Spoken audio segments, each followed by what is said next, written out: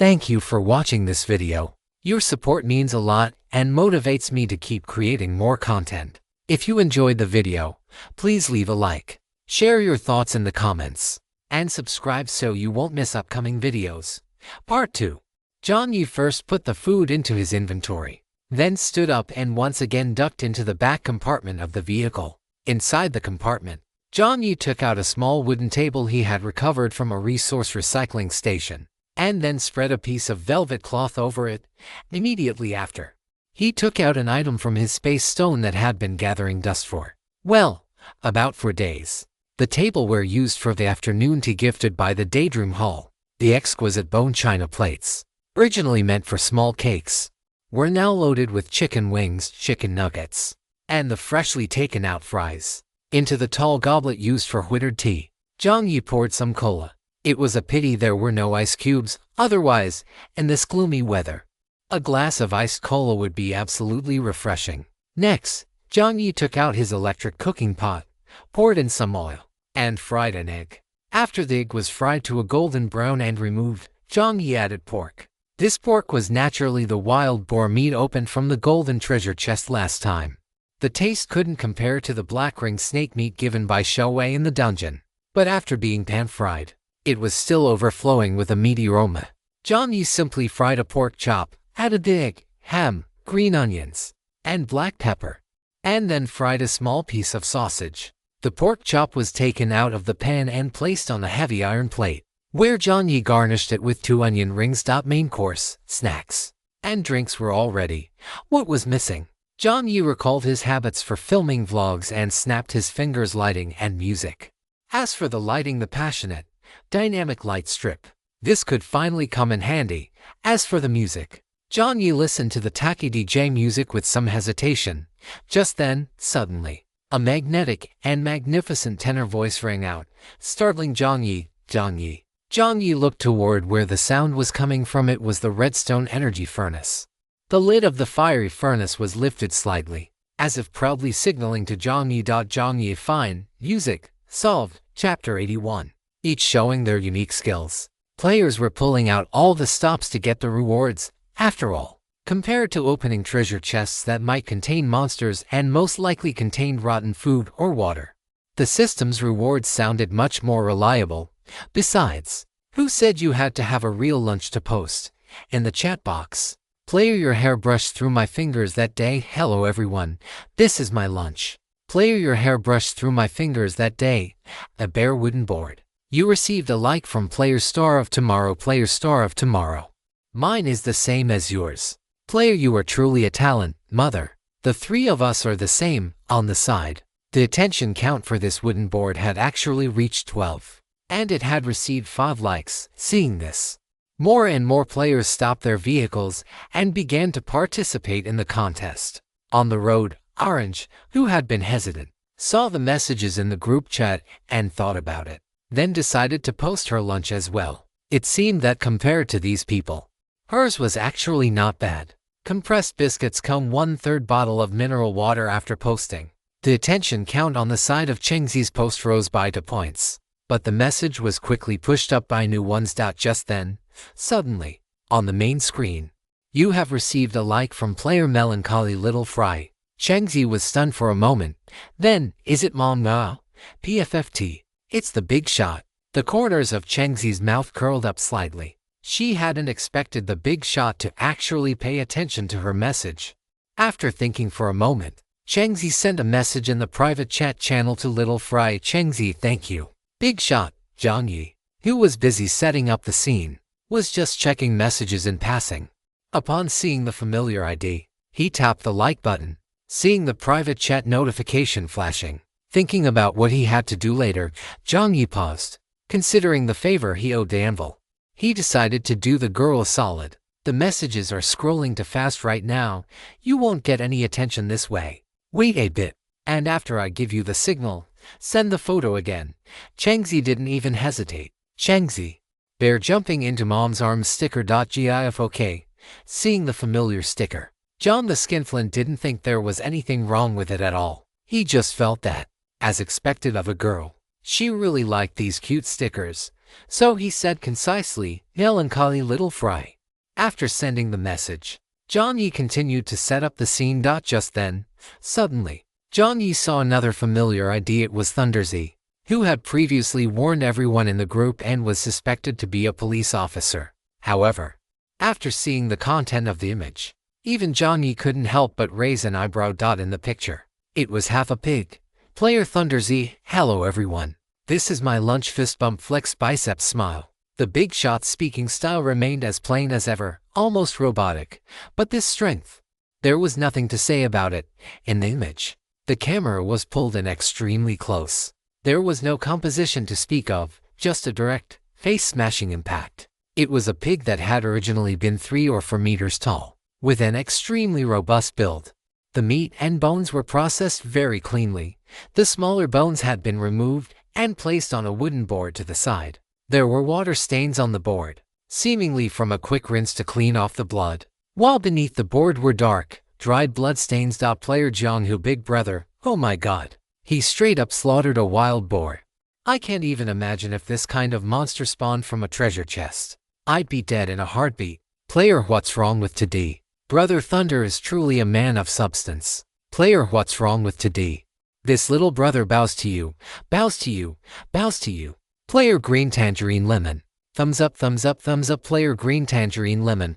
Blurry image quality. Crystal clear strength. Player Your Wild King infinitely arrogant. Is this what a big shot is? Too strong. Player Human Race Brick Moving Emperor. Tears of envy are sliding down from the corners of my mouth. Soon, Thunder's image was pushed to the #1 spot on the ranking list. The attention and likes continued to soar. In the middle of it all, many players asked for methods to deal with such monsters. Surprisingly, Thunder shared his experience directly. Player Thunderzy, the weakness of this monster is in its abdomen. First, you must find their visual blind spot.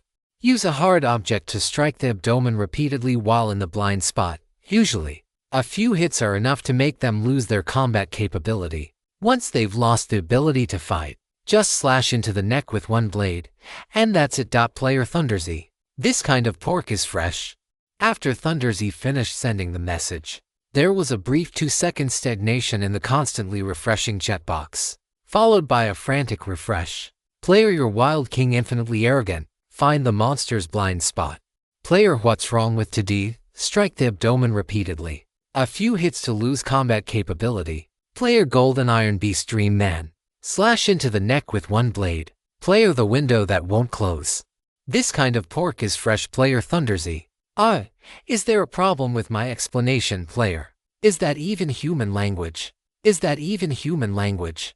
Kept refreshing line after line, clearly showing the anger of the weakling players. At this point, Jiang Yi was even more certain that even if this Thunder wasn't a police officer or special forces personnel, he was definitely a trained individual with astonishing combat power. Good grief.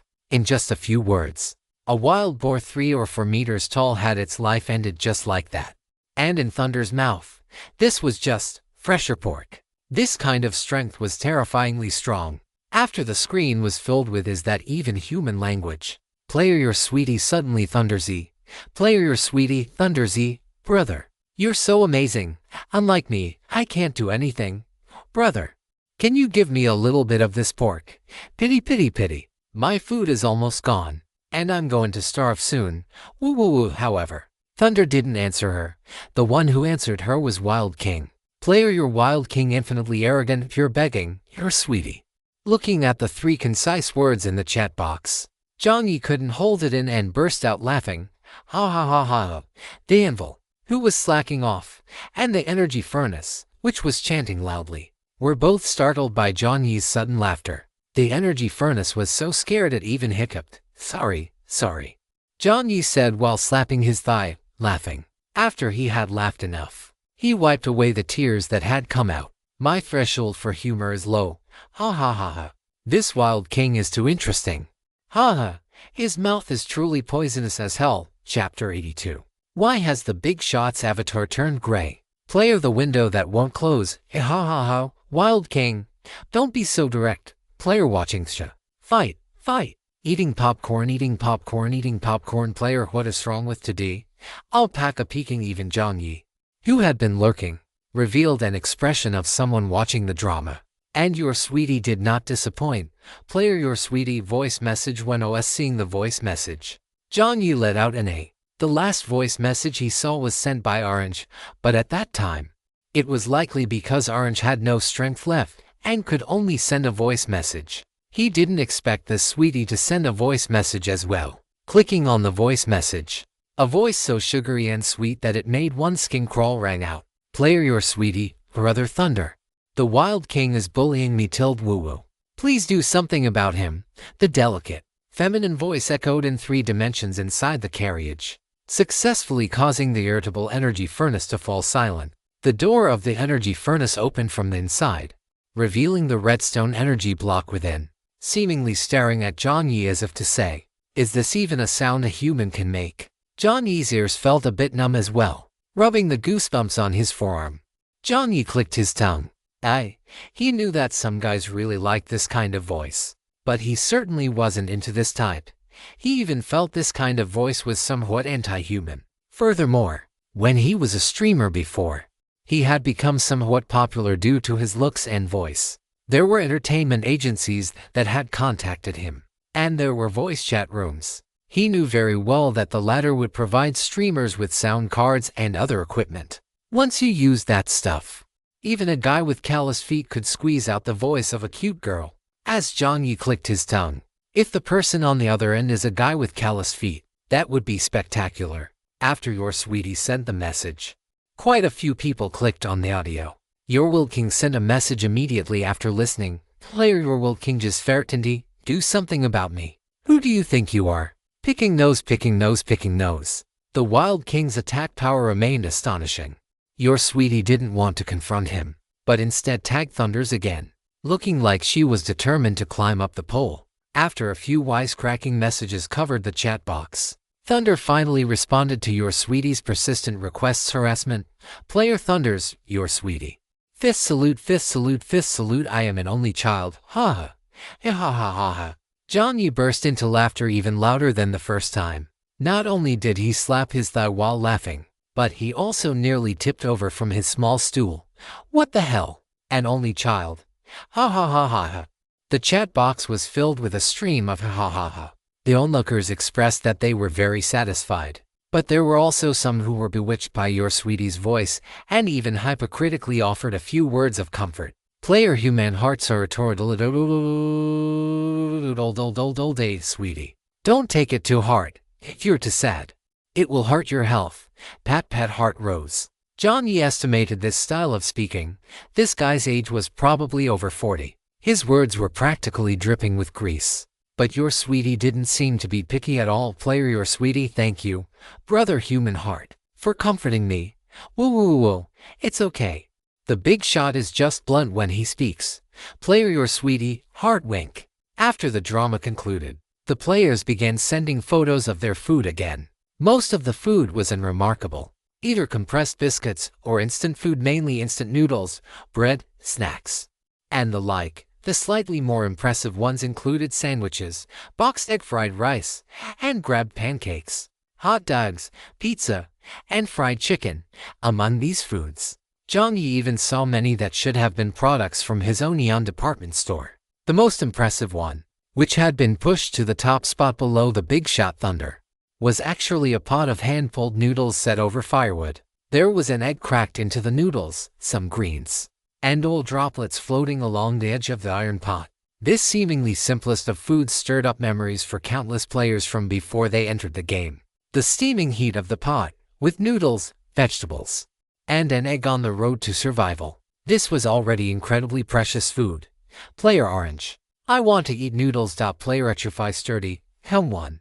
It clearly looks so ordinary, but for some reason, the moment I saw the noodles, I felt like crying. Watching the messages sent by the players, Jiang Yi couldn't help but sigh. And he also gave the noodles a like. Ordinary things touch the heart. After all, Jiang Yi scanned the player ID of this image, and then he let out an A and settled. Isn't this the second place person looking for his sister? Sure enough, as the popularity of the image was pushed to second place, and even gradually began to overtake Thunder, and settled sent a message in the group. Player Unsettled. Thank you all for the likes and attention. Player Unsettled. Occupying public resources for a moment. I am looking for my sister. Ninging, are you there? If you can see this message, please private message your brother. Player Unsettled. If other players have any relevant information, please private message me. Good grief. A purebred sister con. So, he only climbed the rankings so his sister could see him. This brother. You really hope to find your sister, don't you, then? Oh, with messy thoughts flashing through his mind, Jiang Yi let out quickly shook his head, and forcibly cut off the random associations. The popularity of Thunder and Unsettled's images kept rising, since these two were already the top 3 and top 2 of District 99 in the Dragon Kingdom's 189th region. Other players naturally thought of the top one, Melancholy Little Prince, until now. Melancholy Little Prince hadn't sent a single message. Could it be that the big shot doesn't care for the rewards issued by the system? Having entered a new scene, the big shot hasn't adapted yet, or perhaps they met with an accident. For a moment, the players had various thoughts. On the first day of the acid rain, although the prices of food and water were skyrocketing, the death toll had not risen to a terrifying level after all. On one hand, the intensity of the acid rain was not yet considered too severe. On the other hand, thanks to the novice adaptation period and the existence of the trading hall, the players' situations were not yet too dire. There were still many people slacking off at noon. Player Kinking's Egen. Twiddling fingers, twiddling fingers, twiddling fingers. Quietly camping for a contest photo from the Big Shot Little French Fry. Player What's wrong with today? Big Shot Little French Fry. Has he posted a photo already? Where? I want to go watch. Player Kinking's Egen. Whittling fingers. Not yet. I said I was just camping for one. Player What's wrong with today? Oh, damn. I thought my idol had posted. Player Eternal Thought. Come one. Seeing the name Little French Fry, I also thought he had posted and quickly clicked into the chat box. Player White Radish squats after Green Radish. It can only be said that Melancholy Little French Fry is worthy of being the top one in the entire district, even without posting a message himself. Being cute so simply still attracted a lot of attention. As more and more players began to camp, Jiang Yi was not in a hurry. Currently, the popularity and likes for anxiety were very high if he was going to participate in the competition. He had to aim for first place, otherwise, if the rewards didn't reach a certain level, they wouldn't even cover the cost of his meal. Jiang Yi wasn't in a hurry, but there were others who were anxious for him. Player Your Sweetie. Melancholy Little French Fry. Big Shot Little French Fry. Aren't you participating in the competition? Sweetie has super confidence in you. Brother French Fry. Expectant. Player number 1 Deep affection in Jiangxi. Forget it. The big shot probably doesn't even look at these kinds of rewards. Player Your Sweetie. How is that possible? This is a reward from the system. It's a zero-cost event. There's no reason for a big shot not to participate. Right, Player Your Sweetie. Could it be that some kind of accident happened? Seeing the last sentence from Your Sweetie, Jiang Yi keenly sensed that something was wrong. Player Your Sweetie. Oh my god. Player number 1 Deep affection in Jiangxi. Player Your Sweetie. You guys click into the group chat list and look for yourselves. The big shot's avatar seems to have turned gray. Chapter 83. A player's status cannot be viewed without clicking into the corresponding sub-channel group chat member list or the player's homepage. Jiang Yi knew he had a high level of visibility, but for some reason, he felt that this sweetie's words were somewhat abrupt, as if they were guiding something. After Sweetie finished speaking, sure enough, many players discovered that the avatar of the big shot Melancholy Little French Fry had indeed turned gray. Player What's wrong with today? Damn. It seems to be true. Player Never Fail a Gacho. Player 1 to 4. Does a gray avatar mean impossible? Inside the off-road vehicle, Orange frowned, because the movement was too sudden. Orange even bumped into the roof of the car. Little French Fry's mom. Big Shot Little French Fry was just talking to me earlier. How could an accident happen? Inside the chat group, messages about the Big Shot Little French Fry's avatar appearing gray were constantly flooding the screen. Over here, in Jiang Yi's private chat channel and closable window, Human Brick Moving Emperor and Wild King had all sent private messages and closable window. Big Shot, Are you okay? Are you doing some kind of special quest? And closable window seemed to have similar experience, besides asking about Jiang Yi's status. He directly offered his own guess, that he was completing a special quest. In fact, that was indeed the case. The avatar turning gray was merely the effect of the dungeon participation card's concealment state, which would last for 3 days. Your wild king is infinitely arrogant, big shot. Is it inconvenient for you to reply to messages? Should I go and curse them out? Looking at the simple 3 words at the end, Jiang Yi wanted to laugh a little. But considering the protests from the energy furnace brother, Jiang Yi still silently chose to send a message. Melancholy little French fry safe. Seeing the simple word in the chat box, enclosable Windows leg, which had stopped shaking, began to shake again. On top of the truck, little curly hair tugged at his curls, let out a sigh, and muttered to himself, I knew it. How could my goddess have an accident so easily? As enclosable window said this, he had intended to start flaming in the group. But thinking that the big shot must have his own plans, he managed to hold back. Over here. After Jiang Yi finished his final arrangements, he pondered as he watched the messages constantly refreshing in the group chat. He did indeed have his own plans. And, vaguely, he felt as if he had grasped something. Jiang Yi's dark, deep eyes stared at the IDs and messages constantly refreshing in the group chat, memorizing every ID in his heart. He seemed to have discovered that the players who popped up later seemed to be the same group of people who would previously echo Born to be King and Boundless Love. Your sweetie was naturally among them. These people were constantly spreading the message that Jiang Yi seemed to have disappeared, and then frantically hitting Jiang Yi. It was as if they knew that Jiang Yi might have had an accident. Jiang Yi rubbed his fingertips. He had encountered a parallel road today, and the player on that road happened to be Boundless Love. Was this a coincidence? Jiang Yi waited for another 5 minutes. The messages in the group chat had fermented to a fever pitch. Aside from the group led by your sweetie, others also began to wonder why melancholy little French fry still hadn't come out to reply to messages. Could it be that an accident really happened? Only a small number of players who had participated in dungeons and other activities chose to remain silent and watch the show. On another road, on an excavator, Shouwei had her 2 long legs resting on either side of the steering wheel. On the main screen, her avatar was also gray. Shouwei's bright eyes looked with disdain at the people jumping around in the group chat, and she let out a scoff. These idiots. To dare to jump out and go head-to-head with a big shot without knowing anything at all. I don't know if their brains aren't fully developed or if they just haven't woken up from their dreams yet. Shouwei also followed the group chat list to find the homepage of the Big Shot Little Fries. The avatar was indeed gray, and the homepage was extremely minimalist, containing absolutely nothing. I guess the Big Shot doesn't even bother to acknowledge them, Shouwei muttered to herself. Sigh. Do they not understand the weight of an S-grade resource abundance rating?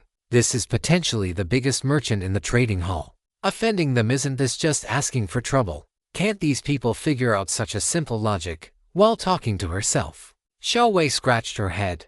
Her slightly sluggish brain suddenly seemed to click. Or could it be that they have some sort of backing? Forget it. I can't figure it out. After thinking for a while, she felt a bit of a headache and simply chose to give up. Her gaze suddenly shifted to the temporary chat sessions. The codenames ANSI, which were John Tai and Uncle Han respectively, still had their conversations paused at the moment they left the dungeon. After Shouwei finished telling John Tai about the monster merchant's information, they had been teleported out of the dungeon. Sigh. I wonder if John Tai and Uncle Han participated in this competition. John Tai knows how to cook. It wouldn't be that sister complex Anpendesu, would it? Shouwei thought about that steaming pot of noodles and fell into deep contemplation. It wasn't that she doubted Jiang Yi's strength was insufficient to reach the top 2, but rather, John Tai. He shouldn't be using a Japanese name, right? Shouwei knew her method of elimination was a bit absurd, but a woman's intuition told her that she couldn't quite equate the two. More and more people in the group chat were tagging Jiang Yi. On a certain player's main screen, a message suddenly appeared in the private chat channel. Your sweetie, is it about time? Your sweetie, you should be able to speak now. Your sweetie, we've sent all our food to you. Once you finish stepping on little fries this time, You can ride this wave of popularity straight to the top, your sweetie. Why aren't you saying anything? In this private chat channel, your sweetie had completely shed the coy, delicate persona she displayed in the group chat. Instead, she appeared unusually cold and direct. On the other end of the private chat channel was none other than Born to be King. Born to be King's expression was currently flickering between light and shadow. His gaze was fixed intently on another person's status bar. The avatar of Great Love Without Borders had also turned gray, but half an hour ago, the status of Great Love Without Borders had still been normal. In this half hour, only one thing had happened. Great Love Without Borders had gone to assassinate melancholy little Fries. On Born to be King's gloomy face, his eyeballs rolled as he bit his lip hard. Damn it. What exactly is the situation now? Great Love Without Borders, just like melancholy little Fries, was in an unresponsive state. Things were not at all as your sweetie had imagined. Had Great Love Without Borders successfully dealt with little Fries or not? Or was it possible that the two of them had perished together? Great Love Without Borders was carrying a curse card. He shouldn't have been taken down by little Fries. Right, that was a mental shock attack. Various speculations surfaced in Born to be King's mind. The messages from your sweetie kept bombarding him like a bomber plane, making the already confused Born to be King even more irritable. Your sweetie. Where the hell are you? Your sweetie, not talking. You weren't planning to take our resources and run, are you, your sweetie? I advise you not to have such thoughts, your sweetie. We still have to positioning cards. If the scapegoat can't be used, you'll be the one held accountable, damn it. Seeing the mention of the scapegoat and the two positioning cards, Born to be King cursed and slammed his steering wheel hard. Amidst the acid rain, a horn blared. In the distance, the fog surged, filled with an inexplicable sense of dread. Born to be King raised his head irritably. Forget it. He would just take it one step at a time. He wiped his face and sent a message in the group chat. Player Born to be King. Smile fist salute. Hello everyone. This is my lunch for today. Please, everyone, take a look. As the message was sent, an image was uploaded. On a small wooden table sat a bowl of instant Yangzhou fried rice, a plate of mapo tofu, and in front of them were a sandwich, a burrito, and a small cup of orange juice. It was a meal that looked, smelled, and tasted great, a quite luxurious feast in a survival game. Chapter 84. Everyone remained silent. Only blindly player cats and dogs. Wow, that looks super delicious. As expected of Big Brother Born to be King, although he's low-key, his strength is truly beyond reproach. Player Wildest in the Green Grasslands. This hot dish must have been opened from a treasure chest. Right. Can hot food also be stored in the inventory? Born to be King. Player Born to be King. Yes, Wildest in the Green Grasslands. You can use an item stasis slot. Player Wildest in the Green Grasslands. You're sharing this kind of information directly to. As expected of Big Brother Born to be King, fist salute. Player Born to be King. Fist salute, fist salute, fist salute. It's just for the sake of the unified human faction. This is all just what I should do. In the chat box, Born to be King's sumptuous lunch attracted a lot of attention. Coupled with the information about sharing the item stasis slot, he quickly won the approval of many players. The popularity of Born to be King's image shot straight to the top 3 position.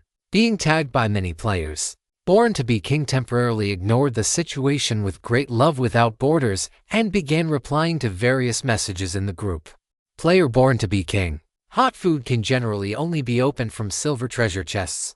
After the acid rain, the probability should have decreased quite a bit. Player Born to be King. The item stasis slot is a special type of item, and its usage is similar to the inventory slots. Player Born to be King. Ha ha ha ha. Why wouldn't I be able to say this? I'm not like some people who want to hog all the good things for themselves. Player Born to be King. I don't mean anything by it. I just feel that in this new scenario, our lives have become even more difficult. At a time like this, for some people to still be hiding things and unwilling to share information. It seems a bit ungenerous. Player Born to be King. Of course, I respect everyone's choices. Not everyone has the same level of awareness. Player Born to be King. Sigh. I'm just not strong enough yet. Otherwise, once I truly become powerful, I will definitely lead all my brothers and sisters to find the real way out of this game. Player Borntobecking. The entire chat box had practically turned into a stage for Borntobecking. As messages kept vibrating, Window Thitwadlos watched Borntobecking's pointed remarks, his mouth twisting in anger. Damn it.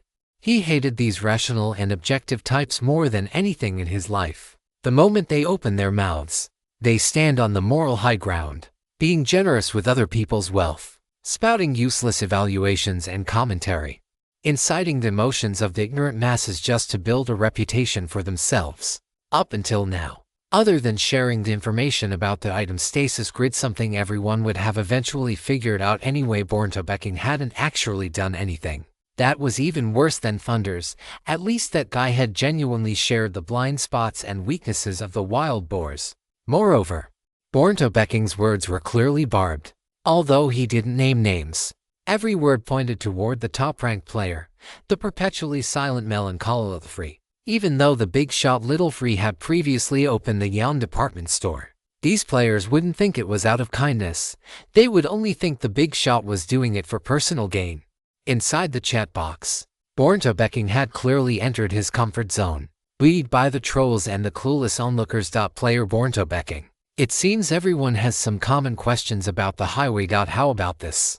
If anyone needs anything, add me as a friend. I can act as a messenger. Player Borntobecking. You don't need to feel like you're bothering me. Actually, it's all for the sake of survival. It's not easy for any of us. Player Borntobecking. Helping each other is just the most basic of human instincts. Sigh. I actually wanted to contact Big Shot Little Free the most. Fist bump, fist bump, fist bump. But unfortunately, the big shot doesn't think much of me. Player Borntobecking. I originally wanted to ask if the big shot had any special methods for obtaining supplies to share with everyone. But until now, the big shot hasn't accepted my requests. Player Borntobecking. I don't know where I offended the big shot.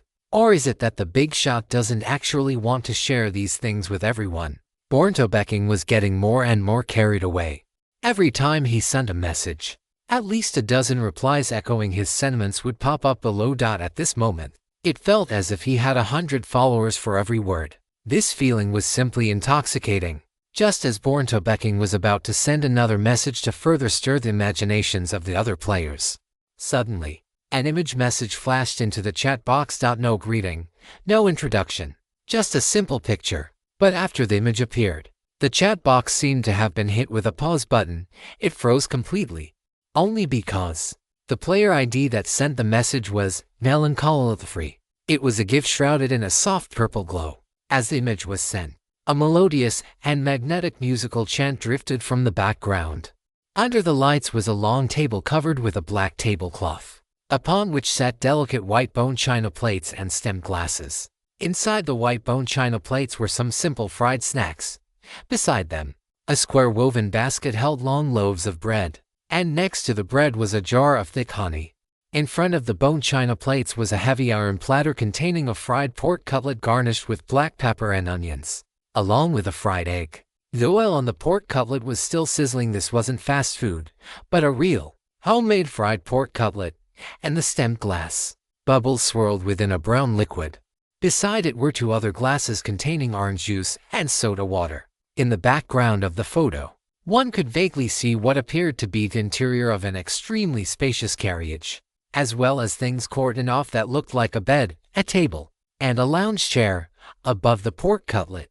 The person taking the photo didn't seem to notice where the GIF ended. At the very last moment of the frame, a slender, fair fingertip seemed to be holding a tool, squeezing lime juice. The faint lime juice, which looked so fresh one could almost smell its tart, citrusy scent, dripped with the plop onto the fried pork cutlet below. Almost instantly, the system notification sound exploded in Jiang Yi's ears.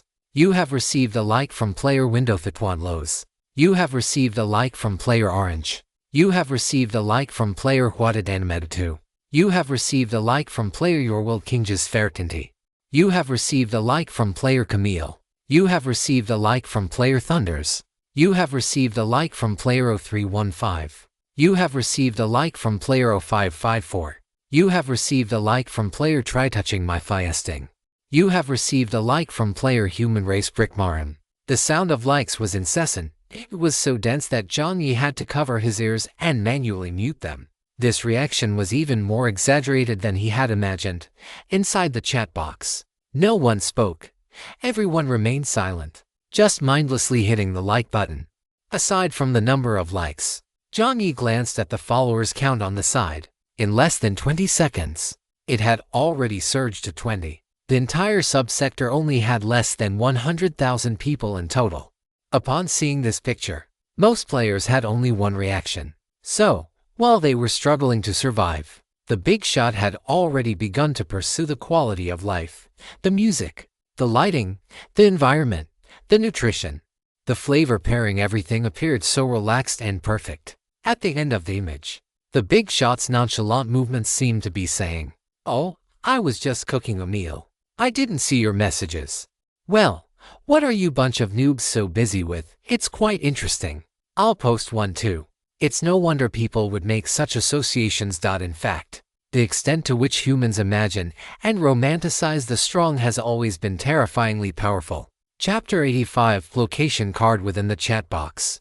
This message, devoid of any text or greetings, instantly climbed to the 3rd spot on the popularity ranking. In the blink of an eye, it pushed the photo of Born to be King off the list. Player What's Wrong with Today, as expected of an idol, usually doesn't make a move, but once they do, they hit the top.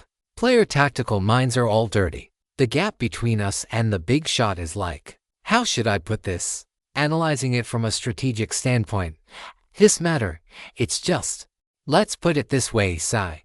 I'm not saying, player, I'm the wildest on the green grassland, to the person above. You just wasted 10 seconds of my time admiring Big Shot Little Potato's photo. Player Old Yellow Ox silently tilling the fields. So erotic. Player Your Wild King is infinitely arrogant. The Wild King had originally been lamenting how overpowered the Big Shot's setup was. But upon seeing this message, he nearly kicked his skateboard away. What is wrong with this Old Yellow Ox?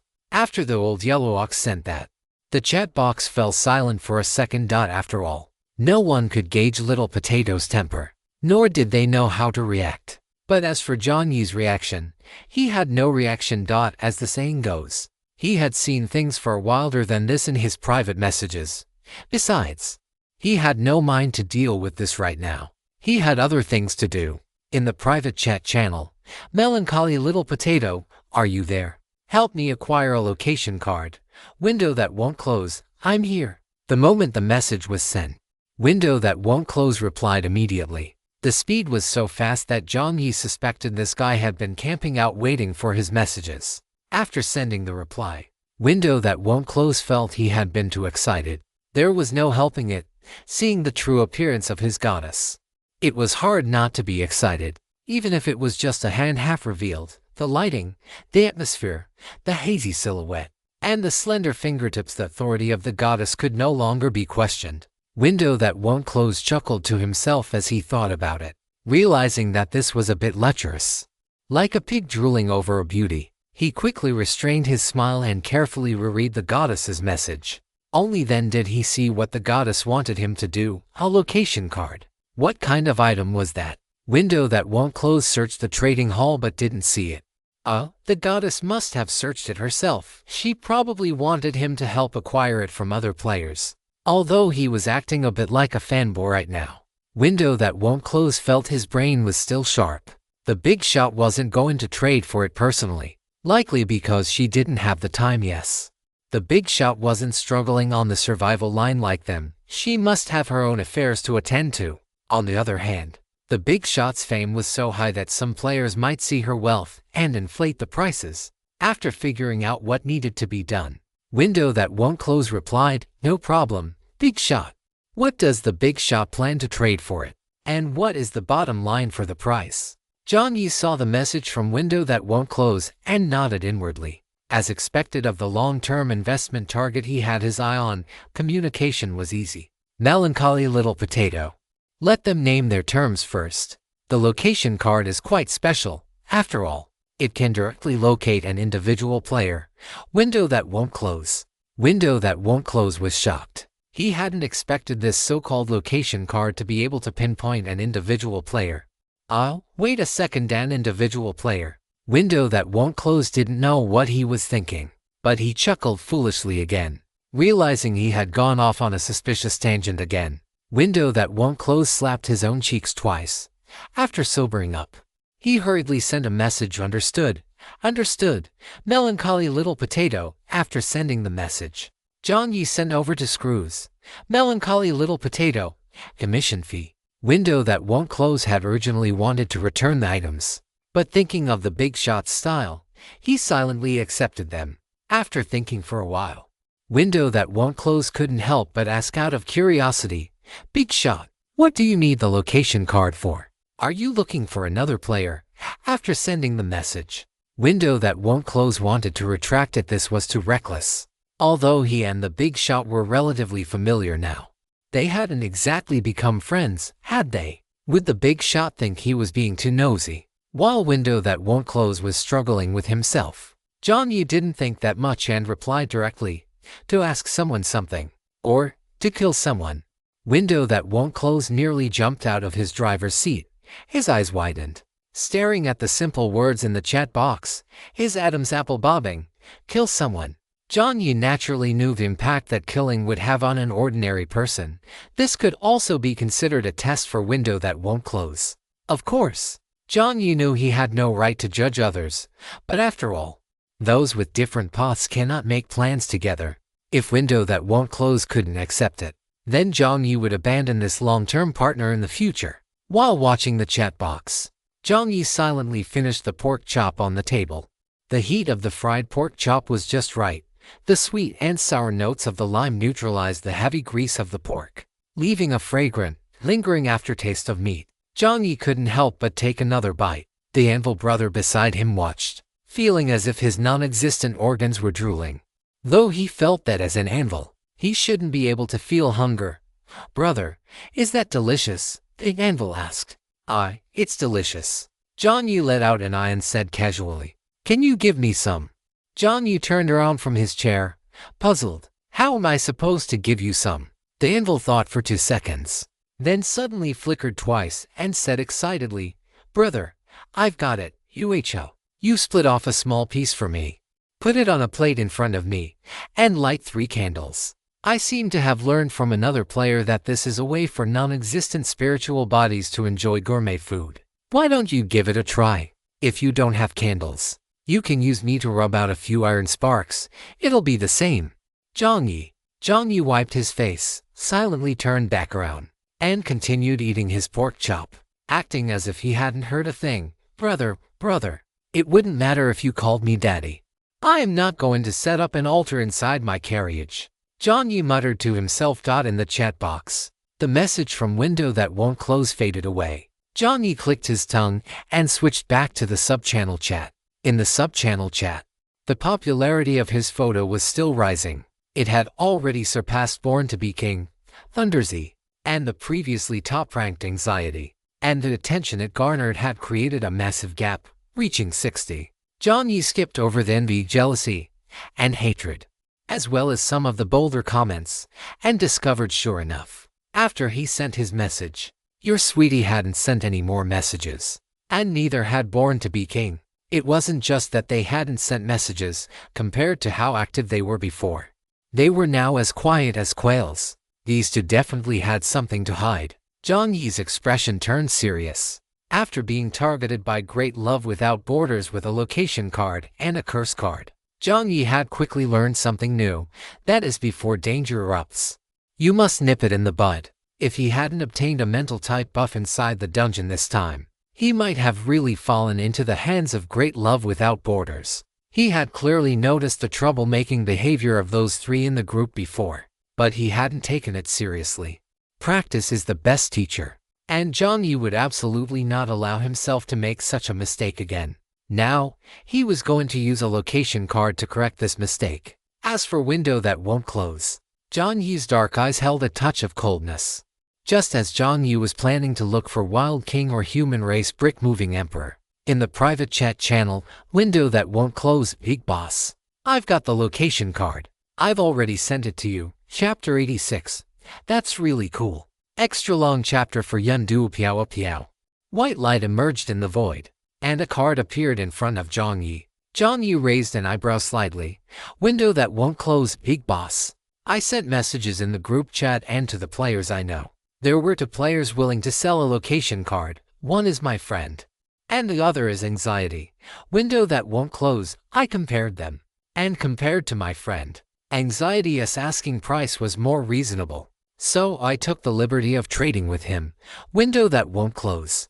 My friend wanted 5 buckets of instant noodles, 5 bottles of mineral water, and vehicle upgrade fragments. Anxiety wanted 3 buckets of instant noodles, 4 bottles of mineral water, and any basic material *5. So, by the way, he also said that if there is any news about his younger sister, these supplies wouldn't be needed, and he could provide other item cards as well. Big boss, I was afraid you were in a hurry, and since I had the supplies on hand, I just traded with him first. You can give me the supplies after you're done with your business. Looking at this long string of text, clearly written out of fear of delaying his affairs, Jiang Yi's mouth twitched. I wasn't actually that much in a hurry. Window that won't close couldn't possibly think I was in a rush to order and kill on the spot. Could he? Although he was caught between laughter and tears, seeing the item card in his hand and the words in the chat box, Jiang Yi still smiled. It seemed he didn't need to look for a new partner after all. Jiang Yi didn't ask Window that won't close if he minded what he was going to do with the location card. That basic level of tacit understanding was still there. Jiang Yi typed into the chat box, "Melancholy little fry." A yellow emoji of a hand making an okay gesture popped up, and Jiang Yi sent over all the supplies. It had to be said, Window that won't close was ridiculously efficient to have found a location card so quickly. Since the location card was found, the next steps were simple. Jiang Yi closed the main screen and packed up all the weapons he had on hand. The rebar fork, the short blade, and the silver pistol. By now, Jiang Yi already knew the name of this silver pistol.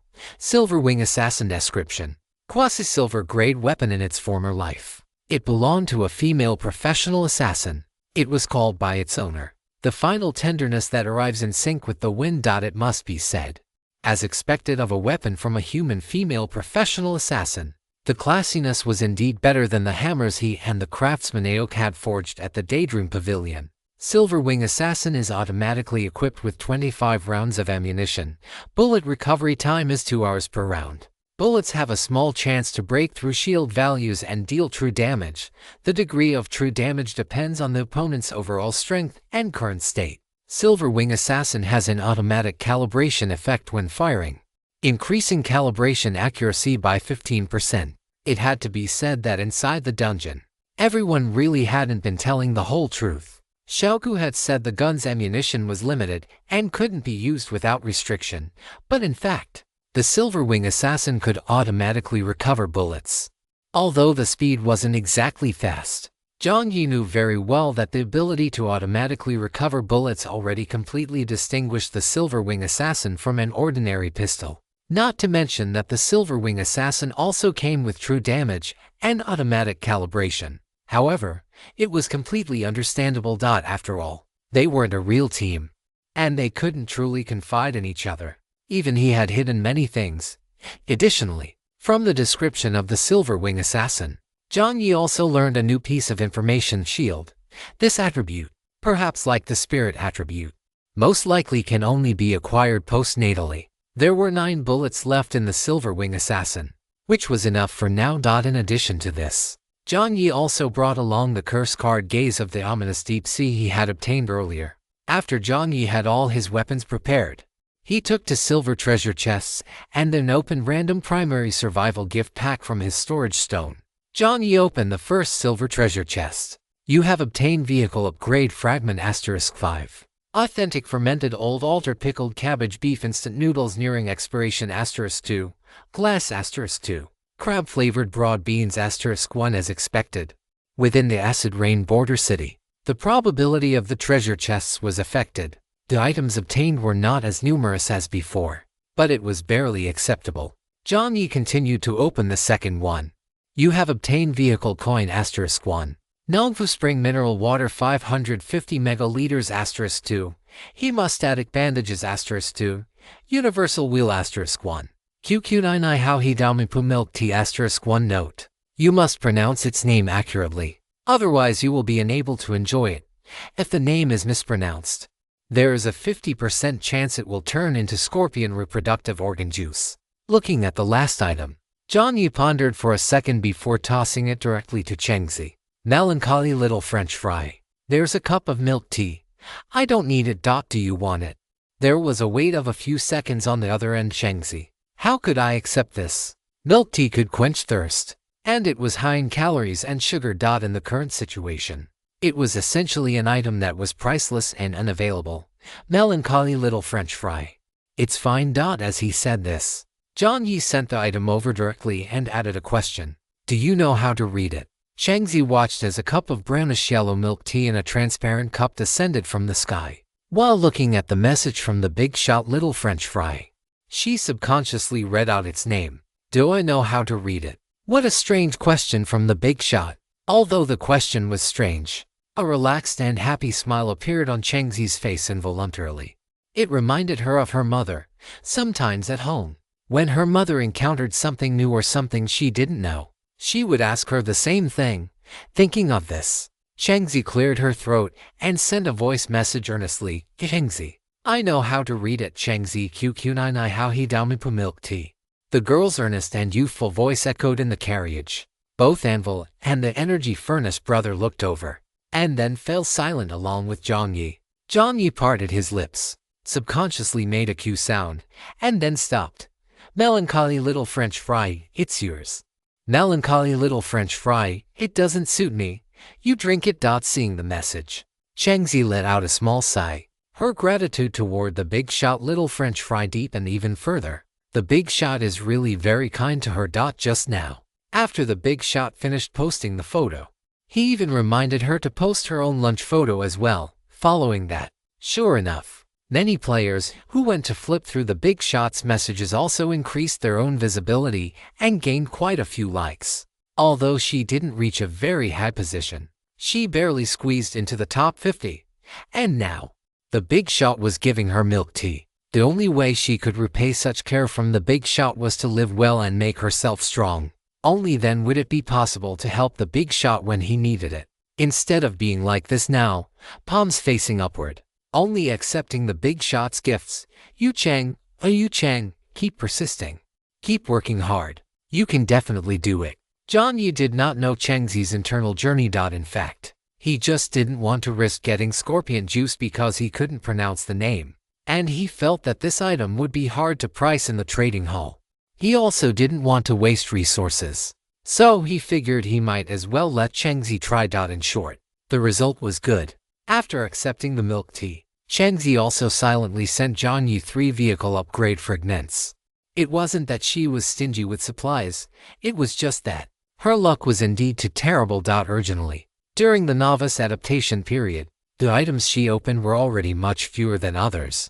Now that the scene had changed, the refresh rate and the probability of items appearing in treasure chests had become even lower. However, with the encouragement of Mother Little French Fry, Yu Chang found that she didn't seem so pessimistic anymore. If she couldn't open supplies, then she would kill more monsters. If she couldn't farm good items, then she would travel more.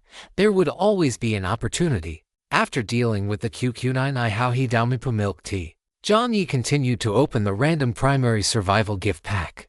You have obtained Protective Combat Suit Black *1, Mountain Combat Boots *1, Specialized Helmet *1, Tactical Goggles *1, Bulletproof Vest Inner Layer *1. It was actually a full set of combat gear, plus a military dagger, as expected of a survival gift pack. The items opened were all very practical. Jiang Yi's eyes lit up. He took off his makeshift protective suit, revealing his lean waist. After his strength, constitution, and other attributes were enhanced, Jiang Yi's physique had become more slender and powerful. His body was no longer as pale and frail as before. There were scars of various sizes on his skin, adding a touch of sharpness. Jiang Yi put on the full set of combat gear and donned the goggles. The combat suit had a high collar and a narrow waist, and the material used on the outside seemed to be something special.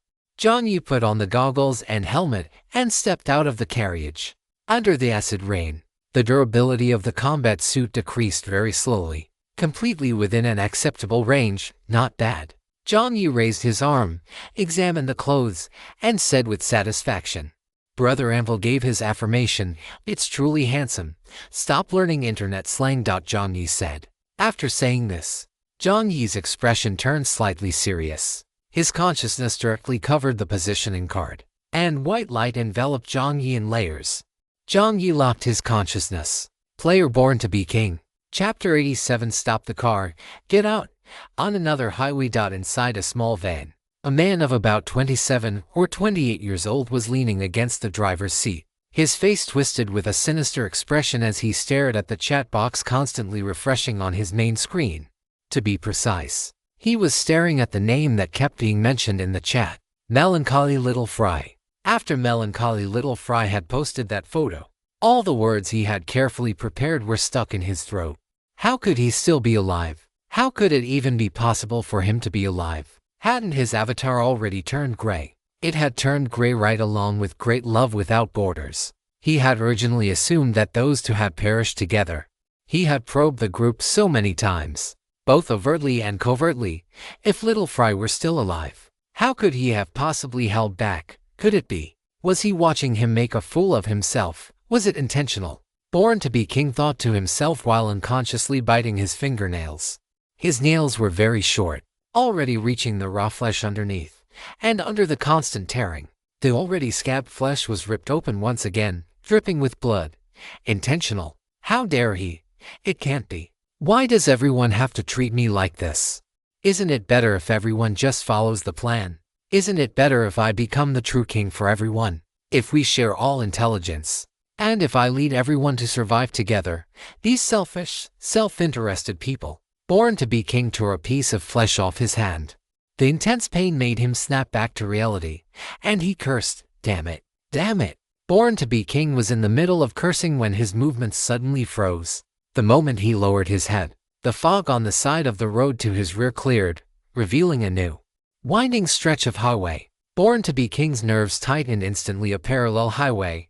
His pupils contracted slightly. In the gloomy weather, the acid rain, which hadn't been very heavy before, suddenly became rapid, pattering against the roof of his car. Within his line of sight, a yellow vehicle which appeared to be a forklift appeared on the parallel highway. Against the backdrop of the rain, that flash of bright yellow almost stung Born to be king's eyes.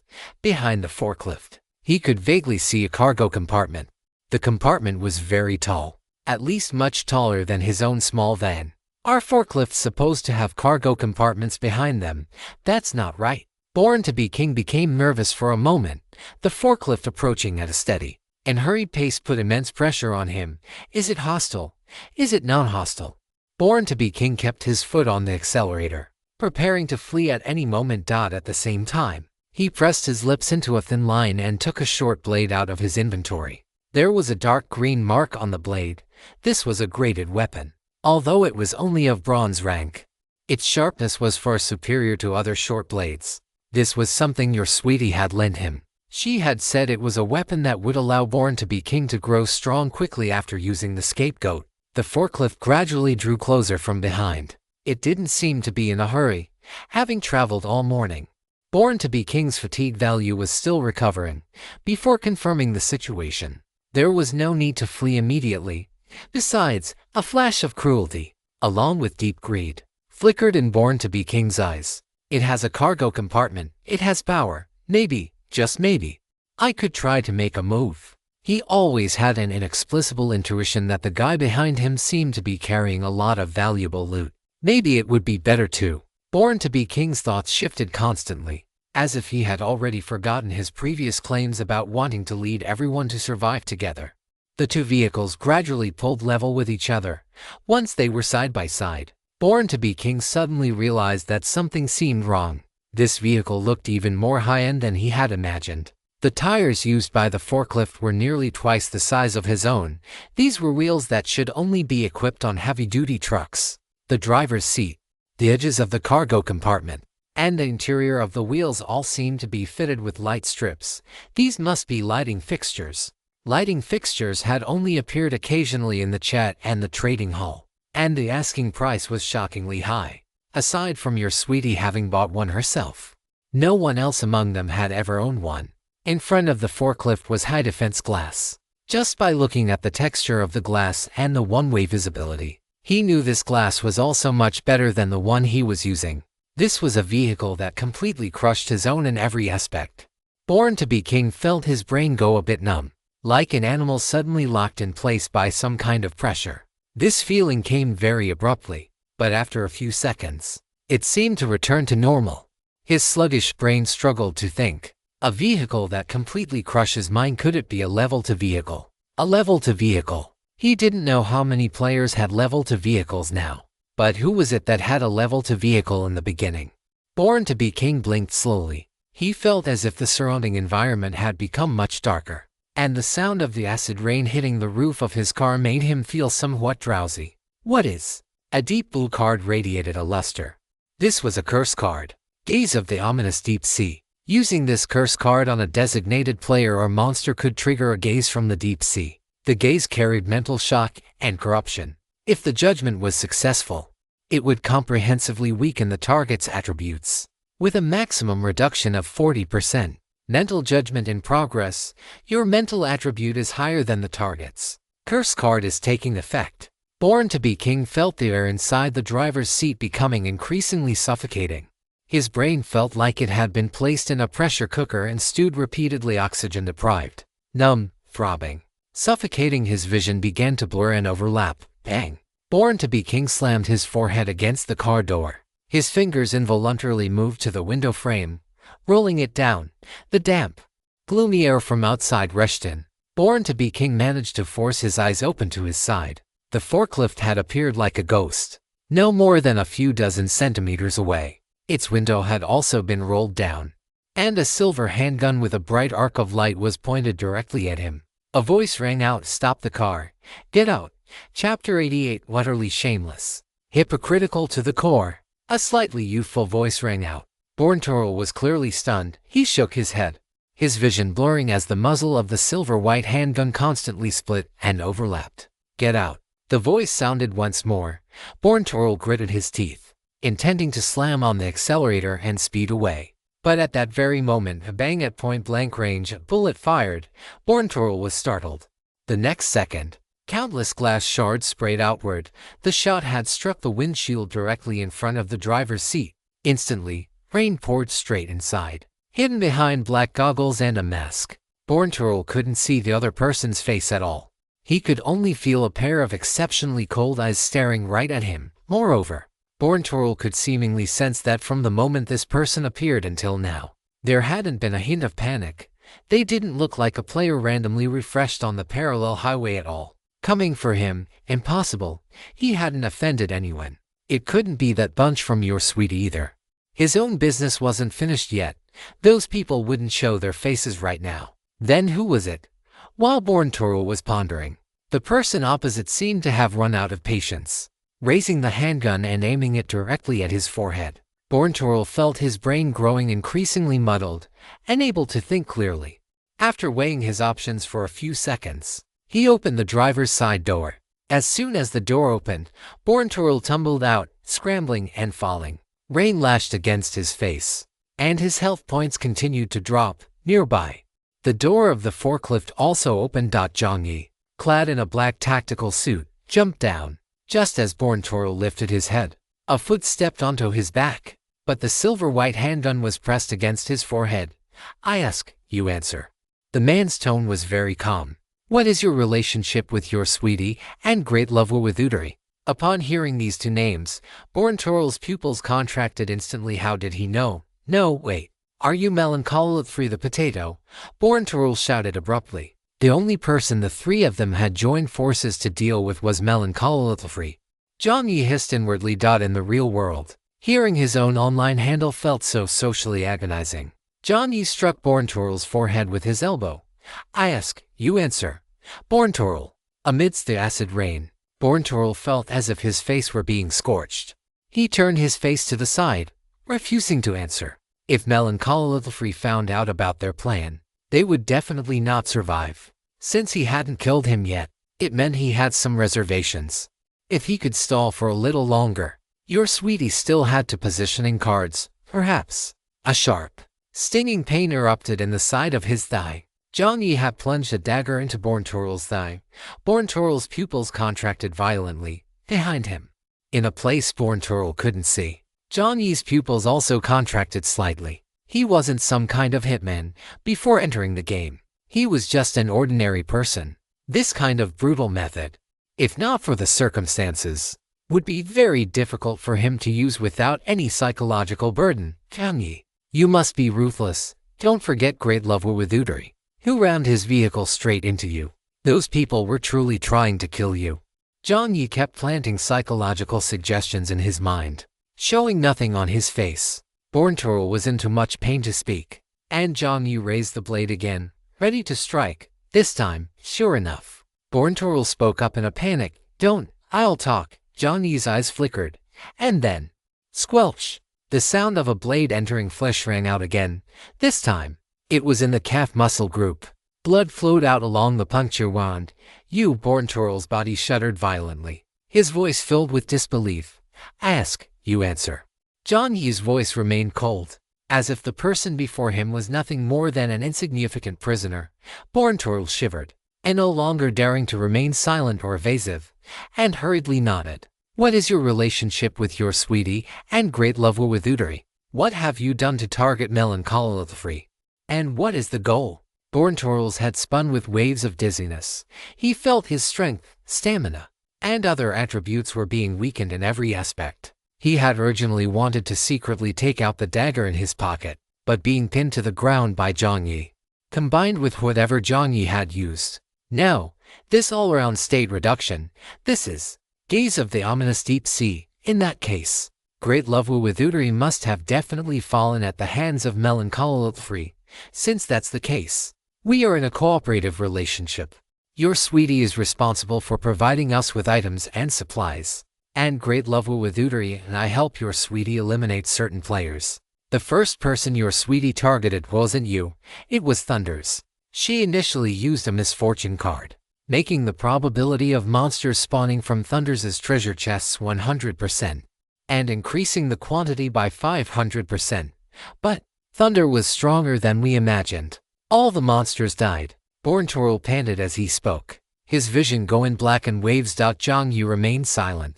So Thunder was the first target, a 100% spawn rate and a 500% increase. And he was still fine. I have to say, Thunders is even more powerful than I imagined. Moreover, your sweetie is no simple character either. Although Jiang Yi didn't fully believe Borntorul's current explanation having fallen into his hands, he didn't know about the other two.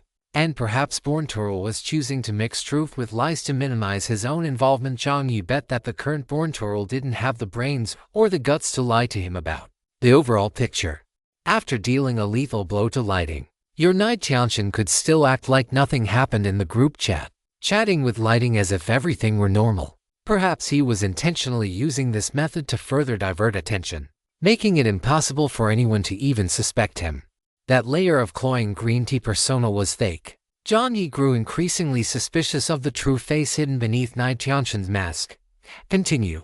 Since things didn't work out with Lighting, we don't know. Knight Tianxian shifted the target to you. Knight Tianxian has a scapegoat item card, Scapegoat. Combining the assassination by Dai Wuzhang and the performance by Shanger Weiwan, Jiang Yi seemed to have guessed something. What is the effect of that item card? Shanger Weiwan looked up. Then, under Jiang Yi's icy gaze, he hesitated before slowly pressing it against Jiang Yi's shoe. After I tell you everything, please let me go. Okay, you should know that after a player dies, their inventory dissipates along with them. If that happens, you won't be able to get my supplies. If you let me go, I'll give you everything. I'll tell you every single detail about Knight Tianxian. Can you? I'm begging you. We're all human beings. It's already unlucky enough to be dragged into this game. Please, show some mercy and spare me. I just want to survive so badly. If you let me go, I'll do anything you want afterward. I can help you kill people, anything, as long as you spare me. As Shanger Weiwan spoke, he wept until his face was covered in snot and tears. I just want to survive so badly. I still have family, I still have children. Shanger Wei Wang buried his head deep, his kneeling figure appearing exceptionally pathetic, while Jiang Yi, standing beside him, was cast in the light of a cold-blooded, ruthless executioner. Jiang Yi was somewhat amused by this performance. As if he weren't in the same boat, Jiang Yi pressed his lips into a thin line and said directly, "Tell me the effect first." As he spoke, he raised his pistol again and fired a shot into Shanger Wei Wang's right calf. Jiang Yi felt much less psychological burden with this shot. He really had to thank Shanger Wei Wang for significantly reducing his sense of guilt. This kind of person, who kept claiming that everyone was the same, that everyone was human and unfortunate, would, in the very next second, willingly promise to murder other players just to stay alive. Utterly devoid of a bottom line, hypocritical to the core. Jiang Yi waited a few seconds before Shanger Wei Wang spoke up. Nai Tianshan didn't show us the specific description of scapegoat. The general content is that it is a complete replacement predicated on death. By killing a certain player and designating yourself or another player to build up the same or similar prestige and recognition as that player. Once the system determines that the level has been reached, a complete replacement can be achieved, inheriting all the supplies and permissions already obtained by the killed player. Chapter 89. Has the big shot gone completely berserk? By killing a certain player and designating yourself or another player to build up the same or similar prestige and recognition as that player. Once the system determines that the level has been reached, a complete replacement can be achieved, inheriting all the supplies and permissions already obtained by the killed player. Jiang Yi pondered this sentence in his mind. He always felt that something was strange. Judging from the description, it did indeed align with the name scapegoat and what Dao Wuzhang and Shanger Wei Wang were doing. But Jiang Yi felt there were some contradictions. For instance, the part about designating yourself or another player. If scapegoat truly worked as described, allowing one to inherit all the supplies and permissions of the killed player, why wouldn't Nai Tianshan designate himself to receive them? Supplies could be distributed, but permissions could not. Besides, it didn't say that the killer and the designated recipient had to be the same person. So why wouldn't Nai Tianshan designate himself? Moreover, the description of complete replacement was also very strange. Jiang Yi felt that this scapegoat card was not that simple. Furthermore, didn't Nai Tianshan have too many item cards? The tracking card, the abyss curse card, and the scapegoat card, all of them were provided by Nai Tianshan. This probability was not normal. Could it be that Nai Tianshan had some special encounter, or a profession that allowed him to unlock many item cards? His judgment still had flaws. When using the tracking card, he had thought that Shanger Wei Wang, who was trying to stand out in the group, was the mastermind. But now it seemed that Nai Tianshan was the one pulling the strings from behind the scenes. He should have been tracking Nai Tianshan instead of Shanger Wei Wang. But then again, with so many item cards, Nai Tianshan might not be easy to deal with. If he left him alone, that guy might accumulate even more means.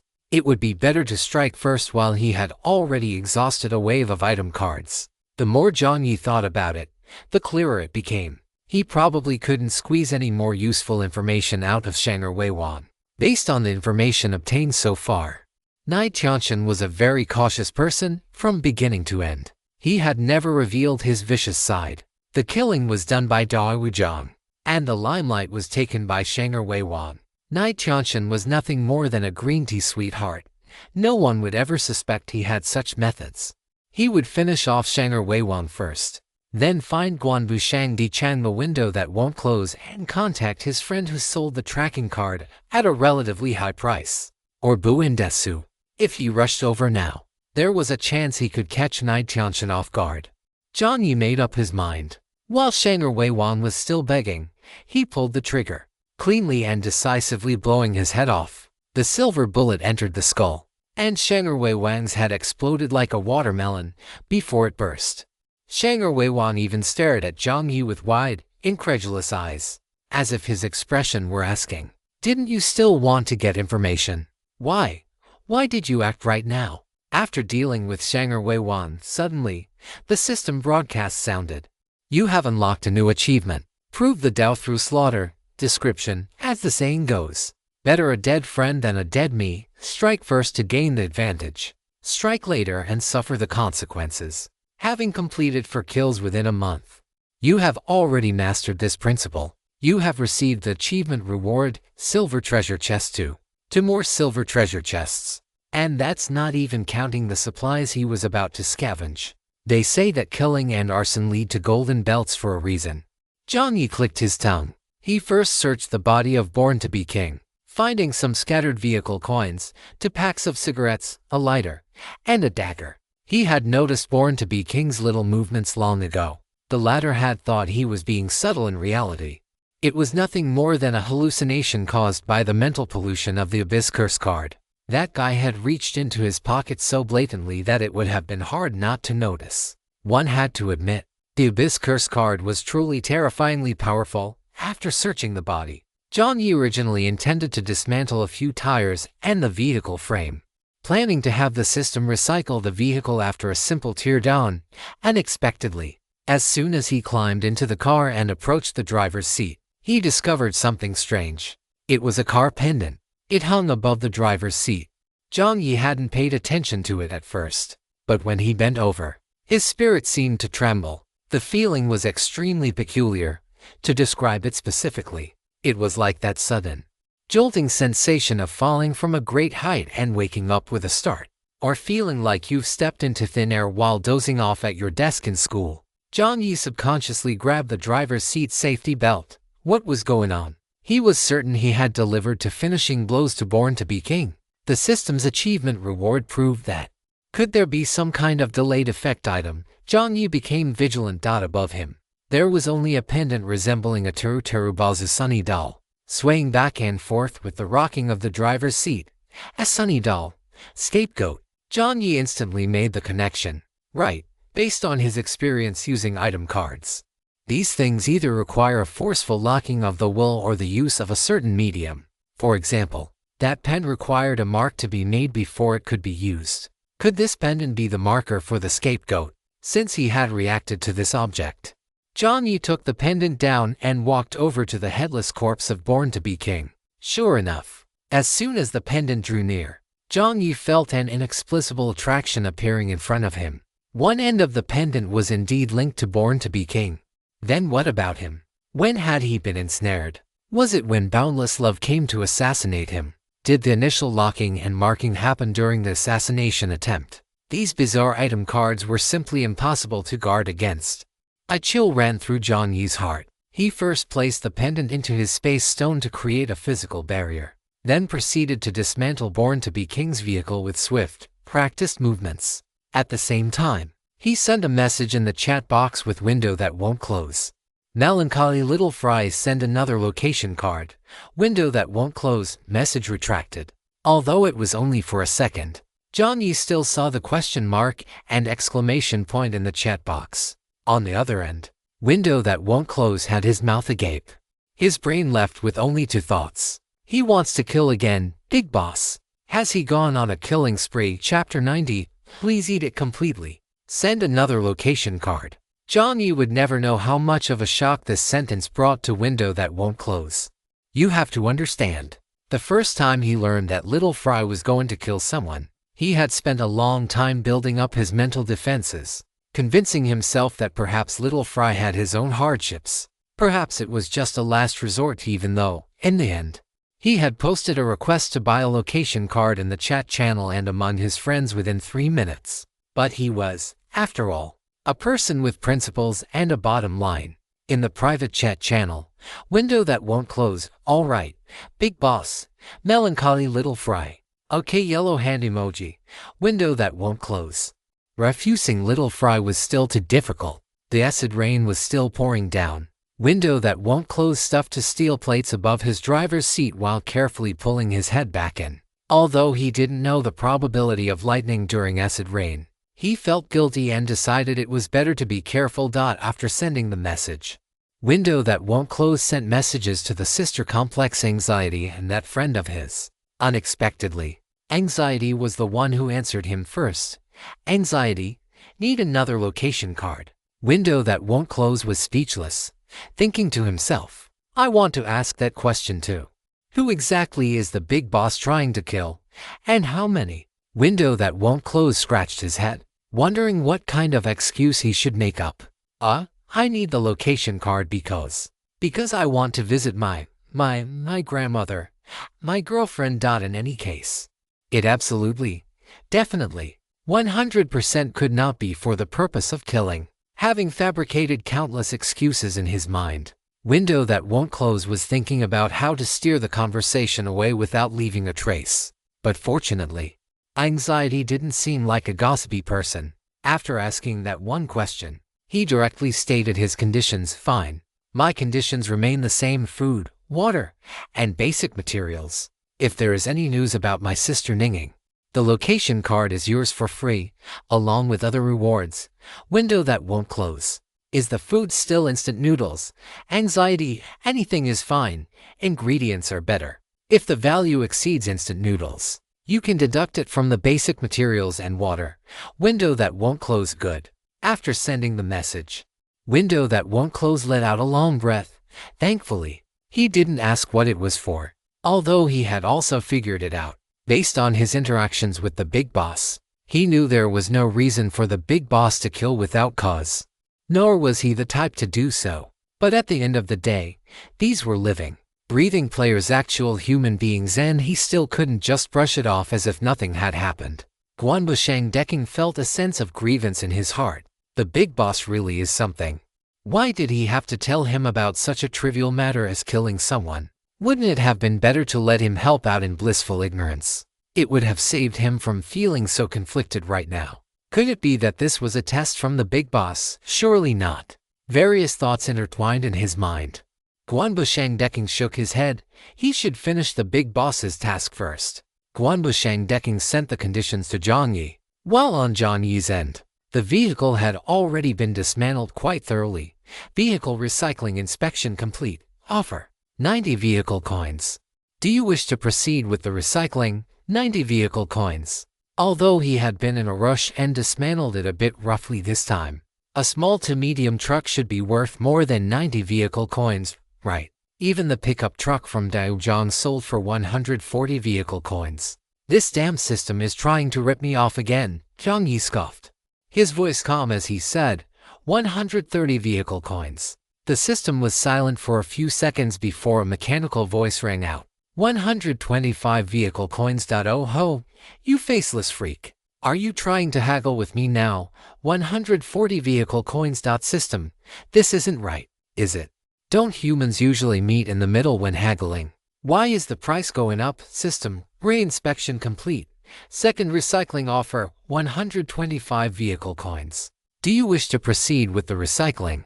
If the player does not make a decision within 10 seconds, the system will proceed with the initial recycling offer, 10-9, using that trick again. But 125 vehicle coins was already better than he had expected. Jiang Yi nodded and chose to accept.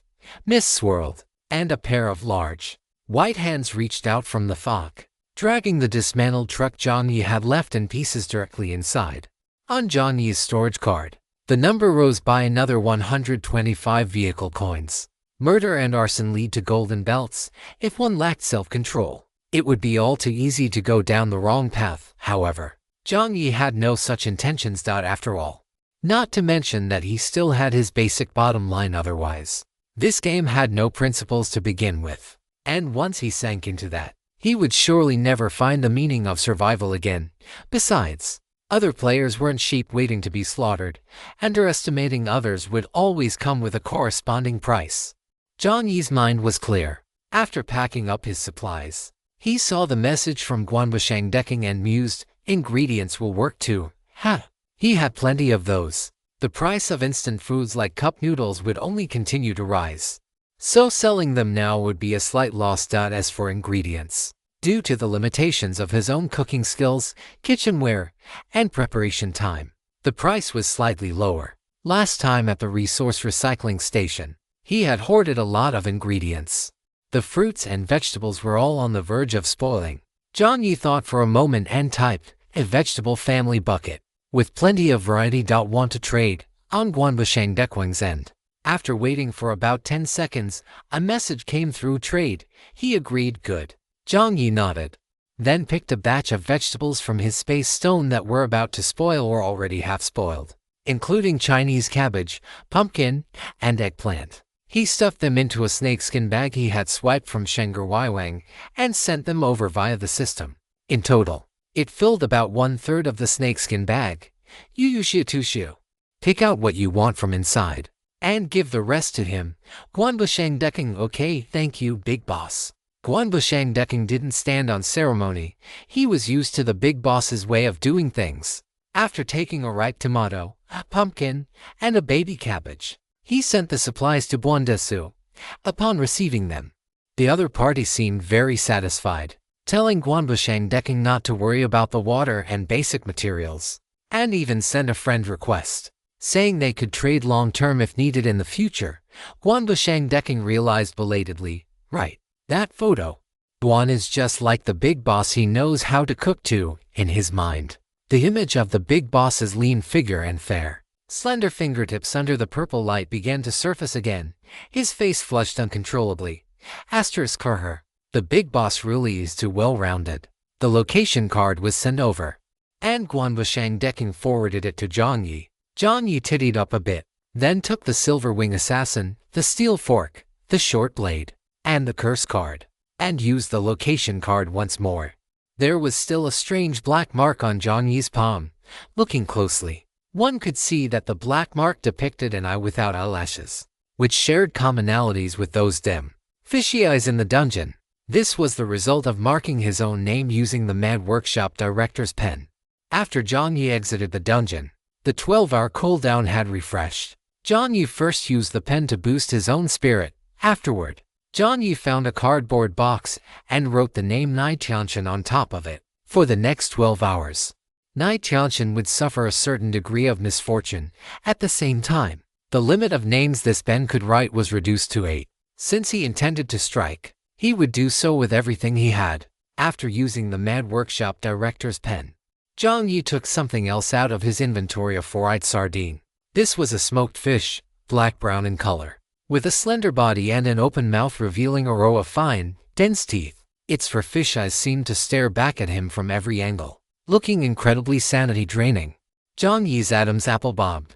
The anvil's voice rang out, "Brother, are you really going to eat that?" Jiang Yi pressed his lips together, his gaze instinctively shifting away from the fish eyes, wanting to avoid seeing them.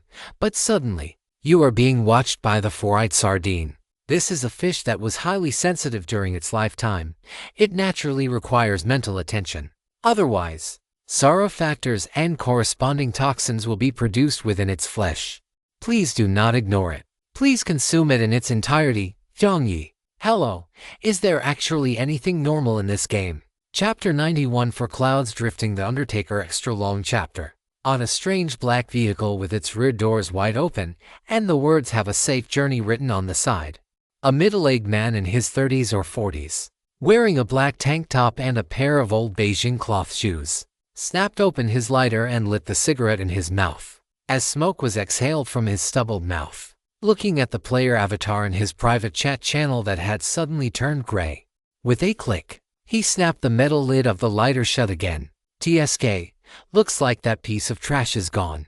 That guy is actually quite something," the man muttered to himself. On the main screen, the man's ID was clearly "Your Sweetie." That's right, Your Sweetie was not only not some sweet little green tea girl, but even his gender didn't match at all. In the private chat channel, a new message popped up. It was from a player named Mountain and Water. "Mountain and Water, sweetie. I've found the teleportation card. It really was in that dungeon you mentioned. Mountain and Water, let me tell you, the danger level of this dungeon is simply unimaginable. If I hadn't run fast at the end, I probably would have been buried in the tunnels with those other people." Mountain and Water. Who could have guessed that the tunnels beneath the entire acid rain border city were all connected? Mountain and Water. Those idiots walking in front only focused on the garment factory above the tunnels. But they didn't see the internal fire escape passage ahead, the monsters inside. Mountain and Water sighed, "Sweetie, you must compensate me well this time. You hear me? Mountain and Water. Good sweetie. Call me Big Brother Mountain one more time, and I'll send the teleportation card over to you, idiot." The middle-aged man rolled his eyes and cursed. but soon, he suppressed the urge to kill the other party, picked up a metal nameplate, and began speaking into the chat channel. "Your sweetie. Voice message Big Brother Mountain. You're so amazing. You actually cleared that dungeon. Your sweetie, oh my. Stop teasing me. Hurry up and send the teleportation card over. Your sweetie. Thanks for your hard work, Big Brother Mountain. I've already sent the food and water over, along with the vehicle upgrade fragments inside the black vehicle." The middle-aged man in his 30s or 40s produced a voice that was incredibly sweet and cloying. Although at this moment, the middle-aged man's face was full of disdain and deep disgust. These brainless idiots. If it weren't for his own plans, he really wouldn't want to continue trading with them. But there was no other way. Other players didn't fall for his act, especially that Thunderzy. He had approached that Thunderzy multiple times, both openly and covertly, but every time, the latter would either pretend not to see him or send a direct reply. Player Thunderzy. Fist bump, fist bump, fist bump. State your business if you have any. We cannot contact the masses privately. Your sweetie. What, it cannot contact the masses privately? He was truly one of those people from that group he hated the most. Since he couldn't get through to the powerful players, he could only collude with these low-life, easily manipulated players. Fortunately, although the latter's strength was mediocre, they had the advantage of being easy to control. After the message was sent, it didn't take long for Mountain and Water to transmit a card. A white light appeared, and your sweetie reached out to catch it. However, when reaching out, whether it was a system lag or he simply didn't react in time, he missed the catch. The card slid past his hand and, with a clatter, fell into a gap in the rear compartment. Damn it, your sweetie cursed. When he bent down to pick it up, the card slid further down the compartment and, with a thud, fell into the rainwater outside. Aleph *ck your mother. Your sweetie exploded in rage. Did he step in dog shit today or what? While cursing in his heart, he put on his raincoat. Just as your sweetie was about to get out of the vehicle, he suddenly sensed something was wrong. The road on the right seemed to be merging. This was a parallel highway. Your sweetie's heart tightened abruptly. It came this fast. After seeing the avatars of Great Love Without Borders and Born to be King turn gray one after another, he had already anticipated that the person must have made a move. But he didn't expect him to find him so quickly. A look of ferocity appeared on your sweetie's face as he picked up the teleportation card. In the next second, he felt as if his mind had been struck by a giant stone hammer. Instantly, two streams of bright red nosebleed flowed down from your sweetie's nostrils. Damn it. What incredible nerve. Your sweetie spat, stood up from the rear compartment without panic, and stared at the forklift driving toward him from behind. In the gloomy acid rain, Jiang Yi also saw the person on the other road. The two men's gazes met across the acid rain and the highway. In an instant, both sides sensed an indescribable danger. Jiang Yi's eyelid even twitched. Your sweetie was indeed not a woman. He was an adult male in his 30s or 40s. And his vehicle was actually a hearse. When your sweetie saw that forklift, he also subconsciously became alert. A tier to vehicle, a forklift, and that aura of crushing everything. It was definitely melancholy little fry. After the two stared at each other for a few seconds, almost simultaneously. Bang bang bang, one explosion sounded inward, and one sounded outward. The outward explosion was the detonator your sweetie had planted on the road in advance. The moment he saw the avatar of Dao Wuzhang turn gray, he guessed that Dao Wuzhang had likely died at the hands of Yu Xiao Shu Tao. The conversation with Shanger Weiwan was merely to keep him steady, to buy some time, and to let him play the role of a scapegoat one last time. He suspected that Jiang Yi was a ruthless character who might also use a positioning card to hunt him down. Therefore, he had laid out detonators in advance, waiting for the vehicle to approach before triggering them. If this strike succeeded, the subsequent matters would be much simpler. However, what Ni Di Chan did not expect was Jiang Yi actually possessed demolition methods as well. Logically speaking, at this stage, apart from himself, no one should have been able to obtain demolition-type items in advance. Could it be that he also had a special profession? It was true that Jiang Yi had a special profession, but the demolition had nothing to do with that. Jiang Yi was simply using the cooling spray and the ring heater pre-processed with the anvil to replicate the massive explosion from the 5-man dungeon once again. At the intersection of the two highways, two massive waves of fire erupted, blending and devouring each other. Even the acid rain above was scorched by the high temperature of the flames, causing the dark clouds to disperse slightly. Below, both sides of Jiang Yi's forklift were hit head-on by the fire waves. The light strips were scorched more than halfway through, and the protective steel plates nailed to them were blown off in chunks by the first impact.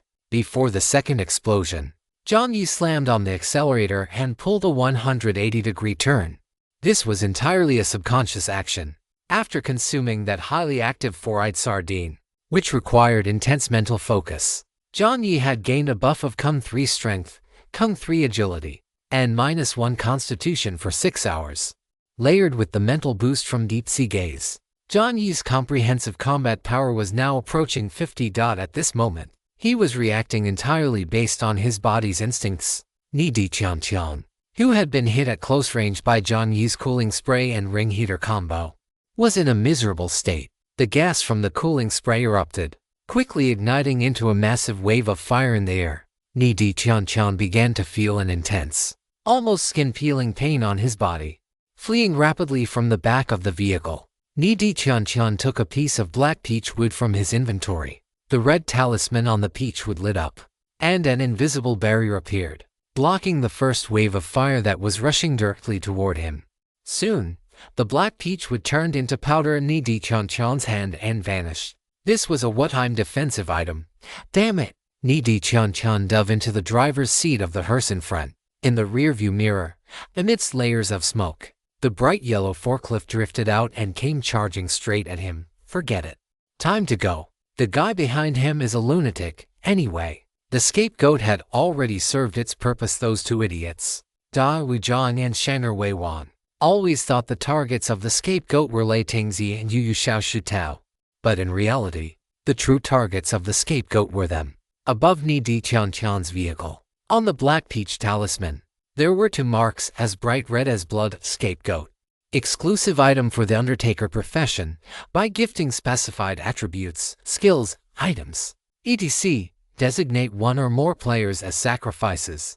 Once the sacrifice is successfully designated, the user can gain corresponding bonuses from the accumulated damage suffered by the target. If the final funeral rite is completed, a death not directly caused by oneself, the user can achieve a complete replacement of the sacrifice, inheriting all their supplies, permissions, talents, and special skills. Note, your pain is my nourishment. On the main screen, the inventory icon under Ni Di Qian Qian had changed from 1 to 3. If not for the lack of time and the fact that he had been discovered, perhaps he could have obtained even more in this sector. Not now. Behind the hearse, the bright yellow forklift was in hot pursuit. The steel forks in front were almost about to catch up to the hearse's cabin. A ruthless smile appeared on Ni Di Qian Qian's face, just as he poked his head slightly out of the driver's seat. A shot was fired from behind. Bang! The bullet hit the hearse's rearview mirror. Ni Di Qian Qian ducked his head, gritting his teeth. His early game development had been too slow. He was still struggling to deal with Yu Xiaoshutao. Of the 36 stratagems, fleeing is best. There would be another chance for revenge later. In his palm, the teleportation card was covered in white light. 2 seconds later, the white light spread to the entire black hearse. A massive vortex appeared, and Ni Di Qian Qian drove straight into it. Jiang Yi slammed on the brakes, stopping right in front of the vortex. Chapter 92, Catching a Sore Spot. A massive white vortex appeared on the highway ahead. The bright yellow forklift hesitated for a few seconds before finally choosing to stop. The left and right sides of the forklift showed varying degrees of damage, and even half of the front windshield had been blown away. Acid rain fell from the sky, landing on the steering wheel and making the anvil squeal in pain. Jiang Yi regained his composure and quickly took an umbrella from his inventory. Although the umbrella's durability against acid rain wasn't high, it would hold up for a little while. Jiang Yi placed the umbrella on the driver's seat and jumped down. Walking to the front of the vortex, he saw only vast stretches of white light inside. There was no way to tell where it led. Ni Di Qian Qian had anticipated that he would hunt him down and had already made preparations in advance. This round was a case of each side predicting the other's prediction. Moreover, judging by the methods used, Ni Di Chan was no weaker than him, if not stronger. He was actually able to set up detonators. Getting a gun from Xiaoku was already mind-boggling, but Ni Di Chan could actually get his hands on something like detonators. The novice adaptation period had just passed, and he had only been in the new scenario for a day. Was it reasonable to obtain such things? Could it be that Ni Di Chan, like Guanbu Shang Di Chang, had started with items, and the items he brought were heavy-duty weapons like detonators? That shouldn't be right. If it were me, starting off with a detonator would mean I'd be slaughtering everything in my path. Kill one monster if one comes. Kill a pair if a pair comes. No, that's not right. That's absolutely not right. That doesn't fit the reality of your sweetie playing it safe and developing slowly. At least in the early stages. He was really busy private messaging this person and that person in the group chat. That means a special encounter. That ball of white light. Did it look like an item card too? What exactly did your sweetie get? And why is it so easy for him to unlock items with such bizarre functions? Jiang Yi stood before the vortex, his expression beneath the mask shifting, and certainly, this operation could be considered a failure, although he had, to some extent, seen the true face of your sweetie. He had still let the latter escape. His own forklift was also severely damaged, while he could repair it using basic materials. The wear and tear was something he couldn't compensate for, as expected. One cannot underestimate other players. If he hadn't decided early on to go all out the moment he made a move, throwing the cooling spray to trigger an explosion, he really would have fallen into the hands of your sweetie this time. Having prepared for it, both sides suffered losses. Thinking of this, Jiang Yi's expression improved slightly. The crazy workshop director's pen combined with the gaze from the deep sea, plus that wave of high-temperature impact just now, your sweetie surely wouldn't be having an easy time either. It's just that he didn't know where this guy had run off to. As Jiang Yi thought about this, he immediately focused his mind and pulled up the subzone chat channel. He searched for your sweetie in the member list, only to see that the name had already disappeared. It was as if he had never appeared at all. Could it be that your sweetie had already left subzone 99 in another space? A blizzard raged, and the daylight was blinding. The black hearse with flames trailing from its rear burst out from a white vortex, slamming heavily onto the frozen road. As soon as it landed, the black hearse paused for a second before it began to slide forward uncontrollably, heading toward a stretch of road covered in protruding ice spikes and icicles. With a loud asterisk clang asterisk, the black hearse crashed directly into the foremost ice spike. Your sweetie, who was inside, hadn't even recovered from the shock of the explosion, and now, suffering from the internal impact, he spat out a mouthful of blood.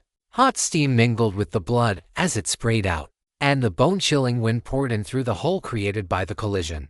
He had been unluckily assigned to a subzone where the scenario was a freezing blizzard.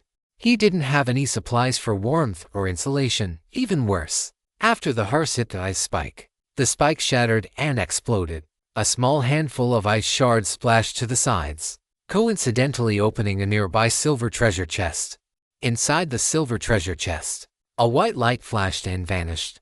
A creature with a bloated belly, supporting its upper body, and possessing a streamlined, seal-like appearance appeared before your sweetie. The seal nodded at your sweetie with a naive and cute expression. Your sweetie was stunned for a moment, then immediately cursed, "Get lost, you beast." The seal flinched at the roar, shrinking its neck in grievance, and then it revealed 30-centimeter-long fangs. Your sweetie's pupils contracted violently. Subzone 99. The parallel road was about to expire. Jiang Yi gritted his teeth, and eventually, covered in dust from head to toe, he returned to the forklift. Even through the helmet and mask, Jiang Yi's nostrils were completely black. This was the dust kicked up by the detonator. For the rest of the time, Jiang Yi wasn't in a very good mood. Driving the battered forklift, he raced nearly 120 kilometers down the road, only stopping once his fatigue level hit 60. The sky gradually darkened, and the sound of the pouring rain finally ceased. The exterior of Jiang Yi's already damaged vehicle had been further corroded by more than half. Fortunately, he had collected plenty of materials at the recycling station.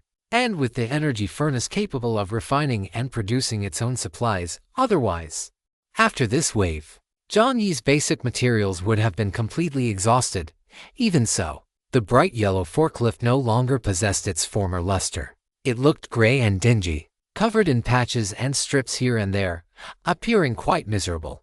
As Jiang Yi repaired the vehicle, he swore to himself, he would definitely find that bastard your sweetie later. Not to mention the losses caused by this encounter. Just considering the killing intent, schemes, and methods this person had used against him, he was determined to eliminate him, otherwise, it might pose a hidden danger. Jiang Yi finished cleaning up.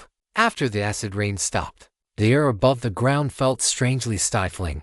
Jiang Yi took a small stool out of his backpack and placed it directly outside the vehicle cabin. His mood was also a bit gloomy. Compared to the number 1 ranking, his actual comprehensive strength was somewhat undeserved. But there was no help for it. One cannot become a fat man in one bite.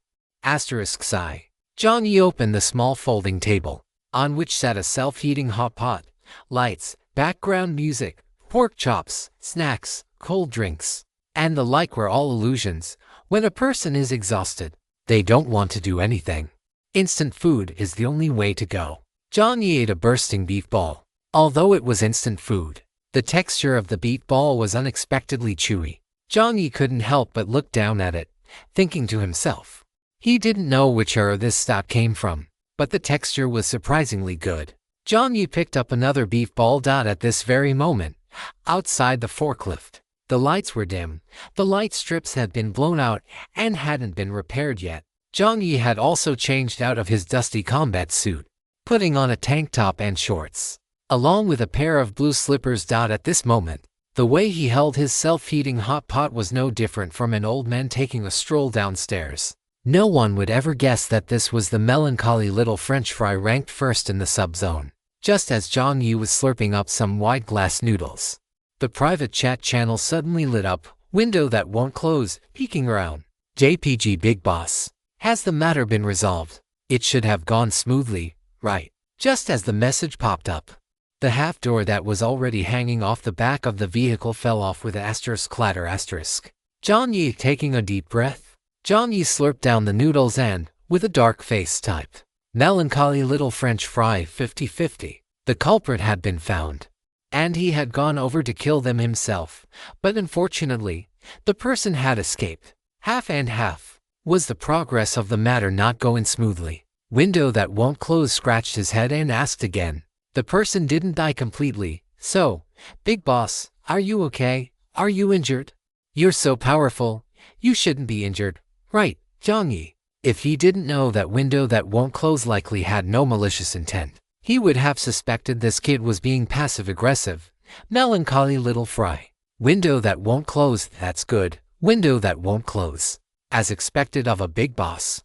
I am the goddess's dog. The final meme of a puppy licking a high heel gave Jiang Yi a chill. Jiang Yi closed the private chat channel and returned to the main screen. At the top, his popularity in the dining sharing event had left everyone else in the dust. If nothing went wrong, the top one for today's settlement would be him. He hoped there would be some good stuff, otherwise, today would be too much of a loss. Chapter 93. The chief of the unlucky 10 o'clock at night. Due to the rules, all vehicles had to come to a stop, and the black fog behind them began to advance. After a day of acid rain, once things stopped, a strange stench and a sense of stuffiness began to spread. The players were miserable, except for a small minority. Certain absolute lucky ones who had rolled shower facilities, and certain hoarding big bosses who had water condensers.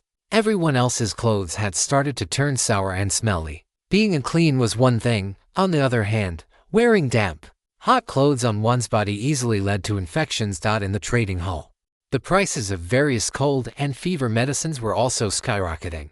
Although the trading prices for medicine had always been very high to begin with. On the main screen, in the dining sharing event, the popularity of melancholy little Fry's image had exceeded 70. And the number of likes had also surpassed 20. Higher than the combined total of Thunder's and Andasu below. Of course, some people also noticed a blind spot. Player, what's wrong with today? Why is Born to be King's entry image gone? Player, what's wrong with today? I remember this guy's ranking was also very high, right, as he spoke. What's wrong with today must have curiously clicked in to take a look, and then discovered. Player, what's wrong with today? Why did Born to be King's avatar turn gray? Player, what's wrong with today? Did he meet with an accident? Player, Hathaway is my wife, to the person above, you only just notice, shivering. Player, absolute territory. It's not just Born to be King, it seems those few who were clamoring the loudest this afternoon. Your sweetie is also gone. Player, Ahaj is my true form, scared. After the players mentioned it briefly, they immediately became tight-lipped. Everyone wasn't a fool. The way those few people in the group were singing in harmony that afternoon, and who they were targeting or stepping on, was very obvious. Now those people were all gone, clearly. The person who had been targeted had taken action in just one afternoon. Two were gone. So, who was that person? It seemed self-evident. Many players felt a chill in their hearts. Beyond the chill, their attitude toward that person quietly changed, giving rise to gall. A top 1 ranking wasn't enough to make others feel all. After all, whatever the ranking, as long as one wasn't at the top, it had nothing to do with them. People only cared about their own immediate interests. But if this top 1 possessed the power to threaten other players, then in many moments, players would be wary of this when speaking or trading. Although, to a certain extent, this would bring a certain amount of fear and alienation. It wasn't a bad thing. The more terrifying and powerful people thought he was, the safer he actually was. Regarding the comments in the chat channel, Jiang Yi neither came out to confirm nor deny, instead, melancholy little fry. New goods have been added to the Eternal Prosperity store. Everyone is welcome to take a look. After sending this, Jiang Yi directly found the plus sign in the bottom right corner, selected a red envelope, and put 20 wooden boards and 20 parts into it. He sent the red envelope out, and in less than a second, it showed that his red envelope had been fully claimed. In the chat box, player, what's wrong with today? Thank you, Big Boss. Player, Hathaway is my wife. Thank you, Big Boss. Player, Ahaj is my true form. Thank you, Big Boss. Player, Anandasu, thank you, Big Boss, many times. The way to eliminate misunderstandings is just that simple. He gave me something. He must be a good person. What? You say he might have killed someone just now? How could that be? So scary, so terrifying. I didn't see it. I don't know. Don't talk nonsense. Are you looking for trouble? The deceased didn't even say anything. Are you going to send me a red envelope? Idiot. A mass-sent red envelope, along with the store update, was enough to make everyone remember again. This is the biggest tycoon in this sector. Jiang Yi looked at the suddenly changed faces of this group of people and couldn't help but smile. It wasn't mockery. It was just that his previously depressed mood had improved. He just didn't expect that Anandasu would also snatch the red envelope. Coupled with what that guy window that won't close had said before, that the location card was bought from Anandasu, Jiang Yi was actually a bit interested in this person. Jiang Yi finally understood that among the players he had come into contact with so far, including himself, the top 100 players in the novice adaptation period should all have their own opportunities to some extent. Since this Anandasu could reach the top 2 position, the resources in their hands wouldn't be few. Thinking of this, Jiang Yi sent a friend request. Who sends it and who passively accepts it didn't matter to Jiang Yi, and besides, this wasn't a matter of face or no face. After submitting the transfer request, Jiang Yi didn't pay much mind to the fact that it hadn't been approved yet and returned to the main screen. On the main screen, the system had already begun the settlement process. Good evening, you rookies. How does it feel to survive the first day in the acid rain borderlands? Are you feeling quite refreshingly sour? Or perhaps, is the level of refreshing sourness not quite enough? Don't worry, our scenarios will gradually intensify, and we will certainly bring you a perfect experience. The damn system was as snarky as ever. Jiang Yi couldn't connect this voice to the faceless monster he had seen, compared to the former. The latter was simply overflowing with charisma. Before we look forward to the arrival of tomorrow, let us summarize our day today. The number of player deaths hit a new high, reaching a staggering 7,893. Just as I emphasized at the very beginning, rookies, in this game, Becoming stronger is your only path to survival. Keep it up, upgrade your vehicles, improve your attributes, and increase your supplies. This is the only rule for staying alive. Starting today, the player's vehicle level will be displayed next to their player ID. This way, you can clearly see the gap between yourselves and the powerful players. Oh, and a reminder, the game has a vehicle liquidation mechanism. If a player's vehicle does not reach the required standard within a certain period, it will be liquidated by force majeure tilt. After the system's broadcast ended, the chat box was filled with wails of despair. Player telegraph kitten. Isn't it enough to just rack up the mileage? Why must we upgrade the vehicle level? I'm driving a heavy truck. 300 steel plates. How long is it going to take me to collect that? Play a little pear sauce. Mine is an excavator. It needs 500 steel plates. What am I supposed to do? Player telegraph kitten. I guess you're the one in a worse spot. Player little pear sauce. I'm gonna cry. Jiang Yi wasn't surprised by the requirement to upgrade vehicle levels. In fact, the game had mentioned the importance of vehicles right from the start. Future game scenarios would be more varied, and upgrading vehicle levels and increasing durability were things that had to be done. It was just that Jiang Yi hadn't expected this damn system to be so treacherous. The upgrade requirements were actually different for different vehicles. Although that was perfectly reasonable, it didn't change the fact that the system was a total scam. Anyone, when choosing between baby strollers, bicycles, small cars, and heavy trucks, would naturally prefer the latter two.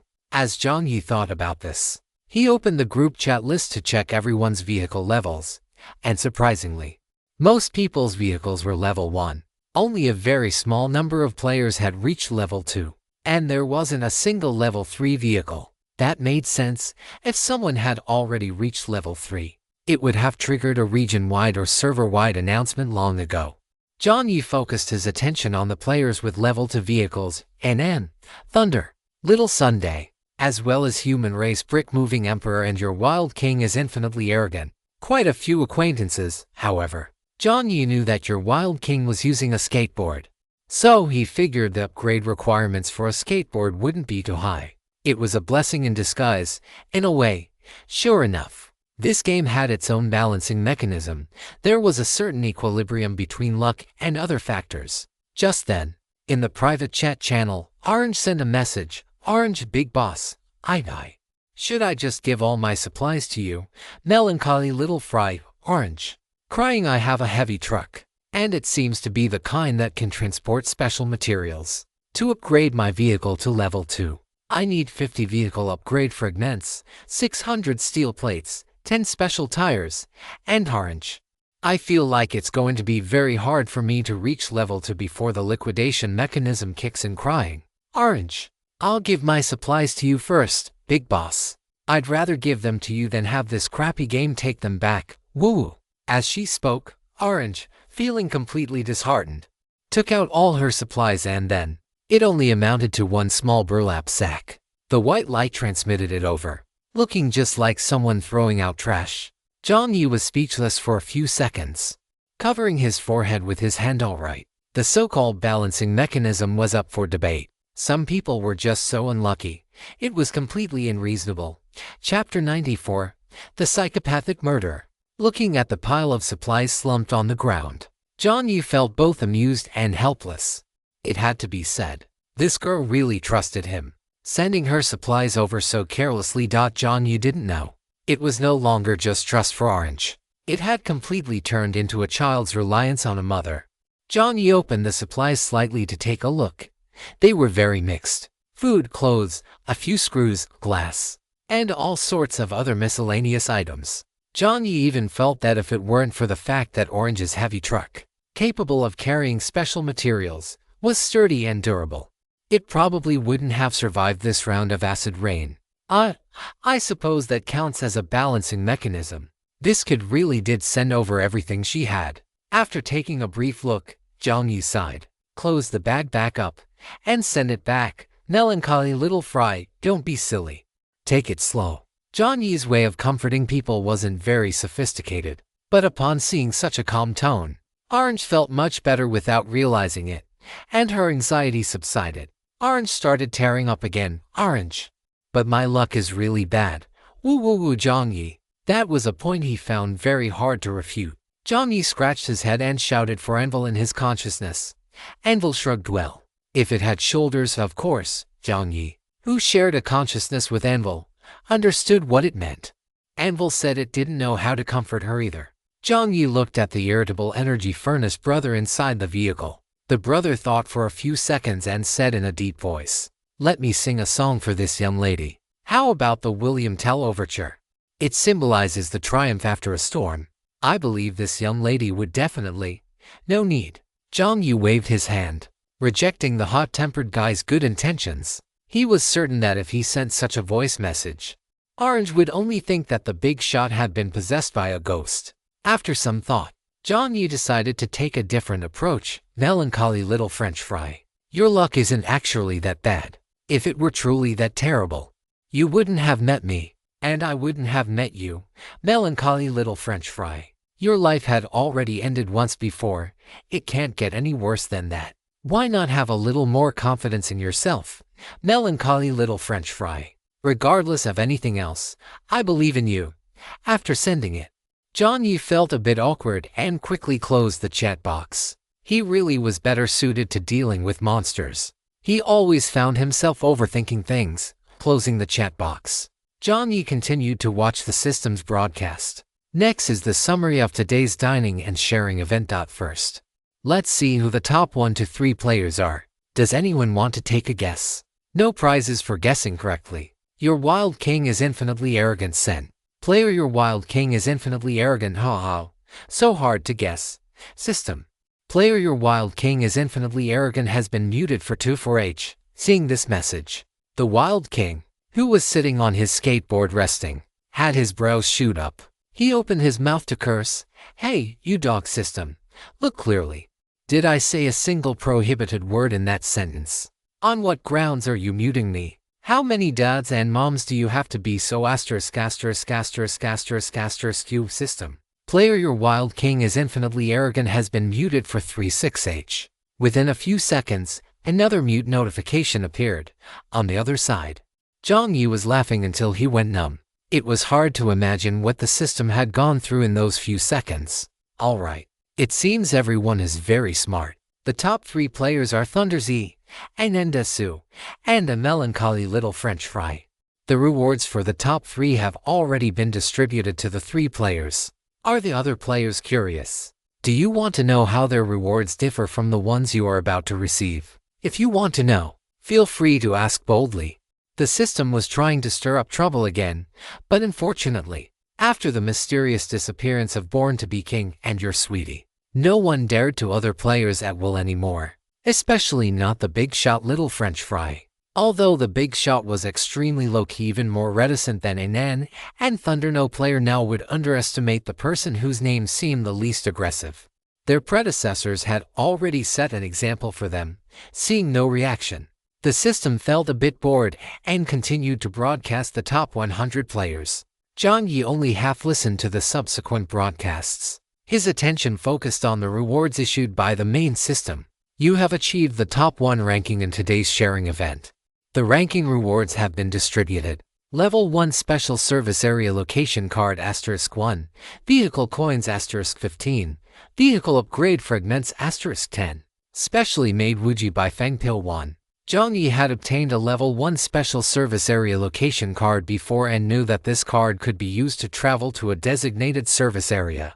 The designated service areas seem to include entry-level forest shops. A forest shop should be able to repair and maintain vehicles, right? Regardless, this item card was very practical and a pretty good reward. It made the effort of posing for so long and consuming quite a bit of food worth it. The vehicle coins and vehicle upgrade fragments were standard.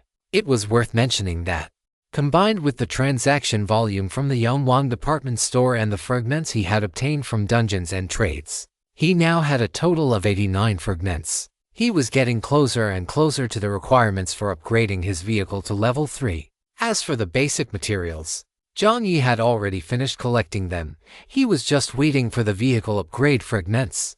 However, Jiang Yi hissed. He seemed to remember that when his level 1 vehicle upgraded to level 2, The car body had undergone a renewal process. So, could it be that he didn't necessarily need to go to a forest shop anyway? He was almost done collecting everything.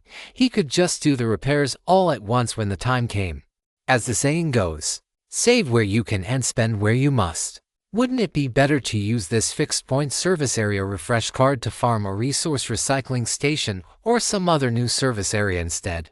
After all, just the name for a shop suggested that the costs wouldn't be low. John the Skinflint began to ponder.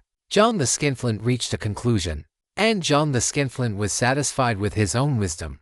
Jiang Yi looked at the last item, the one with the strangest name.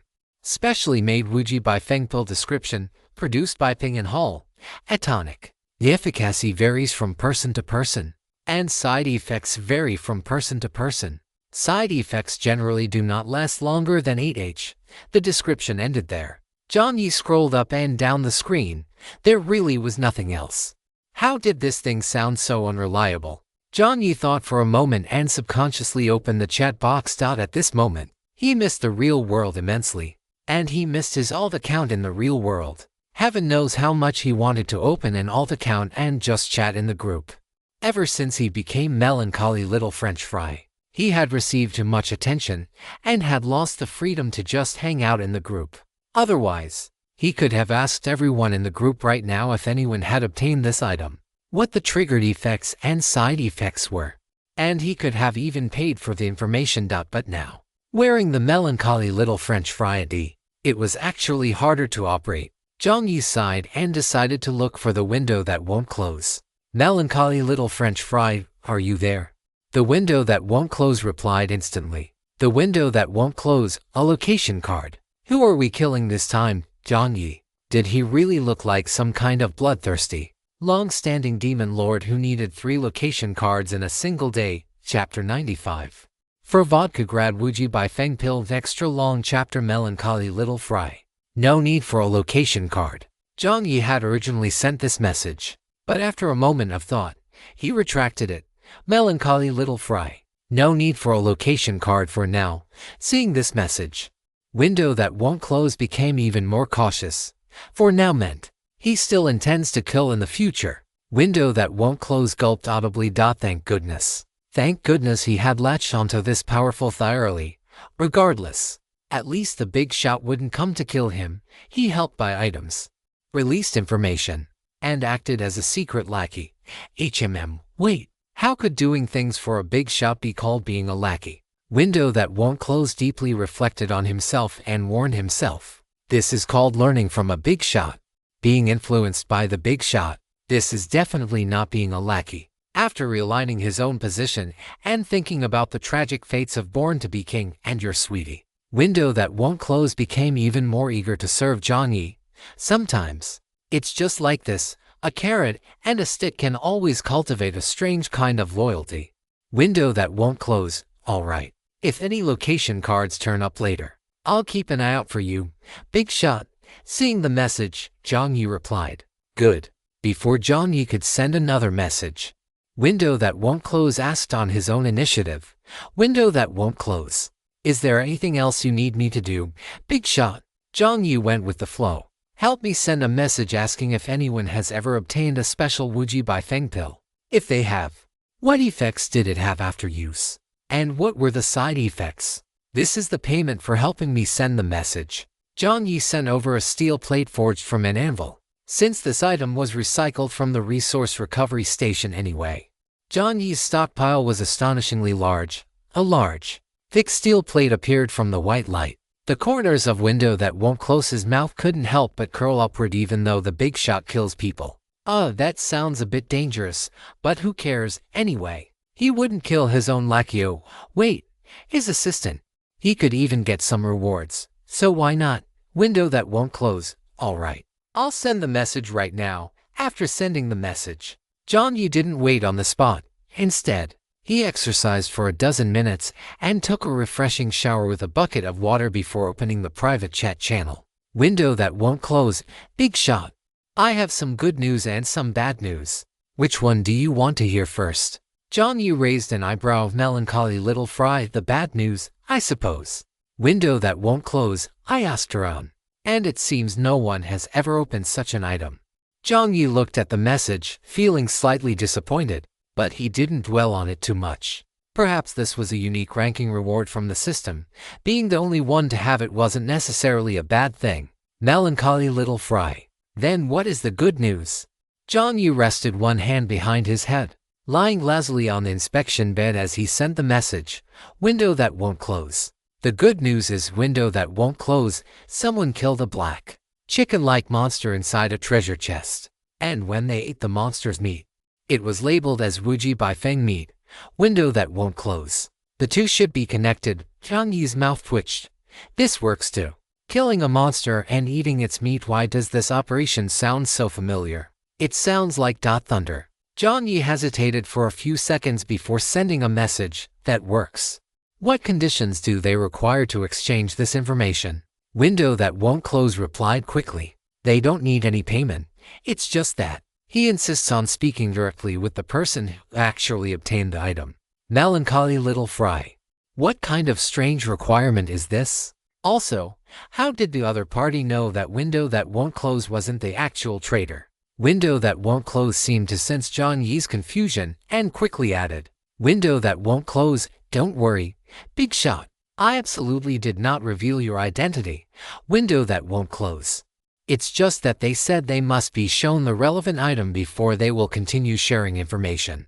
Melancholy little fry. Window that won't close sat cross-legged on the driver's seat, also feeling a bit strange about why Big Shot Thunder would have such a requirement. He was certain he hadn't shown any signs that he was trading on behalf of Melancholy little fry. Why must he see the relevant item before being willing to trade information? He didn't even want a reward. Are all big shots this strange? However, he didn't sense any malice from the big shot, which was why window that won't close didn't refuse. Jiang Yi pondered for a few seconds and ultimately chose to agree. Melancholy little fry. Which player is it? I'll contact them. Window that won't close, Thunderzy. It really was him. After seeing the name, Jiang Yi searched for it directly in the group chat and chose to add him.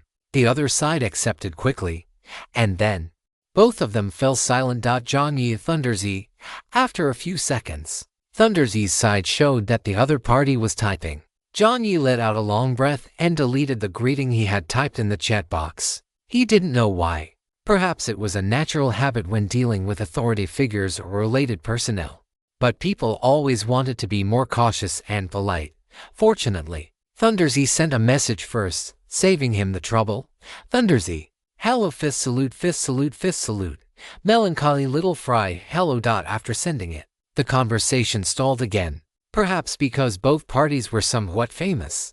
It felt a bit awkward to chat. After a brief pause, Jiang Yi scratched his head, breaking the strange sense of awkwardness first. Hello. I received the Black Bone Silky Phoenix pill as a reward. The description says that using it will provide certain benefits while also causing side effects. However, it doesn't specify exactly what those benefits and side effects are. So I asked the window that won't close to help me inquire about it. After he finished explaining the situation, the person on the other end replied quickly, no problem. Could you provide the reward for verification? If you don't trust me, we can both put up an item as collateral first. Jiang Yi had already heard this requirement earlier, so he didn't find it strange. After replying that it was fine, both parties simultaneously traded an item in the trading hall. Jiang Yi sent over the Black Bone Silky Phoenix pill.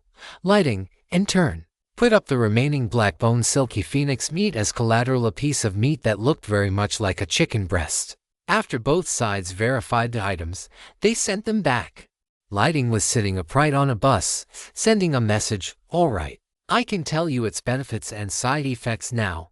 Melancholy little fry, okay. Lighting Z, as for the benefits, it seems that because my strength, stamina, and agility attributes were already relatively high, all three of these attributes received a certain degree of increase. Super strength pill. Just as Jiang Yi thought this to himself, the person on the other end continued. As for its side effect, Lighting Z clenched his pant legs, closed his eyes, and said with a tone of resignation, for the next 8 hours you will crow. Jiang Yi, after sending the message, Lighting's face turned a mix of black and red. He would never forget how less than a minute after he boarded the bus with the roasted meat.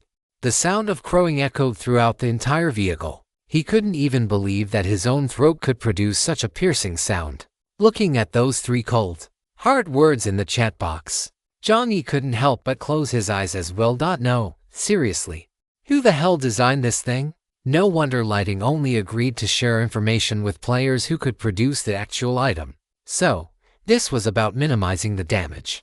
Jiang Yi was silent for a few seconds before struggling to ask, does it provide a significant attribute bonus? Lighting thought for a moment and answered truthfully, quite a lot. Melancholy little fry. Melancholy little fry, I understand. Thank you. This is your payment. Jiang Yi sent a bottle of mineral water directly. The mineral water was quickly sent back, and Lighting replied, sharing information is nothing. There's no need to trade supplies. Seeing this, Jiang Yi was somewhat surprised. He hadn't expected that Lighting really wouldn't accept it. After a few seconds, Lighting seemed to understand Jiang Yi's concerns and said, this is what we should do. We won't take things from the masses for nothing. Seeing this message, Jiang Yi fell silent for a moment. He hadn't expected that in this game, Lighting could still hold on to his principles to this extent. Thinking back to how Lighting had warned everyone in the group about the monsters inside the treasure chests, Jiang Yi sighed imperceptibly. He recalled the first players he had encountered, as well as Born to be King, Boundless Love, and Your Sweetie. Jiang Yi mused to himself that Lighting seemed to still possess a universal sense of compassion for people. To some extent, this was indeed moving, but in reality, it was a very dangerous behavior. People's compassion could sometimes get them killed. However, Jiang Yi was in no position to comment on anything. He took back the mineral water, hesitated for a moment, and sent a message. Player Melancholy Little Fry, thank you. Also, be careful when opening treasure chests. Your Sweetie wasn't in this subzone either. After finishing his reminder, Jiang Yi realized he had just accepted Lighting's kindness, so it felt a bit contradictory to tell him to be cautious of other players now. After that one reminder, Jiang Yi exited the private chat channel. About 10 minutes later, under the moonlight, a loud crowing sound suddenly erupted from the bright yellow forklift, followed by the stifled laughter of a certain anvil brother, and then the clanging sound of a steel fork being stabbed into a stone. Chapter 96, the first large-scale instance. Next morning, at 6 o'clock in the morning, the noise inside the bright yellow forklift finally ceased. The owner of the voice stepped out of the forklift looking utterly exhausted. His face was full of decadence, even sporting some stubble, and his voice was noticeably hoarse, as if he had just survived a grueling battle that drained him both physically and mentally. The side effects of the black bone silky phoenix pill hadn't actually ended yet, but Jiang Yi's throat was nearly gone. He couldn't even make a sound anymore. Jiang Yi stepped out of the forklift, scratching his hair in a daze. He looked at the table and stools he hadn't tidied up last night and suddenly let out an "A. Where is the stool?" Jiang Yi's voice was completely raspy. It was impossible to tell what he was saying. Fortunately, Anvil could understand him perfectly. Inside the vehicle, Anvil's voice sounded resentful. "On my head." Jiang Yi let out an "Oh." He turned around and went back into the vehicle, taking the stool, the steel fork, and the short knife off Anvil's head. He wasn't even curious why these things were on Anvil's head. Who told this guy to be so annoying yesterday, and able to stop laughing no matter what? As for why he couldn't stop laughing, don't ask. Jiang Yi cleared his throat and finished washing up beside the vehicle. The weather was still gloomy, with no rain yet, but he guessed it would start pouring once the day officially began. After washing up, Jiang Yi put on his black combat suit again and began his day-to-day training. If one were to observe carefully, Jiang Yi's training today was clearly much easier than it had been in the past few days, or even yesterday. Every inch of muscle and every bone stretched to the limit as he twisted his body.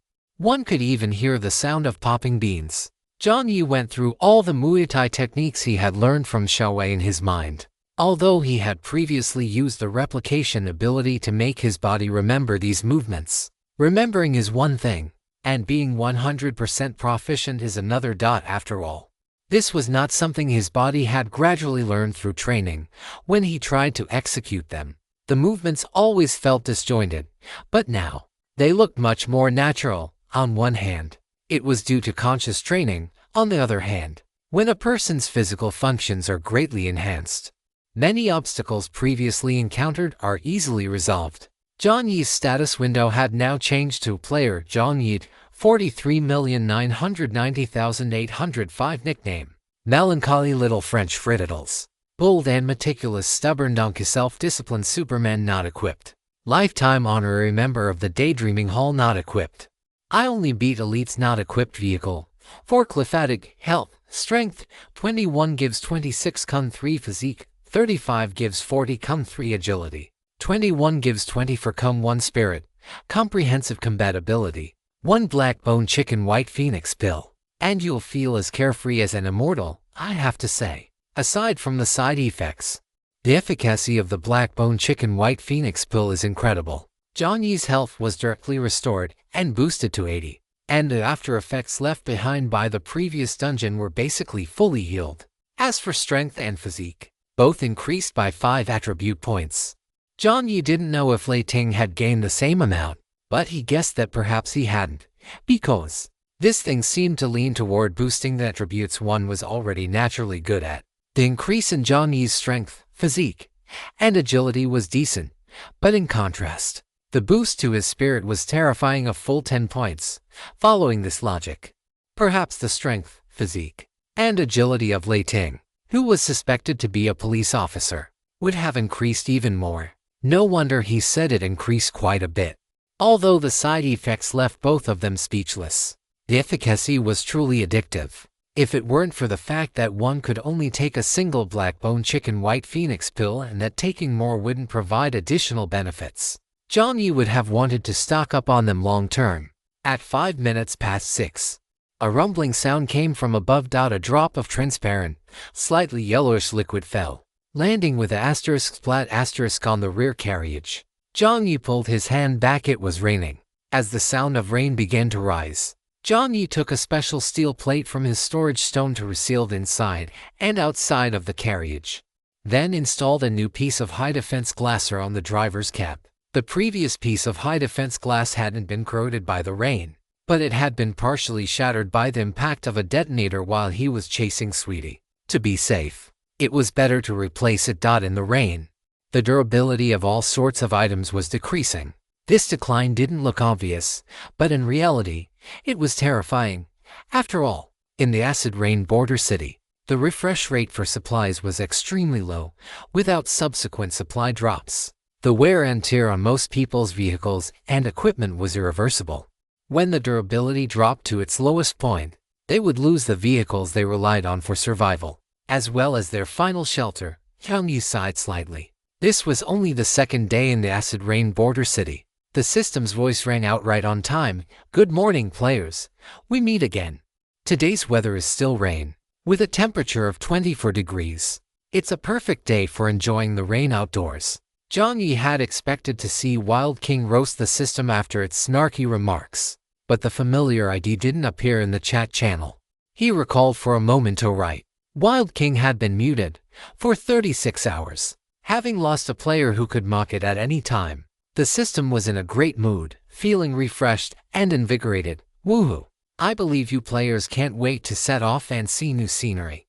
But before that, please allow me to announce a new event. This is the first large-scale dungeon event. A large-scale dungeon event. Jiang Yi's heart stirred. He remembered the system's explanation when he obtained the 5-person dungeon participation card. Dungeon participation cards are divided into single-player, multiplayer, district-wide, and other types.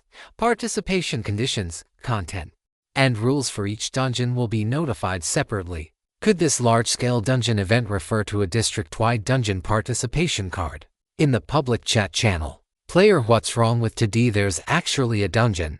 Is this really an immersive RPG? Player, resentment enough to raise 8 evil sword immortals to the person above. Wake up. We are players in an RPG, but this system is clearly playing us like a game, isn't it? Player, resentment enough to raise 8 evil sword immortals, and if you don't play well, you die, don't you? Player, Northeast second sister, this evil sword immortal from Shanghai. I think you're right. Player, mountains and waters making a fuss over nothing. Player, what's wrong with today? Wiping sweat, rolling eyes, none of your business. The players scrolled through a few lines. Clearly, They were very interested in this so-called large-scale dungeon. However, the tiny fraction of players who had already participated in small-scale dungeons showed no excitement on their faces upon seeing this news. They knew very well the dangers within a dungeon. Chapter 97 for our meeting at the peak, extra long chapter input-output ratio. Are you looking forward to it? However, don't be impatient. The first large-scale dungeon event isn't today till it's in 3 days till the deadline for dungeon registration is 10:00 p.m. tonight. We are quite humane. We will absolutely not force anyone to sign up till so before night falls today. Don't forget to register on the main system till if you haven't signed up by the deadline. The system will default to the player choosing not to participate in the dungeon. Alright, that's all from this system regarding the dungeon. Today's FOD movement speed is 20 km/h. Keep up the good work, everyone. Player human race brick moving emperor, that's it. It didn't even say what the dungeon content is or how it's played. Player what's wrong with today? Yeah, exactly. Player AA building materials wholesale brother Wang Sai. If there's nothing else to say, then let's disperse. Time to get back to whatever we were doing. Player butterfly landing on your left shoulder. Hey, for a dungeon that everyone participates in. Does that mean we'll all be able to meet up? Player human race brick moving emperor. I suppose so. Player orange blinks. Player butterfly landing on your left shoulders. Emoji face. Then does that mean there's a chance to see big shots like little fries? Player what's wrong with today? That's possible. Player butterfly landing on your left shoulder. Then, does that mean we can cling to their thighs for help when the time comes? Player what's wrong with today? That's possible. Player little pear sauce. But why would the big shots necessarily want you to cling to their thighs? Player butterfly landing on your left shoulder. Player what's wrong with today? Player little pear sauce. Are you guys very strong? After little pear sauce sent the message, both what's wrong with today and butterfly landing on your left shoulder stopped replying. They really wanted to retort, but unfortunately, when it involved the big shot little fries plus what's wrong with today went to check on little pear sauce and found that she was actually in the top 100 players during the novice adaptation period, and she was even on the leaderboard for the food sharing event. So she forcibly held back. Looking at it this way, what she said was, well, quite reasonable. People are just like that. When someone says you're a noob, and you really are a noob compared to them, it's very hard to argue back. Jiang Yi idled in the group chat for a while, wanting to see everyone's guesses about the dungeon, but unfortunately, whenever everyone started discussing it, the topic would easily drift off course. The useful information was pitifully scarce. Jiang Yi shook his head and closed the chat box. Nothing useful could be gained from the main group. It was better to rely on himself. Glancing at the time, it was 6:15. Jiang Yi took his small electric pot out of his inventory, added water, hand-pulled noodles, some greens, and an egg, and started boiling the noodles. The hand-pulled noodles were quite good.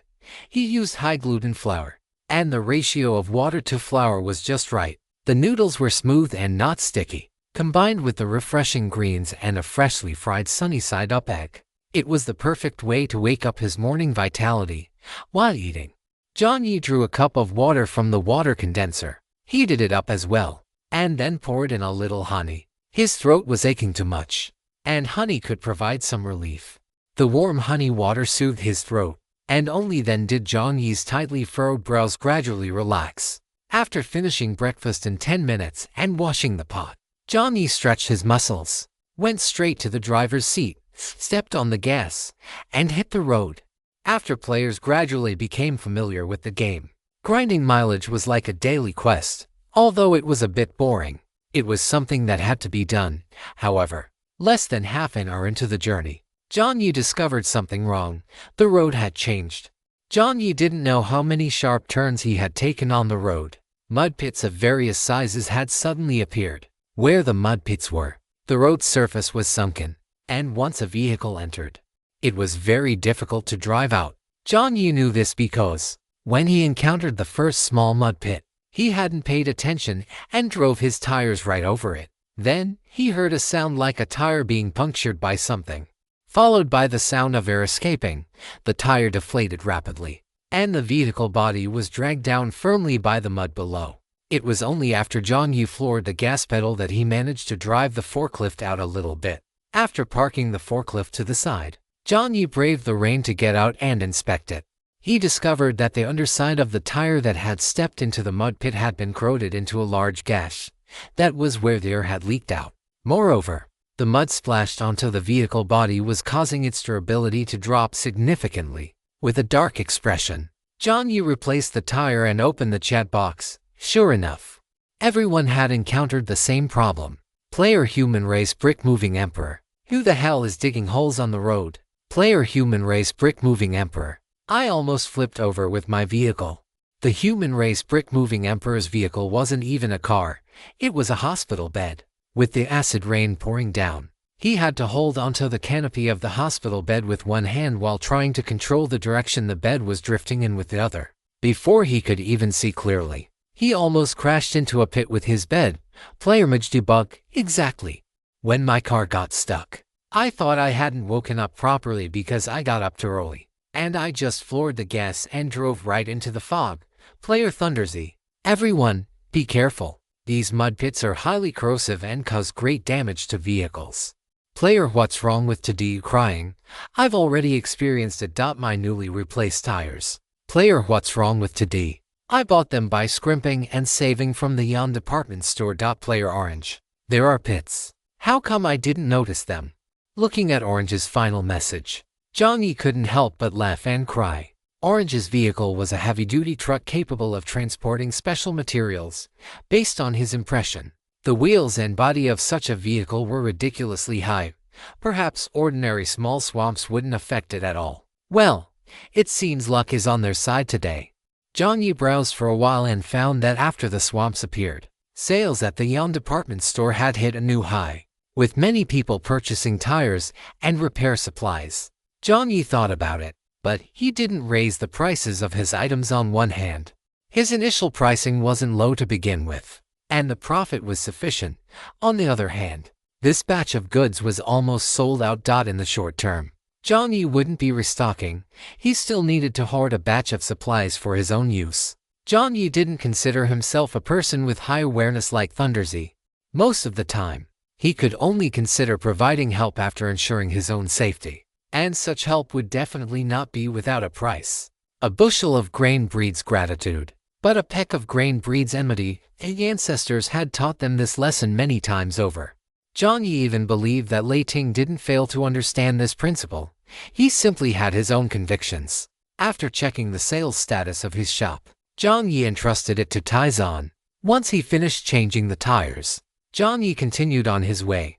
Because of the mud flats, everyone's speed had slowed down, and Jiang Yi kept his pace at around 25 kilometers per hour. After driving for about an hour, Jiang Yi finally spotted the first treasure chest of the day. His luck wasn't bad.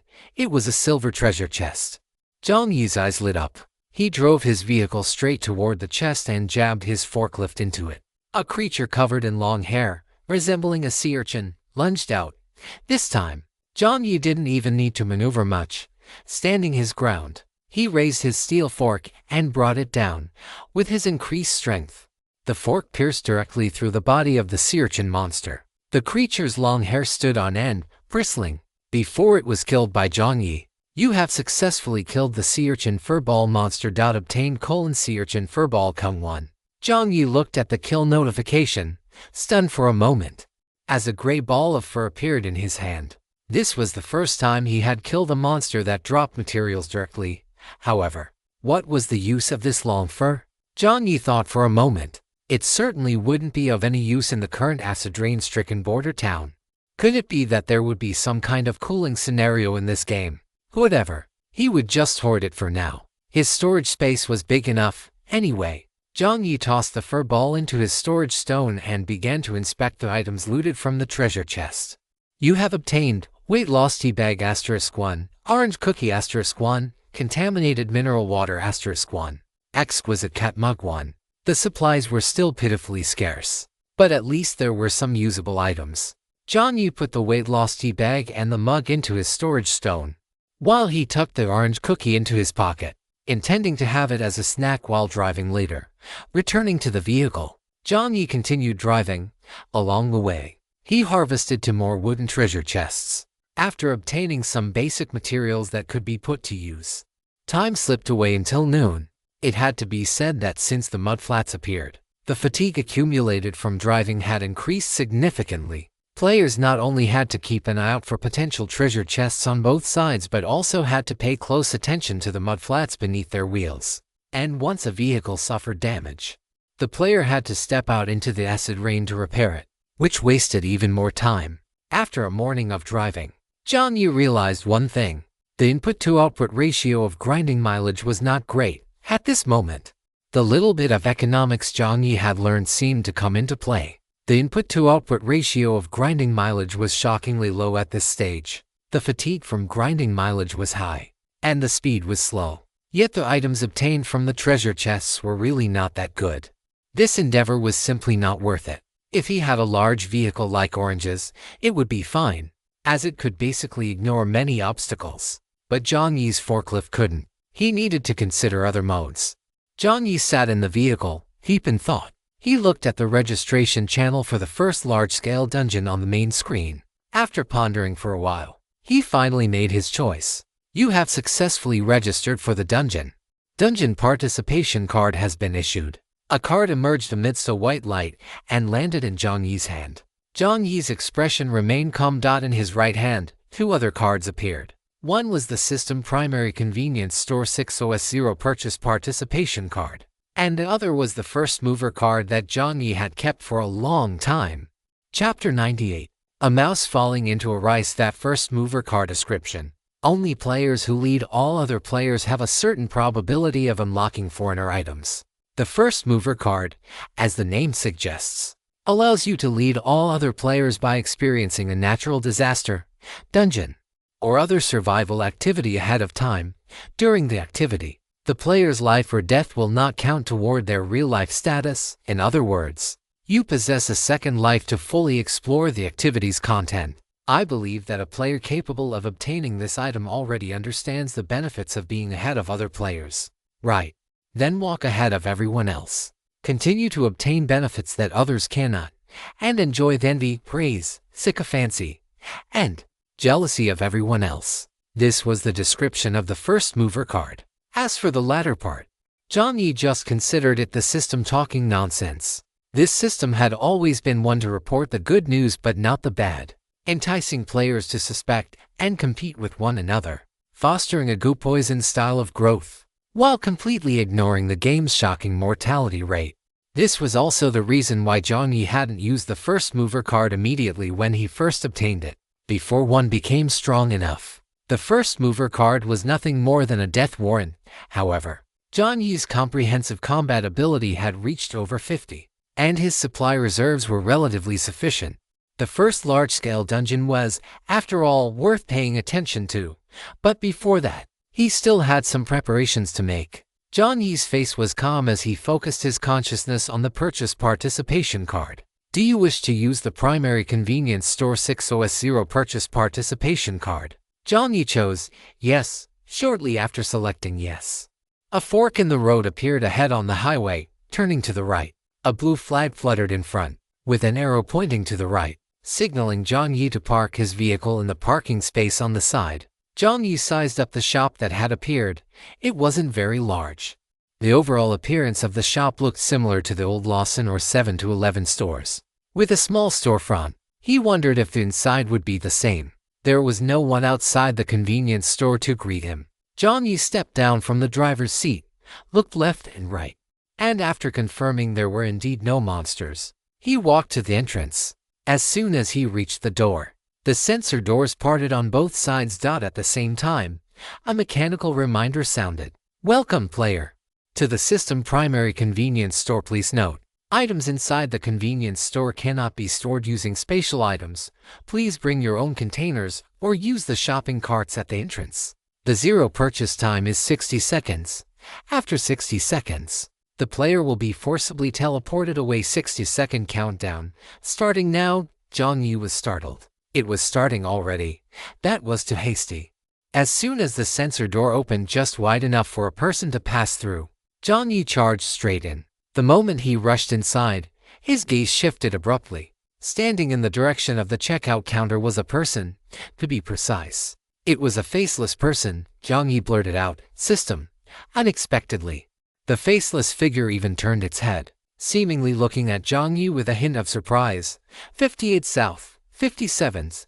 The countdown continued. "Dear customer, you may select your items." The mechanical, cold voice rang out. A familiar feeling welled up in his heart, and Jiang Yi confirmed that this was indeed the system he had encountered before. Good grief. The system is acting as the cashier for its own system shop, is it? However, Jiang Yi's brain only pondered this for a split second before shifting to something far more important, and that was taking the goods. Jiang Yi scanned his surroundings. The interior layout of the system's primary convenience store was identical to the exterior, just like a convenience store in the real world. Inside, there were shelves arranged in neat, straight rows. At the very front were stacked freezers containing ice cream, beverages, ice cups, and the like. To the right of the freezers, near the entrance, were semi-open shelves displaying ready-to-eat bread. On the left and right sides were various snacks, seaweed rolls, crab sticks, pork floss rolls, pork jerky, and more. Further inside, one could vaguely see a large shelf stocked with potato chips and other snacks. Jiang Yi walked over quickly. At the checkout counter, the system's gaze followed Jiang Yi's movements.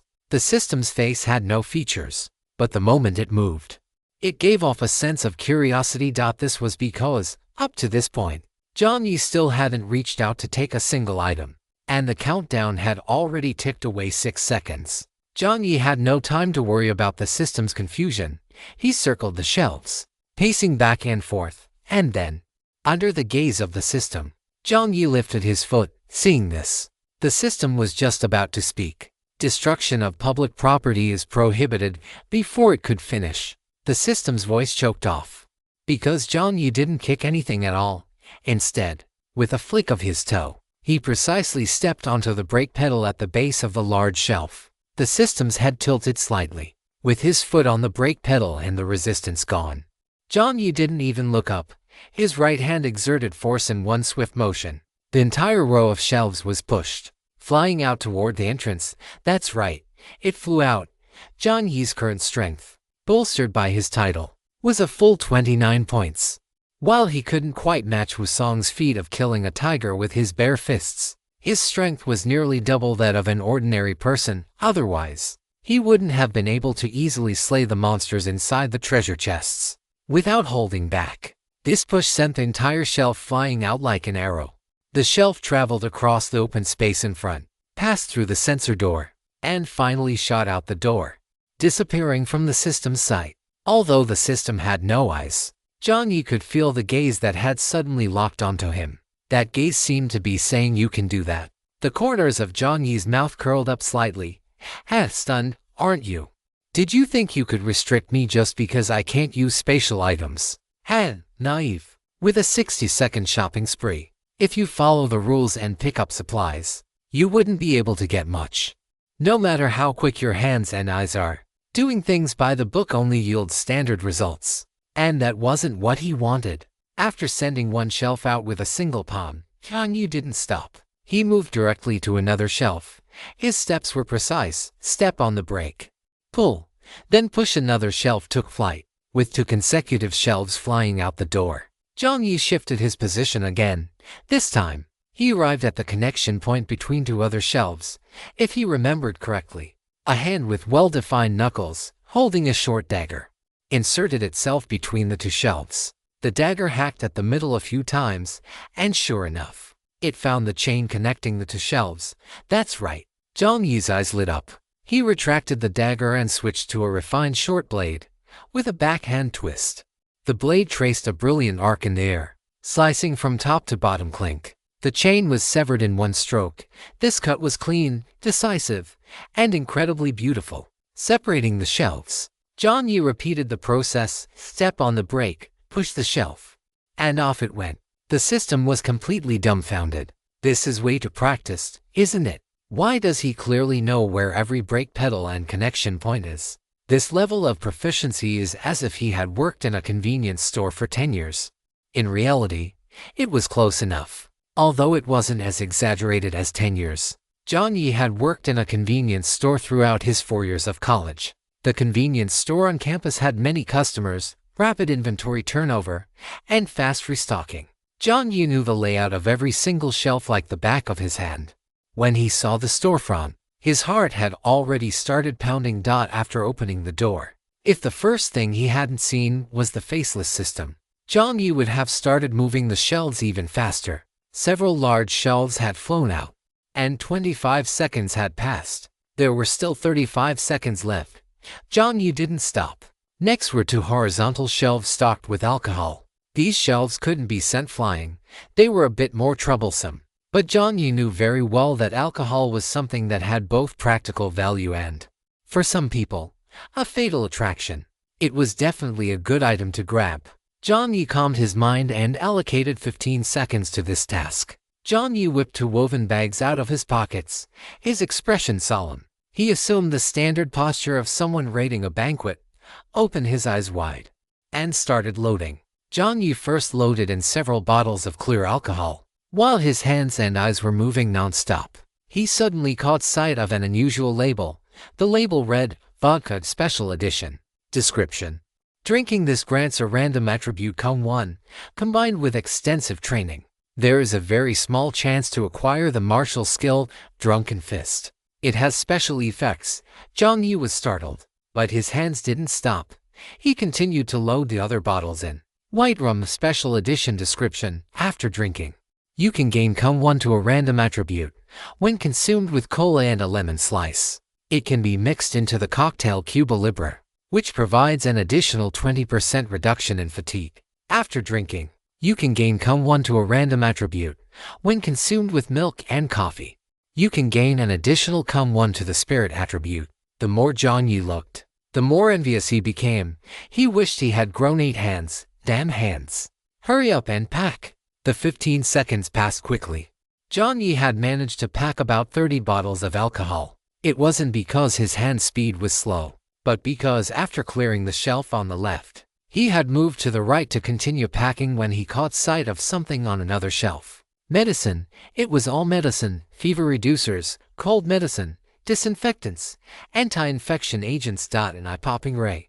Jiang Yi felt his breathing quicken. Chapter 99. Off I go. Inside the nearly ransacked convenience store, the faceless system rose from a pile of shelves that had been knocked over. Having just returned from outside, its footsteps faltered the moment it entered. The old regular in the store, that freezer, was gone too. When it looked up at Jiang Yi was holding 2 woven bags filled with alcohol in his right hand. Due to the weight, the bags were dragging completely on the floor. On his neck was wrapped a ring of silvery white, extra-large, ultra-thin, zero-touch sensation condoms. And he was looking at the entity with a face full of surprise. It seemed this person had no idea that he was the one who had sent the entity flying with a shelf just moments ago. And now, he had even taken away an old regular. Jiang Yi saw the faceless entity reach out a hand toward him. He froze for a few seconds, perhaps because the surprise of the harvest had clouded his mind. Or perhaps it was a human instinct. Seeing the extended hand, Jiang Yi freed up his left hand, grabbed the faceless system's hand, and shook it. He grinned and said, "Off I go." With that, a white light enveloped Jiang Yi's still smiling face, and he vanished from the convenience store entirely, under the searing white lights. The faceless system's hand remained suspended in midair, the warmth of human fingers still lingering on its surface. Judging by the emotional interpretation, it was joy, satisfaction, excitement, and a faint, overflowing sense of friendliness. The faceless system tilted its head a strange human. Outside the convenience store, the entire blue and white convenience store was shrouded in mist, and the scene inside could no longer be seen by the system. So, being teleported out just meant being teleported to the doorway. He had thought he would be teleported onto the road along with all his supplies. Actually, Jiang Yi had misunderstood the system. The system had originally prepared a passage to teleport him directly to the highway. However, what the system hadn't anticipated was that there would be so much stuff to teleport. Jiang Yi clicked his tongue, stood at the entrance, and turned around to survey his spoils. At the entrance of the convenience store, there were a total of 8 shelves. 4 of them had maintained the position they were in when they flew out. scattered loosely at the entrance. These fresh shelves were stocked with bread, instant noodles, pork jerky, and other large bags of snacks, as well as potato chips. Unlike the resource recycling station, these snacks were all fresh and within their expiration dates. If he were to list these supplies in the trading hall, they would likely sell for an astronomical price. Who knows? He might instantly gather enough vehicle upgrade fragments or car coins to upgrade his vehicle from level 2 to level 3, or even level 3 to level 4. But, after thinking about it for a brief moment, Jiang Yi quickly dismissed the idea. On one hand, he needed to hoard a wave of supplies himself. The acid rain border city had only just begun, and he didn't know how things would develop later. Since he planned to use his preemptive strike card, he needed to be fully prepared. On the other hand, the prices for food and other items hadn't reached their peak yet. Although hoarding for profit was unethical, anyone could foresee such an obvious price trend. He wasn't some unscrupulous capitalist exploiting other players. His supplies were obtained through his own luck and risks. So, he still had to ensure he made a reasonable profit. After tidying up these fresh shelves, Jiang Yi put both the supplies and the shelves directly into his space stone. At this moment, he couldn't help but thank the mole boss in his heart once again. Those 50 car coins were truly money well spent. After organizing the bright shelves, Jiang Yi began to tidy up the collapsed ones. These collapsed shelves were a bit of a sorry sight. One of them was completely deformed in the middle, as if it had been struck by something with great force. Jiang Yi crouched halfway, rubbed his chin, and stared at the dent in the center, muttering, "Did I not control my strength well when I pushed this? But why is there a dent in the middle? The force distribution doesn't make scientific sense." Jiang Yi always felt it didn't look like it had hit something after being pushed with force. It looked more like something had slammed into the shelf with a bang. That was why it left a concave dent. Jiang Yi pondered for a few seconds and looked around. Could there be wild boars nearby? Forget it. He couldn't figure it out. Just like he couldn't figure out why the faceless system reached out to him at the end. Sigh. The worst thing about the faceless system was that it had no face. Jiang Yi couldn't judge the other party's emotions. After a few seconds of fruitless contemplation, Jiang Yi happily gave up on thinking and began to process the scattered supplies. Most of the supplies had fallen to the ground because they were heavy and their center of gravity was unstable. Jiang Yi first picked up a large number of drinks, sorted them by color and flavor, and placed them into the space stone along with their shelves. Next were some wafers, chocolate, potato chips, and other puffed snacks. Jiang Yi didn't like these, so he placed them in a remote corner of the space stone along with their shelves. Finally, there were some small tools. Jiang Yi found to power strips, kept them at hand, and then put the rest into the space stone. After organizing the 8 shelves, Jiang Yi approached the freezer that had been the last item to fly out. The freezer was stuffed to the brim with items, and a pile of things was also stacked on top of it. Jiang Yi had originally intended to cram everything into the freezer. It was simply impossible to fit any more in. Truly, a happy problem to have. Jiang Yi grinned from ear to ear, tidying up the sandwiches, rice bowls, yogurt, milk, and ready-to-eat box meals that were piled on top of the freezer and wouldn't fit inside. He placed them into the stasis slots of his inventory. Fortunately, items of the same attribute could be stacked. As for the few that really couldn't fit, Jiang Yi left them outside, planning to use them for his lunch and dinner today. Inside the freezer were plenty of ice creams, quick frozen meat chunks, and the sandwiches Jiang Yi had shoved in during his shopping spree. Although the sandwiches, rice bowls, yogurt, and ready-to-eat meals had expiration dates, Jiang Yi believed that once placed in the freezer, they would gain eternal life. After finishing with the freezer, Jiang Yi grinned broadly and placed the entire unit into his space stone. Finally, there was the alcohol and medicine, which had taken Jiang Yi a full 25 seconds to organize. He put the former into the space stone and the latter into his inventory. Since obtaining the space stone, the frequency of using his inventory had decreased. But Jiang Yi still chose to keep the most important items in his inventory, just in case. With everything packed away, Jiang Yi's face was almost stiff from smiling.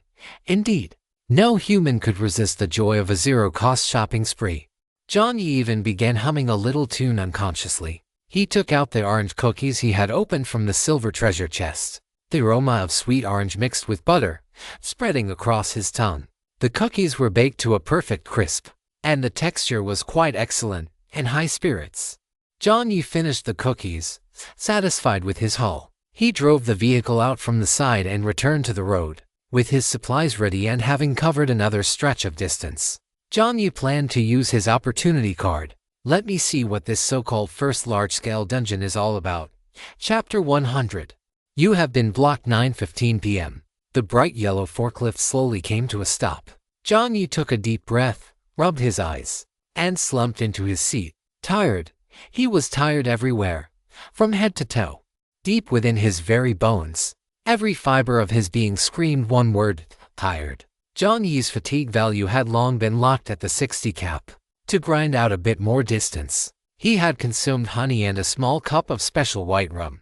White rum, a special description: after drinking, you can gain a random attribute Kung 1. When consumed with cola and a slice of lemon, you can gain an additional 20% reduction in fatigue. The random attribute had unexpectedly landed on agility, combined with his title effect. Jiang Yi's agility attribute had become 26 points. Rain pelted against the steel plate above, pitter-pattering away, and Jiang Yi's eyelids were about to close. Just then, the main screen in front lit up. Someone had sent a message to Jiang Yi in the private chat channel. Jiang Yi struggled for a few seconds before sitting up, pulling a rice ball and a pork loin patty from his inventory while checking the message. It was from Window That Won't Close and Orange, as expected. They were asking if he intended to participate in the dungeon. Jiang Yi thought for a moment and simply replied, "Melancholy little French fry. I will participate." He couldn't offer any other advice. After all, everyone's situation was different. Upon hearing that the big shot would be participating, the two became even more conflicted. After chatting for a bit, Jiang Yi's gaze drifted to his friend requests. There, and Desu still hadn't accepted his request. Jiang Yi clicked his tongue. It wasn't that he was being narcissistic. In partition 99, very few people should be able to refuse a friend request from melancholy little French fry. Not to mention future events. But looking at the present, he had contributed to the majority of the trades in the trading hall. For the sake of easier material exchanges in the future, shouldn't they have accepted the request?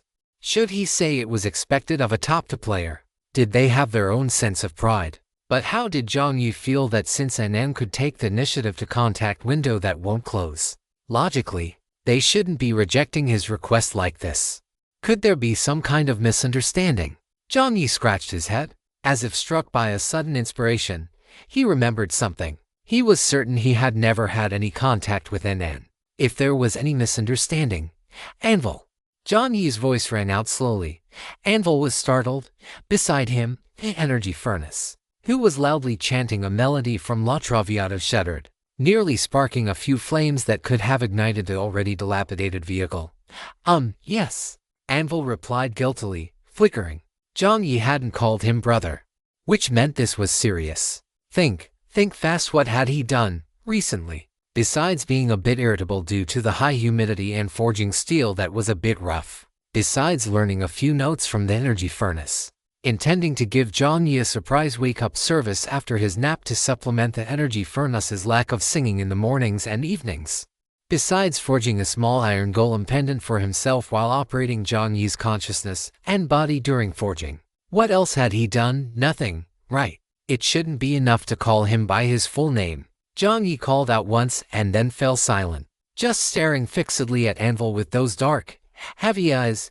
Anvil felt increasingly guilty, unconsciously flickering faster. This scene even looked a bit like a large dog looking sheepish and crestfallen. Jiang Yi narrowed his eyes and drawled, "I'm asking you, have you ever traded with the player in Endesu?" "I have," Anvil answered in a split second. Jiang Yi. As soon as Anvil finished speaking, he realized something was wrong. Oh no. Jiang Yi had just called his full name, and now he was asking about this name. The problem must definitely lie with this Japanese player. It's over. He should have said he hadn't traded with them. "Oh brother, I just said the wrong. If I find out you're lying, you're done for." Jiang Yi's tone was practically amiable. Did I say something wrong just now?" "Oh no, well, I've helped you conduct so many trades. I don't remember very clearly. Oh my, there probably was one, maybe, perhaps, possibly. Was there or wasn't there? There was. Anvil felt his heart turn to ash. Pull up the records. Anvil hung his head, carefully operating the permissions Jiang Yi had granted him for the ever-bright department store. Soon, a massive pile of chat logs appeared on the main screen. It was indeed as Anvil had said. Anvil had presided over an unimaginable number of trades for Jiang Yi. The content of the chats was fairly normal. For instance, most were direct completions or rejections of trades. A small portion involved further discussion, such as agreeing to exchange vehicle upgrade fragments for car coins, or agreeing to a request to swap steel plates for iron plates and glass when the supply of steel plates was insufficient. The content was quite standard. Player tree of Chinkyu, Big Brother Little Fries. Woo! How can I be as amazing as you? Player Big Brother Little Fries, find a good assistant, preferably one that's cube-shaped. Smile. Player tree of Chinkyu, a cube-shaped assistant. Is that some kind of special item? I'll keep an eye out for it. Player tree of Chinkyu, thanks for the advice. Big Brother, Jiang Yi. Anvil let out a dry laugh, not daring to speak. Jiang Yi was speechless inside. Good grief. Could you be any more shameless? Why don't you just print your ID card on it while you're at it? A cube-shaped assistant. I really have to hand it to you for saying that. Afraid of seeing other Iserian conversations, Jiang Yi decided to avoid the site to save himself the headache, and quickly located the conversation with player Fuandesu. Player Fuandesu, hello. Want to trade for a special item card? So Fuandesu had already tried to trade an item card with him, suppressing the urge to explode. Let me see your face and hear your voice first. We can talk about the trade later. Player Fuandesu, Jiang Yi. Jiang Yi's fingers trembled as he flipped to the next page. No new conversation appeared. Only the message. You have been blocked by player Fuandesu. Jiang Yi's vision went blank. The night was deep, and the air inside the forklift seemed to have frozen. A dangerous smile slowly spread across Jiang Yi's face. His voice rose, carrying a rare touch of gentleness. Tell me, brother. I'm here, brother. You have to let me explain first. Anvil felt a phantom pain starting at the top of his head. No, it wasn't his imagination. He saw the steel fork manifesting behind Jiang Yi again. You definitely need to explain. Why the hell did you feel the need to look at people's faces and listen to their voices when doing a trade? Chapter 101, The Trust Game We Unearth. Why would anyone look at someone's face and listen to their voice while conducting a trade? What kind of decent person does that during a transaction? No wonder they didn't accept his friend request. It turns out the other party thought he was a pervert and had already blocked him. Brother, you had better give me a reasonable explanation. Jiang Yi's tone was icy, his killing intent rising. It had to be said. The other party had at least left him some dignity by not publicly posting the logs in the group chat, revealing that the top player in the entire district was a total pervert. Jiang Yi, don't be angry yet. Anvil tried to laugh it off, but Jiang Yi just narrowed his eyes, looking at him as if to say, I'm watching you squirm. Anvil broke into a cold sweat. Finally, under Jiang Yi's piercing gaze, he whispered, Isn't it just to verify if the other person is a Japanese person? I learned it from the group chat. People from the Dragon Kingdom care a lot about this. They use Japanese person to insult each other. I saw that Fran username and it sounded very Japanese. So, I wanted to confirm. Jiang Yi looked at him as if he had seen a ghost. You son of a, you actually have national integrity. Oh, so I should thank you. Thank you for vetting them for me and upholding my integrity, Jiang Yi said with a forced, mirthless smile. Anvil wasn't stupid. He knew this tone was clearly wrong. So, he didn't dare to make a sound. Jiang Yi had a bit of a headache. He peeled the plastic wrap off a rice bowl and took a large bite. The salty fragrance of the rice mixed with the cheese was a bit dry in his throat. So he pulled out a bottle of soda and chugged it down, which finally dissipated some of the stifled anger in his chest. Forget it. Anvil didn't do it on purpose. Besides, it really wasn't easy for him to manage so many trades for him. Jiang Yi thought for a moment, let out a long sigh, and finally said, Next time you encounter a similar situation, tell me first. Okay. Anvil nodded repeatedly. Fortunately, Jiang Yi didn't keep looking further down. Anvil thought to himself. He vaguely remembered that besides this Japanese person, He seemed to have chatted with other players as well. Since the other party had already blocked him, they naturally wouldn't receive his friend requests. And Jiang Yi simply deleted the application records to avoid the site. After finishing dinner, Jiang Yi did his usual set of exercises, training until 10 o'clock at night. All vehicles had stopped moving as night fell. The system's broadcast did not sound, because 10 o'clock tonight was the deadline for signing up for the dungeon. He wondered how many players would participate in this dungeon. The public channel was lively, but Jiang Yi wasn't in the mood to lurk. He washed up and went to bed early. He needed to recharge for tomorrow.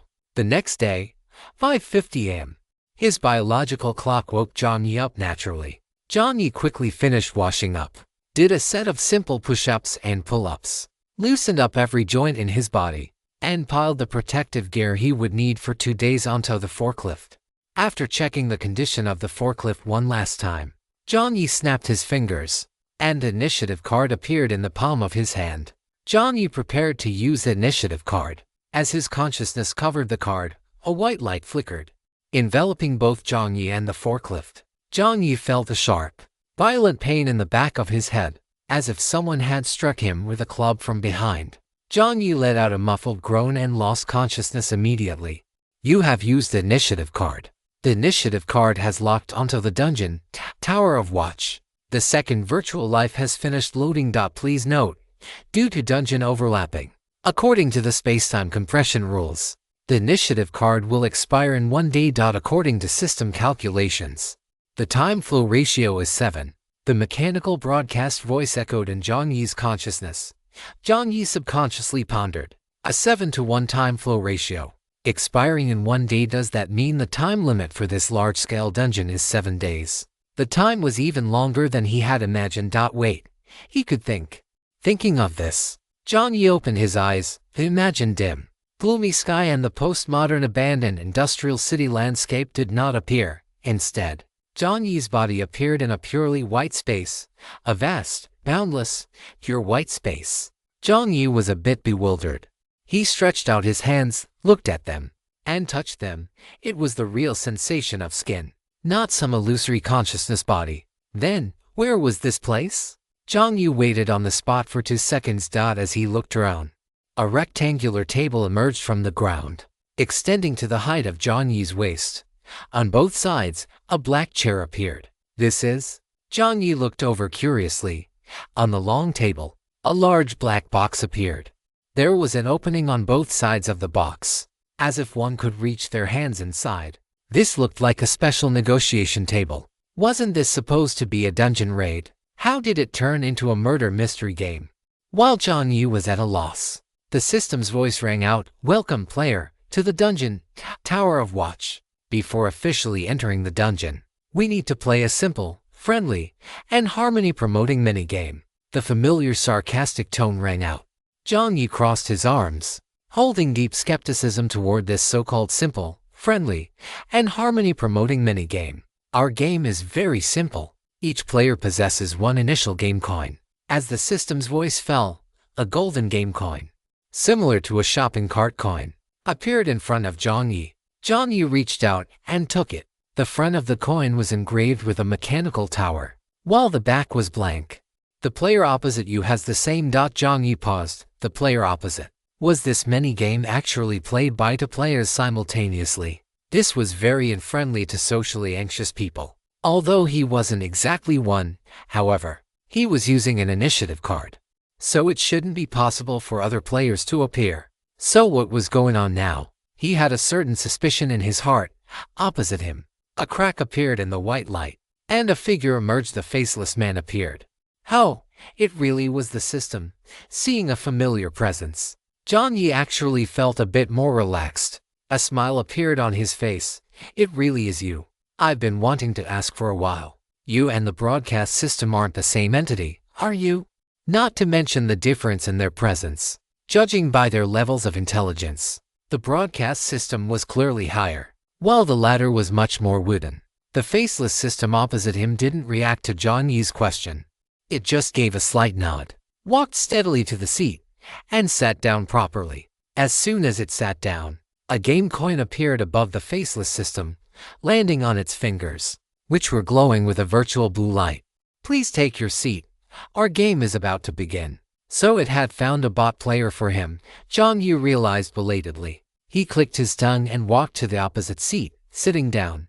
After sitting down, Jiang Yi discovered the unique setting of this game. Once seated, the large box in the middle completely blocked the view from both sides.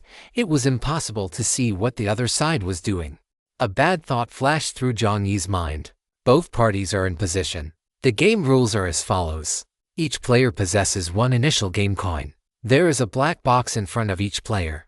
When you put a game coin inside, the other party will receive 3 game coins, and vice versa. Each player must choose between cooperate and betray. When a player chooses cooperate, they must put a game coin into the black box. When a player chooses betray, they do not put in a game coin.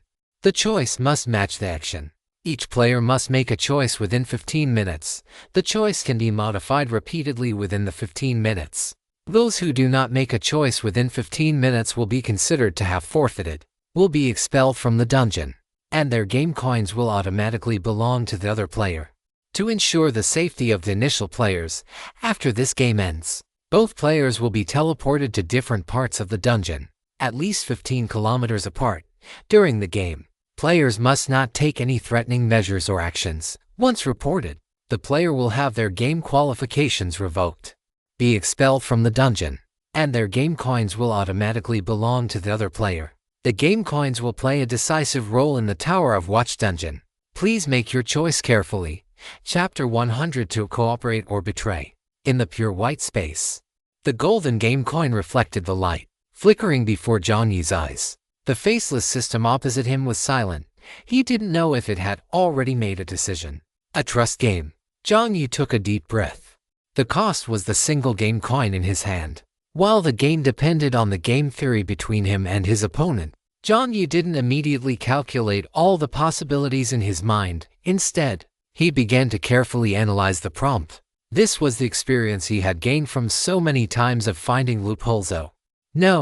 Diligently patching game bugs. Unfortunately, the rules of this game were extremely comprehensive. It seemed there were no loopholes to exploit. However, there were other things that needed attention. A long time ago, Jiang Yi had learned something from his undergraduate thesis advisor, who he hadn't been in contact with for ages. To look at anything, one must learn to step outside the thing itself to observe it. For example, undergraduate theses are a breeze to maintain employment rates. The school is practically begging to send you off. Even if they have to carry you, they will get you through it. Getting off track. The point is, one must see the essence of the game. If you view your thesis and graduation as a game, you will discover that the rule makers themselves actually want the players to graduate. Aside from a small minority of players who have issues themselves, the game will try every possible way to achieve that goal. The same logic applies here. Just as Jiang Yi had confirmed long ago, the attitude the road survival game holds toward its players is definitely not one of goodwill. Therefore, the direction the design game favors is certainly not one that guides players toward cooperation. Just like this game, if analyzed from the perspective of a rational person, no matter what the other party chooses, Jiang Yi's own most rational and optimal choice would only be deceive. Because when he chooses deceive, the worst-case result is merely keeping his own game coin, while the best-case result is successfully deceiving the other party, obtaining their 3 game coins, and adding them to his own for a total of 4. In that case, calculating by probability, his gain without considering costs would be 0.5 game coins. And if he chooses cooperate, if the other party chooses to deceive, he not only ends up with nothing but also directly loses the game coin in his hand. And even if the other party chooses cooperate, he only gets 3 game coins. In this scenario, calculating by probability, the gain is only 1 game coin. No matter how you calculate it, you should choose deceive. Moreover, the human heart, that factor has always been something that can only be calculated from the most malicious angle. Even if everyone agreed to cooperate for a win-win situation at the start, once the large box blocked the two people's line of sight, Jiang Yi wouldn't dare to bet on what choice would be made within those 15 minutes. To put it bluntly, this is completely driving a wedge between players face to face. Furthermore, Jiang Yi always felt that things weren't that simple. Regardless, at this stage, Jiang Yi had to make a decision. Jiang Yi rubbed the game coin in his hand. 15 minutes was a long time. He didn't intend to make a decision right now, even though he had already made up his mind. Jiang Yi suddenly stood up from his chair, stretched, and pretended to walk over to the faceless system's side inadvertently. The faceless system was still sitting upright in its seat. In front of it, the golden game coin was placed obediently in the very center. Jiang Yi's footsteps paused. He had thought the system had already made its choice, and he could just copy the answer. The version answer was right here. There was no reason not to copy it, however. What Jiang Yi didn't expect was that perhaps because the system had already interacted with Jiang Yi several times and knew how troublesome this guy was, it had no intention of making a decision at the very beginning of the game, choosing instead to make its choice when the 15 minutes were almost up. Jiang Yi said sheepishly, "Hey, why haven't you chosen yet?" The faceless system turned its head. "You first, Jiang Yi." Jiang Yi chuckled, bypassed the topic, leaned his hands on the table, and said, Anyway, there's no rush. Let's chat first." The faceless system turned its head back, looking straight ahead. Jiang Yi didn't feel awkward, smiling. "By the way, back at the convenience store, were you about to say something? I saw you reach out." The faceless system was silent for a few seconds, then said, "I wanted to remind you that the basket cannot be taken out." Jiang Yi gave an awkward laugh. "Oh, that. I thought you were gifting it to me. Isn't it, just sitting on the floor? I just grabbed it on my way out." The faceless system looked at Jiang Yi, saying word by word, "That is a system pickup item. It cannot be taken back." Jiang the Skinflint rubbed his nose. He wondered why he remembered that when he used that thing to hold sandwiches, rice balls, and boxed lunches, he seemed to have stuffed it into the freezer too. And then it disappeared after he came out. Accident. Just an accident. Jiang Yi waved his hand. "Let's get back to the game. By the way, what are you choosing? Cooperate or deceive?" Faceless system. The faceless system suddenly looked up at Jiang Yi. Although it had no facial features, Jiang Yi could feel the confusion of the faceless system at this moment. This guy seemed to be saying, "Is this something you can just ask directly?" And why was the topic transition so abrupt? It was like saying the weather is nice today and it's nice to meet you 1 second, and asking if you washed your socks yesterday the next. Jiang Yi laughed, patted the faceless system on the shoulder, and said earnestly, "This is a normal simulation. Players will definitely ask each other. This is very normal." The faceless system withdrew its gaze. Jiang Yi waited patiently for a few seconds before hearing the former speak. "I choose cooperate. Really, if you're lying, your mainframe will explode." Faceless system. It clearly didn't have human organs, but at this moment, it actually felt a faint sense of stomach pain. The faceless system was truly silent. The corners of Jiang Yi's mouth curled up slightly. "All right then." Sure enough, it was lying, out of rational consideration. The system would also choose deceive. Since that was the case, he could only choose deceive as well. Jiang Yi let out a breath of stale air and patted the system on the shoulder again. It seems this is the gameplay he had anticipated. Jiang Yi returned to his seat, without any hesitation, directly pocketed the game coin, and chose deceive. 15 minutes passed. A mechanical broadcast sounded. "Both parties have made their choices. The results of the choices are betray. Jiang Yi was not surprised by this result. He clasped his hands together, resting them on the long table, and waited for the next development in the game. Because both sides had chosen to betray, neither Jiang Yi nor the faceless system had gained any new game coins. In the pure white space, white was the only dominant tone, and the two players were the only subjects. All thoughts and emotions were invisibly magnified. Jiang Yi even found himself wondering what the reaction would be if a real player were sitting across from him right now. Hearing the system announce that both sides had chosen to betray, would they just start a brawl the moment they entered the game? Just as Jiang Yi was letting his mind wander, suddenly, the first round of the game has ended. The second round is about to begin. Countdown: 15 minutes. Jiang Yi jerked his head up. What the hell? There's a second round. Chapter 103. Agonizing suspense. The premise for making an absolutely rational decision, or rather, for burning bridges, was that the game was supposed to only have one round. Jiang Yi's scalp tingled slightly. It wasn't because his betray had been exposed. but rather, he couldn't help but lament in his heart that this system was a real piece of work. At the very beginning of the game, there was absolutely no mention of a second round. Once the players had already torn off their masks in the first round, guess what? The second round started. If both sides had previously agreed to cooperate, and then one side secretly or both sides tacitly chose to betray, then the second round would only have one outcome. Both sides would choose to betray. Both sides would end up with nothing, forced to cling to their own game coins. And the worst part was that before even entering the game, the mutual trust between players would have already completely collapsed at the negotiation table. Once they officially entered the dungeon, there would be no talk of helping one another. Jiang Yi's mouth twitched. Suddenly, he thought of something and asked, "How many rounds are there in total?" After waiting a few seconds, the system's voice, dripping with sarcasm and obvious delight, rang out, "3 rounds. I knew it." Jiang Yi's mouth twitched again. 3 rounds, a full 3 rounds. Any shred of trust between people would be ground into dust. No matter how many times they maneuvered and played the game, all players would face the most direct temptation of a cost-free betray, and would have to consider whether the other party was trustworthy if they proposed cooperation after all. Even he himself wouldn't necessarily keep the agreement. No matter how many rounds the game repeated, according to probability, betray would always be the most rational choice. That was the most despicable part of this game. Furthermore, in this process, as betray kept occurring, the trust that players who honestly chose cooperate originally had for others would be reduced to the absolute minimum.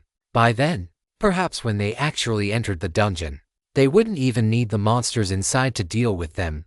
The players would start killing each other first. Jiang Yi let out a long, heavy breath. Although he had long since determined that the game and the system harbored malice toward the players, he still felt disgusted. Jiang Yi curled his lip and asked, "What are you choosing this time?" The faceless system answered obediently, "Cooperate, Jiang Yi. Don't try to imitate human lies. Humans don't lie so directly. They usually beat around the bush." Jiang Yi felt a bit helpless and chose betray once again. 15 minutes later, both parties have made their choices. The results of the choices are betray. Betray Jiang Yi. The faceless system across from him had no reaction, but under Jiang Yi's intense gaze, it seemed slightly uncomfortable.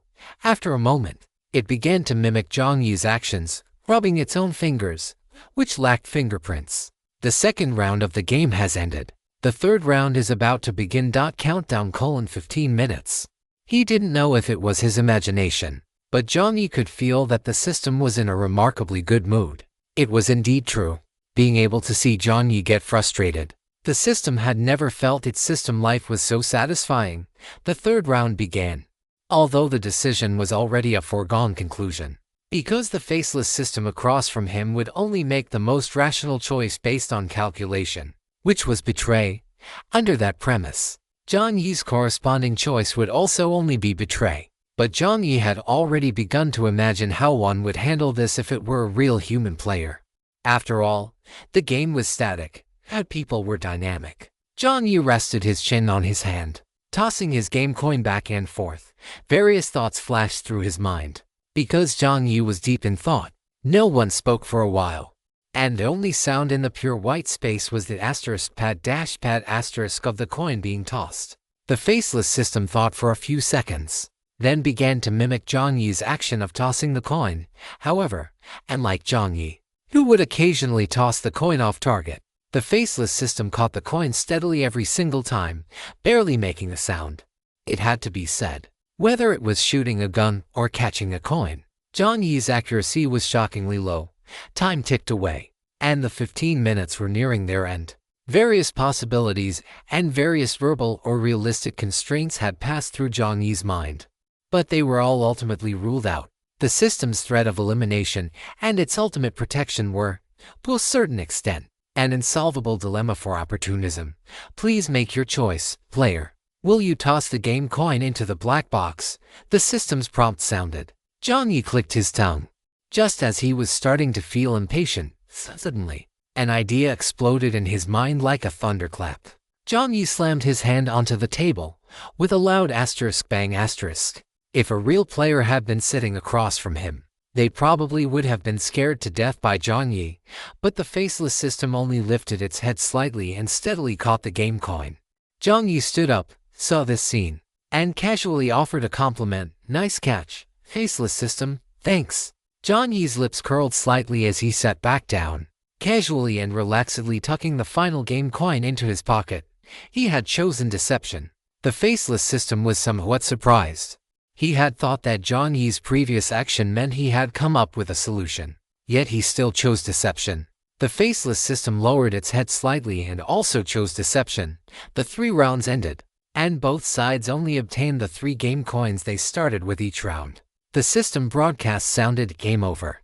Player is about to be teleported to Instance, Tower of Watch." The familiar white light appeared on Jiang Yi.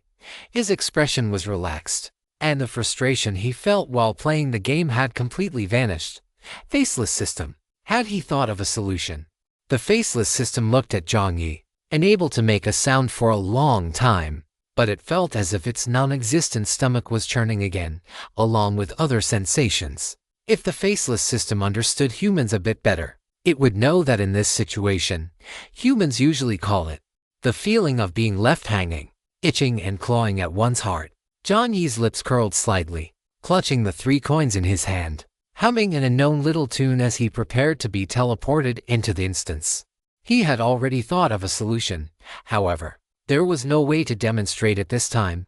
He wasn't stupid. If he showed it now, what if the system just treated it as a bug and patched it? Once he officially entered the instance, he would definitely give the damn system a massive surprise. For now, he would enter the instance first and see what was going on there. Chapter 104. An extra long chapter. A drop of acid rain landed on the top of Jiang Yi's head, sliding down his neck. The cold sensation made him shiver. "You are suffering from the erosion of acid rain. Health is slowly decreasing." So this was a teleportation to an outdoor scene. Jiang Yi's mind stirred, and he quickly took out his helmet and protective goggles from his inventory. Only after putting them on did he begin to survey his surroundings. Jiang Yi took a step forward. He was currently standing in a small alleyway where the sky was compressed into nothing more than a thin line, with only a faint glimmer of light. Perhaps that was why only a few drops of acid rain had fallen. Jiang Yi stayed there for only a few seconds before frowning. The alleyway stank. It smelled like a mixture of things rotting and festering. Jiang Yi looked down. His gaze met a rotting fisheye, and this fisheye was growing on a human face. A second of silence. Jiang Yi retched. "You have suffered mental pollution. Sanity attribute is slowly decreasing." Another broadcast sounded. Jiang Yi forced himself to look away, wanting to take a deep breath, but halfway through, he held it. Damn it. He forgot this place was filled with the stench of acid. "Brother, are you practicing diving here? Isn't that a bit reckless?" The anvil's voice rang out. Jiang Yi rolled his eyes, too lazy to pay attention to this guy, and rushed out of the alleyway. Large swaths of acid rain fell to the ground. The sound of rain in his ears gradually grew louder, and his field of vision began to widen. The harbor wind cut across the dim, yellow sea, weaving through the city and blowing through Jiang Yi's hair, which had grown quite long after not being cut for over a month, instantly making him feel a bit more clear-headed. Jiang Yi paused in place for a moment. The lack of a road stretching continuously forward left him feeling slightly bewildered. Sure enough, habit is a terrifying thing, however. Anyone who doesn't know to run inside when it's raining is a fool. After pausing for a few seconds, Jiang Yi's gaze locked onto a store with its doors wide open, and he dashed toward it. This appeared to be an abandoned street. The overall style of the street was similar to the modern era, leaning more toward a harbor or dock city. Rushing from the roadside into the store, the sound of the acid rain stopped, but it still wasn't safe inside. Many of the building materials had been corroded, becoming incredibly fragile. Large holes appeared from time to time on the ceiling, through which acid rain continued to drip. Compared to the factory where Jiang Yi arrived in his first 5-player instance, the structural integrity of this building was clearly weaker. After entering, Jiang Yi had learned his lesson and put on his protective mask first. As he was putting it on, a mechanical broadcast suddenly sounded. "You have marked a location. McKinley Hardware Store marked a location." Jiang Yi's mind stirred as he looked at the main screen. A new map appeared on the main screen. This map was similar to those in modern gunfight games, showing the general layout of the city area, wilderness, and bodies of water. Unfortunately, most of the locations were obscured by dark clouds and acid rain, making it impossible to see the specific details. Jiang Yi saw a yellow marker in the bottom right corner of the map. If nothing went wrong, this was his current location. It really does feel a bit like playing an RPG instance, Jiang Yi muttered. Immediately, he noticed a white icon overlapping beneath the yellow marker. Jiang Yi clicked on the white icon, and a line of white text emerged, McKinley Hardware Store. Oh, so this was a location he had already identified. Jiang Yi familiarized himself with the map. As his gaze wandered, he suddenly let out an E. There was another white marker to the left of his current position, which was due west. If the white markers were places he had already unlocked, then what was up with this one? If it were the alleyway, the scale and distance didn't match. Jiang Yi curiously clicked on it. By High City, Hiking District, while on Aquatic Processing Plant. The name of this factory, it was that 5-player instance. The maps were actually connected together.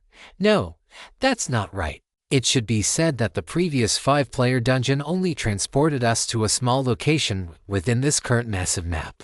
And now, the entire map has been unlocked. Jiang Yi's thoughts raced. Then, could the main quest completed earlier, finding the underground tunnel, be connected to the current dungeon? If both are part of the same world and the same map, does that mean this large-scale dungeon also contains the same monsters, or even the original inhabitants of this world? Jiang Yi was struck with a sudden chill. Just then, a sound seemed to ring out by Jiang Yi's ears. The sound of splashing water and the flapping of fish fins. Jiang Yi turned his head to look, and above him, a massive, rotting-eyed fish corpse leaped down, its mouth dripping with yellow-green pus wide open, biting toward Jiang Yi's neck. Jiang Yi instinctively sensed the danger. In the past, he would have turned and run, but now, his comprehensive strength was over 50. He had more than 3 weapons on him. Should I avoid its edge? Jiang Yi lowered his center of gravity and thrust his rebar fork upward. With a squelch, the fork pierced through the fish's belly, gouging out a massive, bloody hole. The fish corpse struggled frantically on the fork, and slimy mucus dripped down along the shaft. Jiang Yi's expression remained unchanged. With a flick of his wrist, he flung the fish corpse away as if he were tossing a skewer on a grill. The massive fish corpse slammed into the wall of the hardware store, punching a large hole through the already fragile wall, and dark red blood spilled all over the floor. You have eliminated rotted fish corpse. *1 Obtain vehicle coin 1. A single vehicle coin dropped to the ground. Jiang Yi placed it into his storage space, walked over in a few steps, and poked the fish corpse a few more times with the fork to confirm it was completely dead before letting out a sigh of relief. Starting off with a monster encounter right away, the danger level of this dungeon is not low, Jiang Yi thought to himself. However, are there no main quests? That doesn't seem right. Or is it a map exploration type of quest? While he was puzzled, the map on the main screen refreshed, and new text appeared in the top right corner. You have entered the dungeon, Tower of Vigilance. This dungeon has a time limit of 7 days. Main quest 1 now issued. Find the underground tunnel and enter the Tower of Vigilance. Quest time limit, 2 days. Players who fail to enter the Tower of Vigilance within the specified time will have 30% of their supplies deducted. Jiang Yi stared at the newly appeared main quest for a few seconds. After confirming he hadn't misread it, a smile couldn't help but bloom on his face. Well, is this the benefit of having seen the exam paper in advance? The underground tunnel, didn't he already find one in that factory? Good heavens. So this is the advantage of knowing the exam paper beforehand. Oh wait, he was already in the middle of a 5-player dungeon mission using a preemptive card. So this is the benefit of knowing the exam paper in advance of the advance. The main quest needs to be completed within 2 days. Since he already knows the entrance to the underground tunnel and even the landmark where it's located, he just needs to follow the map. Completing the quest should be quite simple. Jiang Yi calculated the distance between the McGinn hardware store and the processing factory on the map. It would take about half a day to run there. Jiang Yi pondered for a moment and didn't rush to set off, although he had, to some extent, obtained the version answer. It would be a pity to use this time only to complete this one task. He didn't believe that such a large map would have no other rewards besides just running through it. Not to mention anything else. He could at least scavenge a wave of supplies in the hardware store. Having made up his mind, Jiang Yi didn't rush to move on and began searching for supplies in the hardware store. The hardware store didn't seem to be a special location. So apart from the fish corpse he encountered initially, Jiang Yi didn't see any other monsters. Jiang Yi didn't let his guard down. The items on the first floor of the hardware store seemed to have been moved once already, so there wasn't much left. But Jiang Yi still managed to find some screws, steel plates, wrenches, and pliers. After thinking for a few seconds, Jiang Yi took action himself and dismantled the glass display case as well. This glass is pretty good too. Take it, take it. Walking inside from the storefront, there was a small bedroom. The bedroom had a bed, a stool, a chair, and other items. This time, without having to worry about teammates, Jiang Yi took everything. Anything he couldn't use would be listed in the shop. Anything that really couldn't be sold would be tossed into the energy furnace to be refined. His motto was, leave nothing behind. Not even a board from the table, scavenging all the way. Jiang Yi arrived at the wardrobe in the bedroom and used the steel fork to pry at the cabinet door to open it. He did this mainly because he was afraid of a jump scare. Fortunately, there was nothing inside. The cabinet door creaked open, revealing a black one-piece leather suit, candles carved into the shape of roses, and a leather whip. Jiang Yi's expression went blank for a second. What is this stuff? Jiang Yi looked down, and the matching black leather boots looked like they were at least a size 44. A photo slid down from the cabinet door. Jiang Yi, who was still a bit stunned by the pile of items in the cabinet, caught the photo and saw a middle-aged man with six-pack abs, clearly defined muscles, and dark-toned skin. Brother, are you okay? The voice of the anvil suddenly rang out. I'm grilling. Jiang Yi struggled to force himself to look away. This scene had also occurred when he saw the fish eyes on that man's face earlier. Big brother, your hobbies are quite unique. Jiang Yi opened the other side of the cabinet door with a bit of disgust and, feeling slightly conflicted, picked up the pile of items so they wouldn't block his view. You have harvested the full battle suit of the Super S-Queen, the hardware Little Rose. XXXL size super sexy censored leather suit. After wearing agility come 1, can men be this beautiful too? Repeatedly tanned leather whip, when used, can obtain strength attribute come 2, good toughness, wide range of uses, rich tactile experience, low temperature burning candle, possesses the basic functions of a candle, as well as rich emotional functions beyond its basic purpose.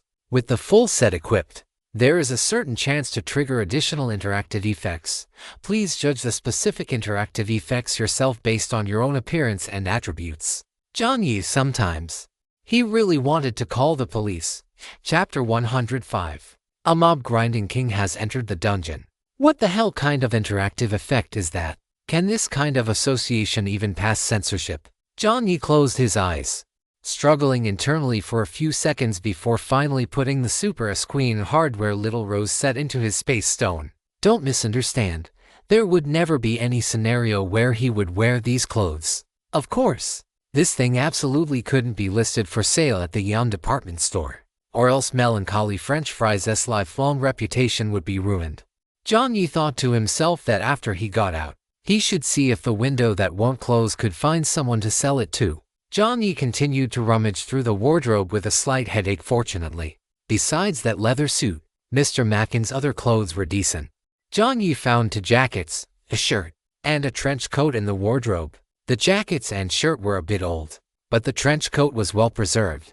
Jiang Yi packed the clothes, left the bedroom, and headed to the second floor via the stairs. The second floor consisted of a storage room, a kitchen, a balcony, and a protruding corridor.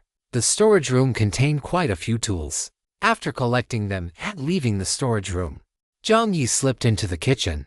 The pots and pans in the kitchen had vanished, leaving only empty brownish stains. The items inside had also been moved. Jiang Yi gritted his teeth. Since he was already here, he went as far as to dismantle the kitchen door panels. However, after dismantling the door panels, he actually found something. There was an iron pot behind the door panel. It looked like it had been left behind when the owner was hurriedly moving things. Jiang Yi picked up the iron pot and pondered. It was the same when he entered the 5-person dungeon. All useful resources had disappeared, seemingly moved somewhere else, connecting this to the discovered tunnel. Could it be that these people moved to a new place after being contaminated? Underground tunnels, the watchtower. Jiang Yi felt like he had found some kind of connection. After searching the hardware store, Jiang Yi went directly to the street-side shop next door. It seemed to have been a small bakery before. Jiang Yi saw some craft paper used for wrapping bread, baskets, and tons, but similarly, all food and other resources were gone, as if someone had already scavenged through it several times. Jiang Yi circled the front desk and the counter a few times and found a few packets of ketchup and some glass bottles. Above the bakery, there was also a corrupted fish corpse, but it was very small. When he found it, it was still curled up in a ball, sleeping on the original owner's bed. If the scene were replaced with a kitten or a puppy, it would be quite cute, but seeing that pool of yellow-green liquid, Jiang Yi didn't even think twice and stabbed it directly with his steel fork. You have eliminated corrupted fish corpse *1. You have obtained car coin *1. The fish corpse was pinned to the bed. Jiang Yi didn't stop and searched every shop on the street. Along the way, he encountered more wandering corrupted fish corpses. Although there were many, they weren't a problem for the current Jiang Yi. You have eliminated corrupted fish corpse *1. You have eliminated corrupted fish corpse *1. You have eliminated corrupted fish corpse *1. You have eliminated corrupted fish corpse *1. The mechanical announcements kept ringing until Jiang Yi emerged from a crossroad. Suddenly, you have killed corrupted fish corpse *15. Congratulations. You have unlocked a new achievement. A mob grinding king has entered the dungeon. Description: excuse me, how much longer are you going to stay in the novice village? Are you not going to do the main quest? Grinding mobs is addictive. Please do not overindulge. You have obtained silver chest *1. Seeing the achievement pop up, Jiang Yi let out an oh-ho. He had actually unlocked an achievement. Jiang Yi ignored the system's sarcasm. He wasn't actually grinding mobs. He was just confirming whether the people here had truly moved. Well, scavenging for resources was really just incidental, purely incidental. Jiang Yi reluctantly looked away from the street. On the street, the bodies of the corrupted fish corpses had been tossed out by him, piled up like a small mountain, mainly because while scavenging, these things were just too smelly. Jiang Yi thought for a few seconds and decided to open the silver chest on the road to avoid any inconvenience if a monster appeared inside a building. The silver chest dropped to the ground. Jiang Yi poked the chest with his steel fork. With a bang, the chest opened. The expected monster didn't appear, only the white light of resources radiated out. Not bad luck. Jiang Yi retracted his steel fork and looked at the chest. You have obtained high-power searchlight 72H *1. Universal World Language Pack *1. Friendly reminder: Dungeon world languages are generally not compatible with the current main game player's language. The Fish Bros language is incomprehensible. You need the help of a universal language pack. Compass *1. Slightly contaminated mineral water 550 megaliters *1. Dungeon universal language pack. As expected, there are native residents in the dungeon. Combining this with his judgment, the residents should have moved to the underground tunnels or the watchtower. However, Jiang Yi was also slightly puzzled. If they moved into the underground tunnels, shouldn't every household have a tunnel underneath? Or were there only tunnels in fixed locations? Jiang Yi thought for a while but didn't have any more inspiration for the time being. The white light faded, and Jiang Yi put the searchlight and compass into his space stone, choosing to use the universal language pack. The universal language pack looked like a puzzle made of characters. After Jiang Yi chose to use it, the characters in the puzzle flowed out and flew toward his head. Mental check in progress. Jiang Yi's head felt as if it had been plunged into water for a moment. Mental attribute greater than 5. Dungeon language universal pack is integrating. A dull, throbbing pain spread through him, and it was only after about a minute that the sensation of drowning slightly subsided. Integrating a language pack actually requires a mental attribute check. People with poor mental attributes, or those not intelligent enough, in short, idiots, can't learn languages. Jiang Yi bared his teeth. Although the threshold of 5 for the mental attribute wasn't high, Jiang Yi was still annoyed. This damn system. It has a threshold but didn't say anything beforehand. After the language pack integrated, the surrounding text became much clearer to Jiang Yi. The languages here were very mixed up before. Jiang Yi could only understand Chinese and English. For the rest, he could only half guess. But now, everything was clear. 10th Avenue, Hiking District, Jiang Yi murmured. Looking at the route on the main screen, his gaze drifted upwards, continuing west from 10th Avenue. Reaching the intersection of 9th Avenue and Iris Road, he would see the Wylong Aquatic Processing Zone. Alright, anyway. There are still 2 days until the main quest settlement. I'll just keep grinding like this for now. Earning some car coins is pretty good too. Chapter 106, Monster Image Card. The sky gradually darkened. The short knife in Jiang Yi's left hand was completely soaked in liquid, so slippery he couldn't grip it. Jiang Yi could only bind it to his hand with bandages. Along the road behind Jiang Yi, there were discarded corpses of corrupted dyed fish. To some extent, the system wasn't wrong. Grinding monsters was indeed addictive. Humans had no resistance whatsoever to this kind of immediate reward mechanism, which was also why many games were so addictive. Often, even with great effort in the real world, one couldn't see immediate returns. Only in the game world could one see those captivating come one. However, he had indeed been grinding for too long. Jiang Yi's stomach had started to ache. He was hungry. Removing the short knife from his left hand, Jiang Yi took off his glove, only to find that the web of his thumb had split open, and blood was gushing out. Only then did he feel a sharp, agonizing pain. Jiang Yi hissed, took out anti-infection medicine from his inventory, applied it, and then wrapped a clean bandage around it. On the main screen, there was a new achievement that Jiang Yi, engrossed in grinding, hadn't noticed. You have eliminated corrupted dyed fish corpses *28. You gain car coins *28. You gain new achievement Dungeons Grinding King to description. Left the novice village and still grinding. You gain silver chest *2. You gain monster image card *1. Looking at the system's speechless remarks, Jiang Yi's lips curved slightly, feeling an inexplicable sense of satisfaction. To more silver chests. Murder and arson bring a golden belt. Killing monsters is the same. But what is this monster image card? Jiang Yi first put away the 2 silver chests. His fatigue value had been maxed out from grinding, and his mind was also very tired. It wasn't suitable to open chests now, so Jiang Yi planned to open them after resting or tomorrow.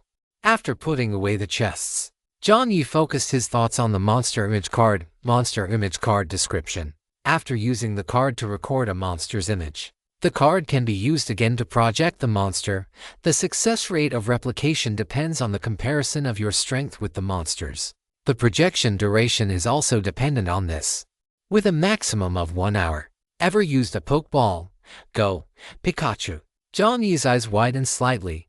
A divine artifact, a summon card. Although the form was a bit different, the function was similar. If he encountered a powerful monster and could replicate it, wouldn't that mean he'd have a powerful helper in future battles?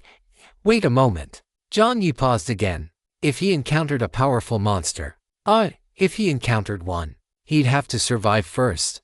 Powerful monsters were dangerous, and weak monsters seemed to have no need for replication. Brother, are you alright? The anvil's voice rang out again. I'm barbecuing. The familiar words also came from Jiang Yi's mouth. The man and the anvil fell into contemplation. Never mind. What if it has a miraculous effect? Jiang Yi's stomach had started to rumble, so loudly that at first, he thought the energy furnace guy had followed him. He needed to solve the dinner problem first. Jiang Yi happily forgot his previous contemplation, took out the powerful searchlight from his inventory, and slipped into a flower shop on the street, Jennifer's Afternoon Flower Shop. This was the name of the small shop. It was clear that the owner was very fond of cleanliness. The remaining vases in the shop were arranged from largest to smallest, and even each color scheme had its own designated area, with the various colors complementing each other quite harmoniously. However, the flower bouquets inside were nowhere to be seen. Only some dried branches, leaves, and petals remained. Jiang Yi searched the counter and found an exquisite iron box. Inside the iron box was a thin, long cigarette, its edges adorned with bellflower patterns. You gain bellflower cigarette *1 description. Light it, and you will smell the fragrance of fresh flowers. Fatigue value can be reduced by 20%. Jiang Yi's heart stirred slightly, although he didn't smoke. This item could reduce fatigue, so he might as well light it. He took out a lighter from his inventory, held the cigarette between his fingers, and lit it. A faint fragrance truly emanated from it. Jiang Yi placed the cigarette in the iron box, moving it a little further away. His fatigue value slowly decreased. Although Jiang Yi had cleared out the monsters in this area, he still needed to maintain a relatively good state. This was different from the 5-person dungeon back then. Now, no one was keeping watch with Jiang Yi. Amidst the faint fragrance, Jiang Yi's expression slowly relaxed. He took the water condenser out of his spatial stone, drew a cup of orange juice, and then retrieved Rosen's box meal and his own small electric pot from the static grid of his inventory. The electric pot was connected to a storage battery, and Jiang Yi began to heat the box meal in a water bath. Jiang Yi did not start a fire, and after entering, he had dimmed the searchlight to its lowest setting, fearing that the light might attract something. It must be said that fear is most easily bred in the absolute silence of all things. But fortunately, there was Anvil. Brother, the way you killed those monsters today reminds me of someone. His build was a bit sturdier than yours. His face and neck were the same with very muscular. Under normal circumstances, Jiang Yi would have certainly complained that Anvil talked too much, but now, Anvil's voice was inexplicably comforting. Jiang Yi picked up the conversation, snapping his chopsticks in two. Do you want to hear his story? Jiang Yi muttered to himself. Surely it wouldn't be the story of Brother Steve, would it? Although he had already guessed some of it, Jiang Yi still nodded. Under the dim light, Anvil began to tell Jiang Yi the story of his adventures with Steve. Gradually, Jiang Yi became somewhat engrossed. The sound of the acid rain grew slightly quieter. Jiang Yi leaned against the corner, his steel fork placed at his feet, his short blade by his hand, and his Blade Runner pistol carried on his person. It's 15 rounds already loaded. Jiang Yi wrapped himself in a thermal blanket and slowly closed his eyes. 30 kilometers away, in the 9th Avenue of Hiking District, at a certain intersection of the tunnels, a creak sounded as the heavy door opened from the inside. A standard electric pot is usually a plug-in model, but if the voltage and current of the storage battery are sufficient, it can be used as well. If you find any typos, you can directly me. Sometimes comments get collapsed and I can't see the messages. It's not that the author refuses to fix typos, it's just that after the word count gets high, some parts are impossible to go back and edit. Thank you all. Chapter 107. The first mechanism of the instanced. Next day, the pattering sound of acid rain came from overhead, with a asterisk plop asterisk. A large hole was corroded through the ceiling, and a not too bright light shone down from above. Jiang Yi squinted his eyes and woke up. After a day, Jiang Yi's face looked as if he had aged 10 years. Now, wrapped in his thermal blanket, he looked just like a traveler trekking into Tibet. Is it dawn? Jiang Yi was a bit dazed, his voice raspy. It must be said that the sound of rain at night is truly a natural white noise. Before long, Jiang Yi, who had been grinding monsters all day, had fallen into a deep sleep and had a good rest. If Anvil hadn't been there, Jiang Yi would never have dared to do such a thing. It's bright, brother. Good morning, brother. Anvil's voice sounded very energetic. Yesterday, he had chatted with Jiang Yi all night, and he felt that the distance between him and Jiang Yi had grown closer. In other words, their relationship had become more solid. Hearing the cheerfulness in Anvil's voice, Jiang Yi couldn't help but feel a bit more pleasant himself. The corners of his mouth lifted slightly as he packed away the thermal blanket and other items. Having curled up in the corner all night, he felt as if his bones were about to fall apart. Jiang Yi stretched, climbed up from the floor, and did a simple set of stretches. After taking a bottle of mineral water and half a tube of toothpaste from the spatial stone to wash up, Jiang Yi did 2 sets of exercises on an empty stomach before starting to eat breakfast. Breakfast was just a piece of bread, a ham sandwich, and a cup of orange juice. It was a bit sparse. If the people outside knew what Jiang Yi was thinking right now, they would probably want to beat him to death. After spending 7 minutes finishing his breakfast, Jiang Yi organized his weapons and walked out of the flower shop. As soon as he stepped out, Jiang Yi noticed something wrong. On the street, all the fish carcasses he had thrown out were gone. Jiang Yi's pupils shrank sharply. The streets on both sides were still quiet. But a layer of cold sweat broke out on Jiang Yi's back. He was certain that he had cleared out all the fish carcasses yesterday. Now, they were all gone. The system had no recycling or cleanup mechanism. Jiang Yi had confirmed this during the previous 5-person instance. If it wasn't the system, it meant there were people here other than himself, the natives of this world. Jiang Yi's gaze turned grave. To be able to clear away so many fish carcasses at once, it definitely wasn't just one person, or perhaps the other party had powerful cleanup tools. In any case, for him, currently fighting alone, this was not good news. Jiang Yi's expression became increasingly cautious. The acid rain was still pouring down. Jiang Yi only observed for a moment before leaving the spot immediately. These people had cleared the fish carcasses. There was no guarantee they weren't still nearby. If he didn't want to clash with them right now, it was best to leave quickly. Jiang Yi put on his mask, pressed himself against the wall, and quickly left the street. On the main screen, more and more locations were being lit up by Jiang Yi. He glanced at the main quest in the top right corner. There was 1 day left to complete main quest 1. He couldn't afford to be reckless now. He had to hurry to the tunnel. This time, Jiang Yi didn't walk brazenly down the road, but chose to stick close to the buildings. Jiang Yi calculated that if he moved at full speed, he could arrive in about 2 hours. Of course, this was under the premise that he didn't encounter any monsters or other accidents along the way. Jiang Yi rushed forward. About half an hour later, as he stepped out onto a small slope, his footsteps came to a sudden halt, and he forcibly pulled back the half of his head that had already poked out. There were people ahead. Damn! Jiang Yi almost blurted it out. After forcing himself to stop, he crouched in the shadows of a stairwell, watching the small group of people gathered ahead. That's right, and damn it, it's a whole squad. They were wearing uniform military gear, and among them were people with black, white, and yellow skin, a very diverse mix of races. They were speaking a strange language, muffled by the sound of the rain. It sounded like gibberish, and it wasn't very clear. However, Jiang Yi could seemingly tell that they were discussing something, and their expressions appeared quite flustered. Did something happen? As the perspective gradually pulled back, within the squad wearing military uniforms, the person who appeared to be the squad leader had a grave expression. He looked at one of the yellow-skinned individuals and asked, "Are you sure? Were all of these killed by one person?" "Yes, Captain." The man's expression was solemn, cold sweat beading on his forehead as he replied, "Judging by the wounds, they are very consistent. They must have been dealt by a single person. Moreover, this person is proficient with multiple weapons. Based on the state of the combat, they seem to have primarily used a long-handled weapon, followed by a short blade.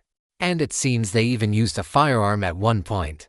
The captain fell silent for a few seconds, his expression slightly surprised. He looked toward one side, hesitated for a few seconds, and then said with some uncertainty, "Has the tower sent any envoys to the surface in the last few days?"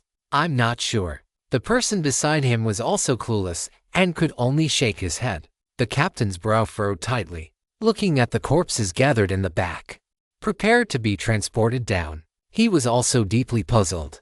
Aside from the envoys of the tower, he truly couldn't think of anyone else who might possess such strength. However, if the tower had already dispatched envoys, why would they still have them come up to prepare supplies on the other side? What are they babbling about? Jiang Yi was plastered against the wall like a giant gecko, sticking his butt out and straining to bring his ear closer, trying to hear what these people were saying. And fortunately, he couldn't hear a thing. Jiang Yi had no idea how much panic his existence had caused these people. Originally, this squad had been ordered to come up to receive supplies, but upon arriving, they found the entire street lined with neatly arranged corpses. They were all facing head out, tails in, with their fish eyes staring right at them. With the wind blowing and the rain pouring, it looked like some damn cult ritual. How could they not be terrified? After listening for a while and confirming that he still couldn't hear anything, Jiang Yi gritted his back teeth in frustration and pulled his head back completely. Jiang Yi crouched in the corner of the wall, his thoughts racing. These people had collected all the fish corpses, seemingly intending to transport them somewhere. Transport them somewhere. There was no one on the streets, so the only place they could go was the tunnels, or that tower. That's right. If he hadn't entered the 5-person dungeon ahead of time, he wouldn't have known about the entrance to the tunnels. In other words, if this were a large-scale dungeon with many players participating, this might be a guiding clue. Although Jiang Yi was certain that the system held malice toward the players, he was equally certain that, for some purpose, the system wouldn't send the majority of players to their deaths so quickly. This was also the reason why the highway was killing people on one hand while still dropping supplies on the other. So, following this logic, if average players without the experience of having entered a small-scale dungeon followed this squad, or an existence similar to this squad, they would be able to find the tunnels. Of course, there was a prerequisite. The players had to have survived the first day without being killed. This was the first mechanism of the dungeon. Chapter 108. You just want to grind mobs, don't you? Do players need to enter the tunnels with the squad? Wouldn't the local residents of this world harbor malice toward the players? Two questions appeared in Jiang Yi's mind, and he couldn't think of a more reasonable answer for the time being. Forget it. If this is the game's mechanism, it's best if I follow them first. To some extent, this is similar to a cutscene. If you skip it, you might easily miss key plot points. Having made up his mind, Jiang Yi moved even more lightly, trailing far behind the squad. The squad's speed wasn't fast. Occasionally, they would stop, seemingly heading towards certain locations according to a plan, entering those places to kill the crocodile fish corpses inside, and then recovering their bodies. However, after watching for a while, Jiang Yi couldn't help but give a sincere evaluation. The efficiency of these people was unusually low. Jiang Yi curled his lip. A 7-person squad, well equipped, and it took 4 to 5 of them about 10 minutes just to take down a single crocodile fish corpse. This speed was just too slow. Hearing Jiang Yi's inner thoughts, Iron Anvil couldn't help but mutter, "Brother, do you think everyone is like you?" While observing the actions of the 7, Jiang Yi constantly shifted his perspective, watching from afar how they killed the crocodile fish corpses. As he watched, he couldn't help but think about what he would do in certain combat situations, and whether he could make better responses at certain moments. The squad, the fish corpses, the acid rain, the buildings under Jiang Yi's highly focused state of mind. These elements were constantly frozen in his vision, extracted, and then reassembled. Jiang Yi didn't even realize that, at some point, when seeing this kind of bloody combat, his state of mind no longer fluctuated significantly, and, to a certain extent, he seemed to have begun to grasp the consciousness known as combat. In many cases, most martial arts manuals, fantasy novels, or similar works would call this entry level. Jiang Yi's focus intensified, and he felt as if his body, which had spent the entire day yesterday grinding mobs, had been awakened. He felt a bit nostalgic for that feeling of giving his all and constantly improving. Aside from obtaining achievement rewards, Jiang Yi's other attributes had also increased after yesterday's day of grinding. Strength increased by 2, stamina increased by 2, and the cap for his spirit attribute also increased by 1 point. His comprehensive combat ability had increased even more than his attributes, reaching 55 points. This is the charm of real combat. The squad currently on a mission felt a chill for some unknown reason, as if unseen eyes were watching them from the darkness. Among the squad members, one lowered his voice and said, "Hey, do you feel a chill down your spine? I keep feeling like something is staring at us from behind." "I don't think so," the man said while walking forward. Logically speaking, fish corpses possess a very strict pack mentality. Aside from the intersections of certain tunnels where it's easy to attract a larger number of them, in the vast majority of locations, there shouldn't be more than 1 fish corpse present. Even if there are 2 or more, they would end up killing each other due to the lack of a leader's deterrence, until only 1 remains. Because they were indoors and shielded from the rain, Jiang Yi could hear them clearly now. Jiang Yi thought to himself, no wonder he could only spawn 1 monster per house at most. It turns out the fish corpses have a certain level of awareness. As for the tunnel intersections and the fish corpse leader, Jiang Yi roughly understood what they were talking about. It seems the tunnel at the processing plant was an intersection, which is why there were a large number of fish corpses and a leveled fish corpse leader above it. Jiang Yi rubbed his chin. These people were truly clearing out the fish corpses in a planned and purposeful manner. In other words, this place might be different from what he had imagined. It wasn't just a small number of survivors living here, but rather a group of organized and armed residents, just like that. Jiang Yi followed behind the squad as they moved toward the 9th Avenue, until they stopped in front of a real estate trading center. Jiang Yi's footsteps came to a halt as well.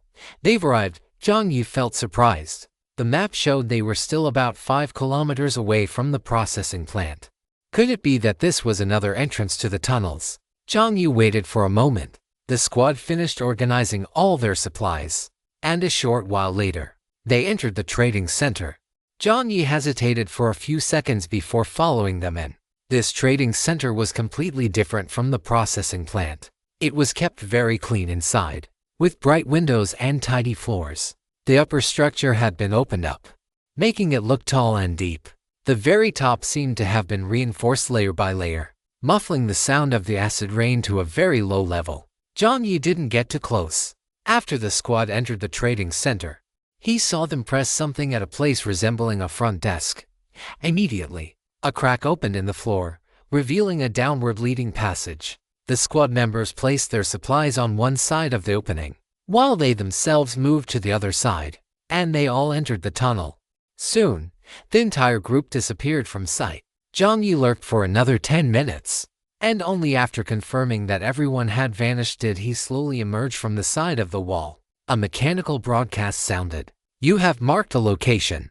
Khmer Real Estate Trading Center on the map.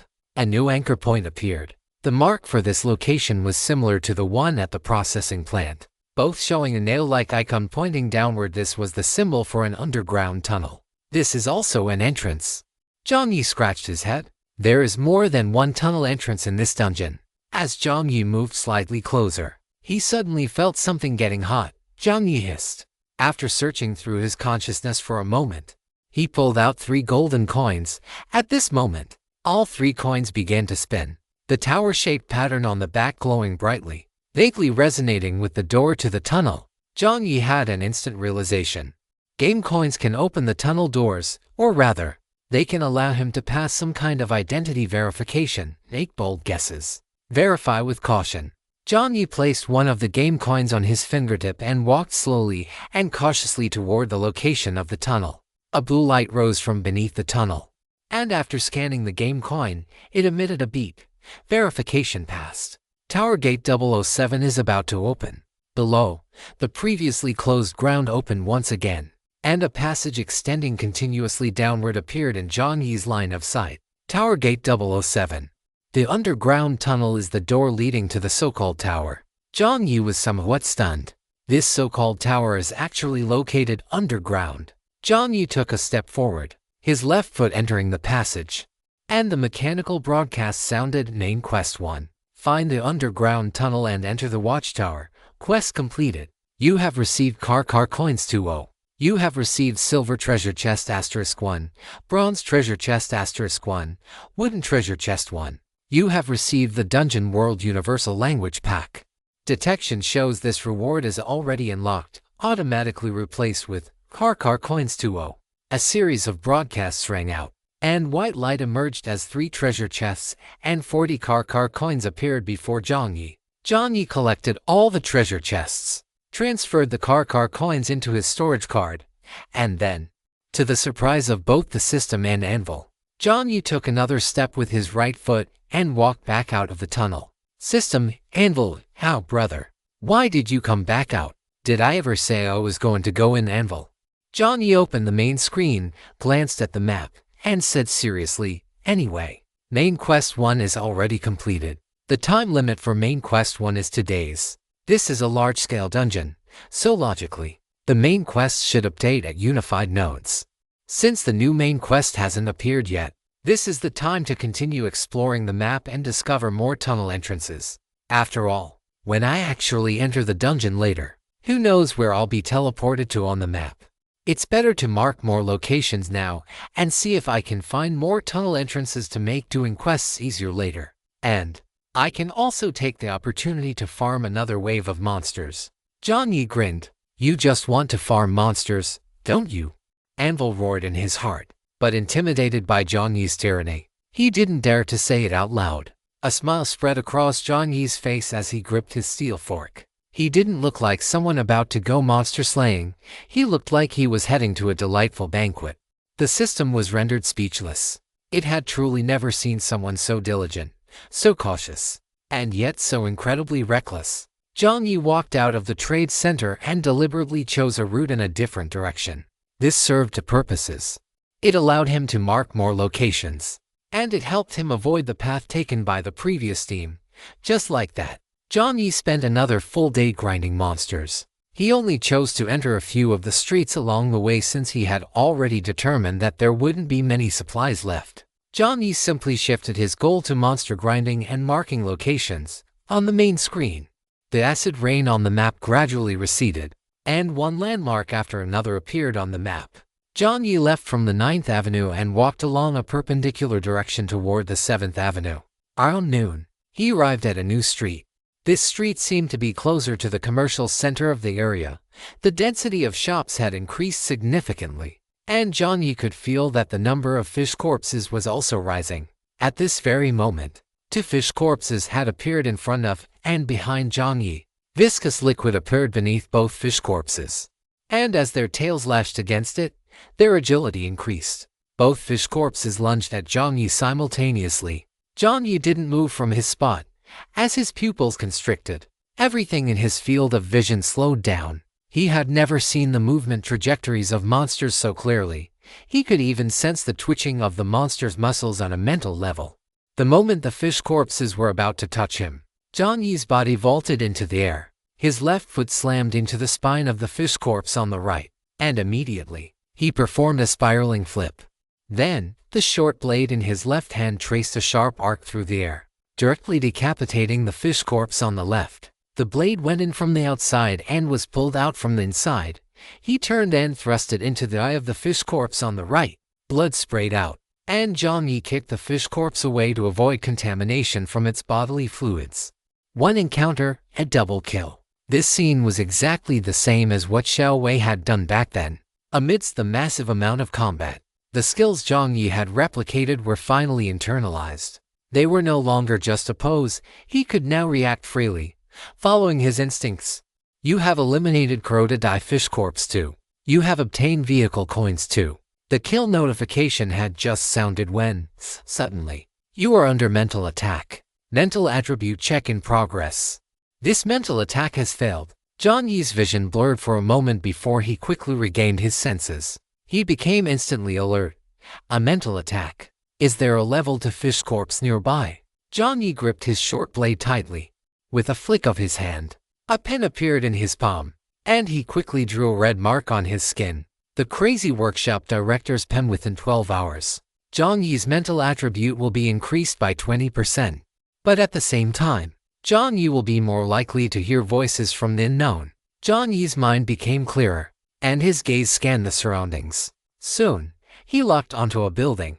It was a revolving restaurant located in the center. All the glass on the upper level of the restaurant had been shattered, and the deep space inside was visible through a broken window. Jiang Yi saw half of a fishtail flash by and disappear. It's here. This must be a gathering point similar to a processing factory. There are a large number of fish corpses inside. Jiang Yi stood in place, hesitating for a few seconds. Of course, Jiang Yi felt fear. He wasn't some real psychopathic killer. Various emotions, subconscious fear, trembling, and the indescribable impulse brought on by adrenaline were warring within Jiang Yi's body. Last time, in the dungeon, he had Xiao Wei, Uncle Han, Xiaoku, and Yu Faixing. The 5 of them worked together, and with the use of explosives in an enclosed space, he had managed to survive. This time, he was all alone, but the difference was that he was much stronger now than he had been back then.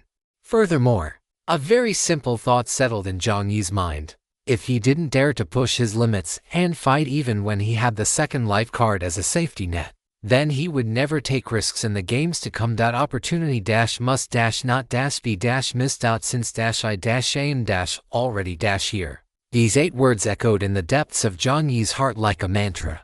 Just like when he used to skip class to eat grilled cold noodles, or when he insisted on challenging the system's rules while on a vehicle. With all his thoughts settled, Jiang Yi took a deep breath. Brother, calm down. Why don't we just go back? It's almost dark. The anvil attempted to persuade him, however. Jiang Yi had already raised his steel fork. Seeing this, the anvil shut up decisively. Fine, he's gone off the deep end again. The acid rain fell harder and harder, gradually drowning out all other sounds: the roars of the fish corpses, the crashing of buildings, the muffled grunts of human impact, and the sound of heavy breathing.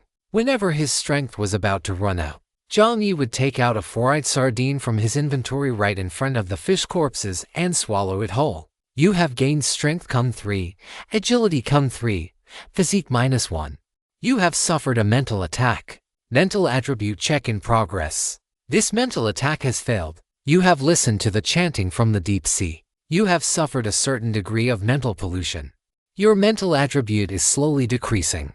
You have inflicted mental pollution upon the Kurodai fish corpse. The Kurodai fish corpse feels uneasy about this. Your performance has left a deep impression on the mysterious monster. It feels surprised by this. It seems like something strange has gotten mixed in.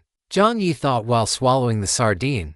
Forget it for now. The level to fish corpse in front of him is about to be skewered to death by me. Jiang Yi wiped away the cold liquid dripping from his head. Most of his face was stained blood red. It was his own blood. Just a moment ago, the level to fish corpse had rammed into him, sending him flying. Jiang Yi felt as if his bones had been dislocated. To be honest, at this moment, he felt a little regret that he shouldn't have stepped in here like this. But thinking that after leaving this place, there wouldn't be such an opportunity to fight desperately without regard for his life, Jiang Yi gritted his teeth. Instead of fleeing, he charged head-on into the difficulty. A disturbance came from behind again. Jiang Yi tilted his head slightly, raised his silver wing assassin, and fired 3 shots. Bang, bang, bang. One of the bullets struck the head of a common fish corpse behind him. A clean headshot. Liquid splattered everywhere. Jiang Yi whispered softly, "Damn it. Today it's either you die or I live." Jiang Yi charged forward once more. Oh my. What's this about dying or living? Don't say such things. Window that won't close sat with his legs crossed, looking relaxed as he spoke to a player in the private chat channel. Window that won't close was currently taking a break, and a small cup of orange juice was placed to his right. Of course, this orange juice wasn't meant for drinking. It was meant for worship. This seemingly ordinary, slightly deformed disposable paper cup of orange juice had been personally sent to him by his goddess. Seeing the slight curve of the deformed paper cup, Window that won't close could even imagine the force of the goddess's fingers pinching it. Window that won't close chuckled twice. The chat background in the private channel had already been changed by Window that won't close to the photo the goddess had sent at the time. Soft purple lighting, fair fingertips, and a slender figure. Window that won't close felt his face flush slightly as he looked at it. He shook his head to clear his mind before continuing. We're all running a small business here, no bargaining. Chapter 110, Red Fox Rudo. After he finished speaking, the person on the other side seemed to hesitate for a moment. Window that won't close wasn't in a hurry and began admiring the photo of Little Fries again. On the right side of Window that won't close's main screen, in the column displaying personal attributes, a new line had appeared: Profession, Junior Broker. Come to think of it, he owed this profession to the big shot Little Fries. If it weren't for the fact that Little Fries found it inconvenient due to her status and often asked him to post information on her behalf, he wouldn't have been able to unlock this profession. Just after Window that won't close had finished dealing with the Wuji by Feng pills, the system's voice suddenly rang out. Your outstanding performance has caught the attention of the merchant Red Fox Rudo. Red Fox Rudo extends an invitation to you. Do you wish to become his agent? Red Fox Rudo? Who is that? Window that won't close was confused and instinctively wanted to ask the big shot Little Fries for help. But for some reason, the name Red Fox Rudo was hidden the moment it was typed into the chat box. It simply couldn't be displayed. After hesitating for a moment, Window that won't close ultimately chose to accept. After accepting, a nameplate appeared in Window that won't close's hand, but nothing else changed. Window that won't close felt quite depressed. And it wasn't until the day after the dungeon event registration ended that he discovered a new port had appeared at the bottom of his main screen. Clicking into it revealed a pop-up window displaying Rudo's distribution store at the top. New items had appeared inside. Window that won't close couldn't purchase these items himself. but it showed he could sell them to other players and earn a 10% profit commission from the sales. Of course, Orda's distribution store did not accept bartering. It only accepted payments in car coins. Window that won't close. His mouth curled into a wide grin. Sure enough, following the goddess leads to prosperity. He understood the profit margins of a middleman all too well. Although the stated profit commission was 10%, it didn't say he had to sell at the original price. He was going to be rich. He was going to be rich. Window that won't close immediately told Little Fries about this news. Of course, he wasn't a fool who wanted to reveal everything. He had other motives for telling Little Fries. On one hand, Window that won't close naturally wanted to highlight his own value and build a good relationship with the big shot. On the other hand, as the top player in the entire district with an astonishing amount of car coin assets, the goddess Little Fries was naturally the buyer with the most potential for Orda's distributor. Of course, if it were the big shot Little Fries, Window that won't close would only charge the original price, and would even be willing to subsidize part of the commission himself to complete the transaction. When drinking water, one must not forget those who dug the well. That is how business grows bigger and bigger. However, while keeping an eye on the sales of the anti-infection agents, Window that won't close glanced at the private chat window with Little Fries again. The message he had sent was still sitting there alone on the right side. The big shot hadn't replied yet. Window that won't close sighed. The big shot was truly too busy. He wondered what she was doing right now. Bang! The final gunshot rang out. Through his mask, blood mixed with yellow-green liquid as the head of the level-to-fish corpse exploded right in front of Jiang Yi. The soft tissue, blood vessels, and eyeballs within all burst open. Amidst the horrific scene, Jiang Yi's expression remained chillingly calm. The body of the level-to-fish corpse slumped to the ground. There wasn't a single piece of intact flesh left on it. It was covered in bullet holes, knife wounds, puncture wounds, and scratches. Jiang Yi was in the same state. Jiang Yi's left forearm was completely twisted and deformed, and there was a piercing bite mark on his waist from which yellow-green liquid was oozing. Jiang Yi's health status had dropped to 46, and he was still continuously suffering from contamination. Jiang Yi's complexion didn't look good either. It was a sickly, sallow color, as if he were about to start rotting away in the next second. Jiang Yi shook his head. His ears were filled with overlapping, strange sounds. Some were the roars of large beasts, some were strange, shrill shrieks, some were sorrowful prayers, and others were simply direct sonic impacts. These were the sounds from the unknown brought by the pen of the mad workshop director. Jiang Yi's spirit attribute had dropped to 11 points, making him unable to immunize himself against the influence of the sounds. The system's voice rang out. You have killed level to rotted fish corpse leader 1. You have obtained car coin 10. You have obtained silver treasure chest 2. You have obtained a ring made from the spine of a level to rotted fish corpse, deep sea blue ring.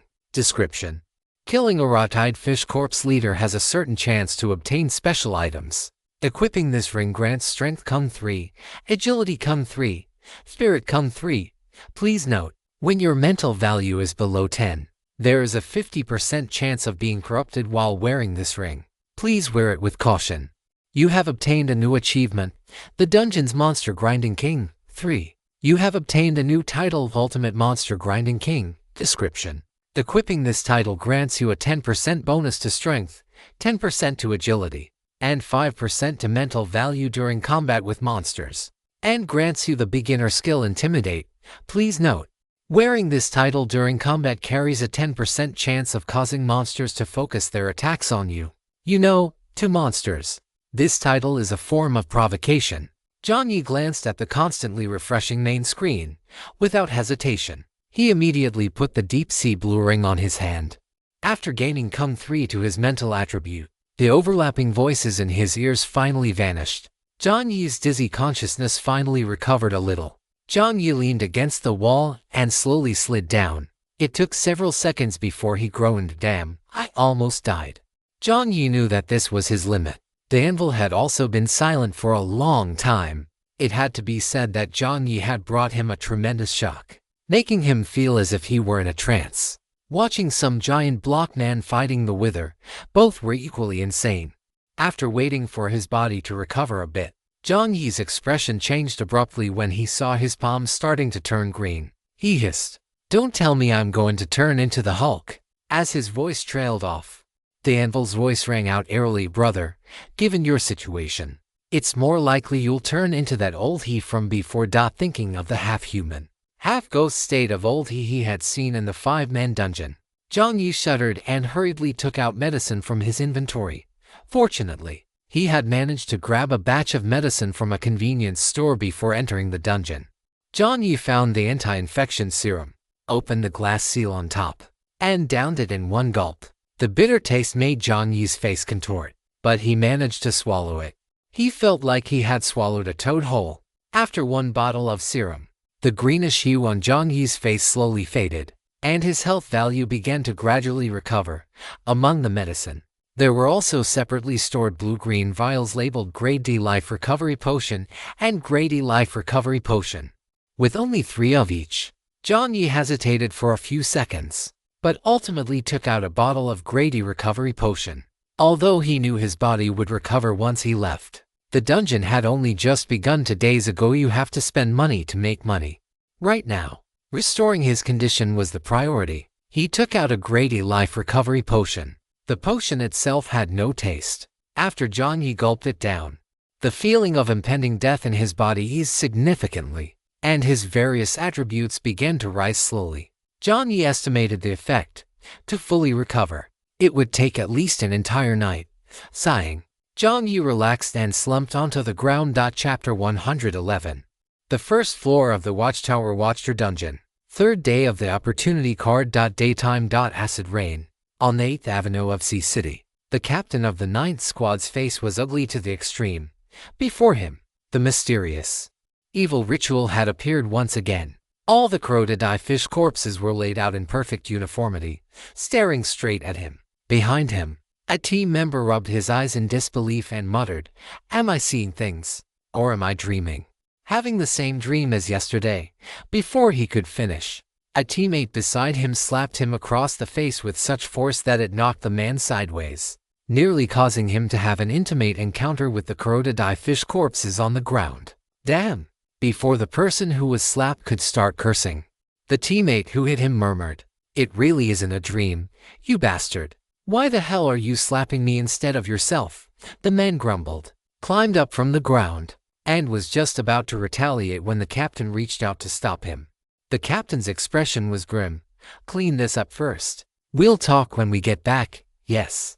The team members replied one after another, with the street full of crocodile fish corpses, their fishy eyes staring at them.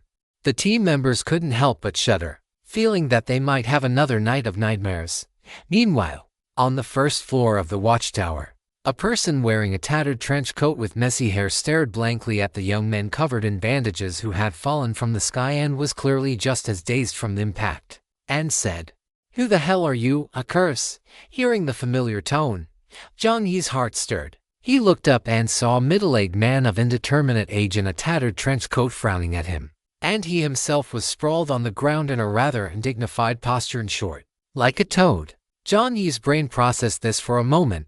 Yesterday, after he finished off that level to crocodile fish boss, what did he do again? He first used a recovery potion to restore part of his physical condition, then he ate a simple sandwich, and finally, out of habit, threw all those fish corpses out and arranged them neatly, and then he stepped on something.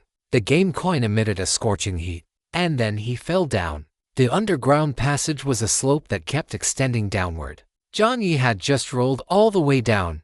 During the process, there seemed to be several more scans, and as he rolled, exhausted, he had apparently, probably, seemingly, possibly, just fallen asleep like that. Am I a pig? How could I fall asleep like that, and then just tumble out in front of a dungeon NPC?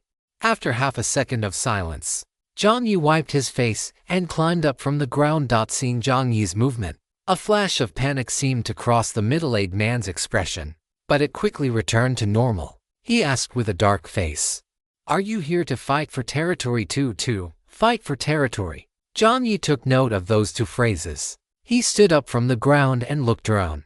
The place where he found himself resembled an air raid shelter. It was not narrow, spanning a good 8 or 9 meters in width, and the length stretched continuously forward. At the far end, there appeared to be a fork in the path that could lead elsewhere. As for the lighting in the shelter, Jiang Yi looked toward the walls.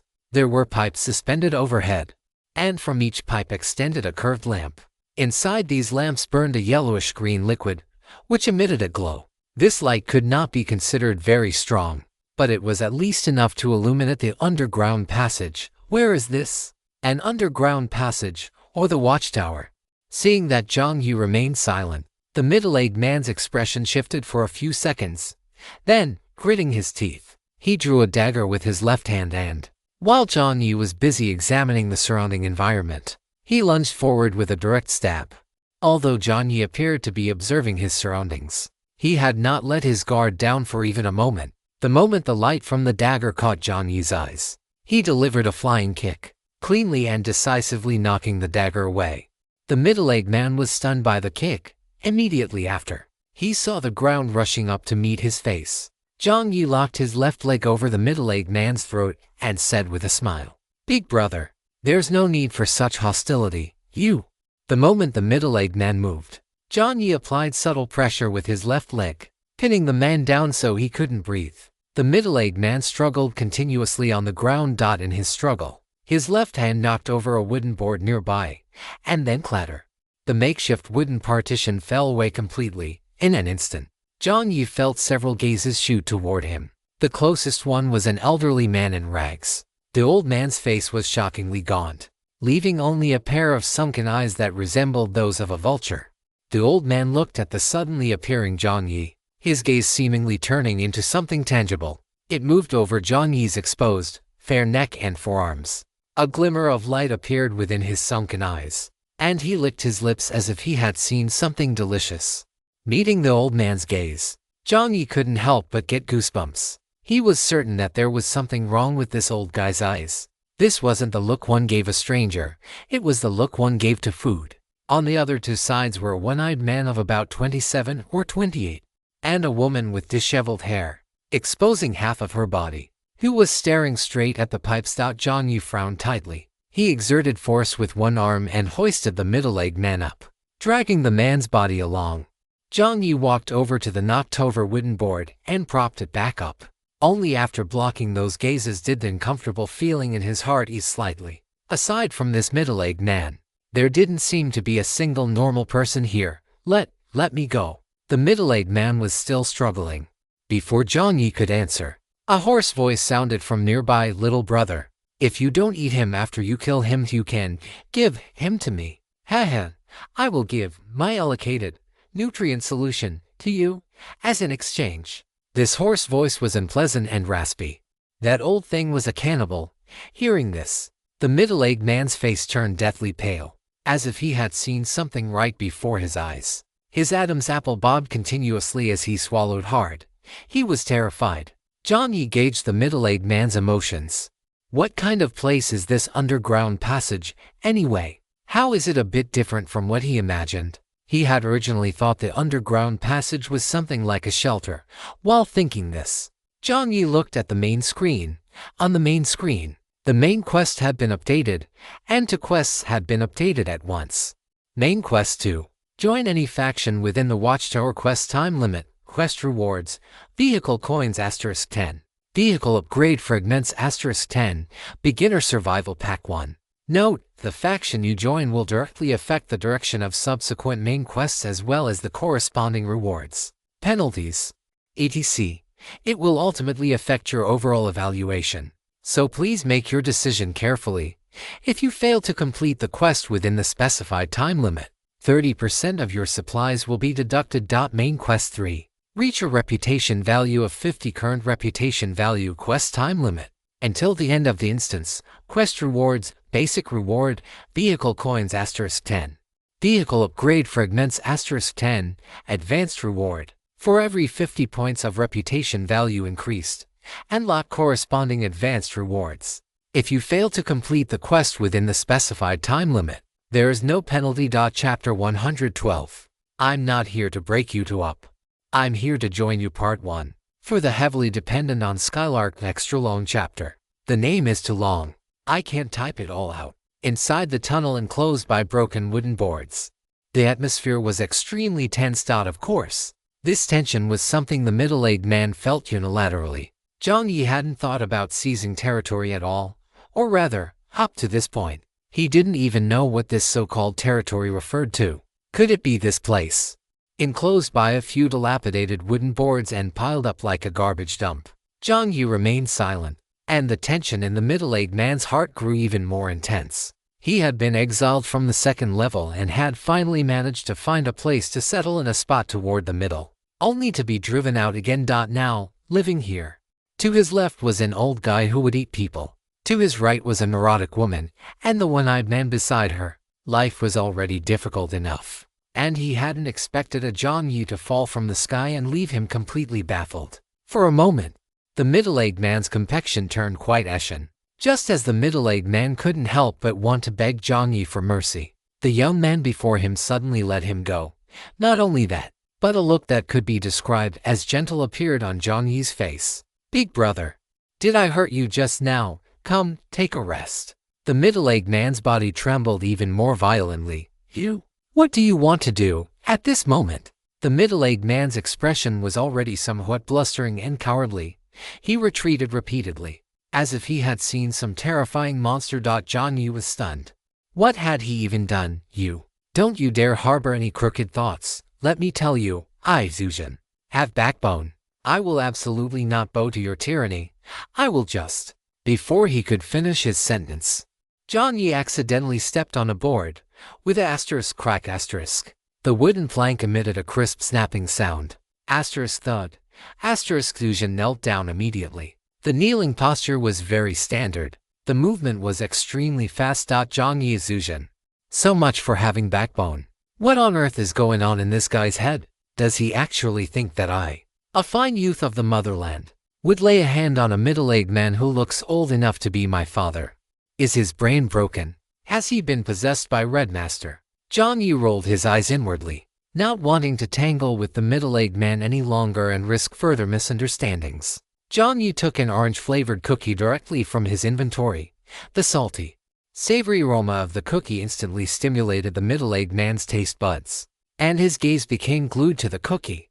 Food is scarce here. This was the first conclusion Jiang Yi had reached. Using food as a breakthrough point couldn't be more appropriate. Jiang Yi shook the cookie in his hand. The middle-aged man swallowed a mouthful of saliva. Jiang Yi wore a smile on his face. "Big brother, let's make a trade. How about we trade for this cookie?" Zuzhen struggled to control his voice. What kind of trade? I warn you. I am a man of backbone. I have a wife and children. Jiang Yi curled his lip, ignoring his incoherent rambling, and tossed the cookie over. Zuzhen caught it in a panic, terrified that it might fall to the ground. As soon as he got the cookie, Zuzhen didn't care what Jiang Yi wanted at all. He shoved the cookie into his mouth and swallowed it in large gulps. Because he was eating too fast, he even started rolling his eyes. Jiang Yi let out an and kindly patted the man on the back. Zuzhen coughed while desperately forcing the cookie down his throat. Tears welled up in the corners of his eyes, but he quickly wiped them away. Here, tears were a very precious commodity. Jiang Yi watched him, feeling a bit somber. After a moment of thought, he took a bottle of mineral water that was nearly empty from his inventory and handed it to the middle-aged man. At this, the middle-aged man's expression changed completely. He snatched the mineral water from Jiang Yi's hand. Only after the bottle was in his grasp did he study Jiang Yi's expression. Once he confirmed that the latter truly intended to give it to him, he let out a sigh of relief and tucked the water into his clothes like it was a treasure. "What do you want me to do?" The middle-aged man's voice was hoarse. Jiang Yi was concise. "Let's start with your name. Zuzhen. All right, Brother Zhu." Jiang Yi changed his form of address and semi-forcefully pulled Zuzhen up from the ground. There was only one seat in this makeshift shack, and Jiang Yi pulled Zuzhen over and shoved him onto it. Zuzhen tried to get up, but Jiang Yi pressed him down, not letting him rise. Jiang Yi really couldn't accept a man old enough to be his father kneeling before him like that. It wasn't that his sympathy was acting up, it was just that he and this middle-aged man had no grudges. So there was no need for it.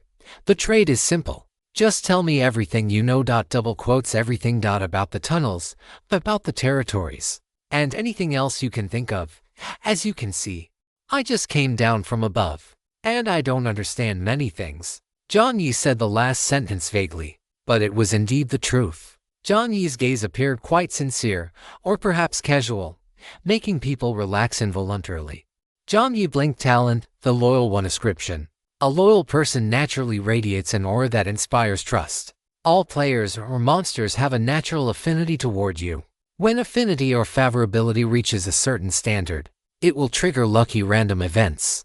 May all things be as loyal as you. This was the talent Jiang Yi had copied from Uncle Han yesterday. When Jiang Yi encountered that squad, he had changed his title to I Beat the Elites to see if he could copy any talents or skills. But unfortunately, the probability was too low, and he hadn't copied anything. The same went for the level to corroded eye fish corpse leader. Of course, there was also the possibility that the targets simply didn't possess any talents, attributes, titles, or skills. Now, Jiang Yi had swapped his title and tried it on Zuzhen. But the copy failed again. Getting nothing was normal, and Jiang Yi didn't pay it much mind. The most important thing now was to figure out the situation down here. Jiang Yi waited for a moment, and the middle-aged man spoke. This is the first floor of the watchtower. Jiang Yi's heart skipped a beat. It really is the watchtower. The tunnel is the watchtower itself, not just the passage leading into it. The middle-aged man continued. Don't easily take out your food and water here. He paused, looking around as if his gaze could pierce through the obstructing wooden boards, and whispered, people here see these things like vultures seeing a goat, without enough strength. You will die. Zuzhen's voice was extremely serious. Jiang Yi frowned and couldn't help but ask, is there no food or water here? There is, but very little. Zuzhen shook his head and pointed to a pipe extending into the shack behind him. The pipes distribute nutrient solution every day at 10 o'clock. That is the food and water for the day. Jiang Yi's eyes widened slightly, and he looked at the pipe behind him with curiosity. This is also why territory is so important. The land itself doesn't matter. The most important thing is to seize territory with pipes. That is the foundation for survival. Hearing this, Jiang Yi's eyes darted around, and he probed. Didn't the people above say that it would be safe once we reached the watchtower? In reality, no one had actually said this to Jiang Yi. He had guessed it entirely, and it served as an extra layer of endorsement for his identity, judging by logic. If people from above were moving downward, then the tunnels or the watchtower below should be safer. Hearing Jiang Yi's words, Zuzhen let out a cold, non-committal snort. Safe? It's only better than being infected by those fish corpses and turning into something that's neither human nor ghost. How so? Jiang Yi played the part of a qualified straight man to his comedic foil perfectly. When people say it's safe below, they are talking about the 4th, 5th, and 6th levels of the tower, or even lower levels that I've heard exist.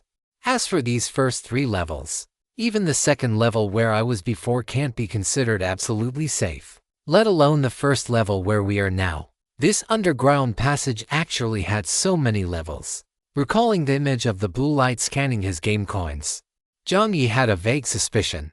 Could it be that the number of game coins was directly related to the levels one could enter? Since game coins were directly bound to a player's identity information and could not be looted, didn't that mean he could only enter the 1st to 3rd levels, unless he had the confidence to go up against the entire watchtower, or found another way to enter the other levels? If that were truly the case, it was no wonder the system said the number of game coins would play a decisive role in the game. To be specific, what is the difference between these different levels? Jiang Yi asked again. Simply put, on one hand, the higher the level, the further away from the surface you are, the less pollution you encounter, and the safer it is. On the other hand, the further from the surface, the more comprehensive the various systems are, and the closer it is to. Zuzhen thought for a moment, finally finding a suitable term. The closer it is to the way life used to be, normal life. Hearing this, Jiang Yi roughly understood what kind of world this place below was. To put it bluntly, the closer to the surface, the more abnormal it was. The further away from the surface, the safer it was. Jiang Yi couldn't help but click his tongue.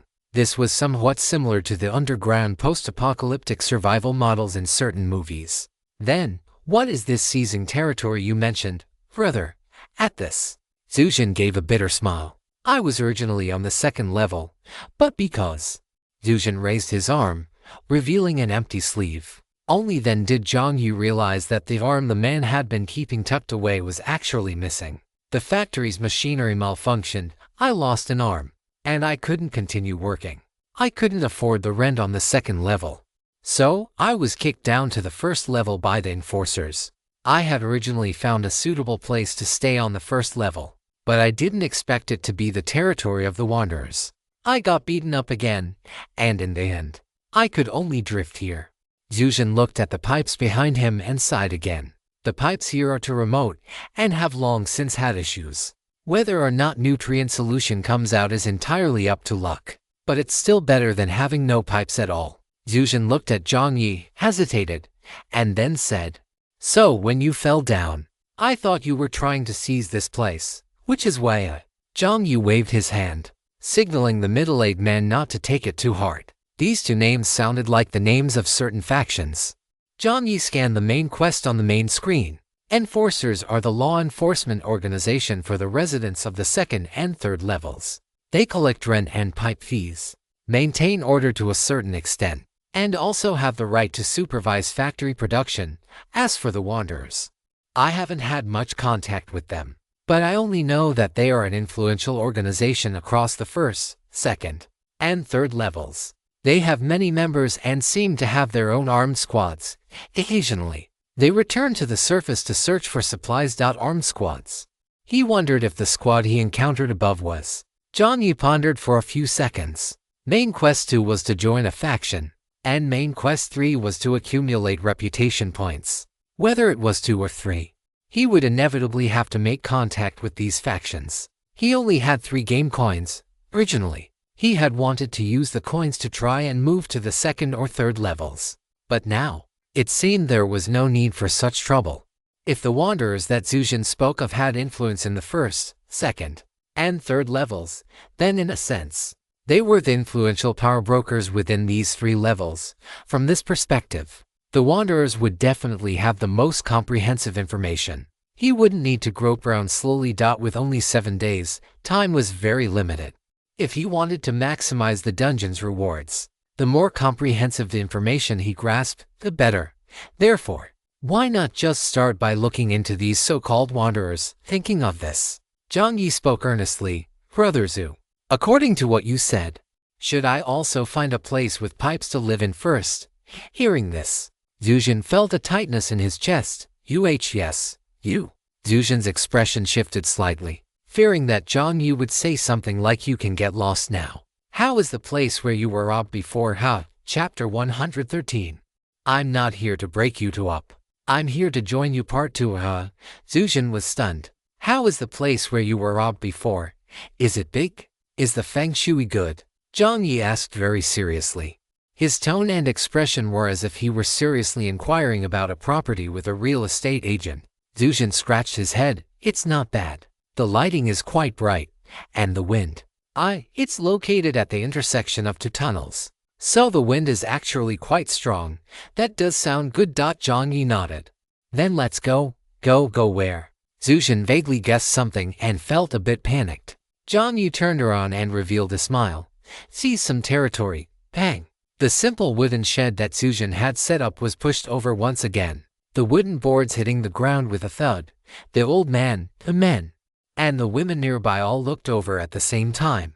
Jiang Yi ignored their gazes and simply said, Then, I'll have to trouble you to lead the way, Brother Zhu. Zuzhan pointed at himself, his legs trembling slightly. Do I really have to go with you?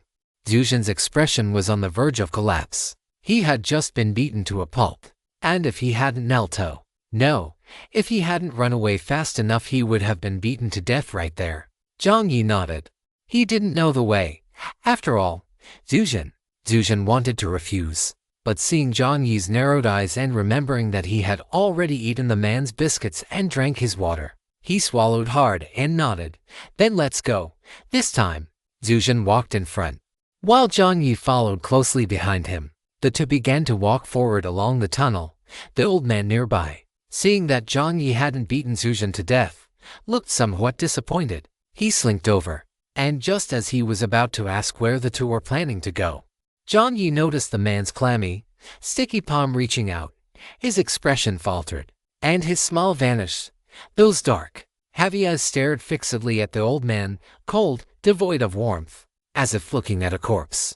The old man's body froze in place. The two brushed past him, and Jiang Yi couldn't even be bothered to say a word to this creature that was neither human nor ghost. The old man stood where he was, suddenly shivering violently, his sunken eye sockets filled with terror. The scent of blood on this young man just now was actually heavier than his own. Jiang Yi and Zuzhen walked out of that section of the tunnel and continued along the pipes, passing all sorts of people and various makeshift shelters along the way. The pipes split and merged, and gazes intersected. Some eyes were fierce, some were numb, some people were in rags, while others were completely naked, clawing at the dirt on the ground or drinking the water seeping from the tunnel walls. Occasionally, 2 or 3 people would get into a brutal fight over a can of food buried by the wall. Who knew how long it had been expired, or a gecko, fighting until one side completely collapsed and lost their breath. The one who lost their breath would be swarmed by the others, immediately dragged into an unknown corner, and regardless of gender, first vented upon, and then consumed. It was true that hunger could drain a person of their strength, but it could also gradually twist a person's psyche. This scene was like a living hell. Jiang Yi was moved by the sight, but Zuzhen seemed accustomed to it.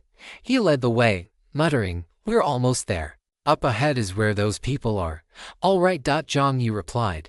On the main screen, the map unfolded, divided into upper and lower levels. On the lower level map, white cursor points appeared. These were the locations Jiang Yi had marked. The routes and the tunnels were complex, and the existence of the map saved a lot of trouble. After walking for about an hour, a fine layer of sweat appeared on Zuzhen's forehead, while Jiang Yi behind him looked as if nothing had happened, walking with ease and even showing signs of picking up the pace. Soon, the view opened up. The tunnel expanded from 8 or 9 meters to over a dozen, resembling an underground plaza where pipes from all directions converged.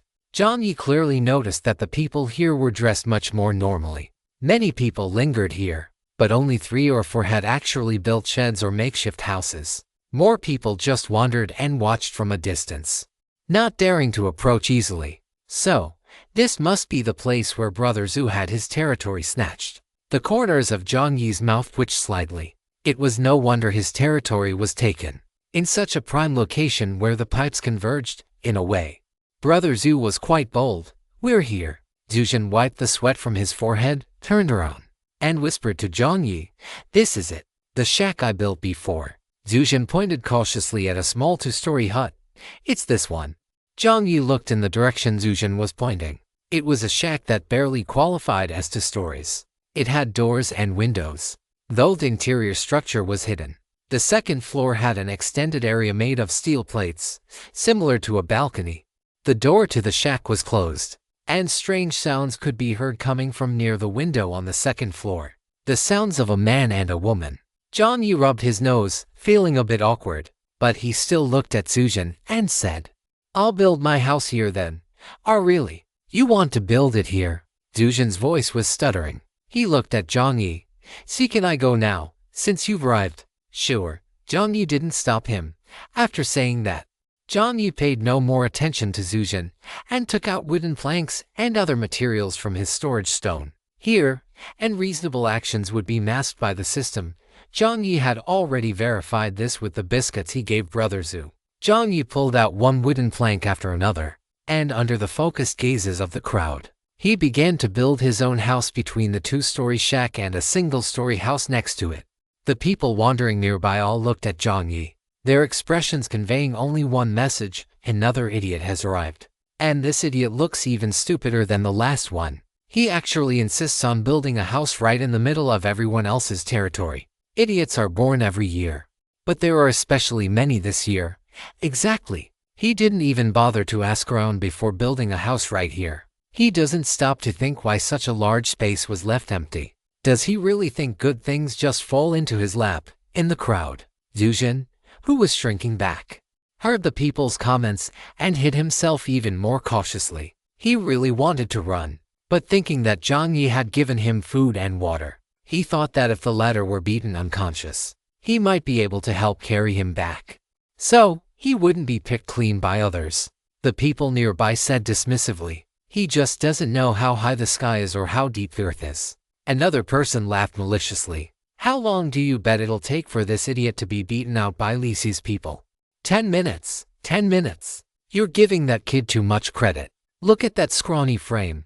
5 minutes would be a stretch. Whispers continued to rise. But Jiang Yi turned a deaf ear to them. Just as he was about to continue setting up the wooden planks, a hand reached out before him and pressed down on the wood. Jiang Yi looked up to see a man with a burly physique. In this underground level where food was scarce, the fact that he could maintain such a build spoke for itself. The man kept one hand on the plank while sneering at Jiang Yi. "Kid, who told you that you could build a house here?" Jiang Yi paused for a moment, his tone indifferent. "Did you pee here?" After a few seconds of processing, the man's face instantly flushed red. Damn it. This brat was calling him a dog. The man threw a punch directly, as the sound of wind being torn apart reached his ears. Jiang Yi reached out his hand. All movement was frozen in place. That seemingly slender palm had completely enveloped the man's hand. Then, with a gentle twist, the man's seemingly powerful arm was twisted and deformed, his expression twisted right along with it. "Fuck!" The man cursed out loud. Just as he was about to reach back to grab Jiang Yi's neck, he felt a violent blow to his own throat. Then, the ground rushed toward his eyes at high speed. The man closed his eyes, feeling his head collide heavily with something, and then his entire body went airborne before collapsing limply onto the ground. Thud. The man's body was slammed onto the wooden planks, snapping them in two. The man's head lolled to the side, and he passed out instantly. Everyone stood there as if they had been hit with a pause button. The murmurs vanished entirely, replaced only by profound bewilderment and shock. So fast. What a clean and efficient move. Most people had only seen the man walk over, and then they saw his entire body flipped upside down, head first, and sent flying. Zuzhen, standing in the crowd, was dumbfounded. He had been sent flying in exactly the same way just a moment ago, but he hadn't expected that one of Reese's nen would end up the same way in this young man's hands. Everyone fell silent, staring in shock at Jiang Yi in the center. Inside a small room on the second floor, a person with fire-red hair ignored the moans of the woman beneath him and slowly rose from the bed. He irritably raked his fingers through his hair, seemingly muttering a low curse. The man's features were deep-set, as if he were of mixed heritage. His bare upper body was covered in large tattoos, letters with unknown meanings. A fiery red long snake, a clown mask, fluttering feathers, and bullets in short. It was complex, chaotic, and untamed. After getting up, the man walked out toward the balcony. Chapter 114. I'm not here to break you up. I'm here to join you. Part 3. What's all the noise outside? A dark, low, and hoarse voice rang out. Everyone looked upward, and the surroundings became even quieter. Reese, the actual person in charge of this place. The third seat of the Wanderers. Reese's gaze drifted downward, seeing his own brother get wrecked. He couldn't help but roll his eyes. Useless trash. Reese shoved his hands into his pockets and looked down from his high vantage point at Jiang Yi, who was carrying the wooden planks. The latter's youthful features made Reese raise an eyebrow. He was a bit different from what he had imagined. Jiang Yi also looked up at Reese, seeing the latter's wildly arrogant, cool, and domineering in short, extremely chin-up posture with his hands in his pockets. Jiang Yi let out a scoff, shoved one hand into his own pocket, and stared back without the slightest bit of courtesy. So, you're the only one who can act cool. Anvil couldn't even bear to watch and chose to look away. Reese let out an intrigued tsk, shifted his weight back, and actually jumped down from the second-floor balcony with his hands still in his pockets. Reese landed steadily, his fire-red hair fluttering behind him, looking exceptionally rebellious. Reese looked at Jiang Yi and asked casually, "Kid, here to cause trouble?" "That's not it," Jiang Yi answered earnestly. "I'm not here to break you up. Though wait, I'm not here to cause trouble. I'm here to be your neighbor." The people around him wore expressions that said, "What kind of crazy talk is this, neighbor?" Reese said with a strange expression, "Yeah, Jiang Yi replied concisely. Kid, do you know you're encroaching on my territory? Reese asked again. Seeing that Jiang Yi had decent skills, he showed a bit more patience. Jiang Yi laughed out loud. What, did you pee here too? Zuzhen, in the crowd, nearly choked on his own saliva. Silence, horror, shock. Your reputation come to, your reputation come to, your reputation come to. A series of notifications rang out, much faster than the broadcast when Jiang Yi defeated that man earlier. It seemed that provoking this person in front of everyone brought more shock than the actual fight just now. While pondering this, Jiang Yi quickly swapped his title to I beat the elites. At the same time, he performed a mental check on the person in front of him. Mental check in progress. Our mental attribute is higher than the opponent's. Locking on.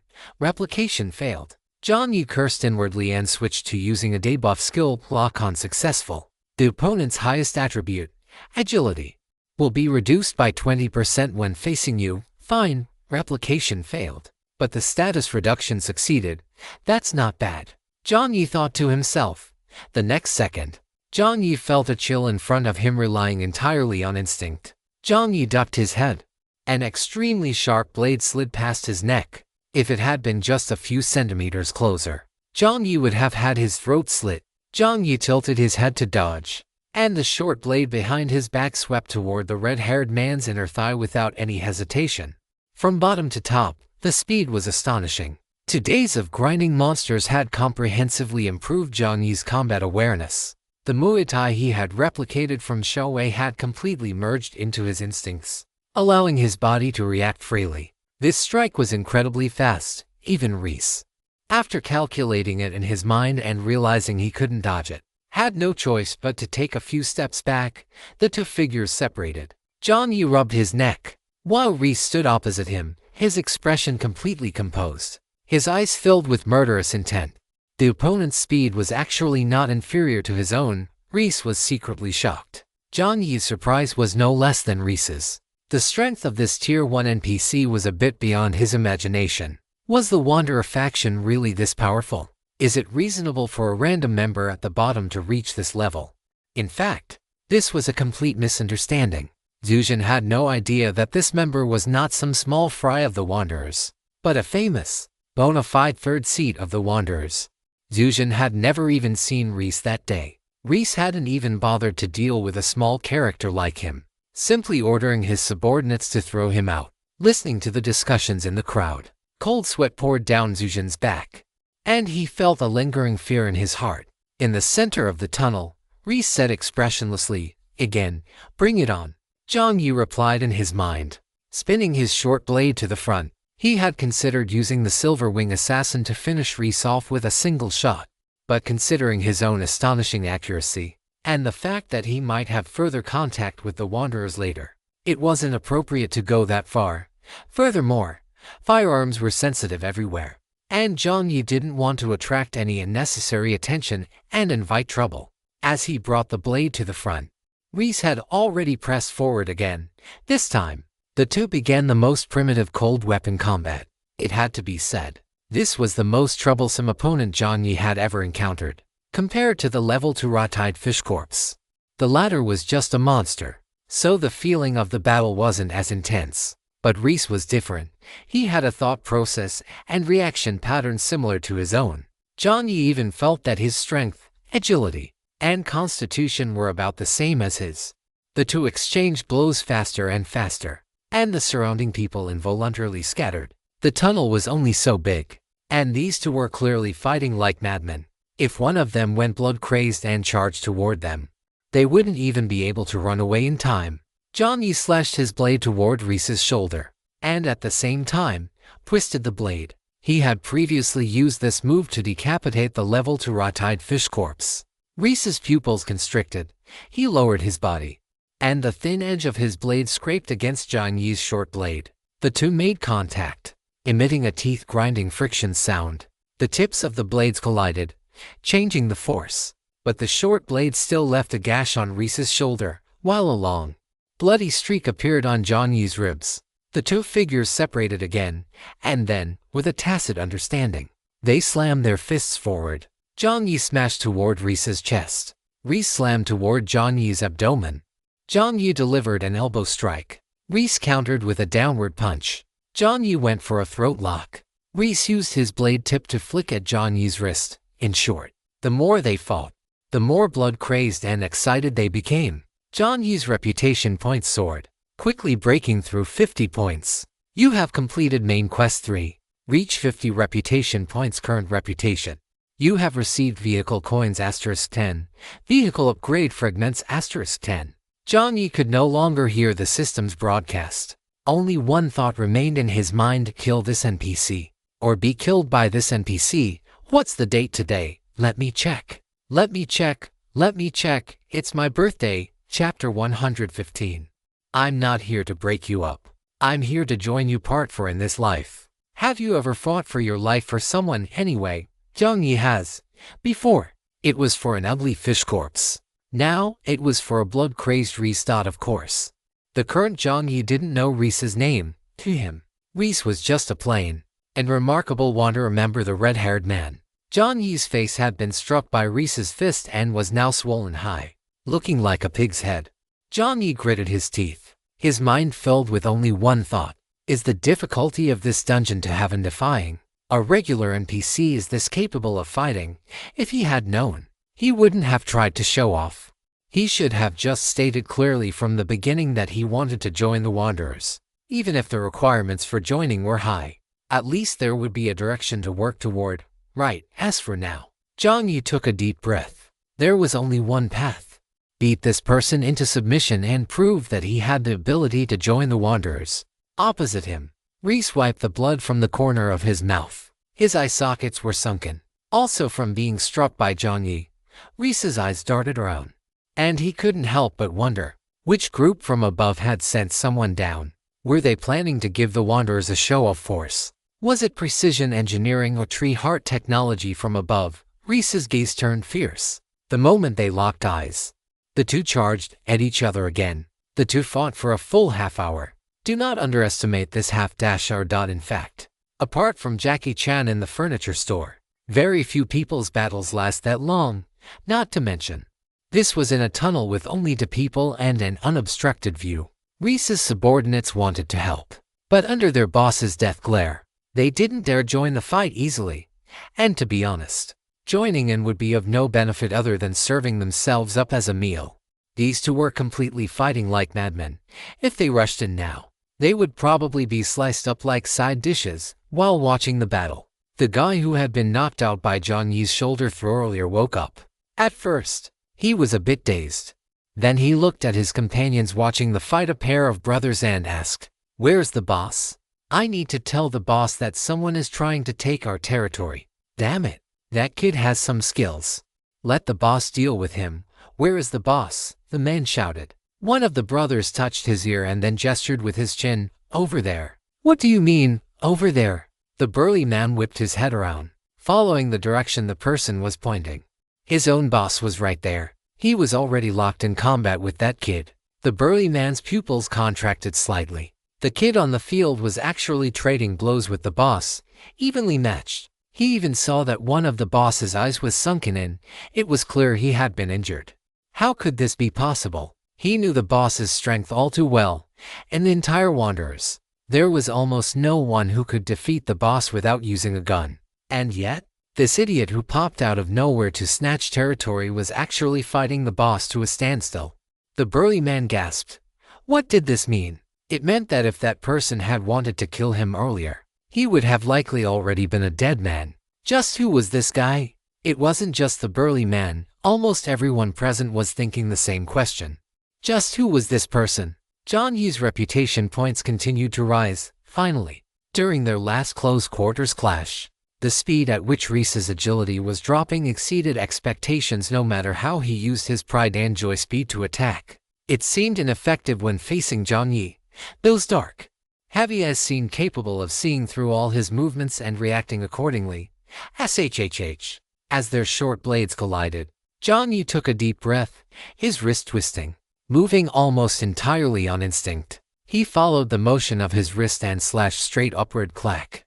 The sharp blade crawled up along the wrist like a venomous snake. Reese had no choice but to abandon his blade to save his hand. The blade fell, hitting the ground with a crisp sound. The burly man and the two brothers, who had been watching the fight, exchanged looks of horror before rushing forward.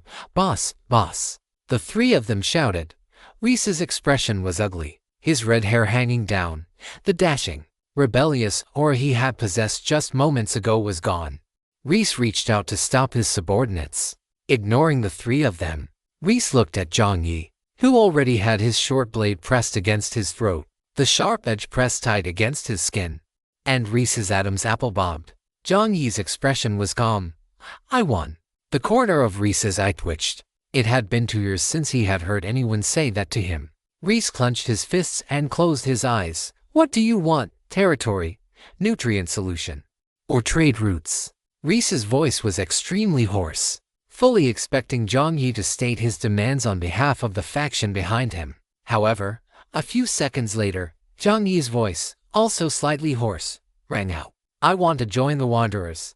Nearby, someone picked at their ear, then looked at the person next to them and asked, "Did I just hallucinate? This kid? This guy said he wants to join the Wanderers." The person next to him was Zuzhen, who was completely bewildered. On one hand, he hadn't expected Jiang Yi to be so strong that he would actually defeat these people. On the other hand, he never expected that Jiang Yi wanted to join the Wanderers. Zuzhen stammered. I think so." Then, why did he beat Reese up? Zuzhen wiped the cold sweat from his forehead. He seemed to, probably, maybe be able to guess the reason. It seemed, perhaps, it might be his own fault he hadn't made things clear to Jiang Yi. After all, he had only just learned that the person who had kicked him out back then wasn't just some ordinary member, but the third in command of the Wanderers. He had actually been forcibly building a house in their base camp at the time. Which faction could accept such behavior? How was this any different from taking a dump on their heads right in front of them? No, it seemed like Jiang Yi was the one taking a dump on their heads now. Zuzhen didn't dare to speak. He just buried himself deeper into the crowd. In the center of the tunnel, Reese felt like he was being laughed at by his own anger. He tilted his head slightly, the corners of his mouth curling up as he said, word for word, "You're saying that you came here, fought us, and your goal was to join us, yes?" Jiang Yi answered with absolute certainty. Then, he heard Reese let out a soft laugh, as if talking to himself, or perhaps confirming with him. "No, who taught you to apply for a job like this? Who joins an organization by beating up the boss first? What is your purpose in doing this?" "To demonstrate my value." Jiang Yi answered in a heartbeat. Who on earth taught this kid to demonstrate his value like this? Did he not care about the dignity of a boss? Chapter 116, Brother John. My one and only brother. Inside the two-story cabin. At the long table, Reese, with his sunken eye socket, and Jiang Yi, with a head swollen like a pig's, sat on opposite sides. Standing nearby were the burly man and the pair of brothers from earlier. The atmosphere was eerie and stagnant. Finally, Reese broke the silence. Name: John 2. Age: you no parents. Grew up in an orphanage. University degree. Address is Jiang City, Hongshan. Sorry, habit. Jiang Yi muttered. Reese felt his head starting to ache again. Are you really wanting to join us, the Wanderers? Hearing this, Jiang Yi nodded with great certainty. If even a small member was this strong, the Wanderers faction couldn't be weak. Seeing the sincerity in Jiang Yi's eyes, Reese paused for a few seconds, pondering, then said, "The current seats are already fixed. There's no way to give you a high position. If you join us now, you can at most be my deputy." Reese's voice was calm. The subordinates nearby were anything but calm. The boss's deputy, even if it wasn't the top seat, it was still higher than the status of most people in the organization. Only be your deputy. Jiang Yi wondered to himself. Does being a subordinate count as joining the organization? I shouldn't let the system judge my mission as incomplete later. Reese's expression turned subtle. What? You're not convinced? If this were in the past, Reese's arrogant expression paired with his tone might have been enough to exert pressure. But now, sporting a dark, bruised eye and having just been defeated by Jiang Yi, it was truly difficult to project any real authority. Don't talk nonsense. Would you be willing to be the deputy to someone you just defeated? Jiang Yi rolled his eyes. Reese, that actually made sense. The subordinates nearby had their mouths slightly agape. Within Jiang Yi's consciousness, the system's voice rang out continuously. His reputation had increased by 30 points in a row. Jiang Yi felt a sense of surprise. He looked left and right. There was no one else here besides them. So how could his reputation have suddenly increased so much? Just as Jiang Yi's gaze met those of the three subordinates, they immediately looked away, staring at the sky, the ground, or their hands, anything but Jiang Yi. Jiang Yi pondered for a moment and spoke slowly. No one reaches my position the moment they join. If you want to reach a higher position, you must make your contributions to the organization. Is the threshold for this organization really that high? Jiang Yi sighed inwardly, then nodded. Fine. As for being a deputy, I can reluctantly accept that. Bang. Both Jiang Yi and Reese looked over. The burly man from before had landed hard on the floor. His chair toppled to the side, being stared at by both the boss and Jiang simultaneously. Sweat began to bead on the burly man's forehead. He let out a dry laugh and said, "Sorry, boss.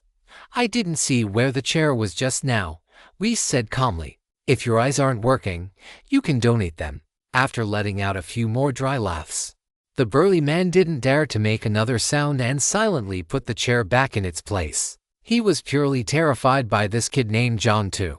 This kid had no idea what fear was. What was that saying about a newborn calf not fearing the tiger? Or someone being bold because of their high skill? This was exactly it. As Jiang Yi's words faded, the system broadcast popped up. You have completed main mission 2. Join any faction of the Watchtower. Mission time limit, 1 die. You have obtained vehicle coins *10, vehicle upgrade fragments *10, beginner survival pack 1. You have unlocked branch main mission 4. Obtain the Heart of the Wanderer. Mission time limit until the end of the dungeon. Mission rewards, random silver tier weapon *1, golden treasure chest *1, vehicle coins *30, vehicle upgrade fragments *20, random service area refresh card *1, positioning card *1. Mission penalty. If the mission is not completed within the specified time, 20 vehicle coins or 5 random food items will be deducted. Main mission 2 was already completed, and a new branch main mission had been unlocked. But what on earth is this Heart of the Wanderer? Having just joined the organization, he certainly had no leads. So Jiang Yi didn't dwell on it. Having completed main mission 2, his mood was quite good. In the time that followed, Reese claimed he had a headache, dumped Jiang Yi onto his subordinates, and returned to his room. As Reese's figure disappeared, Jiang Yi didn't think much of it. The few people nearby looked at each other, and seeing their boss leave, they all sat down at the long table. Before Jiang Yi could even speak, the burly man who had been taught a lesson by Jiang Yi earlier gave him a thumbs up, looked at him, and said, "Brother, you're a beast, Jiang Yi. It's been so long since anyone dared to talk to the boss like that. You're the first." As he spoke, the burly man patted Jiang Yi on the shoulder. "But seriously, brother, you're really strong. How do you pull off that move? Teach me." "Just like this, and then like that," Jiang Yi said casually. Ha, brother, you're really interesting." The burly man patted Jiang Yi's shoulder again. "My name is He Bao, and these two next to me are Kulong and Kuhu. Since you're the boss's deputy, you're one of us from now on. Let's go. We'll help you build your house. When we go out on missions later, remember to cover us, brother." "Deal." Jiang Yi agreed readily. In the time that followed, He Bao, Kulong, and Kuhu helped Jiang Yi finish building his house. Although it was a low-tier dwelling, it was naturally a single-story structure, as the only two-story building here was the one Reese occupied while building the house. He Bao, Kulong, and Kuhu gave Jiang Yi a brief introduction to the situation of the Wanderers. Upon learning that Reese wasn't just some simple small fry, but the third-ranked member of the Wanderers, Jiang Yi nearly broke his back molars while the three of them looked on with admiration. "Damn you, Zuzhen. What happened to the ordinary member of the Wanderers you promised? Damn it.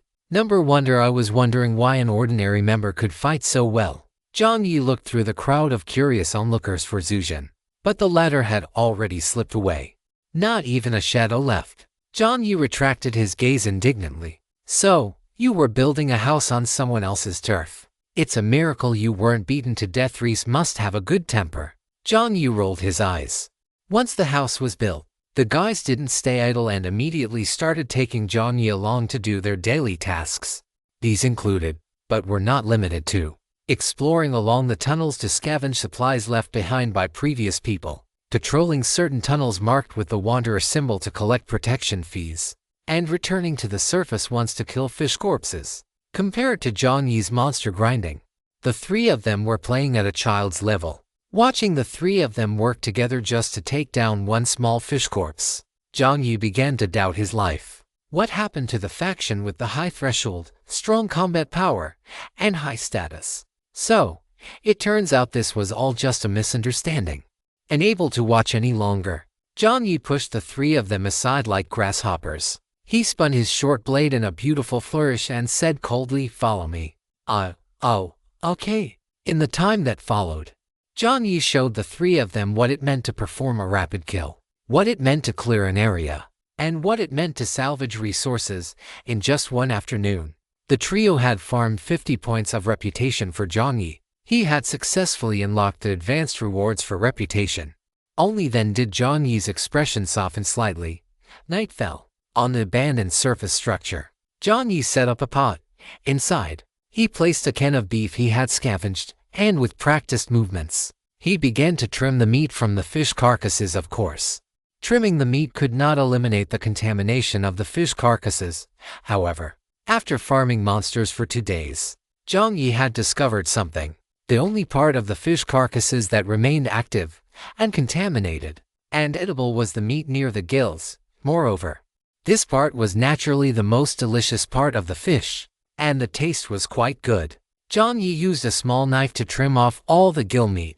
Fortunately, the fish carcasses were large enough that even the gill meat was the size of half a palm. Otherwise, it wouldn't have been enough to feed for grown men. Jiang Yi processed 4 or 5 fish carcasses in succession, then turned his head. He Bao, Kulong, and Ku, who were already squatting in the corner, eyes wide, sitting in a row, terrified of doing something wrong and disturbing Jiang Yi while he cooked. Smelling the aroma of the canned beef, He Bao even swallowed a large mouthful of saliva. They couldn't even remember how long it had been since they last ate such normal food. Seeing the 3 burly men acting this way, Jiang Yi found it somewhat amusing. After slicing the fish meat and letting it boil for another 10 minutes, Jiang Yi smiled and said, "Let's eat." No sooner had the words left his mouth than the 3 of them lunged forward like starving tigers. While eating the fish meat and drinking the beef soup, the 3 of them were moved to tears. Jiang Yi could even hear their muffled, incoherent voices. "Brother Jiang, you are my one and only brother. From now on, the 3 of us are following you." First underground level. Reese walked out from the terrace. The woman inside had already fallen asleep, and the 2-story building was excessively quiet. There was no sound from those 3 idiots, and the newcomer, Jiang too, was nowhere to be seen out under the dim, yellowish light. Reese's figure was stretched long, and a strange, gurgling sound could be faintly heard. Reese touched his stomach, his expression grim. Where are they? Chapter 117, Mirror Image Night. He Bao, Kulong, and Ku, who were curled up together. He Bao's head was resting on the buttocks of Kulong and Kuhu, while Kulong and Kuhu were separated on either side, their feet draped over He Bao's thighs. The 3 of them had fallen asleep in a ball. Only Jiang Yi remained in the dim light. Jiang Yi sighed softly. These 3 had fallen into a food coma. To be precise, it wasn't exactly a food coma. After all, they had eaten fish and beef. According to what they had said, they usually only drank nutrient solution and hadn't eaten such proper food in a long time. Their stomachs probably couldn't handle the sudden change. The 3 of them had fallen asleep right after eating and were in no condition to return to the tunnels. After sighing, Jiang Yi walked silently out of the room. The sound of his snoring muffled as the door creaked shut behind him. Under the moonlight, Jiang Yi's figure was stretched long. In one day, he had learned much more about this underground world. In the silence of the moonlight, Jiang Yi leaned against the wall. At this moment, he seemed to understand why, in his past life, there were always people regardless of gender who liked to smoke. When thinking or alone, people seemed to want to find something to anchor their thoughts to. Jiang Yi still didn't want to risk his health, so he lit a candle instead. Anvil. Jiang Yi called out, "Brother, I'm here." Tell me, if the system dropped us into this game, what kind of benefits are we supposed to get from completing these tasks, brother? Are we really going to discuss this so directly? System, hey, I'm still here. Jiang Yi shrugged, unbothered. This world was even more real than he had imagined. He had originally thought that all of this was a game fabricated by the system. But now, he didn't seem to think so anymore. Zuzhen's missing arm. The numb expressions of the people in the tunnels. Reese's fiery red hair and slender blade. And the three of them snoring away inside. What difference was there between them and the players? As he pondered, Jiang Yi said, "The heart of the wanderer he bao kulong. And Ku who have never even heard of it. I suppose only someone at Reese's level would know. No wonder the penalty for failing this main quest isn't actually that severe. It seems the system didn't expect the players to definitely complete it. It's just gambling on a probability betting that among the many players dropped in, a few might be able to complete the subsequent tasks, right? A small bet for a big gain, as Jiang Yi thought. He clarified his subsequent plan. There were only 4 days left on his initiative card. 4 days was neither long nor short. He had best gain Reese's trust as soon as possible and scout out the whereabouts of the heart of the wanderer. At the same time, he had to continue exploring the tunnels to prepare for officially entering the dungeon later. When he entered the game next time, he would absolutely not settle for just 3 game coins. By then, he might even make contact with the levels below. The more information he grasped, the more advantageous it would be for him. And what he needed to do now was open the treasure chests. Thanks to farming monsters and the rewards he had received, Jiang Yi had a large stockpile of treasure chests. It was time to open them. Perhaps he could even find some useful items. Jiang Yi confirmed that the door was closed and that there was no reaction from the people inside. Then he went downstairs from the 2nd floor to the 1st. Jiang Yi opened the 3 silver treasure chests first. The supplies in the first 2 chests were nothing special. Better than nothing. But in the 3rd chest, an unusual light emerged. This light was black. Jiang Yi let out a soft huh, opened his palm, and as the black light faded, there was something extra in his hand, a black egg. Jiang Yi brought his palm closer to examine it carefully. It was indeed an egg. Jiang Yi was stunned on the spot. He focused his mind, and a piece of information appeared on the main screen. You have obtained a primary pet egg species of creature inside known. Must be unlocked after hatching. Hatching instructions. The pet egg does not require physical incubation. It only needs to be nurtured by the soul. Hatching time depends on the master and the master's own soul strength. You can even get pets from treasure chests. That is truly bizarre. Most players can't even feed themselves, and they're supposed to raise a pet. Hearing Jiang Yi's cynical remark, the system spoke up silently. You can't put it that way. People always need something to look forward to. Get lost, Jiang Yi said bluntly. This black egg was smaller than Jiang Yi's palm. It didn't look like it would hatch into any particularly powerful pet. And as a pragmatist, he really wasn't interested in such trinkets. Jiang Yi poked the egg with his finger. The unique, cool sensation made him raise an eyebrow slightly. After touching it for a few seconds, he shoved it directly into his pocket. If it weren't for the fact that living creatures with spirits couldn't be placed inside the space stone, Jiang Yi probably would have tossed the egg in there already. However, the moment the black egg was put into his pocket, it began to roll around on its own. After it pressed against some unspeakable areas, Jiang Yi hissed and took the black egg back out. Your pet has been startled. Your pet requires soul nourishment. Your pet expresses that it is very sad. Jiang Yi. After 2 seconds of silence, Jiang Yi spoke. Anvil, it's up to you. Anvil. Jiang Yi. It's just hatching an egg. It's very simple. Anvil's soul was deeply bound to his own, so he figured there shouldn't be any difference. Anvil wanted to resist, but there was simply no opportunity to do so. Thus, it could only begrudgingly reveal its form. A milky white light enveloped the iron block, and the anvil floated over to hover above Jiang Yi's pocket. Strangely enough, the moment the iron block's form covered it, the egg, which had been rolling around restlessly, immediately settled down and stopped moving or making a fuss. Deep within his soul, Jiang Yi vaguely heard a soft chirp. It seemed to be the sound made by the little thing inside the egg. This sound, it was actually quite cute. Jiang Yi rubbed his nose. Well, it's just raising a pet. It's not like he can't afford it. Fine, he'd keep it. Jiang Yi resisted the urge to touch the black egg again and continued opening treasure chests. After finishing the silver treasure chest, the next one was a golden treasure chest. Jiang Yi's expression turned slightly serious.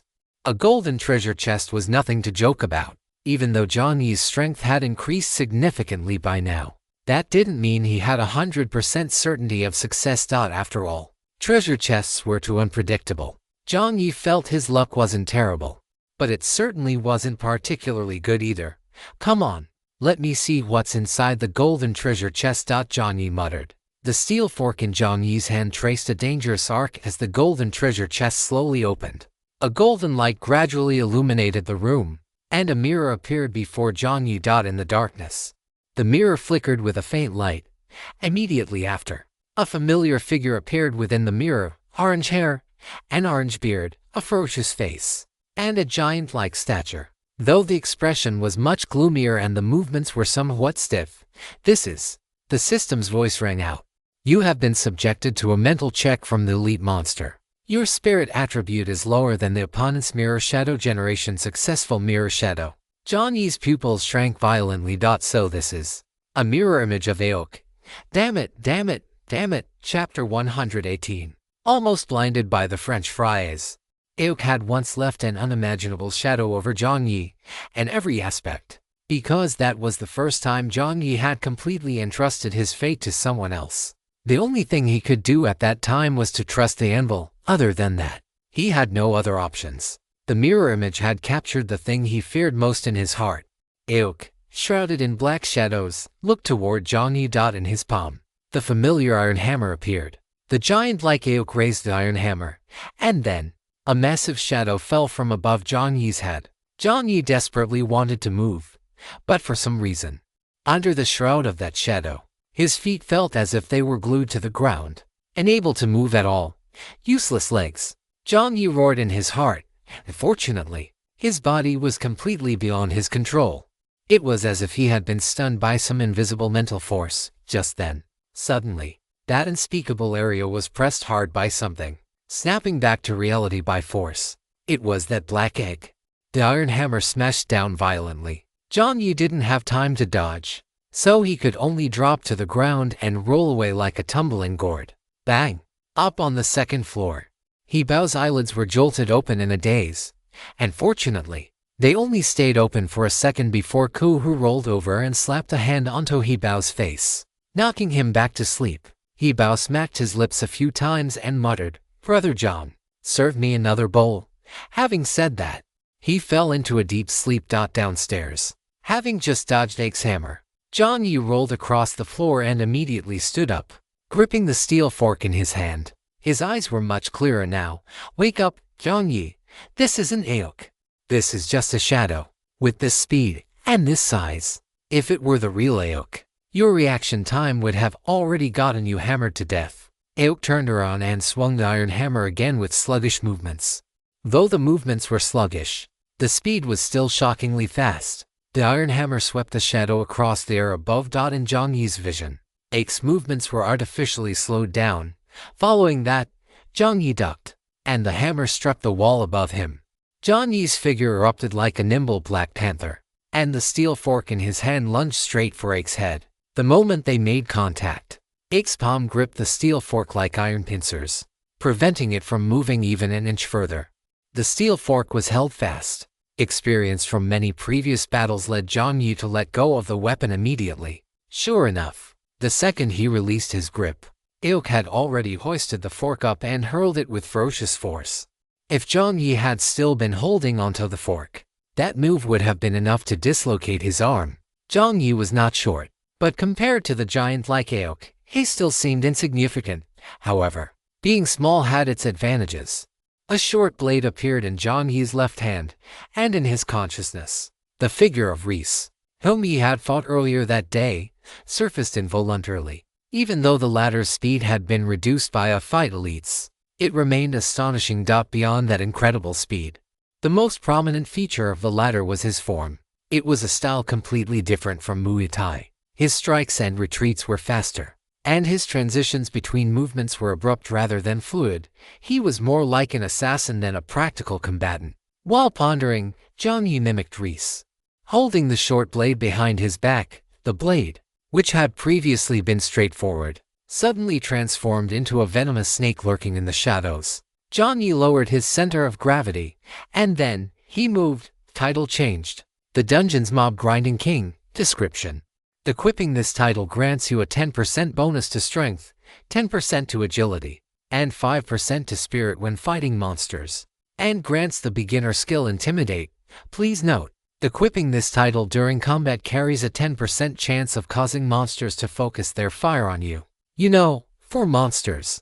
This title is a form of provocation. Previously, fearing that opening treasure chests might attract other monsters, Jiang Yi had been using I Fight Elites, but now, compared to fighting elites, Intimidate was undoubtedly a more suitable skill. Jiang Yi focused his mind and activated the skill Intimidate. An invisible pressure radiated from Jiang Yi as the center. His black pupils became deep and profound. The reflection of Aok visibly faltered. Seizing the opportunity, Jiang Yi gripped the short blade and slashed directly waist, abdomen, spine, cervical vertebrae. Jiang Yi aimed at all the areas where he had felt the most intense pain during his battles over the past few days. And these were all lethal points. Dark marks appeared on the reflected Ake's body. The reflection let out a roar of pain, and then, it opened its mouth wide as a ball of fiery red light slowly began to condense. If it had been the real Aok, Jiang Yi would have already been burned to ashes the moment he saw the firelight. But the reflected Aok could only replicate less than 10% of the original's level. It was even slower, and its movements were more sluggish. As the fiery red light emerged, Jiang Yi cursed under his breath, "Damn you. Have the guts to fight without magic resistance." The fiery red light condensed and engulfed Jiang Yi. His skin was faintly scorched red. Jiang Yi gritted his teeth and did not dodge. The silver wing assassin popped out in his right hand. The gap while charging the fireball was also the moment the reflected Aok was least guarded. "Please, this shot must hit." Jiang Yi held the pistol steady. After the bullet was chambered, he pulled the trigger. The firing pin struck the back of the cartridge, and the bullet left the casing, forcing its way into the rifling bang. A silver bullet spiraled through the air, striking the reflected Aok squarely between the brows. A crisp sound of shattering glass rang out. "You have killed the elite monster." Mirror shadow, the announcement sounded, and the black mirror shattered all over the ground, under the moonlight, amidst the drizzling, weak acid rain. Jiang Yi raised his head. His face, beaten by Reese, was still swollen, and his skin, scorched by the fire, was still flushed. But a smile clearly emerged on his face. He had won. The little guy in his pocket rolled happily inside its egg. Jiang Yi gritted his teeth while shifting the little guy to a different position. Inside the golden treasure chest, other white lights emerged one after another. "You have obtained vehicle coins *10, vehicle upgrade fragments *20. You have obtained peach custard cake *1, ham and cheese bun *1, green grape sago *1. You have obtained pink cloud smoke *2 description. Ignite the pink cloud smoke to receive the blessing of the masked pink pearl. Your luck will be greatly increased for 2 hours. You have obtained beginner refrigerator blueprint *1. You have obtained beginner refrigerator material pack *1. You have obtained pet kennel *1. The dazzling ray of supplies almost blinded Jiang Yi. Chapter 119, It Can Do That. This was the first time Jiang Yi had opened such abundant supplies from a golden treasure chest. Thinking about it this way, taking a beating from Aok was actually not bad at all. Right, suddenly remembering something, Jiang Yi's eyes lit up, and he took a card out of his inventory. Monster reflection card. Description. After using the card to record a monster's image, you can use the card again to project the monster. The success rate of the replication depends on the strength comparison between yourself and the monster. The projection time is the same, not exceeding 1 hour. You've used a Pokeball before, right? Go, Pikachu. Using the reflection card to record the mirror shadow sounded very reasonable. But before that, Jiang Yi took the 2 pink cigarettes, the pink cloud smoke, out from the pile of supplies. Once lit, he could receive the blessing from the masked pink pearl. The success rate of the monster reflection card's replication depended on the strength comparison between himself and the monster. The success rate was not 100%.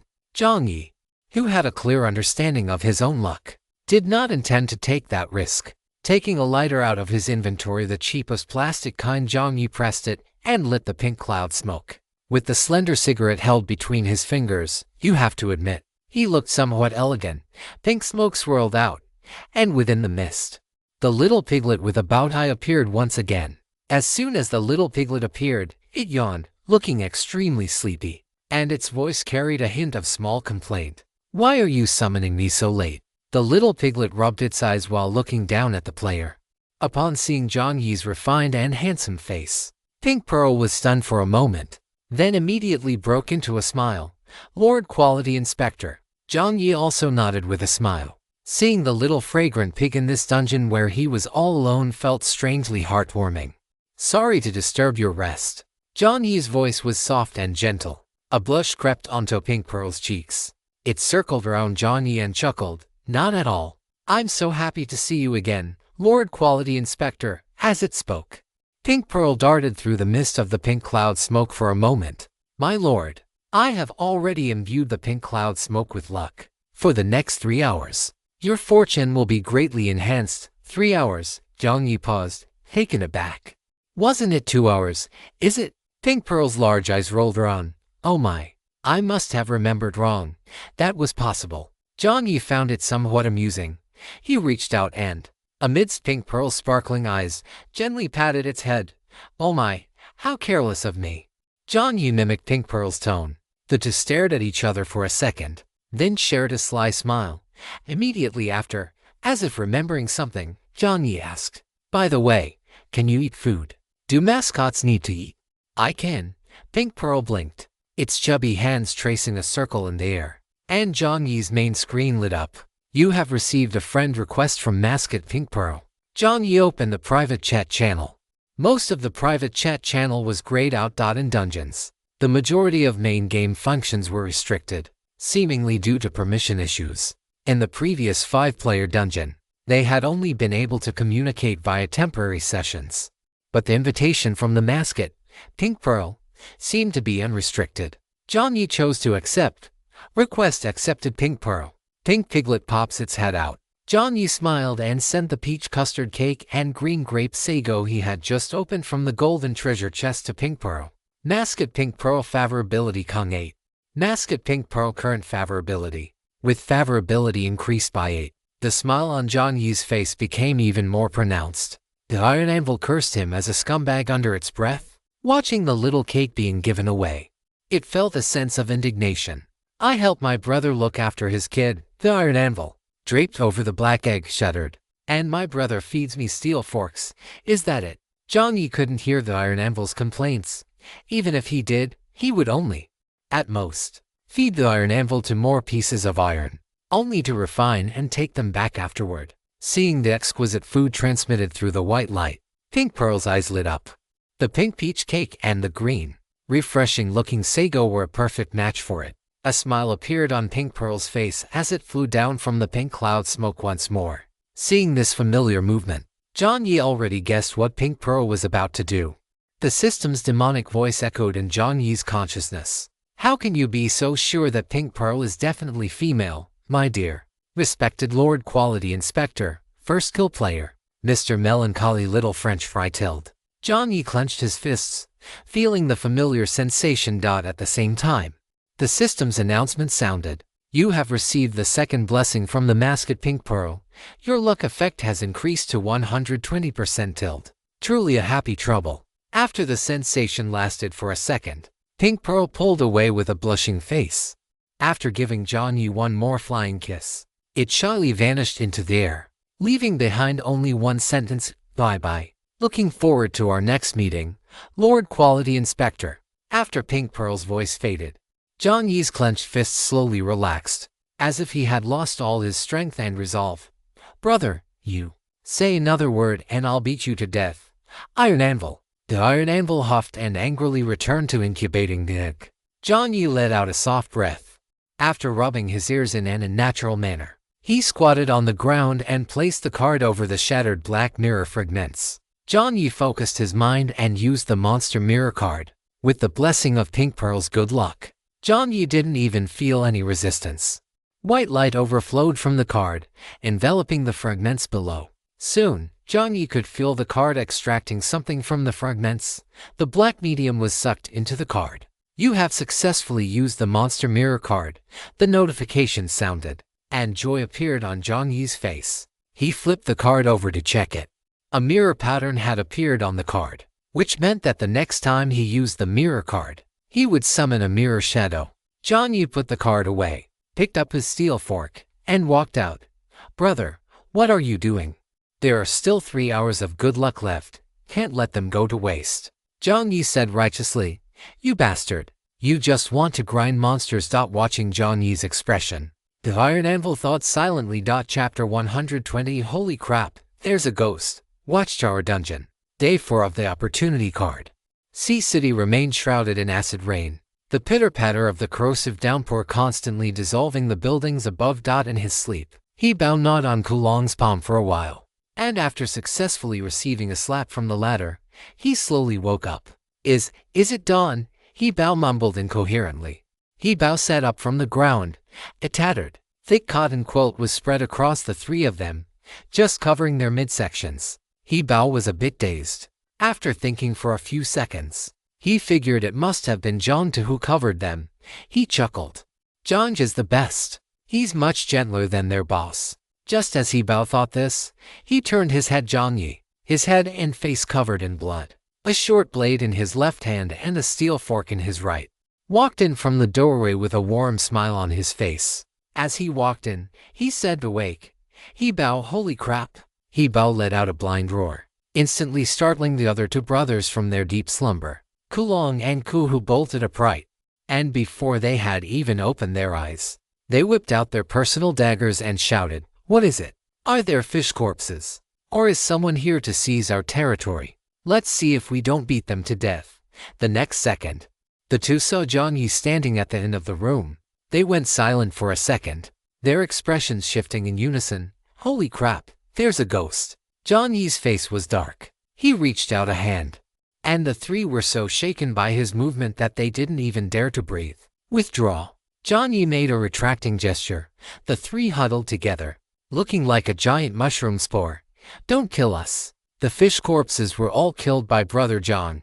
If you want to find someone, go find him, Jiang Yi." Jiang Yi rolled his eyes without ceremony and slapped Bao across the face. After receiving the slap, Bao's eyes cleared up a bit. This sensation, this force, it was Brother Zhang, back in the tunnel. He had been knocked out just like this. Once he regained his senses, Bao let out scratched his head in embarrassment, and said cautiously, "Brother Zhang." Jiang Yi crouched halfway down, squinting at the three of them, and said coldly, "What happened to taking turns on watch? Did you take turns in your dreams?" Hearing this, Bao, Kulong, and Kuhu let out a few awkward laughs, not daring to meet Jiang Yi's dark, bright eyes and blood-stained face. The latter always gave them the feeling that if they answered back now, they might just die. The three remained silent. Jiang Yi curled his lip and stood up. "Forget it, let's go." Go where?" Bao asked subconsciously. In just a single day, these three seemed to have unknowingly started listening to Jiang Yi, even beginning to ask for his opinion in a questioning tone. It is often like this, when the other party is superior to you in every way, and is also more patient and meticulous. Your instinctual consciousness is left with only one option: to be a thoughtless, dependent paramecium, commonly known as lying flat. Hearing this, Jiang Yi looked at the three with amusement. "Back to the tunnel, right? Aren't you going to report back to the boss?" The boss in Jiang Yi's mouth was naturally Reese. "Oh, I forgot." Bao rubbed his head. Reese stood alone, holding a bottle of yellow-green nutrient solution, one hand in his pocket. With dark circles under his eyes, he stared into the depths of the tunnel, as if he had turned into a silent statue. The three stood up from the ground and followed the direction Jiang Yi pointed, heading downstairs to collect supplies. Seeing the blood on Jiang Yi's face, they had already guessed that they might have encountered an accident last night. But since Jiang Yi had already resolved it, they were prepared to see those disgusting monsters as soon as they went downstairs. But clearly, their preparation was still insufficient. The moment Bao opened the door and took his first step forward, He crushed the head of a fish corpse. The soft, squishy sensation made he blurt out a curse. He looked down and found himself staring directly into a fish eye. When he looked stiffly ahead, a row of fish corpses was neatly laid out on the road, looking just like corn drying in the sun. He bowed. The three turned their heads sharply. Jiang Yi, who was behind them, seemed to sense it. He looked up and smiled at them again, still wiping his blade. Damn it! The three shifted their gazes simultaneously. Without saying a word, they got to work. Indoors, there were two dark bruises under Jiang Yi's eyes, and his pupils were trembling involuntarily. This was the discomfort of returning to normal after a state of extreme excitement. It had to be said. The luck blessing of the pink pearl was outrageously powerful. Last night, just after stepping out of the room where the others were resting and equipping the title "The Dungeon Has a Monster Grinding King," Jiang Yi directly triggered the low probability aggro effect. The monsters in this area had already been mostly cleared out by Jiang Yi, but under the attraction of the aggro effect, monsters from far away were actually drawn toward this location, including even a level 2 fish corpse. Jiang Yi had originally felt that during his battle with Aok, there were too few opportunities and too little time to learn Reese's combat style. He hadn't expected that the opportunity and time for real combat practice would arrive just like this. Because of the distance, the monsters were attracted in waves. In other words, every time Jiang Yi finished off a wave of monsters and gained some understanding and insight into the new combat style, new monsters would be attracted from further away, once again giving Jiang Yi an opportunity for practical testing. Just like that, it went on in a cycle, constant refreshing, learning, testing, correcting, learning, testing, correcting. No wonder they say the people of the Dragon Kingdom are most accustomed to and best at the sea of questions tactic. After sweeping through 5 or 6 waves in a row, Jiang Yi felt that the more he killed, the more he understood.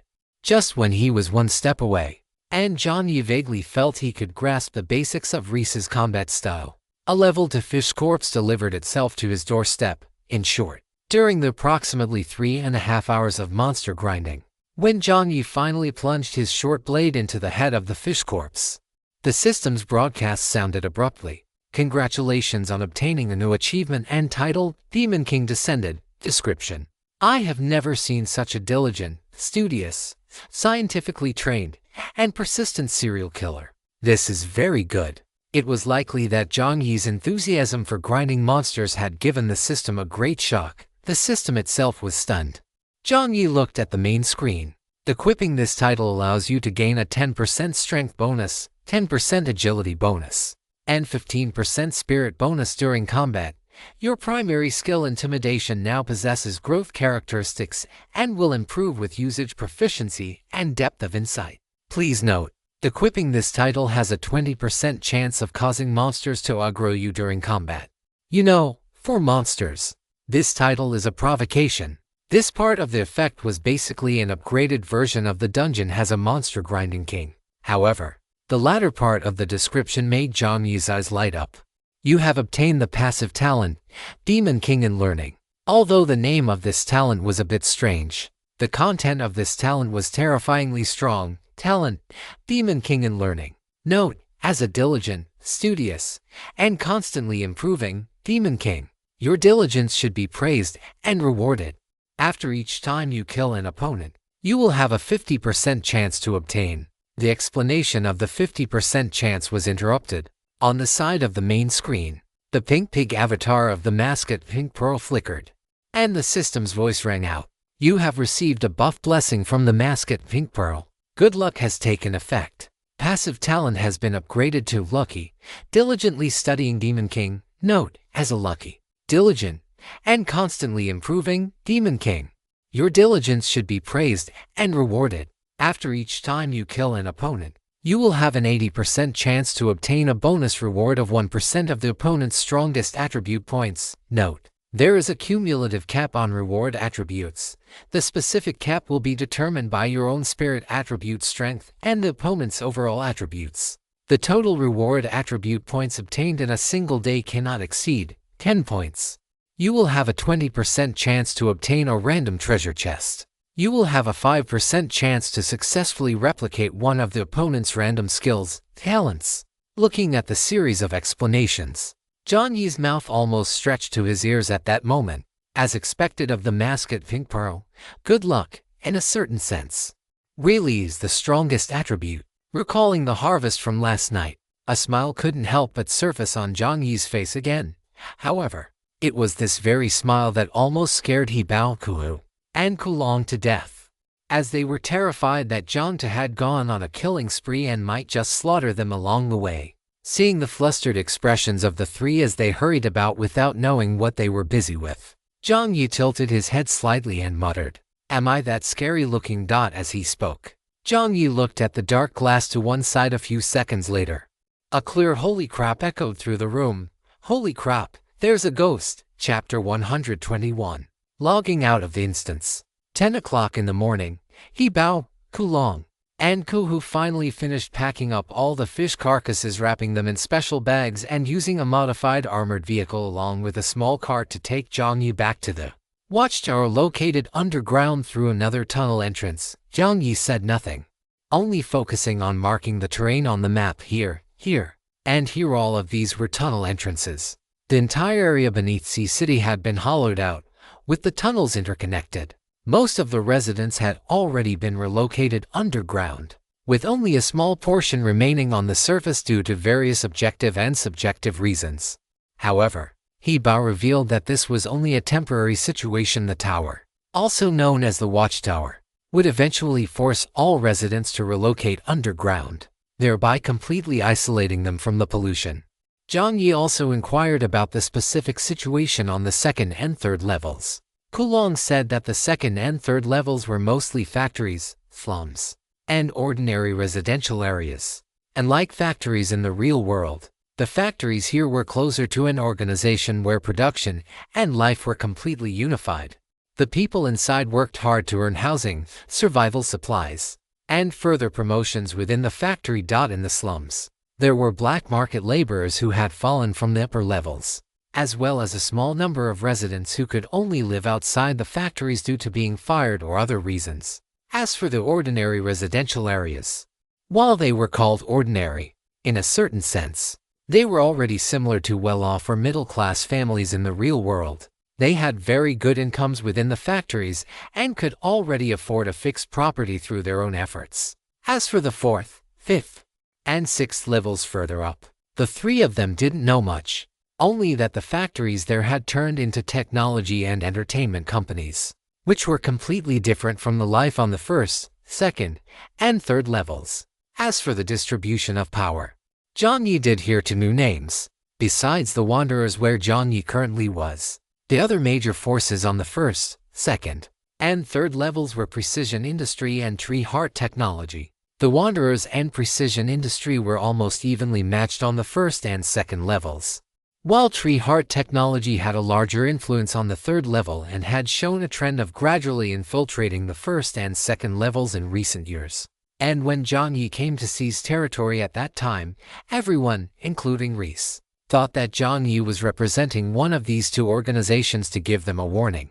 Jiang Yi, after cursing Zuzhan a few more times in his heart, Jiang Yi asked, "So, among these three forces, which one is the most powerful?" "Brother John, why are you asking this? You weren't planning to run away, are you?" Kulong quickly sensed the underlying meaning. Jiang Yi laughed. "How could that be, really?" "Brother John, look into my eyes." Kulong brought his face close to Jiang Yi's. "Your eyes are too small, I can't see them." Jiang Yi smiled gently, but his words were quite cruel. Kulong suffered a critical hit. He Bao, standing to the side, grinned and said, "The most powerful one is, of course, our Wanderers. Not to mention that our boss is invincible throughout the tunnels." "Oh wait." He Bao paused for a second, thinking of the brother Jiang in front of him. Although the two didn't fight to the death in the end, judging by the battle, it seemed the boss had been defeated. Choking on his words, He Bao continued, "Not to mention that our boss is terrifyingly strong. We Wanderers have the most people in the tunnels, the most intelligence channels. And on the first level, the authority to trade with tower merchants is also monopolized by us. Just on this point alone, we are more powerful than Precision Industry and Tree Heart Technology." Tower merchants. Jiang Yi caught a keyword. Yeah, tower merchants are the merchants who are only responsible to the tower and collect resources from each level. The first level mainly collects fish carcasses. Of course, tower merchants also have their own teams that can collect fish carcasses. But it seems this isn't their primary job. Most of them only return to the surface to work during fixed time periods. Jiang Yi remembered the squad he had encountered earlier and nodded. It seems that must have been a tower merchant team. The equipment of the tower merchant team was undoubtedly much more professional than that of Hibao, Kulong, and Kuhu, although, in Jiang Yi's eyes, their combat effectiveness was still trash. However, this wasn't their primary job, and perhaps there were even stronger teams out there. After a brief internal reflection, Jiang Yi continued to ask Kuso, our boss. Oh, what was his name again? Li Kui, Reese. Our boss is mixed race. Jiang Yi let out an oh, I see. So our boss Li is the third seat, right? What about the other two seats? Jiang Yi asked curiously. Intuitively, he felt that the wandering heart should be a fairly important item within this organization, and perhaps only those in the top 3 seats knew where it was. The other 2 seats, to be honest, we rarely see them. They appear more often on the 2nd and 3rd levels. Regarding Jiang Yi's question, Hibao just chuckled and gave a vague answer. They weren't exactly spilling everything they knew. They still held a slight wariness toward Jiang too. Jiang Yi nodded. When the group returned to the tunnel, while still a long way off, Jiang Yi spotted Reese with his fiery red hair. It wasn't that Jiang Yi had particularly good eyesight. In the dim tunnel, that thing standing there was like a traffic light. It was hard not to notice. Just then, a woman with a slender, graceful figure emerged from behind Reese. Her physique was long and lean rather than soft. In the dim tunnel, those light amber eyes gave off a dangerous yet charming vibe. The woman walked out from the 2nd floor, glanced at the group, and then walked back inside, looking uninterested. As she turned to leave, Jiang Yi seemed to see something shimmering on her long, slender neck. But it was only for a split second, and Jiang Yi didn't pay it much mind. Boss! Hibao and the other 2 shouted excitedly, while Reese remained unmoved. Jiang Yi followed suit and called out, Boss. As Jiang Yi's voice faded, Reese nodded slightly and asked, did the mission go smoothly? Before he could finish, Reese realized he didn't need to ask. The mountain of bags piled up in the vehicle behind them already spoke for itself. Reese's tone rose slightly. This is your haul from yesterday. Hearing this, Hibao said sheepishly, to be precise, it was Brother Jian's haul from yesterday. We were just responsible for the heavy lifting. Reese looked at Jiang Yi with a strange expression. Your reputation come 10. The system notification sounded. Jiang Yi jumped down from the carriage and said nonchalantly, the harvest was decent. Reese nodded and smiled. Not bad. Reese's voice was magnetic, his speech slow and casual, carrying the vibe of a big brother from an old Hong Kong movie. Over the next few days, Jiang Yi continued to go on missions with the trio. During this time, he even followed Reese to seize a piece of territory from Precision Engineering. The people from Precision Engineering didn't seem very skilled at fighting. The battle didn't last long before they were all down. Reese grew increasingly trusting of Jiang Yi. Compared to his 3 not-so-bright brothers, Jiang Yi, who could actually understand human speech, think for himself, and fight more fiercely than anyone, was, in a sense, a gift from God. As for Reese's brothers, they had long since been won over by Jiang Yi's cooking. A brother who could fight, cook, and even tuck you in at night. Could anything be more addictive than that? Thus, in just a few short days, Jiang Yi not only acted frequently in the tunnels, but his reputation gradually rose even to the 2nd level. His reputation points had reached 300, and he had already claimed 6 progression rewards. There was still no clue regarding the wandering heart. Jiang Yi wasn't in a rush, though. After all, it was only an advance card. At this stage, gathering more information was more important than anything else. 7 days passed quickly. Finally, just as Jiang Yi was sleeping in his room on the 1/5 level, a slightly lower status room situated between Reese, Hibao, and the Kulong and Kuhu brothers. Yes, because Jiang Yi had been so much to these people's liking over the past few days, and under Hibao's strong recommendation, Deputy Jiang now had an extended half-level terrace, just like Reese's, where one could sit. The system's voice rang out. The effect of the instance. Watchtower Advance card has been exhausted. The player is about to log out of the instance. Hearing this, Jiang Yi lay on the bed, the black egg resting beside his pillow. Pressed against his soft hair. Jiang Yi sighed. Sigh. I still didn't complete the final main quest, but it was still pretty good. Evaluating instance performance. After a comprehensive evaluation, you have received a rank rating. Rewards have been distributed within the instance. Player is about to log out. 3, 2, 1 trillion. The final second, Jiang Yi closed his eyes. White light engulfed him, and his consciousness was pulled away. Chapter 122. Commission. Merging from the instance, Jiang Yi collapsed directly into the driver's cab of the forklift and fell asleep just like that. This sleep was long, very long. Jiang Yi stopped checking the time and stopped thinking about missions, sleeping peacefully for a long while, until, at some point, something cool and soft pressed against the tip of his nose. The strange sensation made Jiang Yi frown slightly, and his eyes slowly opened. As soon as he opened them, he saw the black egg pressed against his brow. Jiang Yi chuckled, pushed the egg aside, turned over to the other side, stretched, and closed his eyes again, muttering, "Little guy, don't make noise. Let me sleep a bit more." However, the next second, the driver's cab let out a loud boom boom. The sky had collapsed. Literally, the sky had collapsed. Jiang Yi's body jolted upright as he looked up. The acid rain had already melted a large hole through the iron plate above. Jiang Yi was dumbfounded.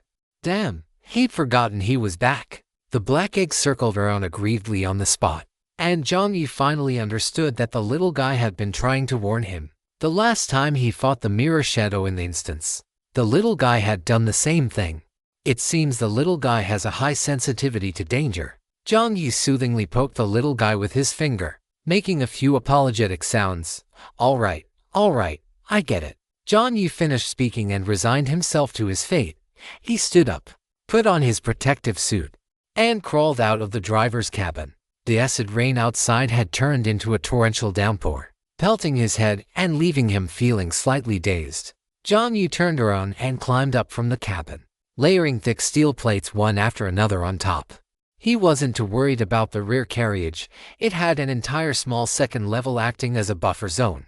As long as the vehicle didn't flip over, there was basically no need to worry about the items inside being damaged. After reinforcing the driver's seat, Jiang Yi went around to the rear carriage and used water from the condenser to wash up.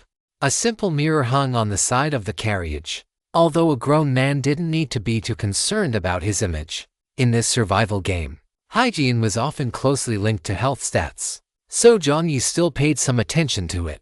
Jiang Yi looked at himself in the mirror. In less than half a month, his face seemed to have thinned out. Although he didn't lack food, he often ate quite simply for various reasons. Coupled with the high mental concentration of the past few days and his rapidly improving physical fitness, his weight and nutrition didn't seem to have kept up. The baby fat he had carried from his earlier years had dissipated, making his facial features appear more defined. While stroking the dark stubble on his chin, Jiang Yi muttered to himself, if this were on a channel from before, wouldn't the likes have broken 1 million or so? After saying this, he was amused by himself. Everyone was in the game now. You could even watch a live stream. Jiang Yi shook his head and took out a small knife to shave. He didn't want to become a ecchi of the apocalypse, even if the latter sounded terrifyingly strong.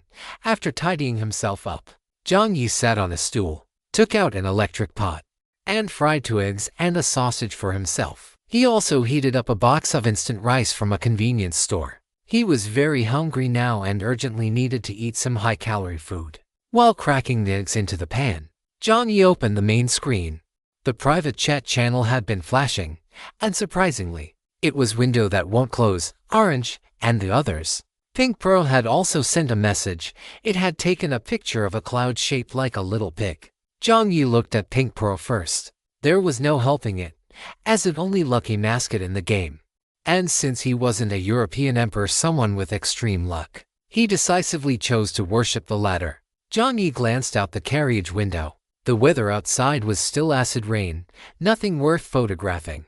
After thinking for a moment, he looked at the black egg sitting on his small table, his gaze focused, and the latter's leisurely movement paused. Jiang Yi reached out, took the black ribbon he had picked up earlier from his inventory, and tied a bow on the black egg from top to bottom. Jiang Yi nodded in satisfaction, took a photo, and sent it to Pink Pearl. Melancholy little French fry, my pet. According to Jiang Yi's understanding of Pink Pearl, the latter seemed to have no resistance to such cute things. Sure enough, after 2 seconds, Pink Pearl replied instantly, Pink Pearl, so cute, Pink Pearl. This is simply the cutest egg in the whole world. At the same time, Mascot Pink Pearl's favorability towards you come to. Mascot Pink Pearl's current favorability. Seeing this, the black egg looked as if it had been struck by lightning. Even though there were no facial expressions on the black egg, Jiang Yi could clearly perceive a deep sense of disbelief and astonishment. Jiang Yi was amused by the black egg's appearance. He laughed out loud twice and poked the egg, which had lost its soul and luster. He couldn't help but think, does this count as another level of lighting the beacon to fool the feudal lords just to win a smile from Pink Pearl? Forget it. He shouldn't say it out loud, lest the black egg decide to smash the eggs and kill the chickens on him again. The spot where he had been bumped was still throbbing with pain. Thinking of this, Jiang Yi decisively withdrew his finger and continued to look at the others. The person who sent the most messages was Window That Won't Close. Seeing that the latter had unlocked a profession and could sell things, Jiang Yi was completely shocked. Damn it, this is possible too. Are European emperors always this unreasonable? He had risked his life and gambled with death to awaken to professions. Yet the latter just acted as a messenger and managed to awaken a profession. And the commission in the middle was so high. This was reaching the threshold where Marx described capital as being about to stir an asterisk das capital asterisk. Jiang Yi gritted his teeth until they clicked. Although he knew that Window That Won't Close having the ability to do business was his own skill, he still felt like a clown in front of a true European emperor. Jiang Yi took a deep breath, settled his emotions for a few seconds, and replied, melancholy little French fry. I've been busy these past 2 days. The implication was, naturally, that he hadn't replied because he was busy. Melancholy little French fry. I don't need anything for the time being. If there are any special item cards, keep an eye out for me. The other side replied instantly, Window That Won't Close. Okay, big boss, you're finally back. High-heeled puppy-licking feet. Window That Won't Close. By the way, big boss, I have a special commission task here. Do you want to take a look? As for the reward, they said it's guaranteed to be satisfying, Jiang Yi said. Melancholy little French fry. What commission? Whose commission? After a second, the other side replied, Window That Won't Close. It's from the Red Fox Huerta, manager of the monster shop that I'm an agent for. Chapter 123. This can be sold to. A commission from the monster shop manager, Red Fox Huerta. Jiang Yi felt surprised. Hiss, this name sounds a bit familiar. Red Fox. Jiang Yi silently searched the private chat channel and found his previous temporary conversation with Xiaowei. The temporary conversation stopped at, I happened to run into the monster merchant at the time. It seems because I opened a strange black leopard when I opened a treasure chest.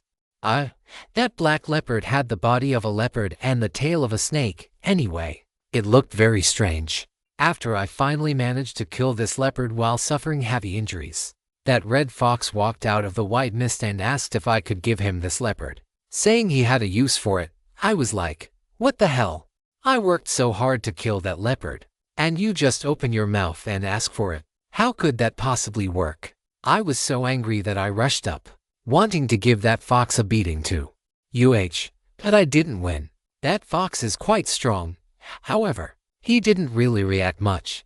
After knocking me down, he just said I had potential and that we could cooperate in the future, then gave me a lot of monster meat and one of his item cards. He told me wherever there is commerce, he will be there. If there is something that interests him, he will naturally appear. Looking at this message, Jiang Yi rubbed his chin. At the time, he felt that this piece of advice was no different from useless information.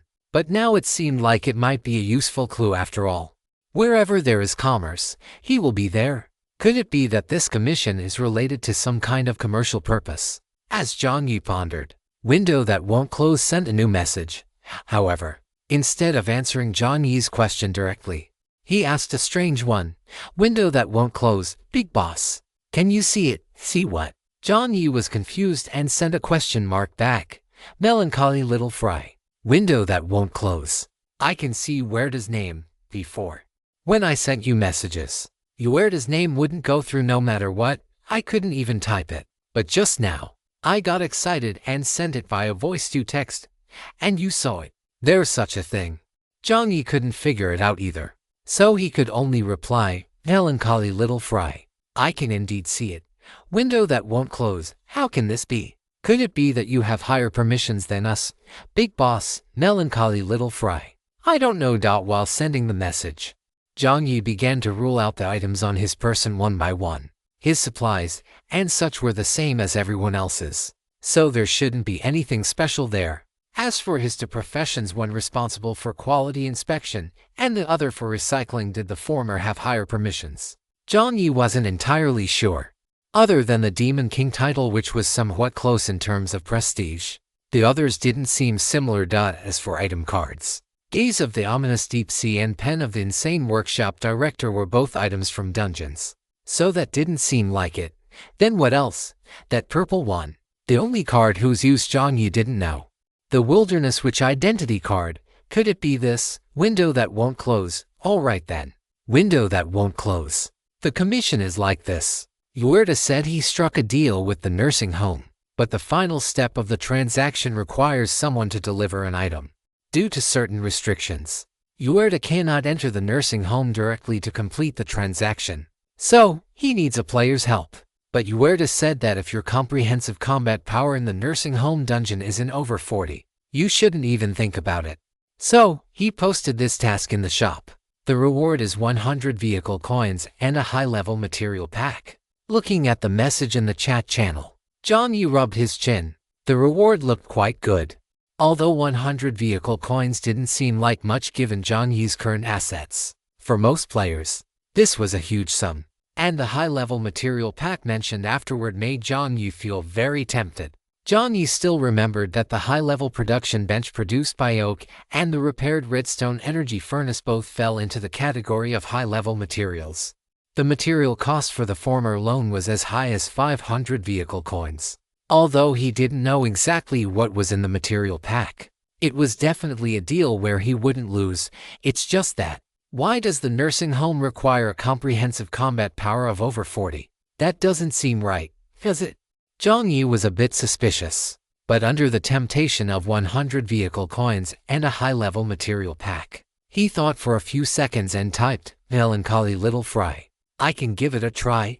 Anyway, his comprehensive combat power had already broken through 60. So it shouldn't be a big problem, right? Jiang Yi spoke boldly. It's not a big problem. I can go for it. Seeing the message, window that won't close, thought to himself, as expected. A big boss is a big boss. Completely different from a combat power of 5 loser like him. His own comprehensive combat power was only 18 points right now. According to the system's evaluation, you unmotivated piece of work, and motivated is unmotivated. Then, he wasn't good at fighting anyway. And there was no need to force himself to do things he didn't like. After sighing in his heart about how mighty the big boss was, window that won't close replied with a smile, "That's great, thank you, big boss." Saying that, a primary special service area location card was sent over. Window that won't close. This is the teleportation card provided by Uerda. Melancholy little fry. Good. Jiang Yi wasn't worried about window that won't close taking a cut in the middle. The latter shouldn't be that short-sighted. He put the teleportation card away. Window that won't close continued to send messages. By the way, big boss, a lot of people have been guessing about the dungeon situation these past 2 days. I heard the number of people participating in the dungeon has already reached 10. 0. Do you have any information about the dungeon, big boss? If you do, I can help you sell it. I'll sell one piece of information for 20 vehicle coins. Anyway, players who have the guts to enter the dungeon always have some savings. I'm not worried about not being able to sell it. Jiang Yi was dumbfounded. Damn, he's the know-it-all of the highway. He can even sell this. Chapter 124. Human hearts cannot be relied upon. No wonder he could be actively contacted by the Red Fox Uerda. He's a natural-born businessman. Jiang Yi sighed in his heart, but it was just a sigh. After pondering for a few seconds, Jiang Yi replied, "Melancholy little fry. I'm not selling information. You're not even going to ask why, however."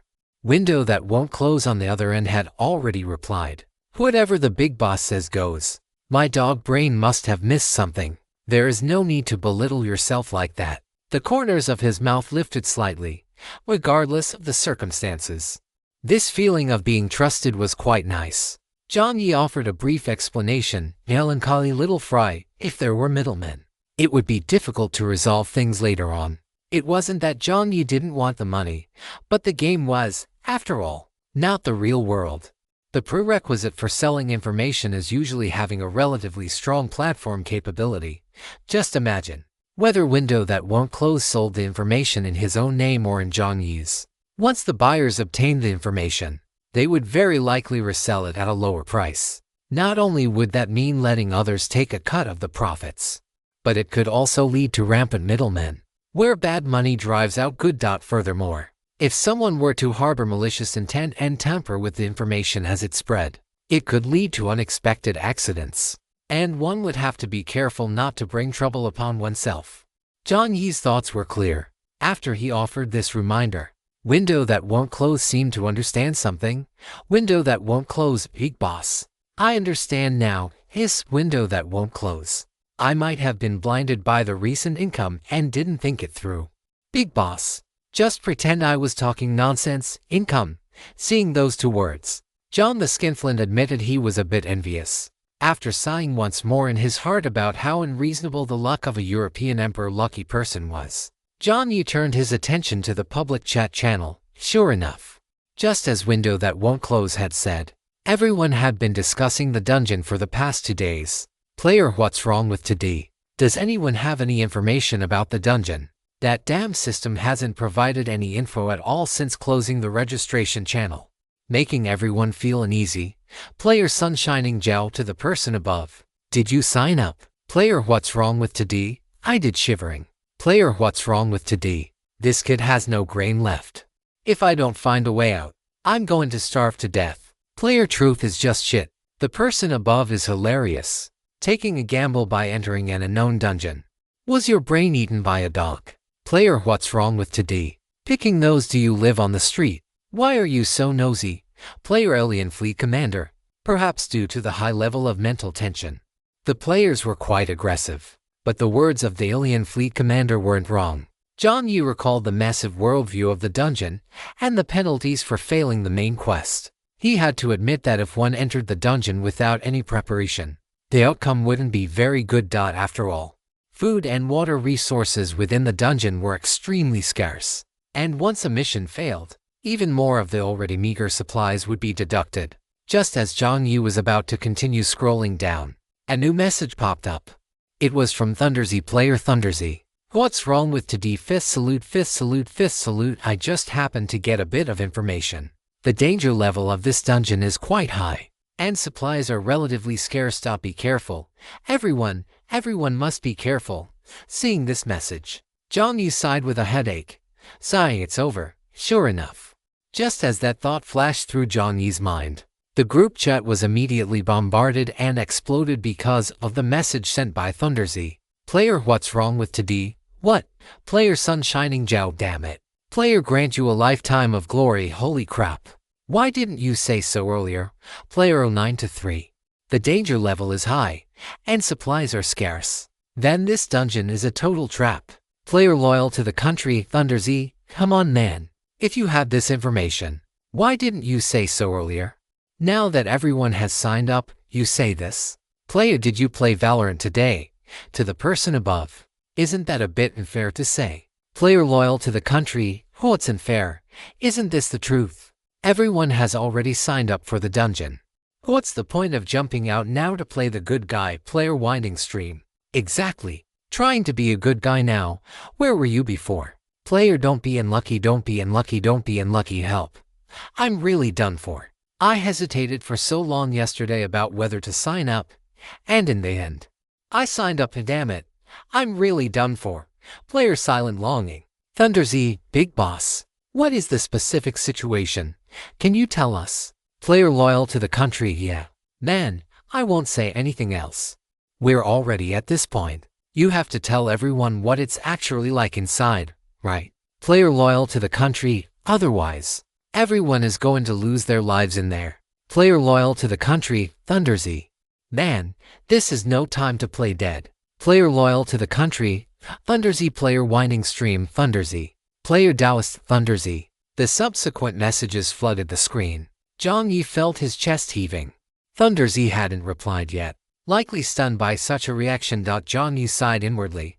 He knew it. Human nature is the thing that can be idealized the least. You think that by sharing information you can help more people, but in reality, people only care about their own safety. When you share the first piece of information, others won't thank you. They will only wonder why you didn't share it sooner. When any problem arises later, others will feel that it was because you withheld information at the time, leading to such great losses for everyone else. This is a completely thankless task. Human nature cannot be relied upon. Seeing the constant stream of Thundersy messages on the screen, Jiang Yi shook his head with a cold smile. In the private chat channel, Orange sent a message. Orange, big boss. Do the people in the group chat have something wrong with their brains? Seeing Orange's simple and straightforward question, Jiang Yi burst into laughter. Orange, someone was kind enough to share information. Why are these people like this? Jiang Yi answered in his heart. Because these people were simply mentally unstable, believing that the whole world owed them something. Thinking of the information Lei Ting had shared with him for free when he took the Wuji Baifeng pill, as well as what he had said to him at the time.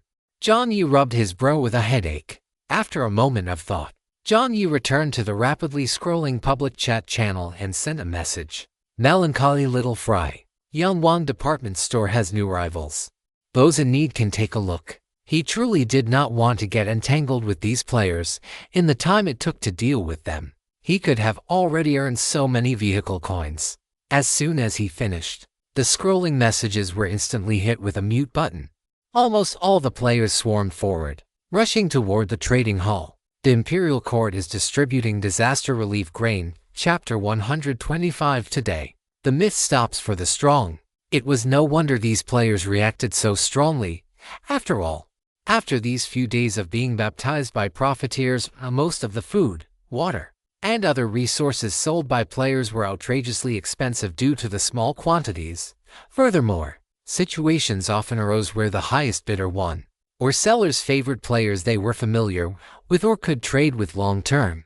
This resulted in the trading hall being essentially a seller's market, leaving most players with nothing to trade for. But Little Fry was different. Perhaps the big shots simply didn't care to haggle over such trifles. Trades were entirely based on hand speed and first come, first served. As long as the basic requirements were met, the deal was struck. There was no such thing as the highest bidder winning. His style was all about large quantities and satisfying portions. Moreover, the big shot's goods were famously comprehensive. This time, Jiang Yi not only listed instant noodles, compressed biscuits, and basic materials, but even listed a small amount of scallion pancakes, hand-pulled noodles, convenience store bento boxes, and rice bowls. Although there were only one or two of each category, these people still went crazy. Player, I'm honest even if I'm not hanging on the wall. I snatched a curry beef bento. Player, what's wrong with today bento? Player, I'm honest even if I'm not hanging on the wall photo. Player, what's wrong with today? Envious tears flow from the corners of my mouth. Player, sexy gorilla. It's not that I'm saying anything, but everyone here is a thumbs down, thumbs down, thumbs down. Player, sexy gorilla. McDonald's fries quartet Kung Coke. Player, accidentally entered the heavenly home. What kind of god tier hand speed is this? Player, accidentally entered the heavenly home. I just refreshed it, and it already shows sold out. Player, everything in dreams. Woo. Does the big shot have any more? Player, everything in dreams. Restock another batch. For this batch of goods. Woo. Other players will do anything. Player, everything in dreams. Or just treat it like feeding chickens. Cluck, cluck, cluck, cluck. Player, everything in dreams. Chick pecking rice. On the public screen, the message from Lei Tingzi was buried, replaced entirely by exclamations over the big shot's abundance of supplies. If it were in the past, there might have been some blind fools wanting to stand on the moral high ground to beg. But after Born to be King, boundless love, and your sweetie had disappeared one after another. Most people at least didn't dare to pull such stunts in the group anymore. Regarding melancholy little Fry, most players held the mindset that the fact he could restock was already the greatest mercy to them. They didn't dare to think about anything else. This was the importance of building a persona. Seeing the messages get scrolled past, Jiang Yi's slightly heavy heart relaxed a little. He simply didn't agree with Lei Tingzi's overly idealistic views. But that didn't mean he didn't respect Lei Tingzi as a person. He was a real man, if asked about himself. Jiang Yi knew he could never share the information he had obtained so recklessly. Closing the distracting public screen, in the private chat channel, Lei Tingzi sent a message to little Fry. Lei Tingzi, thank you. This time there wasn't even a fist salute emoji. It seemed he had taken quite a hit. Jiang Yi was concise. Melancholy little Fry, I didn't do much. No need to thank me. Lei Tingzi did not reply. It seemed he needed some time to digest what had just happened. Jiang Yi shook his head and completely closed the chat window. The dungeon would open the day after tomorrow. Before then, he would remind Guanbu Shangdi Chang and Cheng Ziwell, and maybe add Lei Tingzi about the information regarding the dungeon. But he wouldn't reveal too much. After all, the state in which different people were transported varied, and they might not necessarily encounter the same situation as him. It wouldn't be good to mislead them. The basic situation could be shared as an initial investment for the long term. Now, Jiang Yi had more important things to do. Jiang Yi tittied up briefly, put on his full protective suit, helmet, and goggles, and jumped out of the vehicle, landing on the ground. The space stone hanging around Jiang Yi's neck swayed, and 100 glowing fragments appeared. In addition to these, there were some basic materials. He had gathered all the materials needed to upgrade to a level 3 vehicle. Fortune favors the bold. That saying was absolutely correct. Jiang Yi prepared all the supplies.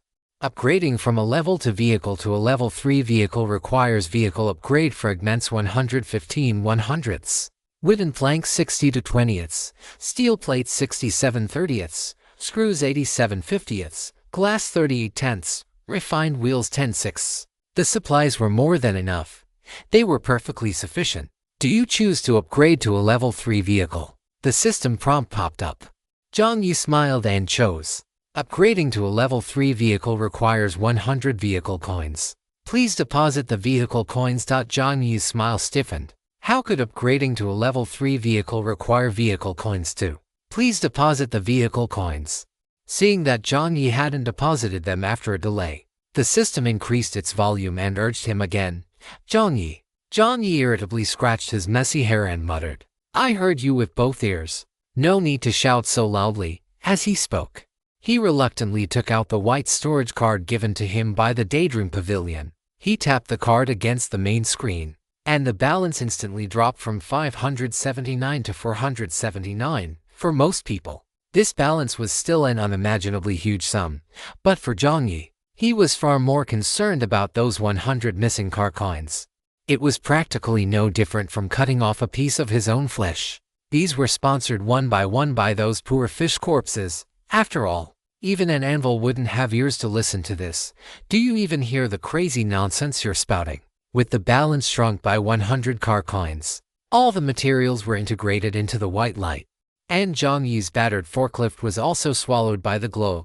About 10 seconds later, a violent white light bloomed before Jiang Yi's eyes. If not for his protective goggles, his dog eyes would have been blinded. Is this the radiance of a heavily funded modification beneath his goggles? Jiang Yi squinted his eyes. The white light gradually dissipated. The frame of his vehicle, which had been battered and broken from collisions, was completely refurbished. Moreover, the materials seemed to have undergone a significant upgrade. Even just looking at it gave Jiang Yi a feeling of extraordinary sturdiness. The wheels, the sides, and the front of the driver's seat, the light strips that had previously broken due to severed circuits from collisions, were reconnected. Furthermore, the colors of the light strips became much richer, and the colorful spotlights instantly illuminated Jiang Yi's head. The carriage at the rear, which hadn't been tightly connected before, was now completely integrated into a seamless whole. From a full perspective, Jiang Yi could see that the driver's seat had also been modified. The middle section had become a door that could be pulled open directly inward. leading straight to the rear carriage. This meant that from now on, when Jiang Yi got out, he would no longer have to crawl through the rain. He could enter directly from the driver's seat. The interior of the carriage also had several partitions, distinguishing a quality inspection bed, a small table, and a space for a washroom, seemingly evolving in the direction of a recreational vehicle RV. The second level of the carriage was heightened once more, and a cylindrical structure appeared on top, looking like a watchtower. The wheels had become all-wheel drive, making steering much more flexible. Engine upgrade complete. Current maximum vehicle speed has been increased to 60 km/h. The vehicle's speed was faster too. Although it still couldn't compare to some small cars, it was completely sufficient. Level 3 vehicle upgrade complete. Congratulations to the player for being the first in the entire server to upgrade to a level 3 vehicle. Would you like to broadcast this to the entire server? Choosing a server-wide broadcast will grant corresponding rewards. Countdown to selection 5, 4, 3. Jiang Yi chose yes, with a bang, in front of every vehicle driving on the highway. Large swaths of virtual fireworks bloomed out at the same time. A familiar idea appeared before everyone's eyes. Congratulations to player Melancholy Little French Fry from Dragon Country, Region 189. Sub-Region 99 for being the first player in the entire server to upgrade to a level 3 vehicle. Congratulations to player Melancholy Little French Fry for achieving a server-wide triple crown. Congratulations to Dragon Country, Region 189. Sub-Region 99 for achieving a sub-region triple crown. Personal rewards and region-wide rewards have been distributed. The series of messages shook everyone to their core. At the same time, on the highway, constant exclamations of "Holy crap!" rang out. All players in Sub-Region 99 saw a message update on their main screens today. The fog shall halt for the strong. The fog on both sides of the highway that constantly confused people slowly receded, and behind them, the corrosive fog that had been lurking in the shadows, ready to strike, was frozen in place. On the highway, a player with a gaunt face, barefoot, pushing a supermarket shopping cart, looked back. The fog that had been within reach and would have surely swallowed him after tonight was frozen in place. Today, the fog shall halt for the strong. He could survive. Tears suddenly welled up in the corners of that man's eyes.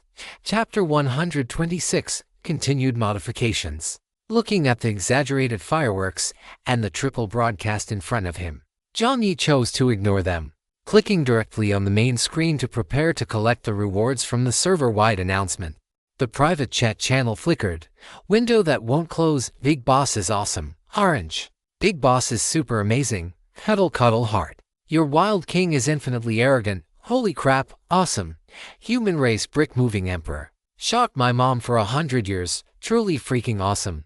Thunder Z, amazing. Fifth salute, fifth salute, fifth salute. Jiang Yi shook his head with a chuckle, opened Orange's private chat window, and sent a thank you. Returning to the main screen, you have obtained a new achievement. The man who grew up eating rockets. Description. May I conveniently inquire about your childhood dietary structure? What did you eat growing up to be this badass? You have obtained Golden Treasure Chest *1. You have obtained Washroom Module Combo Pack *1.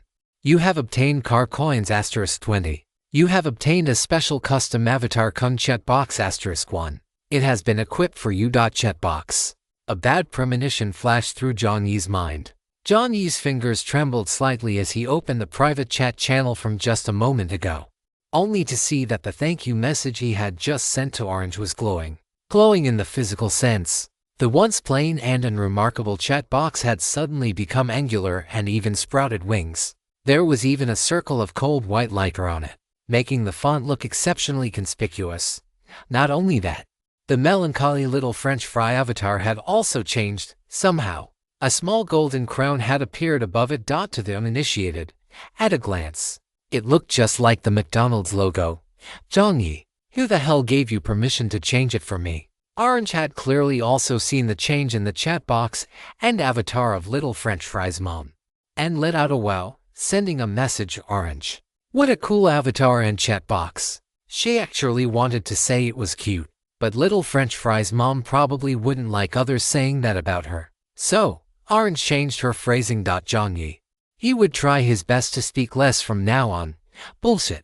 The system ignored Jiang Yi's reaction, or rather, it seemed very satisfied with it. Lines of new instructions appeared on the main screen, each followed by a swaying wavy line. It seemed to be in a very good mood today. Note, this is a server-wide custom avatar frame con background frame. Once equipped, your messages will be prioritized in the public chat channel and will come with a special attention-grabbing entry effect. In addition, you will be listed at the very top of the group chat member list, enjoying special attention.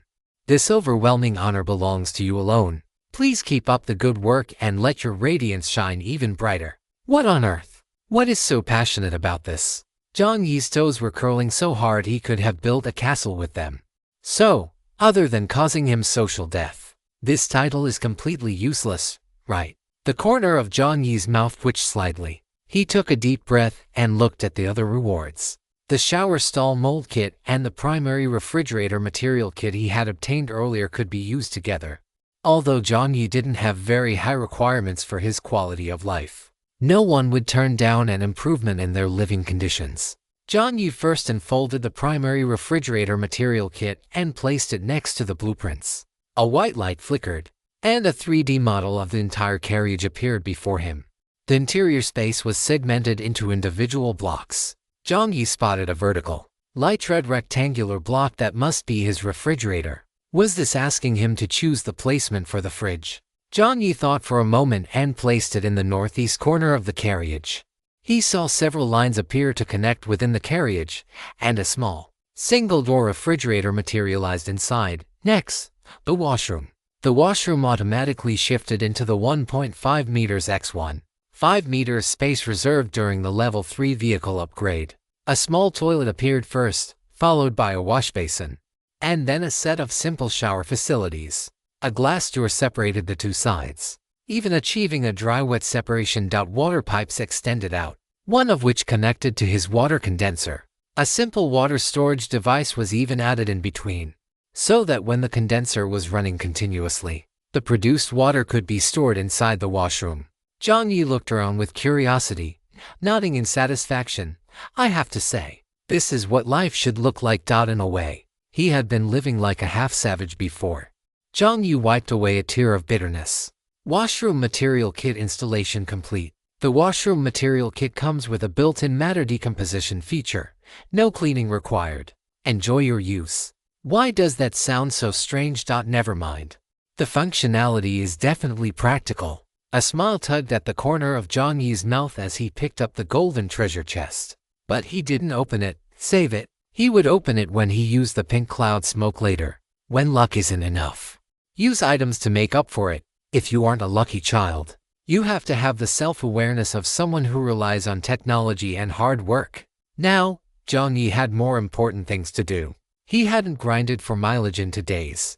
Although the fog behind him was still a distance away, and the server-wide reward he triggered today had even stopped the fog for a day. Staying vigilant in times of peace was a good habit. Humans are prone to laziness, and they are prone to mistakes and negligence. But systems and programs are not. Focusing his mind, Jiang Yi walked to the driver's cabin, lifted his leg, flipped over, and sat in the driver's seat with agile movements. Honestly, after upgrading to a level 3 vehicle, the forklift was now quite close to the size of some trucks. The wheels were nearly 1.2 or 1.3 meters tall. It would be quite difficult to get up without some strength and agility. Once seated, Jiang Yi stepped on the gas and drove off. The forklift sped through the acid rain, simultaneously avoiding some black swamps on the road. Because he was grinding for mileage, Jiang Yi had to give up on some wooden treasure chests that spawned along the way. Watching the chests disappear from his field of vision through the window, Jiang Yi felt his heart bleeding. Although he knew that for someone at his current level, the chances of getting anything good from a wooden chest were slim. Not opening a chest was a test for any person from the Dragon Kingdom. No one from the Dragon Kingdom could resist a chest that sparkled, opened with a tap, and might contain all sorts of items. Jiang Yi clicked his tongue, unable to help but sigh to himself that it would be great if he could upgrade to an automatic looting device. Then, even if his speed became faster, he wouldn't have to worry about missing any treasure chests. Chapter 127, Gotcha. The forklift drove for almost the entire morning. After grinding about 200 kilometers, Jiang Yi finally stopped to stretch his shoulders, neck, and wrists. Jiang Yi didn't rest for too long at noon, planning to have a quick meal. He took 2 tomatoes and his small pot from the inventory's static slots, then retrieved the frozen dumplings he had taken from the convenience store from his space stone. Jiang Yi planned to just make do with that. To be honest, in the north, eating frozen dumplings and machine-cut noodles are known as the 2 great original sins. If he weren't in such a rush, Jiang Yi would never betray his beliefs. Sighing, he peeled the tomatoes and set them aside. Jiang Yi poured oil into the small pot, sautéed some green onions until fragrant, then added the tomatoes to stir-fry until they released their juices. He added water, light soy sauce, oyster sauce, black pepper, salt, and a little vinegar and sugar, letting it slowly come to a boil. When it was ready, Jiang Yi dropped in the frozen dumplings. The scent of the sour soup slowly wafted through the carriage. In this gloomy, rainy weather, nothing else quite hit the spot. Only something sour and salty could truly awaken his taste buds. Jiang Yi was making tomato sour soup dumplings. While the dumplings were boiling, Jiang Yi didn't stay idle. He found the cup gifted by the Daydream Museum, violently juiced the remaining tomatoes, and mixed them with ice water and the tea from a tea bag to make a cup of tomato iced tea. Once the dumplings were cooked, Jiang Yi, fearing he wouldn't have enough to eat, also heated up a prepackaged golden pistol chicken leg. After setting up the table and chairs, he began to eat with gusto. Unlike the refined meals he had during previous events, this lunch was all about large portions and pure satisfaction. The flavor of the sour soup was incredibly rich, enough to make anyone's mouth water. Jiang Yi ate several dumplings in a row, while the energy furnace brother and Anvil, watching from the side, could only lament why they weren't born with human mouths. The aroma swirled around them, and Anvil could even empathize with the joyful mood Jiang Yi was feeling at that moment. That kid was eating so happily his legs were starting to shake. Brother, Anvil had just wanted to ask if Jiang Yi could spare him a small bowl, or perhaps place a bowl on his head just to let him smell the scent when suddenly, knock, knock, knock. A crisp knocking sound rang out. Jiang Yi jerked his head up. Oil still glistening at the corners of his mouth, he frowned, lowered his shaking leg, and asked in a muffled and certain tone, Could this be the sound of your stomach's growling? Jiang Yi looked at the 2 hulking figures. The energy furnace brother replied in his deep, resonant Oko voice. Anvil also said it wasn't them. Could it be an auditory hallucination?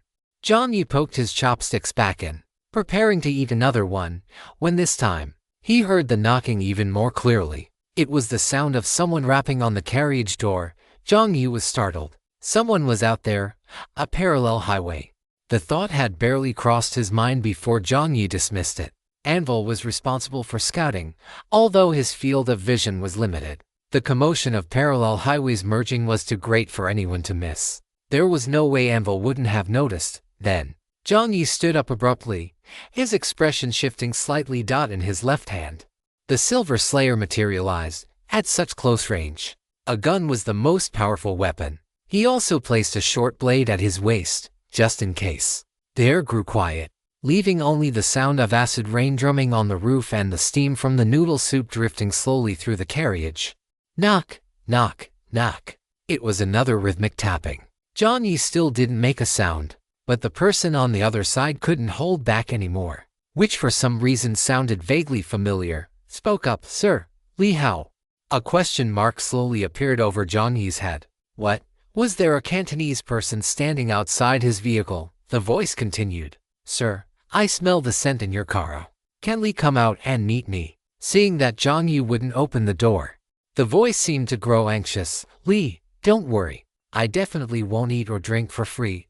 I, Piggy Prince, this pig here, I am different from those other monsters, those stingy ghosts. What I value most is sincerity. I absolutely won't let Li suffer a loss. Li believed as he spoke. Piggy Prince choked, swallowed the saliva welling up in his throat, and shouted, Believe in me. With that, Piggy Prince couldn't help but knock on the tightly shut carriage door again. However, before his pig trotter could even land, the carriage door creaked open, revealing a sliver of space. In that instant, the rich, sour aroma exploded like a nuclear bomb, hitting Piggy Prince's face at point-blank range. Piggy Prince was almost blown away by the fragrance, losing his senses. Just as he was intoxicated by the smell, he suddenly felt a chill on his forehead. When he opened his squinting eyes, he saw a small shadow in his field of vision.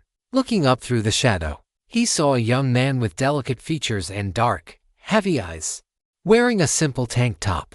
The young man looked down at him, a small shadow cast by the bridge of his nose, his expression carrying a strange, gloomy air, as if he had spent a long time in the dark. In his hand was a silver gun. Being held at gunpoint wasn't the scary part. The scary part was, Piggy Prince recognized who this was. His squinting eyes slowly widened. Isn't this the human madman from the Daydream Pavilion who challenged Oko the moment he arrived and actually succeeded? More importantly, this madman is a quality inspector. Piggy Prince turned to run, but Jiang Yi had already grabbed him by the collar. A cold, chilling sentence slipped through his teeth. You come when you want, and leave when you want. The voice wasn't loud, but it successfully froze Piggy Prince in his tracks. A few seconds later, Piggy Prince turned around stiffly, a round pig trotter reaching up to scratch his equally round head. His smile was deadlier than a cry. Sigh, Lee.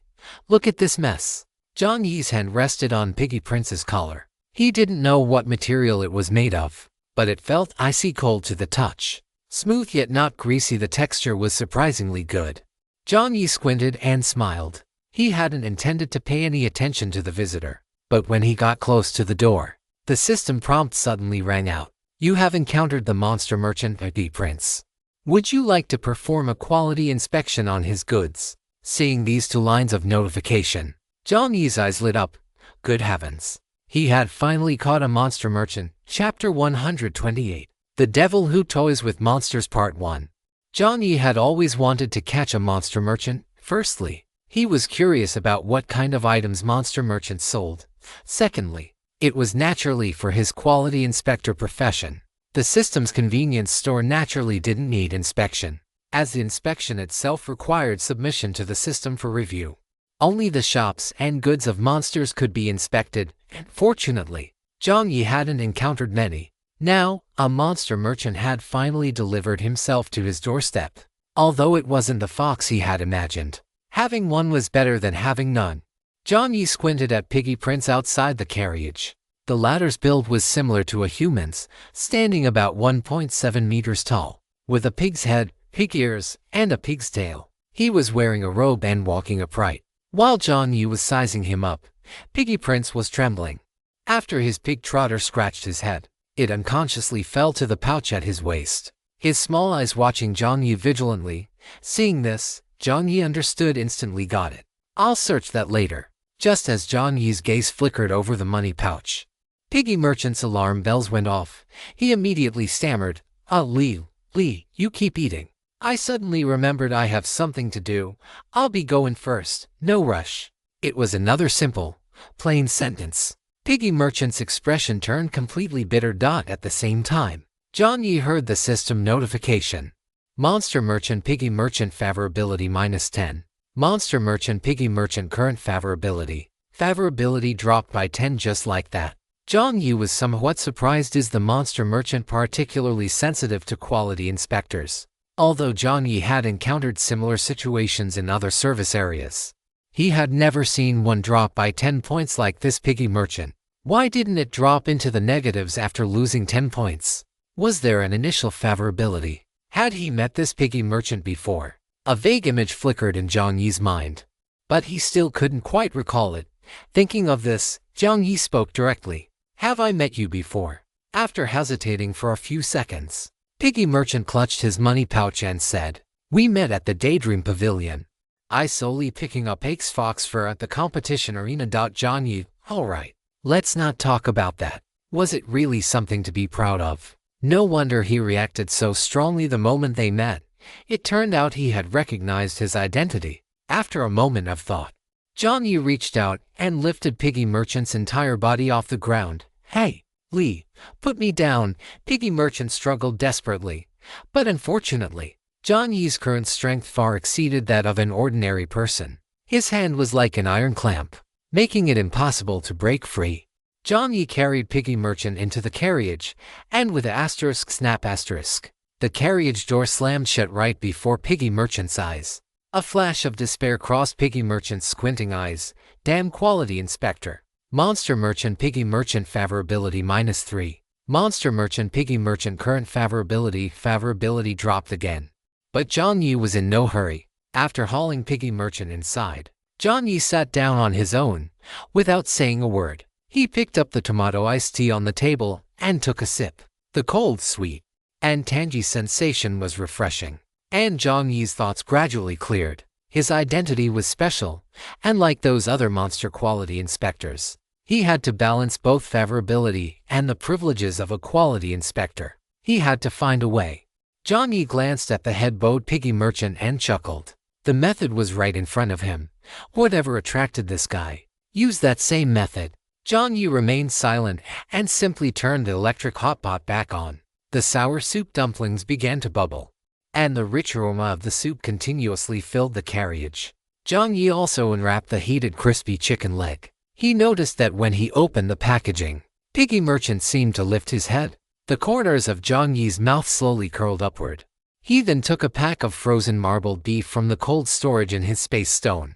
Unlike the high-tech processed meat outside, the marbled beef from the system convenience store was genuine, made from fresh beef. As Jiang Yi unwrapped it, he muttered to himself, "I don't think I'm quite full yet. I'll add a bit more." Jiang Yi poured the beef onto a clean cutting board, then took out the last of the fresh enoki mushrooms from his space stone. Jiang Yi skillfully rolled the enoki mushrooms into the beef, then dropped the beef into the tomato sour soup pot. Afterward, he took out another bowl, added some chopped green onions and sesame paste. A minute and a half passed, and the various rich aromas mingled within the carriage. Piggy Merchant's previously guarded gaze became unfocused once again. So fragrant. Piggy Merchant couldn't help but look up at Jiang Yi, who seemed completely immersed in cooking and wasn't paying any attention to him at all. As Piggy Merchant swallowed his saliva, he couldn't resist reaching out a trotter toward the chicken leg on the table. 50 centimeters, 30 centimeters, 20 centimeters, 10 centimeters. He was just a fingertip away. "What are you doing?" Piggy Merchant was startled and jerked backward. Nothing. I was just looking. Before he could finish the word looking, the golden, crispy chicken leg was popped into Jiang Yi's mouth right in front of him. Jiang Yi took a large bite, the crispy skin separating from the meat inside. Just watching it made Piggy Merchant swallow another mouthful of saliva. Realizing that Jiang Yi was playing with him, Piggy Merchant's expression shifted, while he couldn't help but swallow his saliva. Monster Merchant Piggy Merchant favorability -3. Monster Merchant Piggy Merchant current favorability, damn quality inspector, damn human, as expected. Just like the system said, human players are cruel and cunning, damn it. Why are you touching mine? Yours is over there. Jiang Yi finished the meat in his mouth and, after enjoying the changing expressions on Piggy Merchant's face, spoken hurriedly. The muttering in Piggy Merchant's mouth stopped. He looked up abruptly, pointing a trotter at himself, and sure if Jiang Yi was talking to him. Jiang Yi clicked his tongue and gestured toward the other side. On the other side of the carriage, the door to the massive red stone energy furnace opened, and an iron tray was ejected. On it sat a crispy chicken leg identical to Jiang Yi's. There was no microwave or air fryer, so Jiang Yi had chosen the most primitive method, which was heating it in the furnace. I have to say, the temperature control and heat were top-notch. Amidst Piggy Merchant's uncertain expression, Jiang Yi walked over, tossed the chicken leg into the cooling liquid for a moment, and then threw it, packaging and all, to Piggy Merchant. Piggy Merchant caught the chicken leg in a panic, disbelieving. "Lee is giving this to me, yeah." Jiang Yi gave a simple acknowledgement. "It's midday, and a guest has arrived. Naturally, I have to keep them for a meal.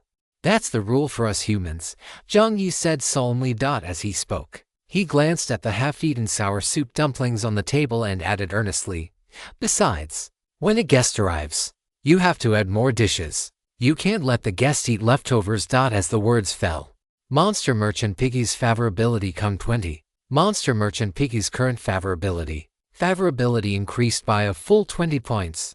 The system was dumbfounded. Damn it, how did he do that? So much for instilling the idea that human players are detestable into these monsters. Right, Chapter 129. The Devil Who Toys with Monsters Part 2. The carrot and the stick, a slap followed by a sweet date, suppress first, then elevate. This is the most primitive method taught by our ancestors to utilize the sense of contrast to create surprise and loyalty. The smile on Jiang Yi's face deepened. Piggy took the fried chicken leg. His hooves made contact with the packaging in the void, and an invisible hand helped him peel it open.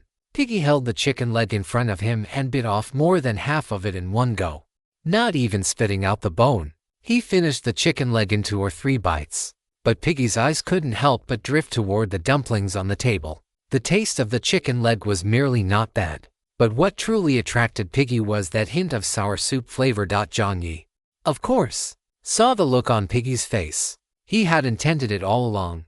Under Piggy's gaze, Jiang Yi wore a kind, even enthusiastic smile. He took another bowl from his inventory and used a spoon to portion some out from the small pot for Piggy.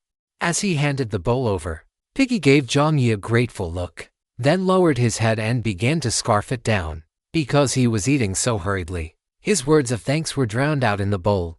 Jiang Yi smiled, turned around, and prepared to continue wrapping the gnocchi mushroom and beef rolls. He had only wrapped a few when he felt a poke on his back. Jiang Yi turned around. He looked down. The snow-white bottom of the bowl appeared in Jiang Yi's line of sight. The smile on Jiang Yi's face slowly froze. Didn't he just put over a dozen dumplings in there? It hadn't even been 2 minutes, had it? He couldn't be dreaming, could he? Did he put them in or not? Could it be that he only thought he put them in, like, imagined it? Seeing the change in Jiang Yi's expression, Piggy seemed a bit embarrassed. He glanced at Jiang Yi cautiously, hesitated for a few seconds, and stammered, "Can I have just a little bit more?" Jiang Yi fell silent. The soul of John the Skinflint struggled violently within him. After 2 long seconds, he replied, "Yes." The word yes was practically squeezed out through his teeth. Wait. Jiang Yi first served out the tomato, beef, and gnocchi mushroom stew that was nearly done in the small pot. Then took another bag of dumplings from his storage stone and poured them in. He turned back around. The tomato, gnocchi mushroom, and beef stew he had just served was empty again. Jiang Yi chuckled. Damn it. Watching Jiang Yi's expression, Piggy nervously pushed the plate forward. The plate was empty, but not entirely empty. Half of the space was still left. It seemed he had saved it for him.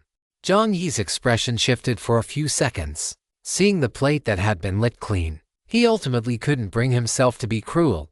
A few seconds later, Jiang Yi spoke again. "You can have the rest. I'm not hungry." "That's great. Li is truly a good person." Having said that, Piggy poured all the remaining beef into his stomach and even licked the plate. Still feeling unsatisfied, this plate couldn't be used anymore. Jiang Yi sighed silently in his heart, as if he had lost all his means and strength. "Are you still hungry?" Piggy looked at Jiang Yi abruptly, his eyes moist. During the acid rain season, it wasn't just the players who were affected, it was them, the monsters, this human. Oh no, this great quality inspector human was actually asking if he was still hungry. Could this mean that he was still willing to? "If you're still hungry, I'll make you some fried rice. I'll make my signature soul-stirring fried rice. Though I don't have much food left either." Jiang Yi spread his hands and winked. Yeah, not much. Just half a storage stone's worth." The anvil rolled its eyes silently in his mind. This devil who toys with the feelings of monsters. Please, by all means. Piggy took a deep breath and silently pulled 2 items from his pouch. As soon as these 2 items hit the ground, the white light vanished, turning into 2 giant sacks. The corners of Jiang Yi's mouth wanted to curl up, but he forced himself to hold it back. These are 2 giant fruit and vegetable material packs. The one on the left contains fresh vegetables grown in the fruit garden. The one on the right contains seasonal seeds from the fruit garden. "Brother Jiang, do you think you can use these?" As he spoke, Piggy pushed the sacks over with his 2 hooves. He could definitely use these. Jiang Yi shouted in his heart.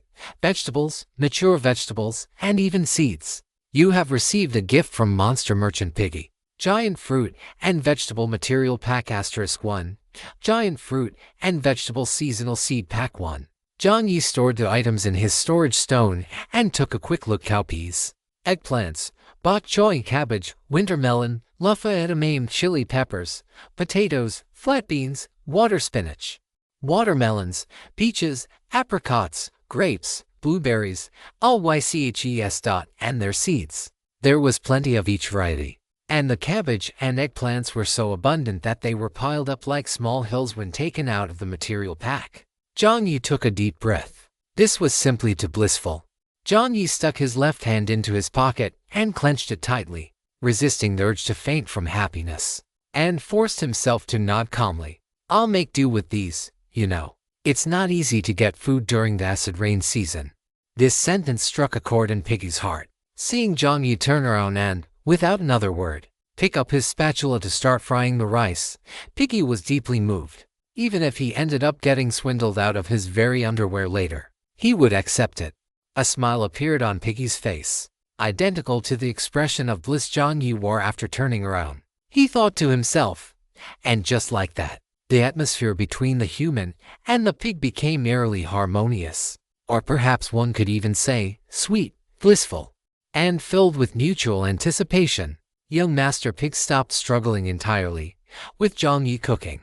He didn't dare to move around recklessly, so he obediently stood to the side, watching Jiang Yi beat eggs, shred lettuce and potatoes, and take out magical meat from his inventory. It was a white lump of meat, seemingly carved from a fish, minced into a paste, then seasoned with salt, cooking wine, and Sichuan peppercorn powder to marinate. As he watched, Jiang Yi called out, "There's tomato iced tea on the table, help yourself."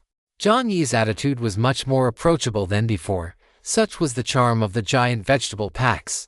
Okay, young Master Pig nodded repeatedly. He had noticed this magical drink earlier.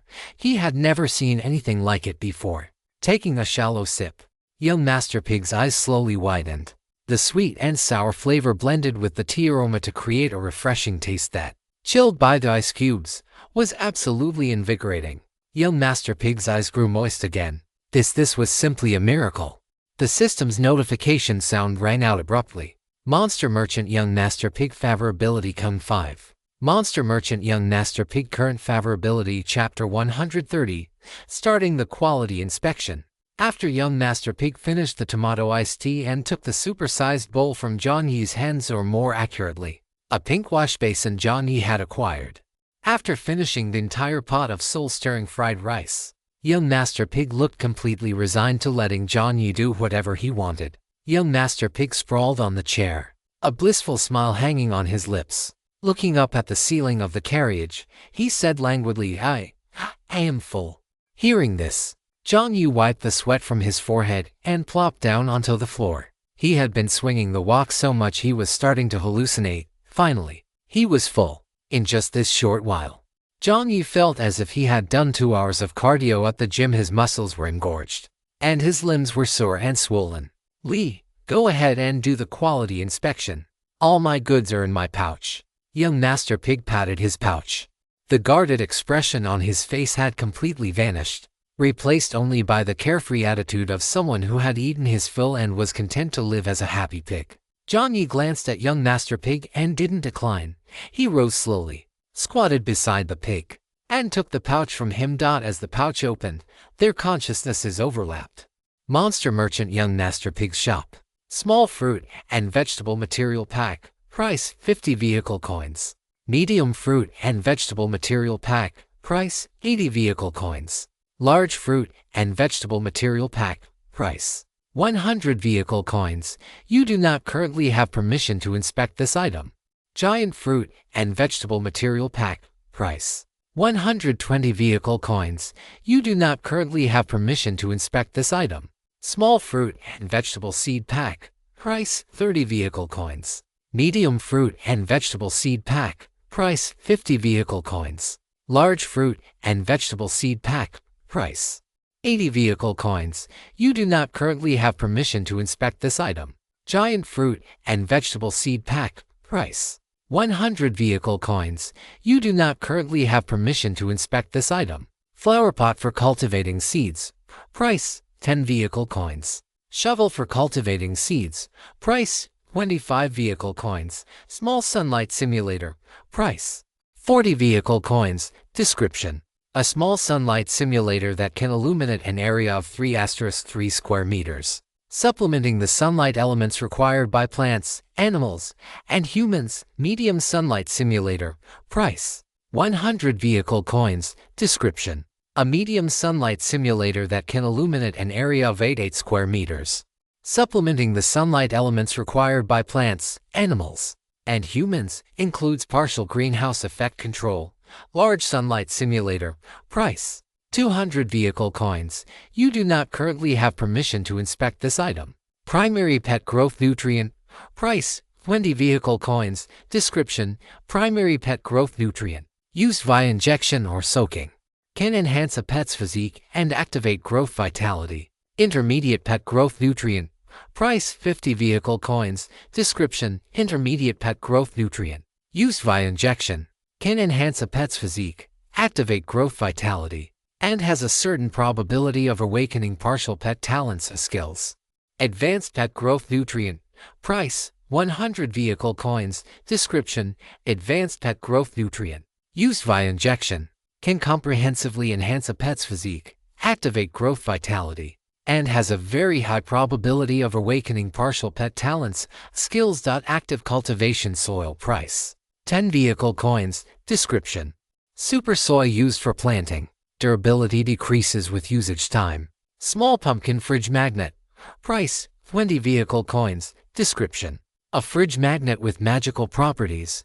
When attached to the outside of a refrigerator, it extends the freshness duration by 20%. Effects do not stack. Small sunflower fridge magnet.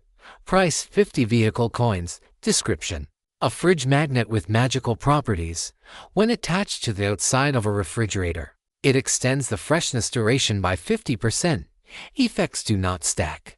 The sheer variety of goods couldn't even be displayed onto main screens. Moreover, the stock for each category was plentiful, basically having over a dozen units each. No wonder young Master Pig was so afraid of him inspecting the goods. If he were to take a 20% cut as per the other monster inspectors he had heard of, it would definitely be a huge loss for the monster merchant. However, from another perspective, young Master Pig was indeed right. He was truly generous with his offerings. The 2 giant fruit and vegetable packs he had given earlier were worth a total of 220 vehicle coins. And as for the giant fruit and vegetable packs, Jiang Yi didn't even have the permission to inspect them yet. His level wasn't high enough, although young Master Pig had mentally told himself not to care. Seeing Jiang Yi seriously examining the goods in his pouch, he couldn't help but place his trotters on his belly, whispering to comfort himself. It's fine, lose a little wealth, get a big meal." Despite saying this, young Master Pig's squinty eyes couldn't help but glance toward Jiang Yi. Jiang Yi naturally noticed young Master Pig's gaze and found it somewhat amusing. He actually wanted to take a 20% cut too, as an individual player. He couldn't be that self-indulgent. He certainly didn't want the pig merchant to start delisting goods from his shop the moment he saw him. If that happened, it would be difficult for him to purchase the pig merchant's goods normally in the future. Thinking of this, Jiang Yi sighed imperceptibly. After taking one symbolic item of each category excluding those he didn't have permission for from the pouch, he returned it to the pig merchant. Jiang Yi said in a calm tone, "All right, these are the products selected for sampling today. The quality inspection process must remain confidential. Please step outside for a moment." The pig merchant stood up from his chair with a start, his fat body wobbling with the movement, looking completely incredulous. "You're only taking these? I wish I could take them all," Jiang Yi said honestly in his heart. But on the surface, Jiang Yi still said, "Yes, for a spot check, this is enough." The pig merchant was deeply shocked. He knew full well that a spot check didn't require 20% of the goods, but Jiang Yi was the only inspector who had ever said such a thing. Monster Merchant Pig Merchant's favorability come for. Monster Merchant Pig Merchant's current favorability. Monster Merchant Pig Merchant's favorability come for. Monster Merchant Pig Merchant's current favorability. The system broadcast sounds rang out one after another, and his favorability increased by 8 points directly. Jiang Yi waved his hand, signaling for the pig merchant to head out first. "Hurry up and get out of here, or I'm going to regret this." Watching the pig merchant leave the carriage to wait outside, Jiang Yi closed the carriage door and muttered to himself, "Taking a cut as a middleman is a business with zero cost and massive profit. Not everyone can resist such temptation. At least not Jiang Yi. If it weren't for the persona he had established. If it weren't for the fact that he lacked backing support. If it weren't for the consideration that he still needed to shop at this store in the future. Jiang Yi rubbed his face and began the miserable task of quality inspection. Chapter 131. Since it's already born. About half an hour later, the door of the inspection carriage at the back of the forklift opened. The pig merchant crossed his arms, looked up at Jiang Yi, and appeared slightly nervous. Inspector Xiaozhang. Brother Zhang. How were the inspection results? Jiang Yi looked a bit weary. He waved his hand, squatted down, and looked at the pig merchant. It's all right. There was a slight issue with the weight of one medium-sized fruit material pack. Hearing this, the pig merchant hurriedly explained, This material pack isn't for sale, it's for your own consumption, right? Jiang Yi interrupted the pig merchant, amused. The pig merchant nodded quickly. Jiang Yi was not surprised at all. The fruits inside that medium-sized material pack were overflowing. It was severely over the standard weight. It was clearly not for sale. He was eating it himself. What a gluttonous pig. Jiang Yi evaluated him unceremoniously in his heart. Aside from this pack, the quality of the other goods is above the standard line. And the quality is quite good. It's just. Jiang Yi paused slightly. Perhaps due to the influence of the acid rain, the ripeness of some fruits is a bit off. With the help of the analyzer on the high-level crafting table, Jiang Yi was no longer making things up during inspections. He was now hitting the mark. After a pause, Jiang Yi mused. You could consider using nutrient solution. The pig merchant nodded eagerly. Okay, overall, everything is qualified. Jiang Yi concluded. Hearing this, the expression on the pig merchant's face relaxed. A green badge appeared in front of him. But unlike the excellent badge Jiang Yi had issued before, this one was marked with good. It was still a quite decent rating. The pig merchant took the badge with his hooves, treasuring it. Just then, Jiang Yi's voice suddenly rang out. Wait a moment. The pig merchant's expression sank. Could it be? The pig merchant looked up at Jiang Yi, feeling uneasy. Could this human be going back on his word? I knew these inspectors were all bad news. Jiang Yi ignored the pig merchant's inner suspicions and asked, I would like to buy some things, is that all right? What Jiang Yi intended to buy was pet nutrient solution. Keeping one of each of the other items was more than enough. The forklift had limited space, and Jiang Yi couldn't really turn himself into some fruit orchard owner or farm owner. But this pet nutrient solution stuff, Jiang Yi reckoned, was like baby formula. It seemed like a significant consumable, although there was no prompt saying it was a necessity. And he had no interest in any little pets. Since it's already born, he might as well raise it well within his capabilities. Jiang Yi rubbed his nose. The little black egg in his pocket seemed to sense that its owner was going to buy it something and started rolling around excitedly again. Jiang Yi's expression changed slightly, and before things could get chaotic, he pressed down on the little black egg and said in his consciousness, All right. Be good, don't move. Hearing Jiang Yi's voice, the little black egg finally stopped. The pig merchant opposite him was completely stunned. What? Can't an inspector buy goods? Jiang Yi raised an eyebrow. No. The pig merchant waved his hands repeatedly. He looked at Jiang Yi cautiously. The latter had a smile on his face, but his expression was very serious. He was serious. He really wanted to buy something. How novel. An inspector actually buying things from them instead of using the excuse of an inspection to just take them. Monster Merchant Pig Merchant's Favorability Con 3. Monster Merchant Pig Merchant's current favorability. The pig merchant was filled with emotion and said earnestly, Brother John, you are the most professional and best inspector I have ever met. You have received a positive review from the Monster Merchant Pig Merchant. The system prompt sounded. The pig merchant opened his pouch and said earnestly, Brother John, what do you want to buy? Anything I have here, you can buy. For those I don't have permission for, I'll just drop them on the ground. And you can pick them up. You can do that, system. I won't allow it. Jiang Yi looked at the earnest expression on Piggy's face and laughed, patting him on the shoulder. I'd like to buy some pet nutrient solutions. Give me some of the primary, intermediate, and advanced grades. Jiang Yi certainly knew that the advanced grade had the best effects. Alas, his wallet was shy. Judging from the quality inspection just now, The intermediate nutrient solution only contained 30 milliliters, while the advanced one was a mere 5 milliliters. Barely enough for a single use. The primary nutrient solution, however, was different. It came in a generous 300 milliliter bottle, which could barely allow for soaking and could be reused. He didn't know how long it would take for this little guy to hatch, so Jiang Yi could only afford these for now. All right, Piggy nodded and chuckled. I'll give Brother John a 20% discount. That's great. Jiang Yi didn't stand on ceremony. Things for pets were much more expensive than things for humans, and the price of nutrient solutions was never low. Every bit saved was a bit earned. Let's go with 5 bottles of primary nutrient solution, 2 bottles of intermediate, and 1 bottle of advanced. Jiang Yi pondered. Got it. That's 350 cart coins in total. After the 20% discount, it's 280 cart coins. 280 cart coins.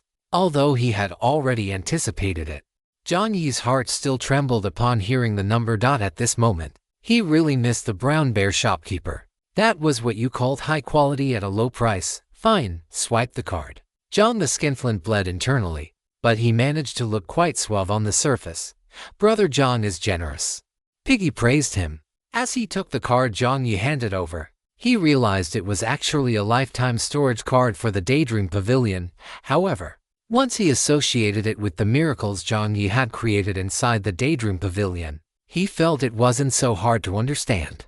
After swiping 280 cart coins from the storage card, Piggy rubbed his round, well-fed belly and sent a friend request to Jiang Yi. You have received a friend request from Monster Merchant Piggy. Do you accept this friend request? Jiang Yi chose to accept. The image of a pig wearing a robe appeared in Jiang Yi's private chat channel. Piggy smiled. Brother John, if you want to buy fruits or pet-related items in the future, you can look for me. Just send me a message, if it's possible. If Brother John has any food you can't finish at noon, you can send it to me too. I'll trade supplies with you for it. Jiang Yi nodded and agreed. All right, Brother John, I'm heading off now. I still have to go to work at the fruit orchard. Do monsters have to go to work too? Who in this world doesn't have to work? Jiang Yi complained in his heart and waved goodbye to Piggy. Piggy looked at Jiang Yi and the carriage behind him, where the fragrance still lingered, with great reluctance. After taking a deep breath of the remaining scent, Piggy walked toward the depths of the white mist that had already begun to dissipate, his figure vanishing from sight. Chapter 132. The system is not human. After seeing Piggy off, Jiang Yi let out a long sigh, stretched his sore shoulders and neck, and returned to the carriage. He began to resign himself to tidying up the supplies piled inside. Piled supplies. What a niche term. If other players knew Jiang Yi had such a happy problem, they would probably be drooling with envy. He first sorted the fruit bags into categories, then moved the fridge magnets, flower pots, soil, and shovel to the storage room on the second floor of the forklift. Among the collection of fridge magnets, Jiang Yi chose a strawberry one that had the strongest effect and looked pleasing to the eye. Sticking it onto the refrigerator, a pink light bloomed from the magnet, subsequently enveloping the entire fridge. The fruits inside seemed to stretch unconsciously, becoming even more lush and dripping with freshness. Jiang Yi put things away and took the black egg out of his pocket. He had obtained a pet cabin from opening a treasure chest earlier, and now it was time to put it to use. Jiang Yi took the blue pet cabin out of his inventory. The cabin wasn't too large, so, after a moment of thought, he placed it directly in the L-shaped corner of the quality inspection bed where the anvil was located. This way, the black egg could stay under the soul-nourishing influence of the anvil at all times. The anvil looked at the encroaching pet cabin with disdain, but after seeing Jiang Yi's half-smiling expression, it reluctantly shifted to the side. Jiang Yi placed the pet cabin down. With a hum, a pale blue light flashed. The top of the cabin opened, and the small bowl-shaped space inside rose up. Jiang Yi placed the egg inside and opened a bottle of primary pet nutrient solution, pouring it in. The pet nutrient solution itself had no scent, and the liquid appeared blue after being poured. Jiang Yi placed the black egg in the center of the bowl. As soon as the egg touched the nutrient solution, its entire surface began to glow. The egg tilted slightly, leaning against Jiang Yi's finger, looking like it was drunk. No way, drunk on milk. Jiang Yi's expression was strange. He couldn't help but touch the cool, smooth surface of the egg with his fingertip, discovering that other than being a bit dizzy, it had no other signs of rejection. Only then did Jiang Yi feel relieved. He settled the black egg in place and closed the cabin door. This cautious behavior undoubtedly stung the anvil's heart. Brother is jealous, but brother won't say it. The big block of iron held its head high and looked the other way. Jiang Yi, having settled the black egg, spoke up. Brother, don't just stand there. You haven't forged today's steel yet. The second it heard this, the anvil felt like running away from home. Anvil, fine, brother. You are simply a red egg. Jiang Yi took out the honey essential oil he hadn't used in a long time from his inventory. After lowering his fatigue level, he returned to the driver's cab.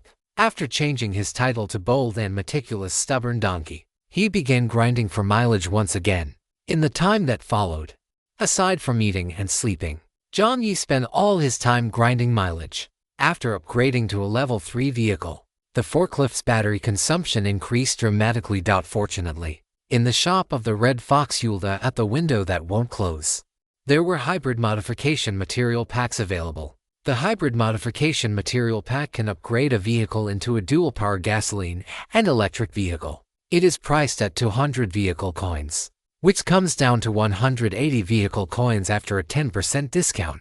Jiang Yi waved his hand and paid the full amount. After receiving a wave of amazement, worship, and envy from the window that won't close, and successfully draining his balance down to a mere 19 vehicle coins, Jiang Yi tearfully stopped. He couldn't keep splurging if he kept at it. Truly, money flows like water. Over the next 2 days, Jiang Yi drove at full speed, covering about 900 kilometers. On the third day, the time for the dungeon to open finally arrived. At the familiar time of 6:05 a.m., the familiar voice of the system rang out. The only difference was that this time, most players didn't stay in bed. Instead, they turned on their main screens right on time. Good morning, players. After the pleasantries, the system went straight to the point. I have seen everyone's enthusiasm for the dungeon. The number of participants has reached 25,673. That is truly an astonishing number. Roughly 1/4 of the people had chosen to participate in the dungeon. This figure was indeed staggering. But right now, the players' moods were far from pleasant. After all, Lei Ting, one of the top 3 big shots in the district, had publicly stated in the group chat that the difficulty of this dungeon was not low and the danger level was quite high. Jiang Yi was also slightly surprised by the number of sign-ups. It seemed there were quite a few people willing to take a gamble. Inside the trading hall, apart from the constant, high-frequency trading of food and basic materials, weapon trading had also become explosive. However, most of the weapons seemed quite ordinary to Jiang Yi, and he had no use for them at all. Player Agile Dog in the Mountains. Wait, didn't everyone say they wouldn't participate if they weren't confident? How did the number of sign-ups break 20,000? To the person above, everyone was just talking big. Did you actually take them seriously? Ha ha ha ha ha. Type 1 if you don't care about karma. Player What's Wrong with Anim? Player Persona 5 Start. 111. Player Agile Dog in the Mountains. Player Agile Dog in the Mountains. Player Agile Dog in the Mountains. I participated too. Yellow face emoji pointing fingers together. Player Persona 5 Start. Middle finger.jpg. Player Your Wild King is infinitely arrogant. Then why the hell are you talking? Player Agile Dog in the Mountains. I was just expressing my feelings. I'm too nervous. Alright, enough nonsense. The dungeon will open in 60 seconds. The basic rules within the dungeon are as follows. 1. To maintain the independence of the main game and the sub-game, the player chat channel and the trading hall will be disabled within the dungeon. Inside the dungeon, players can communicate online by establishing temporary sessions face-to-face. As soon as Rule 1 appeared, the public channel exploded. Player What's Wrong with Anim? What? I can deal with no trading hall. But how come the group chat is gone too? Locking the shop upon entering a dungeon was a relatively common practice. But what was the deal with no group chat? Without these netizens, who else could bring him joy and a sense of security? In the public channel, players were scrolling rapidly. Player group chat dependent. Don't do this. If I leave the group chat, who will treat me like a child? Woo woo woo. Player loser of the autumn recruitment. Don't worry. Nobody treated you like a child in the first place. We're all just idiots. Player group chat dependent. Why was this person attacking everyone indiscriminately? Jiang Yi had already known about this rule, so he didn't have much of a reaction.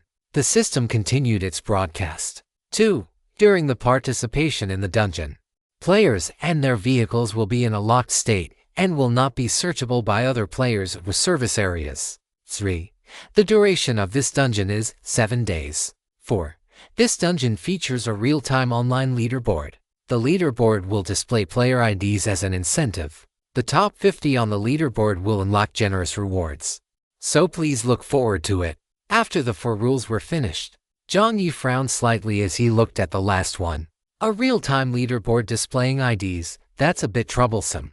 After Jiang Yi sighed to himself, the system's tone suddenly changed. The pitch drawn out a little low. Right. For those players who did not participate in the dungeon, I must remind you, this game welcomes the wise and the brave. For players who are overly conservative and cowardly, the game will issue its own punishment.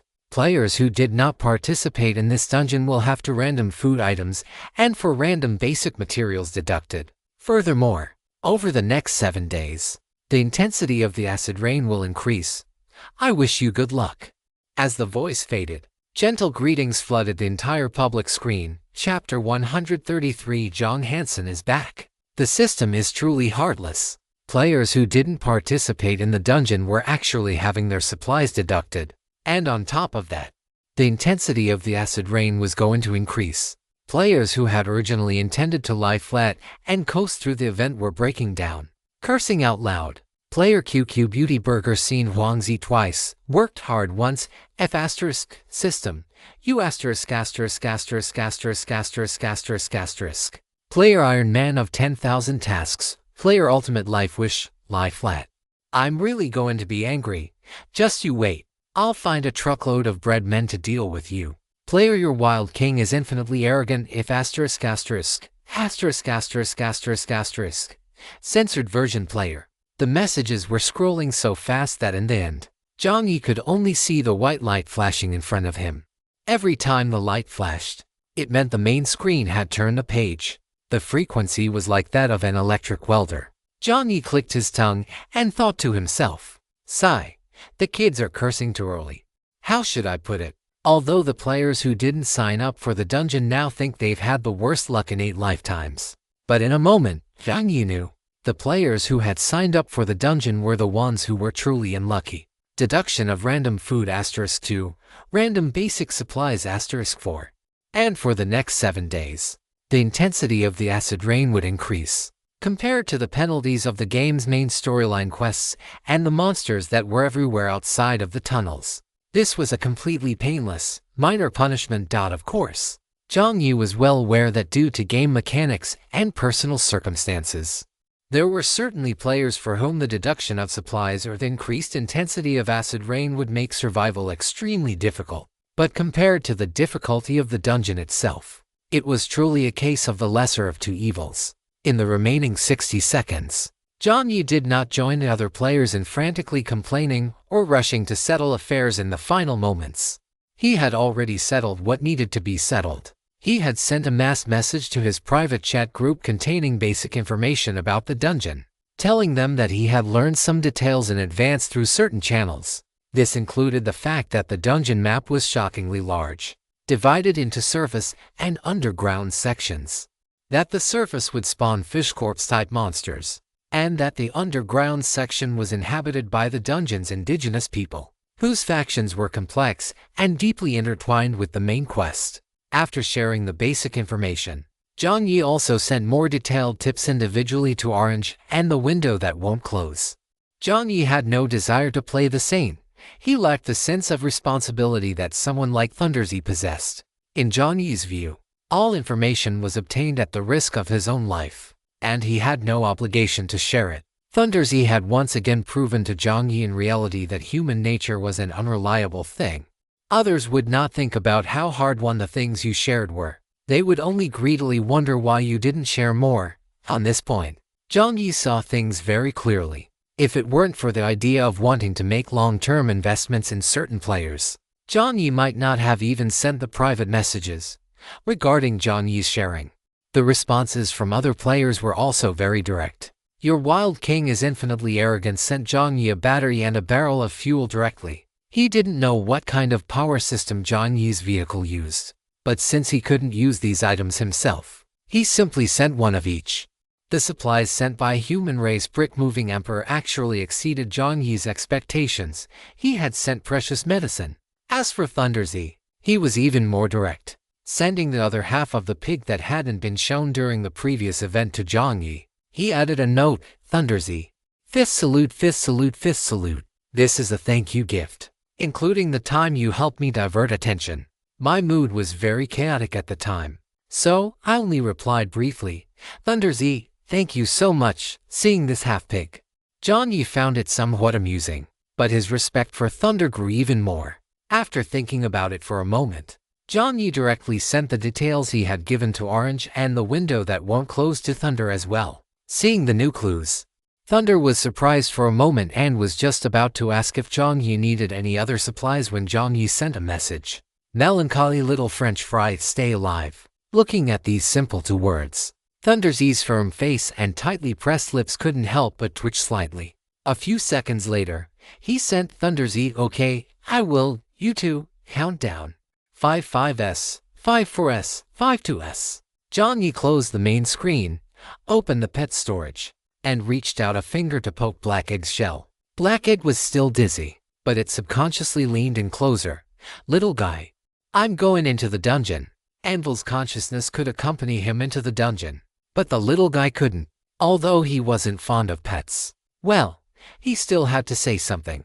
You better absorb the nutrient solution well. I hope that when I come back, you'll be a bit fatter, and not as thin as a quail egg like you are now. As he said this, Jiang Yi couldn't help but smile. Upon hearing this, Black Egg rolled in place, as if quite dissatisfied with the description of being a quail egg.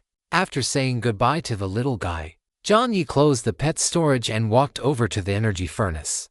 He patted the Big Brother energy furnace on the shoulder, or rather, Big Brother, I'm heading in. Very well. The energy furnace Big Brother said in a sonorous, mechanical voice. Immediately, he lowered his head slightly and said earnestly, do you need me to recite Mahler's The Song of the Earth for you? It is a piece about parting. Its first movement is called the Drinking Song of Earth's Sorrow, which is very fitting. I'm leaving. Jiang Yi gave him a deadpan look. The energy furnace Big Brother seemed used to it. Finally, Jiang Yi patted Anvil's iron head. Brother, get ready to go. Anvil glanced triumphantly at Black Egg and the energy furnace. When it comes to handling the heavy lifting, it still has to be me, brother. Jiang Yi didn't notice these undercurrents. He only had one thing on his mind, this time. He wouldn't let a single one of his game coins go missing. Countdown. 3, 2, 1 at the same time. On countless roads stretching endlessly forward, the white mist on both sides churned like a surging sea of clouds. Unknown whispers, wails, and roars erupted. Before the players could even hear clearly what the sounds were, white light had already covered their bodies. In an instant, the players and their vehicles all vanished. Chapter 134, the game begins. A familiar pain hit the back of his head, although he had experienced it once before. Jiang Yi still winced in pain. When he opened his eyes, Jiang Yi had already appeared in a pure white room. Inside the room, there was still the familiar long table, the black box, another player. Jiang Yi's movement of rubbing the back of his head paused. The player opposite also saw Jiang Yi. The moment their eyes met, the air seemed to go silent for a second. The person had extremely long bangs, wore black-rimmed glasses, and had a somewhat thin build.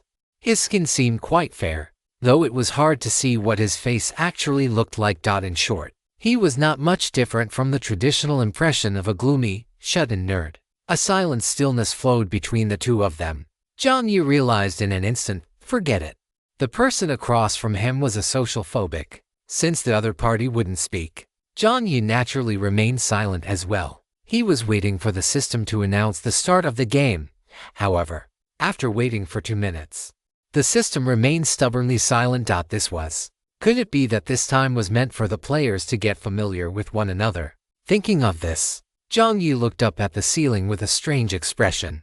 After confirming that the system's voice really wasn't going to sound, he let out a silent breath, lifted his leg, and sat down on the opposite side of the long table. Jiang Yi rested his chin on his hand and looked at the big brother across from him. Very well. The big brother was still immersed in his own world, looking as if he had absolutely no idea what was going on in the world around him. Jiang Yi tentatively spoke up, "Hello." The big brother across from him remained in a state of wandering beyond the heavens. Jiang Yi sighed silently. In another room, across an identical long table, a girl could no longer hold back. "I'm talking to you, brother." The girl had long hair and striking, vivid features. Her eyes were filled with speechlessness. "Are you sick or something? If there's something wrong with your eyes, go get them treated. What are you twitching for?"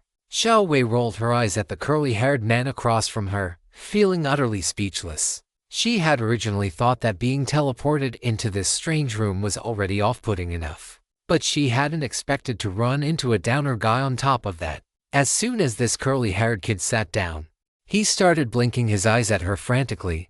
While blinking, he wore a smile that was a creepy mixture of many emotions, including curiosity, forced familiarity, obsequiousness, and a hint of sleaziness. Xiao Wei was directly creeped out by this curly-haired kid's smile. Xiao Wei wasn't one to put up with it. She rolled her eyes, slammed the table, sanctioned. As soon as the words "Are you sick" landed, the look in the kid's eyes across from her instantly cleared up, and even that all-encompassing smile froze on his face. The curly-haired kid swallowed his saliva, his pupils contracting. The long table beneath Xiao Wei's palm had been slammed so hard a crack appeared. More importantly, the curly-haired kid snuck a glance at Xiao Wei's hand. Clearly, it was different from what he had seen. He'd recognized the wrong person. The curly-haired kid was none other than Window That Won't Close. Before entering, he had specifically agreed with the big shot little French fry that if they happened to run into each other in the game, the way to recognize one another would be to blink as a secret code. As soon as he was teleported into this room, Window That Won't Close hadn't even steadied his footing when he saw a tall girl with vivid features, an imposing air, and the aura of an older sister type walk in. Aside from her looks, the most important thing was that she seemed to have blinked at him. Window That Won't Close. His little heart started thumping. This had to be the big shot little French fry. And so, the moment he sat down, Window That Won't Close started blinking frantically at her. The latter didn't respond at all and even looked at him like he was a lunatic. Window That Won't Close cautiously glanced at Xiao Wei's palm resting on the long table. Although Xiao Wei's palm was slender, her finger joints were not thin. Instead, they gave off the feeling of someone who practiced martial arts. Her knuckles were slightly thick, seemingly harboring some kind of power. In short, it was different from the one in the picture of the big shot little French fry. Xiao Wei was already annoyed enough, and now, seeing this downer guy still staring intently at her hand, she felt like rolling her eyes to the heavens. Damn it, they were in a dungeon where life and death were uncertain, and he was still thinking about nonsense. I'm seriously impressed. Sigh. Uncle Han and Zhang Tai were better. What's wrong with having more normal people in this world? After Xiao Wei calmly shattered the long table with a palm strike, a virtual white light appeared on the table again, repairing the crack. Xiao Wei sat down, crossed her arms, lowered her eyes, and couldn't help but think, I wonder if Uncle Han and Zhang Tai are participating in this dungeon. Those two, one had a loyal and reliable personality, the other had a sharp and useful brain. They were truly rare and valuable teammates. Zhang Tai had previously assumed he was among the top 100 players, so he should be participating in the dungeon. Right, Xiao Wei sighed. Seeing the awkward expression on the curly-haired kid across from her, she rolled her eyes again. In the third room, there were two people, one standing and one sitting. The person sitting had black hair and black eyes, wearing skate shoes, and his entire being radiated an aura of defying the heavens, the earth, and the very air. The person standing held a cigarette between his fingers, his eyes looking somewhat world-weary and tired. The person sitting spoke first. Oh brother, want to sit down and talk? Sure. The man was straightforward. After agreeing, he even offered a cigarette to the person sitting. The person sitting shook his head, signaling he didn't smoke, and thanked him. Thanks, brother. You keep it. It's not easy to get cigarettes in this game. Got it. The man nodded. Scene after scene was captured and displayed in a fixed frame. Staring at the screens were pairs of eyes filled with interest. And like what Jiang Yi had imagined, a purely random distribution this time. The top 100 players in the novice period of Dragon Country District 189, Sub-District 99 had all been paired up with one another. Below the concentrated display of frozen frames, there were even more flickering images, all showing the same pure white rooms, long tables, black boxes, and two players facing each other. And at the very front of the display was Jiang Yi and the gloomy man. Above the former's head was a mysterious purple icon of a hooded figure. Wilderness Witch identity card. About 10 minutes later, after Jiang Yi's internal roaring, the system's voice finally sounded, "Welcome, players, to the dungeon, Tower of Watch." It finally arrived. Before officially entering the dungeon, we need to conduct a simple, friendly, and harmony-promoting minigame. Our game is very simple. Each player possesses one initial game coin. The player across from you possesses the same. The familiar, sarcastic voice rang out. Jiang Yi had never missed the system's voice so much he didn't consider himself someone easily prone to awkwardness. But the current situation wasn't just awkward. That big guy across from him, just standing there like a ghost in this pure white space, looked rather creepy. He was even less pleasing to the eye than a fish corpse. Better to just enter the game as soon as possible. As the system's voice faded, two familiar golden game coins fell into the hands of Jiang Yi and the gloomy man respectively. The mechanical tower on the face of the coins reflected the light. The gloomy man raised his head slightly, revealing a pair of deep blue, melancholy eyes. Chapter 135, The Remainder. Please take your seats. Our game is about to begin. The moment the system's voice finished, it discovered that Jiang Yi and the gloomy man were already sitting face to face. Just like two elementary school students. System. Both parties are in position. The game rules are as follows. Each player possesses one initial game coin. There is a black box in front of each player. When you insert a game coin, the other party will receive 3 game coins. The same applies vice versa. Each player must make a choice between cooperate and deceive. When a player chooses cooperate, they must insert 1 game coin into the black box. When a player chooses deceive, they do not insert a coin. The choice must be consistent with the action. Each player must make a choice within 15 minutes and may change their choice repeatedly during this time. Those who fail to make a choice within 15 minutes will be considered to have forfeited, will be expelled from the instance, and their game coins will automatically belong to the other player. To ensure the safety of the initial players, after this game ends, both players will be teleported to different locations within the instance, at least 15 kilometers apart. During the game, players must not take any threatening measures or actions. Once reported, the player will have their game qualifications directly revoked, be expelled from the instance, and their game coins will automatically belong to the other player. The game coins will play a decisive role in the Watchtower instance, so please make your choices carefully. It was the same familiar set of rules, and Jiang Yi knew that this disgusting game would repeat for 3 rounds. It would be a devastating blow to the trust between people. One had to admit, the system's malicious sense of humor toward players was truly consistent. It gave them 10 minutes at the start to establish an initial connection, and only then did it let everyone begin this game of trust in this way. The initial friendly atmosphere would be shattered into pieces after all, with the hint that game coins would play a decisive role in the Watchtower instance. In order to obtain more coins, players would inevitably consider the risk-free profit of deceiving. By then, after the first game, the 2 people who were originally friendly might show a completely different face. And this was only the beginning. After giving the system the middle finger in his heart, he walked directly toward the gloomy man's position. The game's mechanics were designed well. He didn't intend to play it that way. Seeing Jiang Yi walk over, the gloomy man's expression remained calm. The game mechanics stated that no threats or other means could be used, so he wasn't worried about what Jiang Yi might do. Besides, the gloomy man adjusted his glasses and thought expressionlessly to himself that if the other party made a move, he wouldn't mind sending them to an eternal sleep. After Jiang Yi walked over, a fairly friendly smile appeared on his face. The young man's slightly immature voice rang out, "Buddy, let's not talk about cooperation or deception. You know, this stuff doesn't really create any binding constraints. The gloomy man nodded, acknowledging Jiang Yi's point. He looked at Jiang Yi with a hint of curiosity, wanting to see what the other party would do. Seeing that the other party was also a straightforward person, Jiang Yi smiled. Then, under the gloomy man's gaze, he tossed the coin in his hand. The coin flashed with a bright light under the lamps, and then, the coin in Jiang Yi's hand was thrown into the opening of the black box on the gloomy man's side. The black box had 2 openings, each facing one player.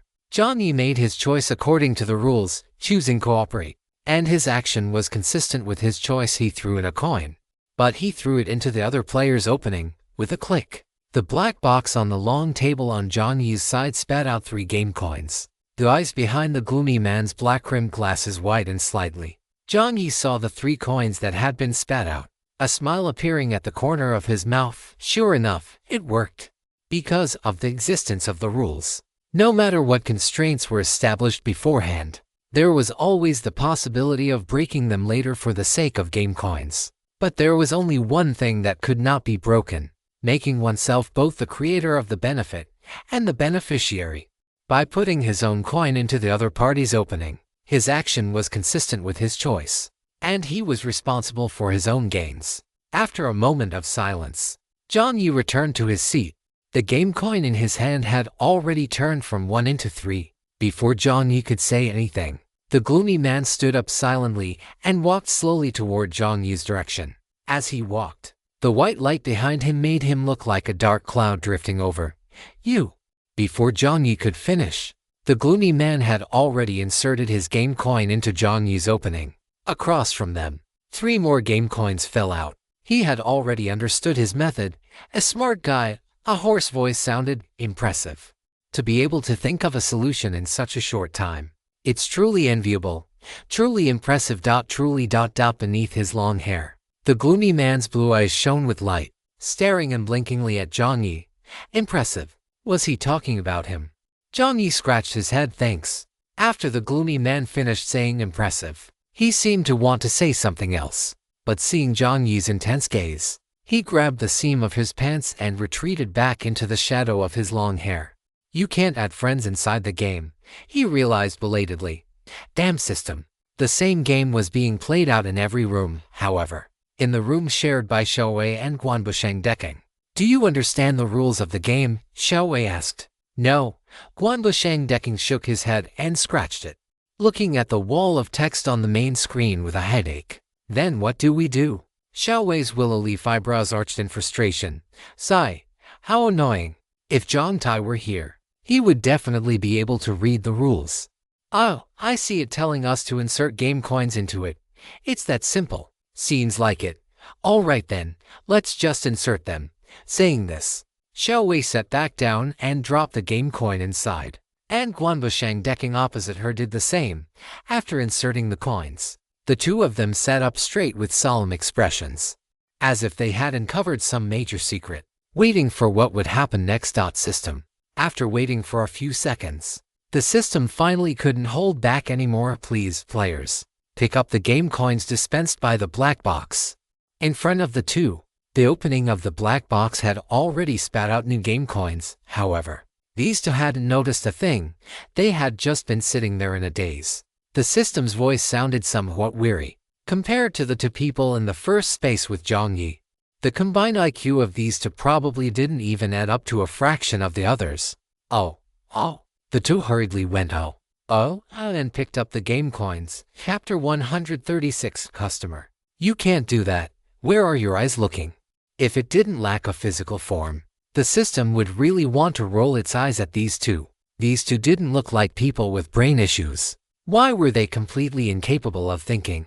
This made the players in the other rooms, who were busy scheming against each other, look like clowns. In the other rooms, the moment the game rules were announced, many players' expressions changed instantly. Within the original 10 minutes, they had shared their panic and helplessness since arriving in the game and the hardships of surviving within it, almost swearing to be brothers or sisters, but as a result cooperate or betray. Once this question was laid out plainly before them, the 2 people who had just been pouring their hearts out to each other now didn't even dare to look into each other's eyes. Amidst the struggles of numerous players, the 15 minutes came to an end. Many players let out a secret sigh of relief, having made their decisions at the very last second. As soon as they made their choice and so either the 3 game coins spat out or the opening that showed no reaction. Their expressions had barely changed before the system's second round of game prompts began. This caused an even greater uproar. Player Arsuan Zenmeul. We agreed that everyone would insert the game coins. So why did you lie to me? The player opposite gave an awkward laugh. After mentally cursing the system's ancestors for 18 generations, he bit the bullet and said, "This, you know. It's not easy to survive in the game. I know your mother." Arsuan Zenmeul exploded on the spot. "Damn, brother, you're a sore loser. Like you're any better. You didn't insert the game coins either. So how do you have the nerve to talk to me, sister? I'm sorry. I just wanted to survive. What happened to whoever lies will have their whole family die. Hey, I just used a rebound effect. If the public chat channel weren't currently disabled, the group chat would likely have already exploded. In the face of absolute self-interest, brotherhood, sisterhood, and oaths were all useless. 70% of the players in the game chose to betray. Only a small number of players chose to cooperate. Those who chose to cooperate were mostly pale and livid, their last shred of trust in humanity completely worn away. But this was only the beginning. Because the second round was about to start, the same question appeared before the players once again: cooperate or betray? Should they be stubborn and trust one more time? Or should they be selfish, rational actors and choose to betray? In the room where Jiang Yi was, seeing the system's second broadcast, Jiang Yi let out a scoff. Just as he turned his head, the gloomy man had already wandered over again, very consciously inserting his game coins into the opening on Jiang Yi's side. A hoarse voice came out. Contrary to his initial impression, he was unexpectedly easy to communicate with. Jiang Yi smiled and nodded, throwing his game coins in for the second round as well. 3 more game coins obtained. At this rate, after 3 rounds, Jiang Yi would have collected 9 game coins. Although he didn't know how tall the watchtower was, 9 game coins were enough to qualify for passage through most of the floors. During the latter part of his 7-day starter card, besides grinding monsters, Jiang Yi had accompanied Hebao, Kulong, and Kuhu to trade with the tower merchants. He had a basic grasp of the information points for different floors now. All he lacked were game coins. It's starting again. Xiaowei looked blankly at the instructions refreshing on the system, saying, "Looks like it." Guanbushang Decking let out an adding, "So, shall we insert them again? How troublesome." Xiaowei clicked her tongue, inserted the game coins again, and muttered, "This game treats people like idiots. Inserting game coins is such a simple thing. Why does it have to be repeated so many times?" Exactly. Guanbushang Decking nodded repeatedly, also showing a look of disdain. System. In another room, the atmosphere was extremely stagnant. The world-weary man smoking a cigarette frowned as he looked at the person opposite him, who looked completely indifferent and composed 15 minutes ago. Both of them had told each other they would choose cooperate, but now, aside from the initial game coins in their pockets, the space in front of them was completely empty. After pondering for a few seconds, the man took a drag of his cigarette, acting as if nothing had happened, and said, "Second round, cooperate. Yeah, let's follow through." The person opposite replied just as calmly. Another 15 minutes later, still completely empty. Both of them.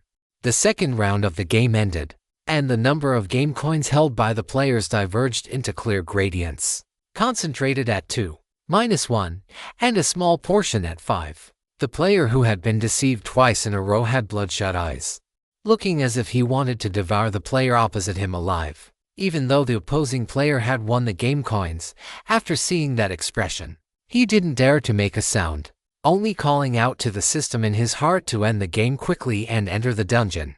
However, the third round of the game is about to begin. The system's slightly delighted voice rang out, and the expressions of many people froze on their faces. What the *CK? There's a third round. Hey, don't you dare move. You really better not move. If I lie to you again this round, I'm your grandson. Hey, system. Someone is killing people here. Someone is killing people. Scenes of chaos erupted one after another, the screen filled with censored words. The system was currently extremely delighted.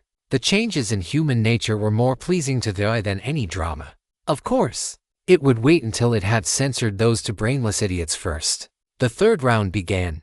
Jiang Yi and the gloomy man, having already established a tacit understanding, once again deposited their coins into each other's slots. Jiang Yi stood up and began to stretch his body. 15 minutes was too long. He might as well use the time to do a set of exercises. Jiang Yi began to work out, while the gloomy man sat on the long table. Observing him, he adjusted his glasses. He had never been this interested in a fellow human being before. The last time he had experienced such unusual emotional fluctuations was because of that so-called top-ranked player in the entire district, Melancholy Little Fry. He had originally been very interested in that player, wondering what the latter had obtained to acquire so many game coins, but the latter had disappointed him greatly, turning out to be nothing more than a mindless pervert. Perhaps it was just good luck. The gloomy man adjusted his glasses and began trying to match Jiang Yi with the player information in his memory. Such intelligence, being able to train freely even in the middle of a game, with a thought. The gloomy man looked at Jiang Yi. A glimmer of light flashed through his black-rimmed glasses as Jiang Yi's various stats appeared before him. Player, ID ******, nickname. Title bold and careful stubborn donkey function, strength 3, stamina 3, agility 1. Can be locked after fatigue value rises. When fatigue value rises to 60, it can be locked for 3 hours. Self-discipline Superman not equipped. Strength 3, stamina 3, agility 3. Attribute bonus. Equipping this title when entering the gym service area has a chance to increase the gym owner's favorability. Daytime. You do not have permission to view Ihita. You do not have permission to view Demon King. You do not have permission to view Vehicle, fatigue value, health value, strength. ****, your mental strength is lower than the opponent's. You do not have permission to view stamina.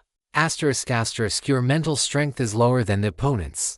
You do not have permission to view agility. ****, your mental strength is lower than the opponent's. You do not have permission to view spirit.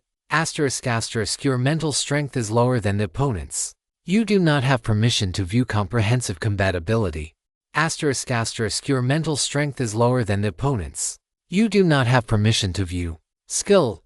****, your mental strength is lower than the opponent's. You do not have permission to view seeing the string of unknowns and asterisks. The gloomy man's pupils contracted.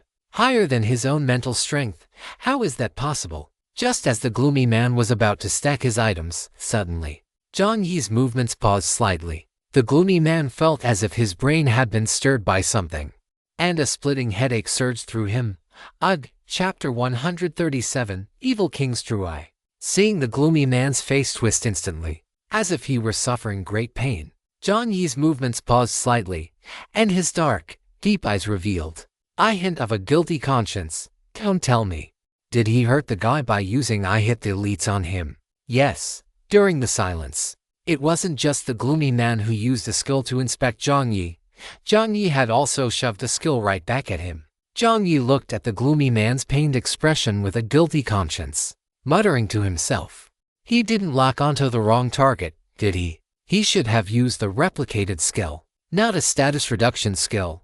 Why the expression? It wasn't entirely Jiang Yi's fault for habitually tossing a skill out. The skill was simply too useful. No cooldown, no mana cost.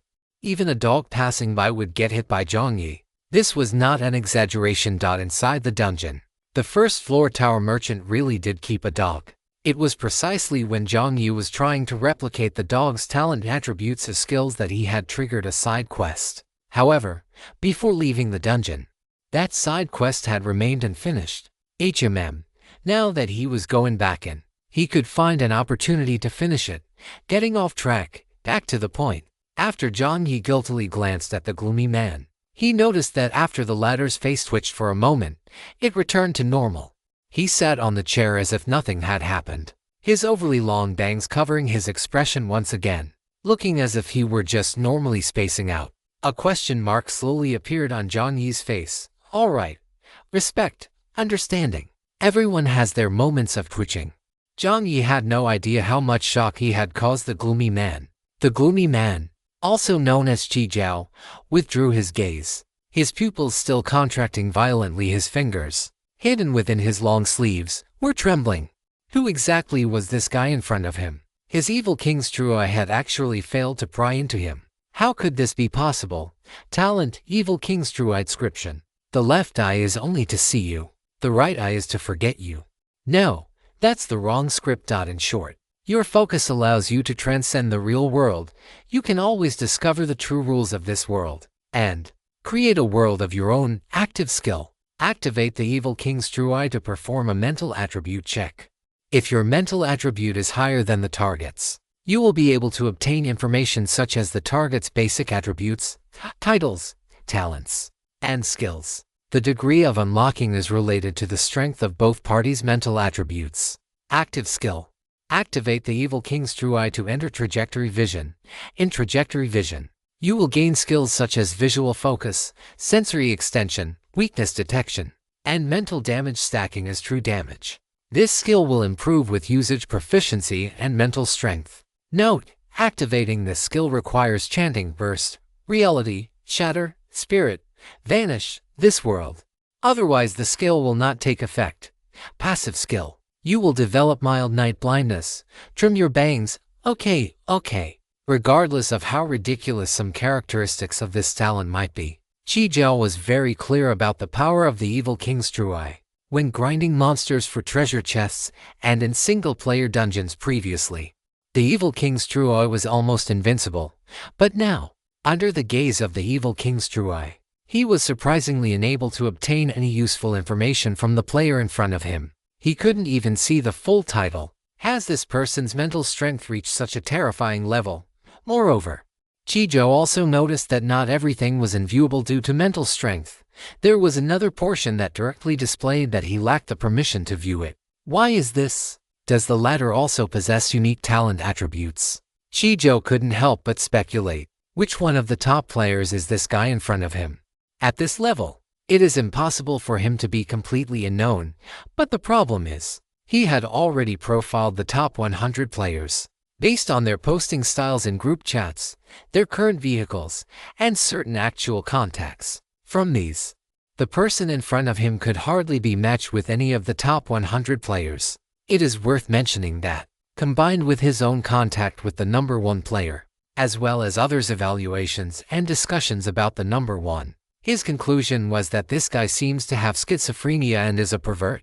In short, it is completely inconsistent with the temperament and behavior displayed by the person opposite him. Has he hidden himself to such an extent? Can he even bypass the system's assessment?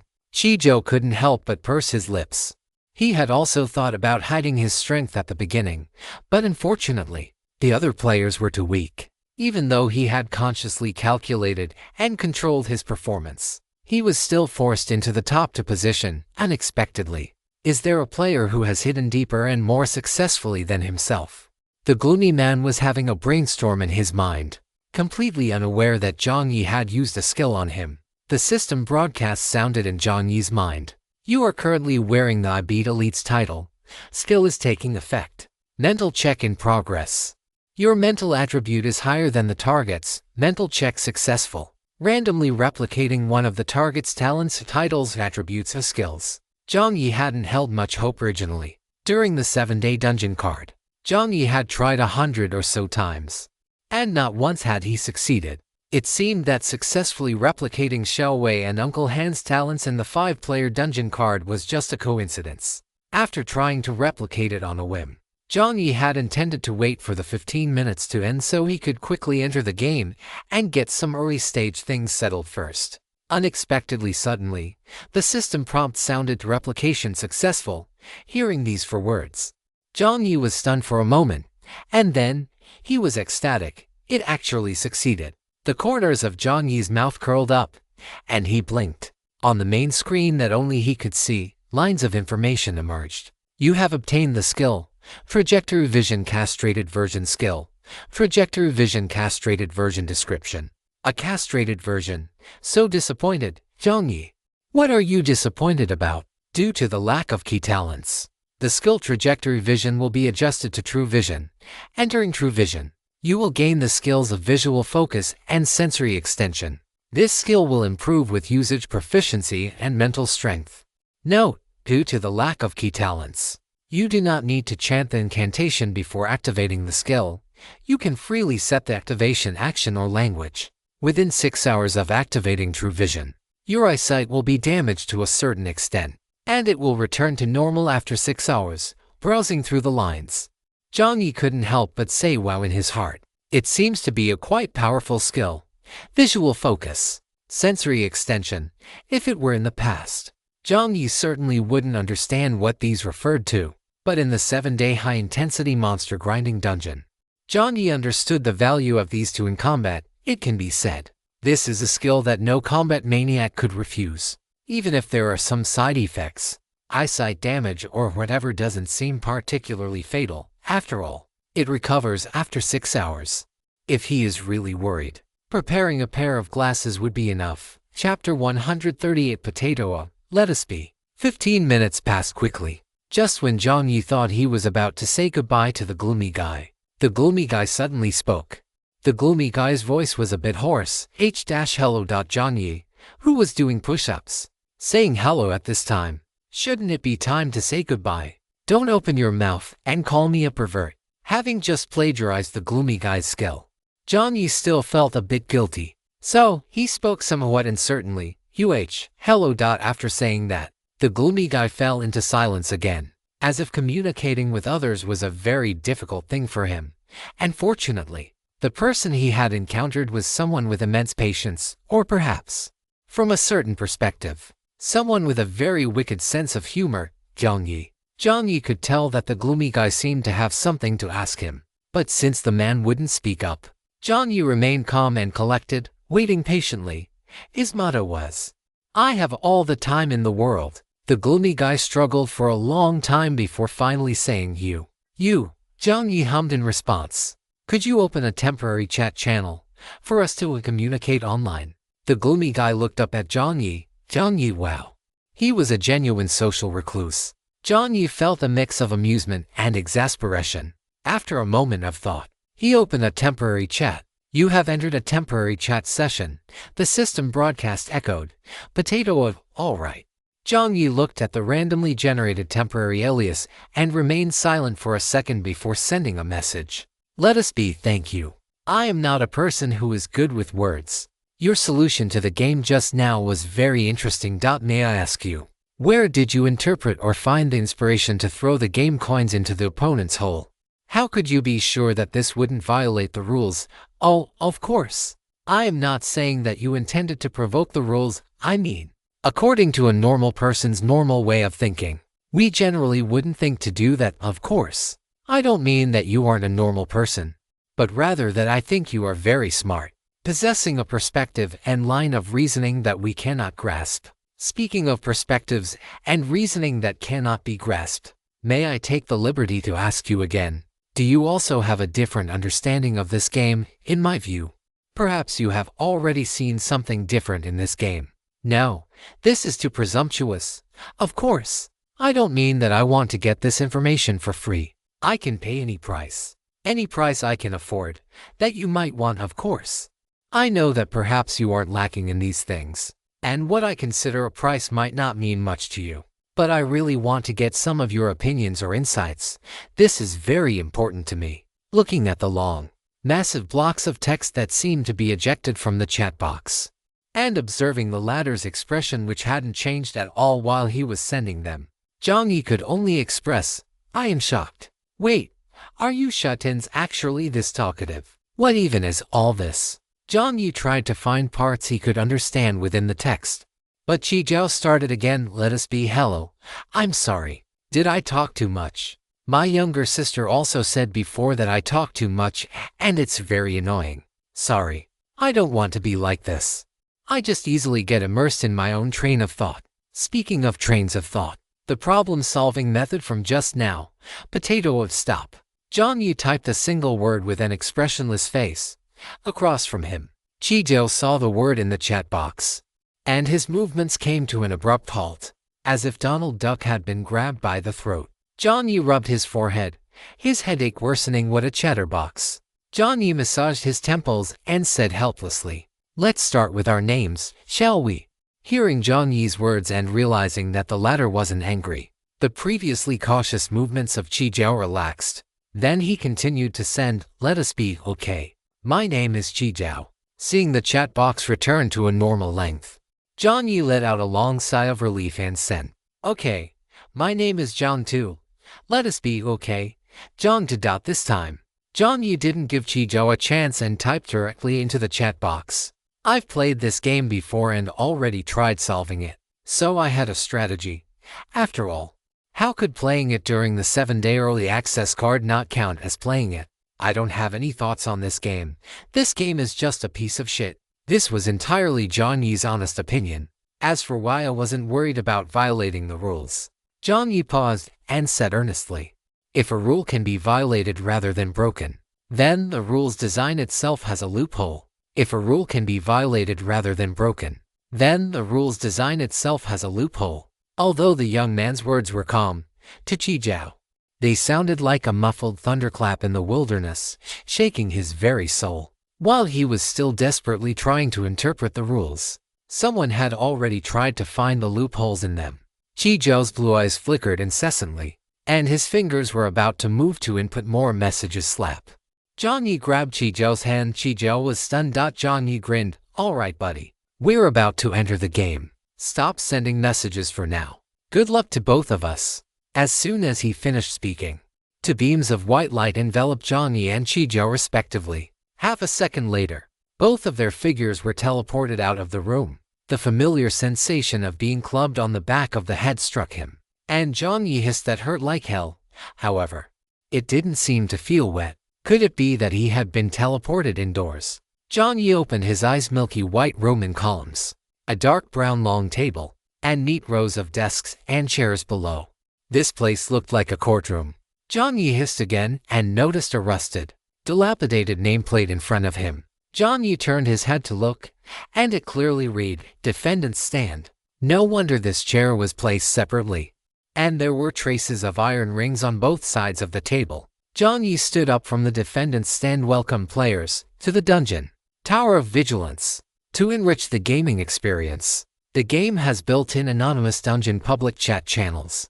Players may speak freely in the public chat channel. Of course, low-quality remarks will be censored. Certain players, take note. Player DiCaprio Tomato." Although it was anonymous, Jiang Yi felt that he, could already confirm the identity of this DiCaprio Tomato. Player as sky-piercing scallion. Ha ha ha ha ha. Brother Wild King is really using his real name online. Player DiCaprio's Tomato, middle finger. Player Asimov's apple. By the way, where is this? It looks like a city. It's completely different from the highway. Player Nara's orange, to the one above. You can tell at a glance you've never entered a dungeon. Player Asimov's apple. Chapter 139, Anina's Potato. Jiang Yi only took a brief glance at the public channel before switching out. Time waited for no one, and he still had much to do. Main quest updated. Players, please check your notifications. The system's voice rang out. Jiang Yi immediately and familiarly summoned the system map. Unlike the map that was covered in layers of fog when he first entered the dungeon, about 1/5 of the ground area on Jiang Yi's map was now unlocked. Although the number 1/5 didn't seem like much, the actual area covered was already quite extensive. Most of this 1/5 area had been unlocked by Jiang Yi himself as he wandered around, while a small portion was covered by Hebao, Kuhu, and Kulong. He had also unlocked some additional passages leading underground. As for the rest of the area, firstly, due to the distance, Jiang Yi hadn't gone there yet. Secondly, Jiang Yi learned from Reese that there were parts of the city that belonged to the Forbidden Zone. Inside, there were level 3 or even higher tier fish corpses. These fish corpses guarded their own territories and rarely moved. Once any unusual activity was detected by the tower would dispatch higher tier squads to eliminate them. When he heard this information, Jiang Yi remembered being shocked. The fact that the tower would dispatch higher tier squads meant that the dungeon's natives were even more powerful than he had imagined. These green recruits, were far from reaching the level where they could walk sideways in the tower. While thinking this, Jiang Yi looked at the top right corner of the map. Sure enough, The main quest had been updated: main quest 1. Find the underground passage and enter the watchtower. Quest time limit: 2 days. Players who fail to enter the watchtower within the specified time will have 30% of their supplies deducted. It was consistent with the quest in the previous early access card. Jiang Yi glanced at the map and then at the still active public chat channel. After a moment of thought, he sent a message: player Anina's potato. There are fish corpses in the city. The comprehensive combat power of ordinary fish corpses is estimated to be 20 to 30. Level 2 fish corpses are even stronger. Everyone, be careful. Jiang Yi was no saint, but he could afford to give a few reminders. He didn't intend to use the reputation of melancholy little French fry to earn favors from the players. His current virtual ID was just right. Moreover, the players who were being warned now were the ones whose lives were truly at stake. Such a warning was meaningful. After Jiang Yi sent the message, the chat in the group indeed became stirred up. Player Hatsune Miku's absent lemon. Holy crap. What is a fish corpse? Player Hatsune Miku's absent lemon. Comprehensive combat power of 20 to 30. That's 1.5 of me. Player Hatsune Miku's absent lemon. Running around wildly. Looking for a team. Looking for a team. Player Hatsune Miku's absent lemon. I am at. Player Hatsune Miku's absent lemon. Damn. Why is this map only such a small part? What kind of map is this? Player Chunmuro's advanced dragon fruit. Fifth salute, fifth salute, fifth salute. Friend of Hatsune. You should unlock some new places as soon as possible. The map's unlock progress is related to your exploration level. Player Chunmuro's advanced dragon fruit. Anina's potato. Thank you for the reminder, friend potato. Seeing the familiar fist salute and the stiff, formal speaking style, Jiang Yi had a strange expression. Thunderzy. Jiang Yi shook his head. This guy was still as enthusiastic as ever. Reminder finished. Time to start grinding the map. Jiang Yi regained his focus and clicked on a location already unlocked on the map. The intersection of Haicheng 6th Avenue and Bluebell Road. This location had been specially marked by Jiang Yi. There were 2 level 2 fish corpses and a pile of ordinary fish corpses there. But more importantly, Jiang Yi knew that one of the fish corpses was guarding something good in its mouth. This was something Jiang Yi had discovered on the second to last day of his 7-day early access card. And fortunately, at that time, Jiang Yi was with Hebao, Kulong, and Kuhu, making it inconvenient to make a move. Now that he had re-entered the game, the first thing Jiang Yi had to do was to clear this area quickly, lest the cleaning squad from the tower come up and wipe out the monsters in one go. After marking the location on the map, Jiang Yi first stepped out of the tribunal. As soon as he emerged, he bumped head-on into a fish corpse, a female one at that. The physical constitution of a female fish corpse was slightly weaker than that of a male, but its mental attacks were more powerful. After killing it, consuming the meat near its gills had a certain chance of increasing one's mental attribute. Jiang Yi felt a surge of energy. The moment the fish corpse lunged at his face, Jiang Yi's body spun like a top. His long legs swept through the air, producing an exaggerated sonic boom, and then, with a single kick, he shattered the fish corpse's skull. At this instant, Jiang Yi's title switched to Lucky Demon King, who is working hard to study. You have killed Crocodile Fish Corpse 1. You have obtained vehicle coin *1. The mechanical broadcast sounded. Jiang Yi landed, and the Demon King title began its judgment. Lucky Demon King, who is working hard to study. Description: as a lucky, hardworking, and constantly improving Demon King, your diligence should be praised and rewarded. Each time you kill an opponent, you have an 80% chance to receive a bonus of 1% of the opponent's strongest attribute points. You have a 20% chance to obtain a random treasure chest. You have a 5% chance to successfully replicate one of the opponent's random skills, talents. You have obtained 16 points of mental attribute bonus from the Crocodile Fish Corpse. You have obtained random wooden treasure chest 1. In addition to the point rewards, there was actually a wooden treasure chest. Not a bad start. Jiang Yi's lips curled upward. He took a dagger from his inventory and skillfully carved the meat from the gills of the Crocodile Fish Corpse. Having already fleeced young Master Pig, Jiang Yi was certainly not short on food. But who would complain about having too much stock? Besides, the gill meat had another important use. Jiang Yi placed the gill meat directly into the static slot within his inventory. This stuff would need to be stacked in large quantities later. And the freezer inside his space stone took up too much room.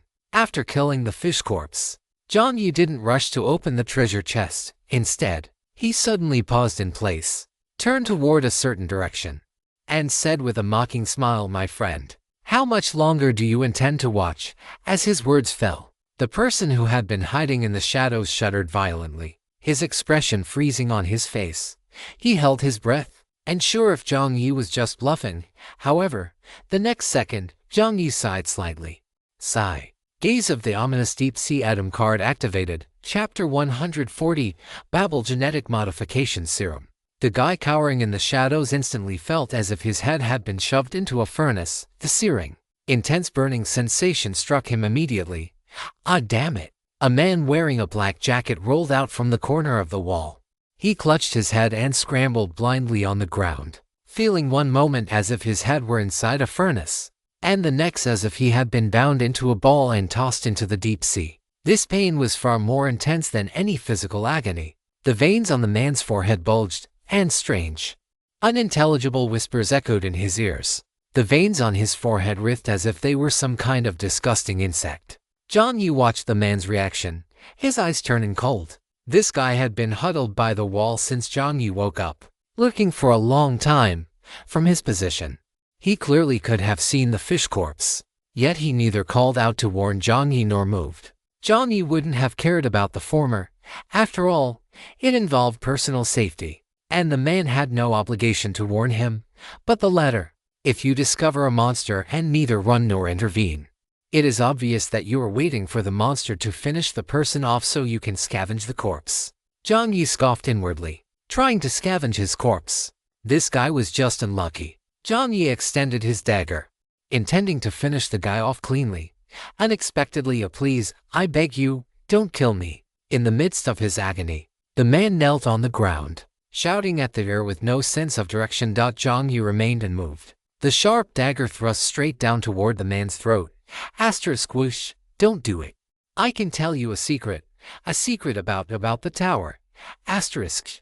The sound of the wind breaking ceased. The tip of the dagger hovered less than a centimeter above the man's throat. Goosebumps rose on the man's neck. The air was quiet for only a moment before the whispering sound started again, and the man's expression began to twitch once more. "What secret?" Jiang Yi glanced at him sideways. "You first." The man tried to bargain, but Jiang Yi drove the dagger directly into the man's calf. The Achilles tendon was severed. The man's eyes were bloodshot. Jiang Yi couldn't even be bothered to tell him he had no right to bargain. There was no way this man was leaving his hands alive. A guy who could hide while harboring murderous intent. If Jiang Yi let him go, Jiang Yi would be an idiot. The man stared with wide eyes for a moment. Seeing Jiang Yi's dagger about to twist again, he immediately spoke up. "On the 4th floor of the tower, there is a secret base where you can obtain genetic modification serum." Jiang Yi's brow slowly furrowed. The 4th floor of the tower. Judging solely by this statement, it was impossible for this guy to be making it up. If a player who knew nothing had just entered the game, they wouldn't even know of the tower's existence, let alone the floors inside it. Moreover, after the man finished speaking, "You have enabled the side quest, Babel Genetic Modification Serum description. The towering heights of the spire, the decadent path of the gods. Search for the Valkyria base on the 4th floor of the tower and find the Babel Genetic Modification Serum.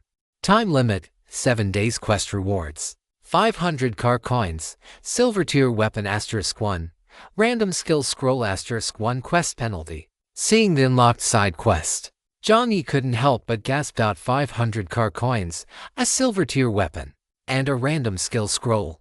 He had never seen such generous rewards in a quest before. Jiang Yi's pupils contracted slightly, but they quickly returned to normal. A reward of 500 car coins was generous, but Jiang Yi knew there was no such thing as a free lunch. 500 car coins was enough for this stingy, damn system to kill off players several times over. The player struggling on the ground clearly saw Jiang Yi's reaction and realized that the latter had unlocked this side quest just like him. This side quest was information he had accidentally learned when he and Mountains and Waters were running a dungeon. At that time, Mountains and Waters had set them up, fully believing that everyone had died there. He hadn't expected that not only would he survive, but he would also accidentally bypass the boss's blockade and enter a basement. Inside that basement were clues to the Valkyria base and the genetic modification serum. He had also used this information to learn some clues about the Watchtower world in advance. He had tried to profit from the information, but he hadn't expected to be targeted by other players who used tracking cards to block his path. The refresh rate of supplies in the Acid Rain border city was already low, and being tracked repeatedly severely affected his efficiency in scavenging. Meanwhile, after your sweetie disappeared, the group from mountains and waters had scattered like birds and beasts, no longer daring to target melancholy little Fry, as they were too busy looking after themselves. Having finally waited for the dungeon to open, he had originally intended to scavenge the leftovers of another player after all. Jiang Yi looked slim and scholarly. He had absolutely nothing to do with being a ruthless person. Yet, unexpectedly, when he saw the scholarly-looking Jiang Yi kick the head of a crocodile fish corpse to pieces, he realized something was wrong. However, by the time he wanted to run, he had already been caught by the latter. A flash of regret crossed the man's face, of course. It was not the regret of failing to act while watching his own kind being targeted by the crocodile fish corpse. Rather, it was the regret of having misjudged someone. He should have been more careful. The shadow substitute technique obtained from the monster was useful, but it was not entirely without risk, although he did not know how Jiang Yi had discovered him. Unless Jiang Yi's spirit attribute had broken through some kind of limit, there was no reason for him to be discovered. Observing Jiang Yi's reaction and confirming that the latter had successfully unlocked the side quest, the man's Adam's apple bobbed up and down. He struggled to suppress the sharp, stabbing pain in his head, thinking that since he had already been exposed and proven to this extent, as long as the latter was tempted by these 500 vehicle coins, he would still have a chance to survive. Seeing this, the man hurriedly said, I know the location of the Valkyria base. Before the final word clue could be uttered, a dagger had already pierced the man's neck, leaving behind a deep, bloody hole. The man's pupils instantly contracted to the size of pinpricks. He grabbed the dagger in his neck with one hand, and bright red blood spilled from his fingertips. Jiang Yi curled his lips and left behind a light, airy remark. Knowing the clue to the location of the Valkyria base, does that mean you don't even know where it is? Then, what is the use of that? After speaking, Jiang Yi shook his head. Under the man's fixed, dying gaze, he pried the man's hand open bit by bit and pulled out the dagger. Fresh blood instantly covered the ground beneath the man. Chapter 141.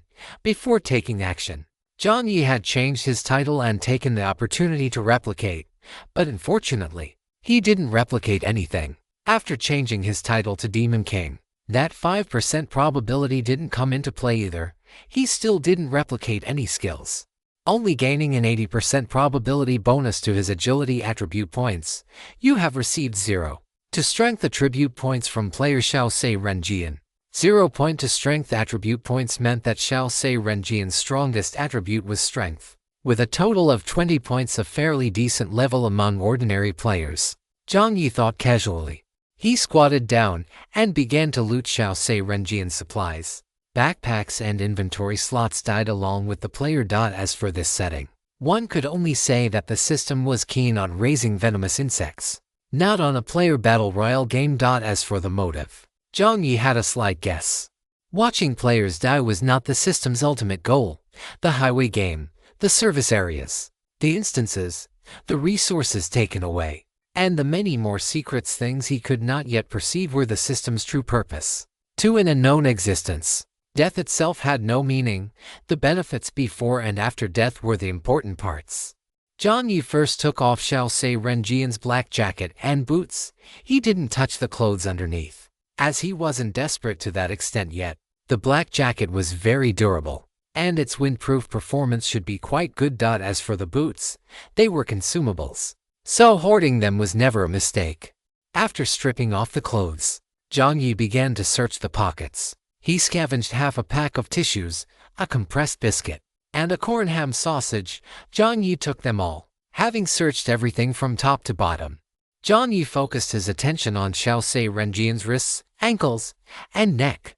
According to Jiang Yi's experience, special items might also exist in these areas.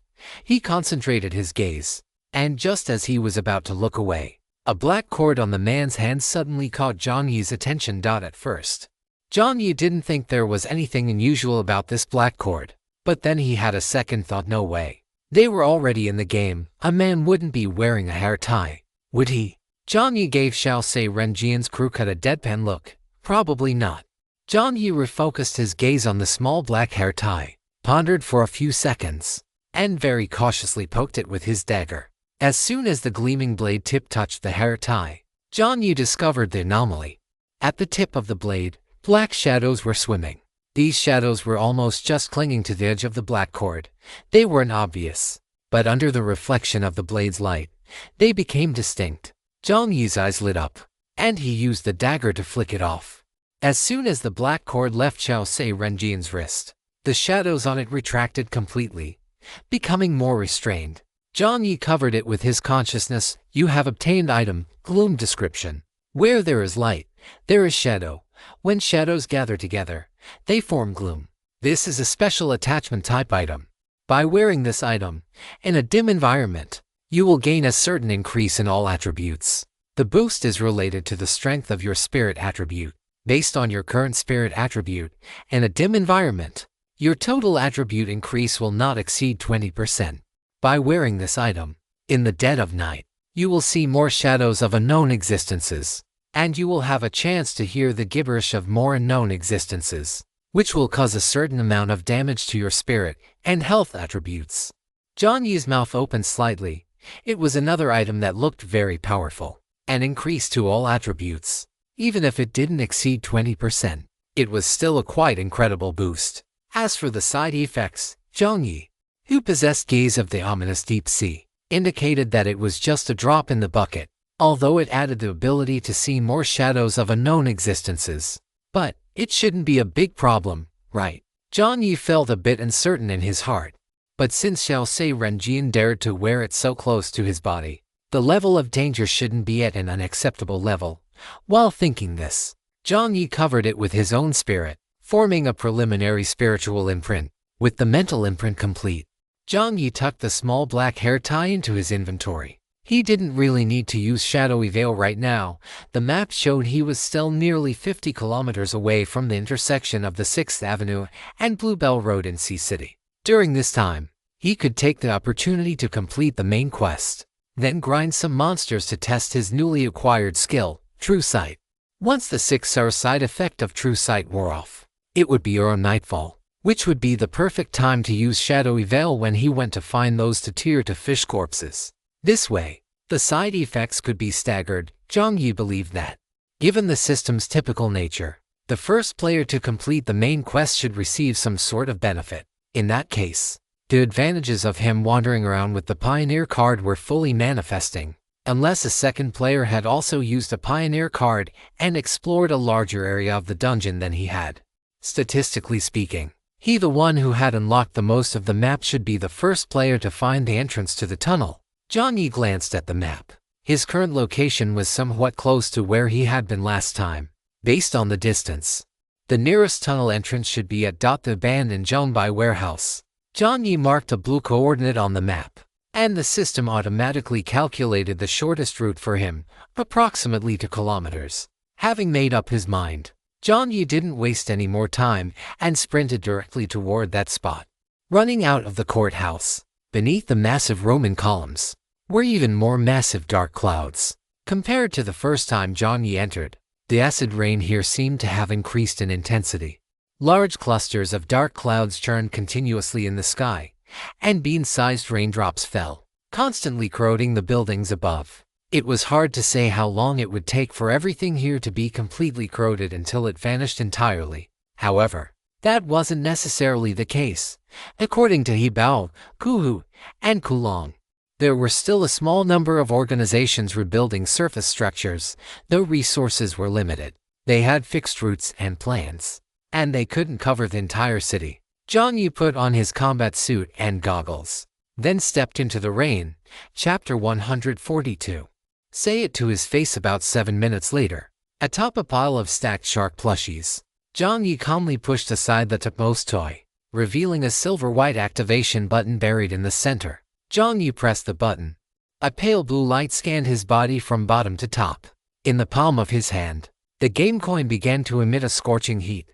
Soon, with a hum, the ground split in two, revealing a downward leading passage. Jiang Yi extended one foot into it, and a mechanical broadcast sounded. You have successfully found the underground passage. You have completed main quest 1. Find the underground passage and enter the watchtower. Quest duration, 24 minutes. 24 minutes. If it weren't for that guy earlier, he probably could have been even faster. Jiang Yi muttered to himself while pulling his foot back out of the passage. Watching Jiang Yi's back and forth movements, the system sighed silently to itself. Forget it. I don't even want to talk about it. Jiang Yi looked at the main screen. Following the announcement of the main quest's completion, new text indeed appeared. Congratulations, detection complete. You are the first player in this dungeon to complete the main quest.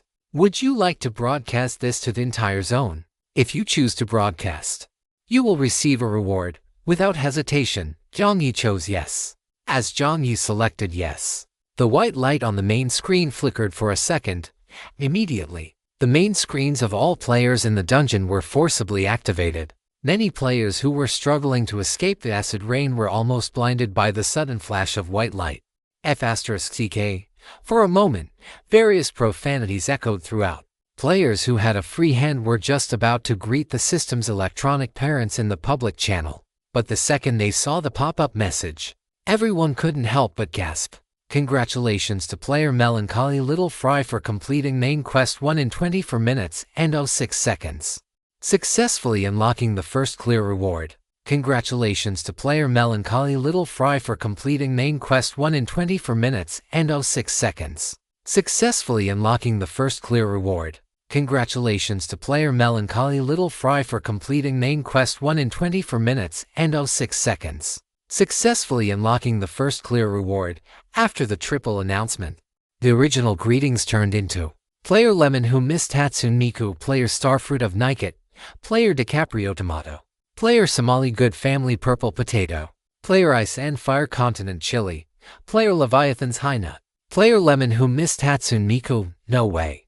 You're not even pretending anymore, are you? Completed the main quest in 24 minutes, damn it. They had spent the last 24 minutes either looking for shelter from the rain or dodging the tracking of strange fish corpses. And the system was telling them that some big shot had already finished the main quest. How on earth was that even possible?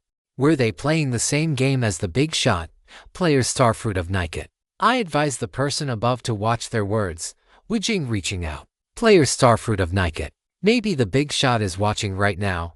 Began Small Eyes. Player Lemon Who Missed Hatsune Miku. Player Lemon Who Missed Hatsune Miku. Message retracted. Player Lemon Who Missed Hatsune Miku kneeling obediently. Player Asimoto's Apple. Honestly, I'm getting more and more curious about this big shot. Player Asimoto's Apple. 24 minutes. Seriously, Tuop. Following this, a string of question marks turned into a flood of Tuop messages. Of course. Besides the spam, there was also player Enoki Mushroom in the Eye of the Storm. So, the big shot is also in this game. And the big shot must have grasped a lot of information, otherwise, how could they have completed the task so quickly? Player Banana on a Deserted Island. If they grasped a lot of information, why haven't they said anything? Player Banana on a Deserted Island. I admit that the big shot Little French Fry is indeed very strong. But I've wanted to say this for a long time. Player Banana on a Deserted Island. The big shot seems to have never shared any information. They don't care about the lives of others at all, right? Player Banana on a Deserted Island. Shrugs yellow potato face questioning emoji. Player Durian. Leader of the Righteous Path. Silently come one. Player Colorful Bell Pepper from Guojin World. Perhaps because of the anonymity, many people whose hearts had settled down after the disappearance of Tian and the others became restless once again. Jiang Yi saw the warning he had posted earlier and couldn't even be bothered to retort. These people hadn't even confirmed whether Little French Fry had warned them or not. Of course, for these people, good intentions don't need to be verified repeatedly, but malice can be blurted out and spoken frankly and bluntly. Jiang Yi felt it was quite meaningless. Just as he was about to close the chat box, he saw DiCaprio Tomato send a message. Player DiCaprio Tomato, banana on a deserted island. Should have grasped a lot of information. Seems to have never shared. Seems that is to say, you didn't confirm anything at all, and you just dumped the blame on the big shot's head, right? Player DiCaprio Tomato, what? Did you crawl under the big shot's bed? Or were you lying in their blankets to know that they have a lot of information and haven't told anyone else? Player DiCaprio Tomato, if you know so much, why don't you share some information with us? Looking at these few sentences, Jiang Yi's expression became a bit strange. He knew that Brother Wild King was speaking up for him. But why did these words sound so unpleasant? What does crawl under his bed or lying in his blankets mean? Don't talk nonsense. Does he still want his face as a pure college student? Jiang Yi muttered to himself while the corners of his mouth curled upward. In the group, Banana on a Deserted Island, who had been retorted by Wild King several times, was not to be outdone and cursed back in the group. Player Banana on a Deserted Island, you're licking the big shot so hard. Does the big shot even care about you, you bootlicker? Wild King looked at this message and was silent for a second. Wild King was currently inside an abandoned paint shop, with a bloody fish corpse lying at his feet. Other than his breathing being a bit unstable, he hadn't suffered any injuries. Seeing the glaring word bootlicker on the public screen, Wild King tilted his head and thought for a second, then directly sent out his own location. Player DiCaprio Tomato location shared. Player DiCaprio Tomato, come on. Let's share locations with each other. If you don't dare to come, I'll come find you. Player DiCaprio Tomato, say that to my face. Some readers are asking. So, I will reply here collectively. 1. Update frequency, without special circumstances. 2 updates a day. I will not open channels linked to tipping for extra updates. Firstly, this is a free novel.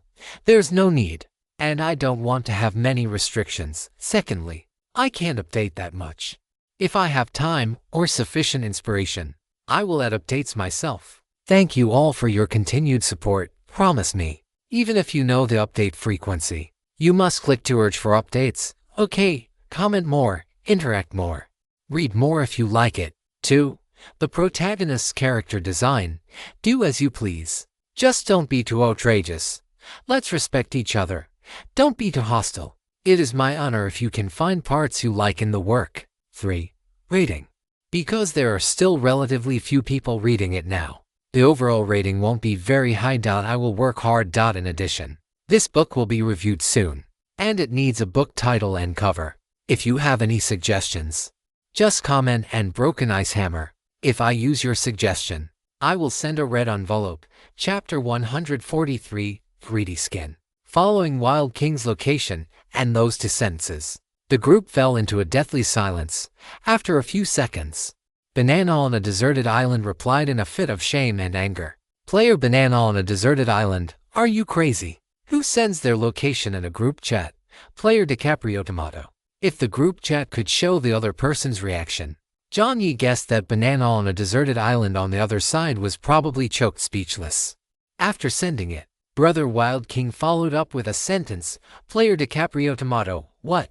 You don't dare. This sentence made Jiang Yi laugh. Jiang Yi discovered that Brother Wild King was truly gifted in the art of infuriating people to death. His style was to ignite the maximum amount of anger with the fewest words. He was truly a man who could give the system PTSD. It was simply a provocateur potion that melts in the mouth. However, Jiang Yi narrowed his eyes as he looked at the chat box, thinking from another angle. Brother Wild King was very confident in his own strength, wasn't he? An ordinary person wouldn't expose their location unless they were very confident in their own strength. After all, one doesn't fear a thief stealing, but a thief coveting. If there were other players nearby, they might harbor some crooked thoughts. Jiang Yi casually clicked on the location shared in the group chat. The map quickly unfolded above, overlapping with his own map. Roads, buildings, large warehouses, the paint shop. The more Jiang Yi looked, the more familiar it seemed. He let out then adjusted his own map, and discovered Wild King was right above him. To be precise, he was to his northeast, less than 300 meters away. What a coincidence. Jiang Yi rubbed his chin, pondered for a few seconds, and finally decided, to do the Wild King a favor, and while at it, to actually meet the Wild King in person. Jiang Yi clicked on the tomato avatar preset by the Wild King in the public channel and initiated a temporary chat. "I need a potato. I am Little Fries. I need a potato. We are very close. I need a potato." Information on the tunnel entrance. "Want to trade?" After a second, Jiang Yi saw typing appear above. Jiang Yi waited patiently for a moment and finally saw the message, "DiCaprio Tomato, sure. How do we trade? Should I start the teleportation now? I need a potato.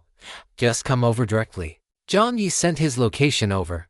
Across the way, the Wild King sprang up from the wall, his heart pounding violently. "Damn it. This is even more exciting than opening a blind box to meet an online dating girlfriend." Calm down, Jiang Yi, calm down." The Wild King muttered a few words, desperately trying to steady himself. Steady hands, don't shake. The Wild King sent. Wild King, okay, 2 minutes.